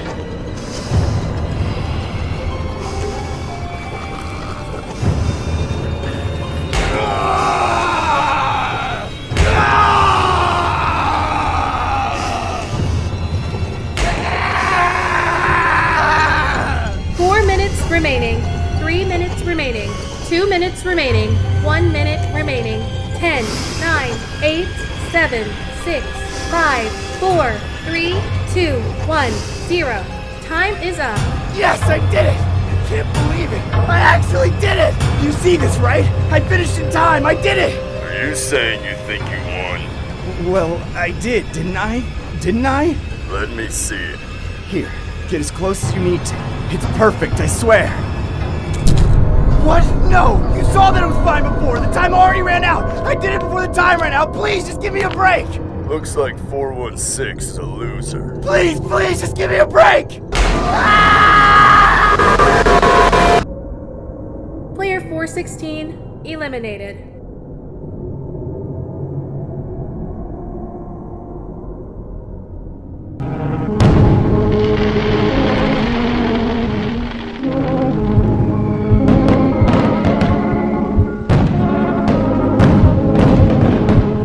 I'm an officer of the New York Police Department. I've been all around the city, but one place I've returned to on several occasions is Times Square on New Year's Eve. We like to keep a sizable presence there, as it's the biggest crowd we ever see. We have a perimeter of security checkpoints and patrols all around and through the area. Our goal is to prevent as many crimes from happening as possible. We keep in contact with other officers in the vicinity, but for the most part, we all stick to our own designated areas. Times Square on that specific night is like nothing else. Everyone has to stay laser focused on everything around them. One year, I got posted up right next to a security checkpoint. There were a few other officers spaced out every 30 feet or so, along the fence too. These were the guys I would be most likely to call in for backup, and vice versa. While we were still a good 2 hours from the ball drop before things got to peak intensity, I noticed a suspicious man standing on the other side of the security fence. He was about 10 feet from it, and he was staring directly at me. I thought for a moment that he was looking at someone or something else, but it became clear that wasn't the case. There were so many people passing by in a blur on both sides of the fence that I only caught glimpses of him here and there, but he never moved from the same spot, and he never took his eyes off of me. I stared back at him to let him know I wasn't intimidated, but this didn't discourage him from staring at me. On the contrary, once he knew he had my attention, he smiled. He wasn't committing any crimes at that moment, but he sure was creeping me out. So I radioed over to some other nearby officers. While I waited for them to make their way over through the crowd, I tried to seem as though I wasn't fixated on the man, but I still watched out for him. When the two of them arrived, I pointed the man out to them. Hey, you see that guy over there? No? Which one? Is he on this side or that side? That side, the one staring at us. The hell is the matter with him? My colleague pointed over in the direction of the man, and when I looked back, I was a little shocked to see that he had made his way right up to the barrier. I got creeped out and took my eyes off him for a few seconds to keep talking. Yeah, that guy. You think something's wrong with him? Probably off the booger sugar, but that's not our problem. Ah! What? I turned around, and it was almost like the man had teleported right behind me. He kept staring at the three of us, smiling wider than ever before, but specifically looking at me. He then said, Happy New Year's, pigs! I stepped back out of caution, but in an attempt to keep the crowd around us from panicking, I tried to keep things calm. Happy holidays, sir. Is everything okay? Then, out of nowhere, the creep pulled a machete from his pants and slashed the other officer standing next to me. They dropped instantly as I reached for my weapon, but the man was so quick that he swung the machete into the side of my head. I dropped down in pain, dazed, only able to hear the pandemonium and screaming. I saw my colleague bleeding from the base of his shoulder, trying to compress the wound and get to his feet. Then, the shadow of the attacker stepped over me. He charged for my other colleague, and a few seconds later, I heard him scream too. If only I had acted quicker. If only I had drawn my weapon sooner. However, instead of going to attack others, The man returned to loom over me. He raised the machete into the air. I tried to reach for my weapon again, but it was almost like my body was moving in slow motion while the rest of the world went on around me. I thought this would be the final blow that would take me out. Just then, I heard a sound cut through the chaos. My colleague next to me had pushed through and nailed the guy right in the shoulder. He dropped his machete, stiffened up, and collapsed to the ground at my feet as 50,000 volts of electricity fried him from the inside out. I was just starting to come to as the other officers surrounded the area and arrested the psycho. All three of us that he attacked were treated at the hospital, and thankfully, none of us suffered lasting injuries. Unfortunately, I had to take several weeks off for my wounds to heal, which included a minor concussion. The treatment for a concussion is supposed to be an extended period of as little brain activity as possible, but I couldn't stop thinking about the attack the whole time. I keep blaming myself for endangering my fellow officers and the people of New York. It's hard not to feel like an inferior police officer when some random radicalized freak got the better of me. I should have arrested him the moment he appeared inside the perimeter, instead of giving him the benefit of the doubt like he was just a lost idiot. That was a mistake that could have cost many lives, including my own that New Year's night. This story was inspired by a horrific incident regarding a man who attacked 3 New York police officers with a machete on New Year's Eve in 2022. A 20-year-old man named Trevor Bickford pleaded guilty to 3 counts of attempted slaying of the officers. It was alleged that the suspect was a terroristic extremist when he brutally attacked the 3 NYPD officers who were just doing their jobs by protecting the public during the Times Square New Year's Eve festivities. Thankfully, one of the officers' quick-thinking actions stopped the defendant's attack while minimizing the risk to the innocent bystanders, who easily might have become additional victims of the defendant's heinous violence. It was alleged that Bickford entered the security area of the Times Square security checkpoint, pulled out a machete, and struck an officer with the blade and another with the handle. He then swung the blade at a 3rd officer, who ultimately subdued him. Bickford later admitted he intended to take out as many cops before becoming a martyr himself. He has since been sentenced to 27 years in prison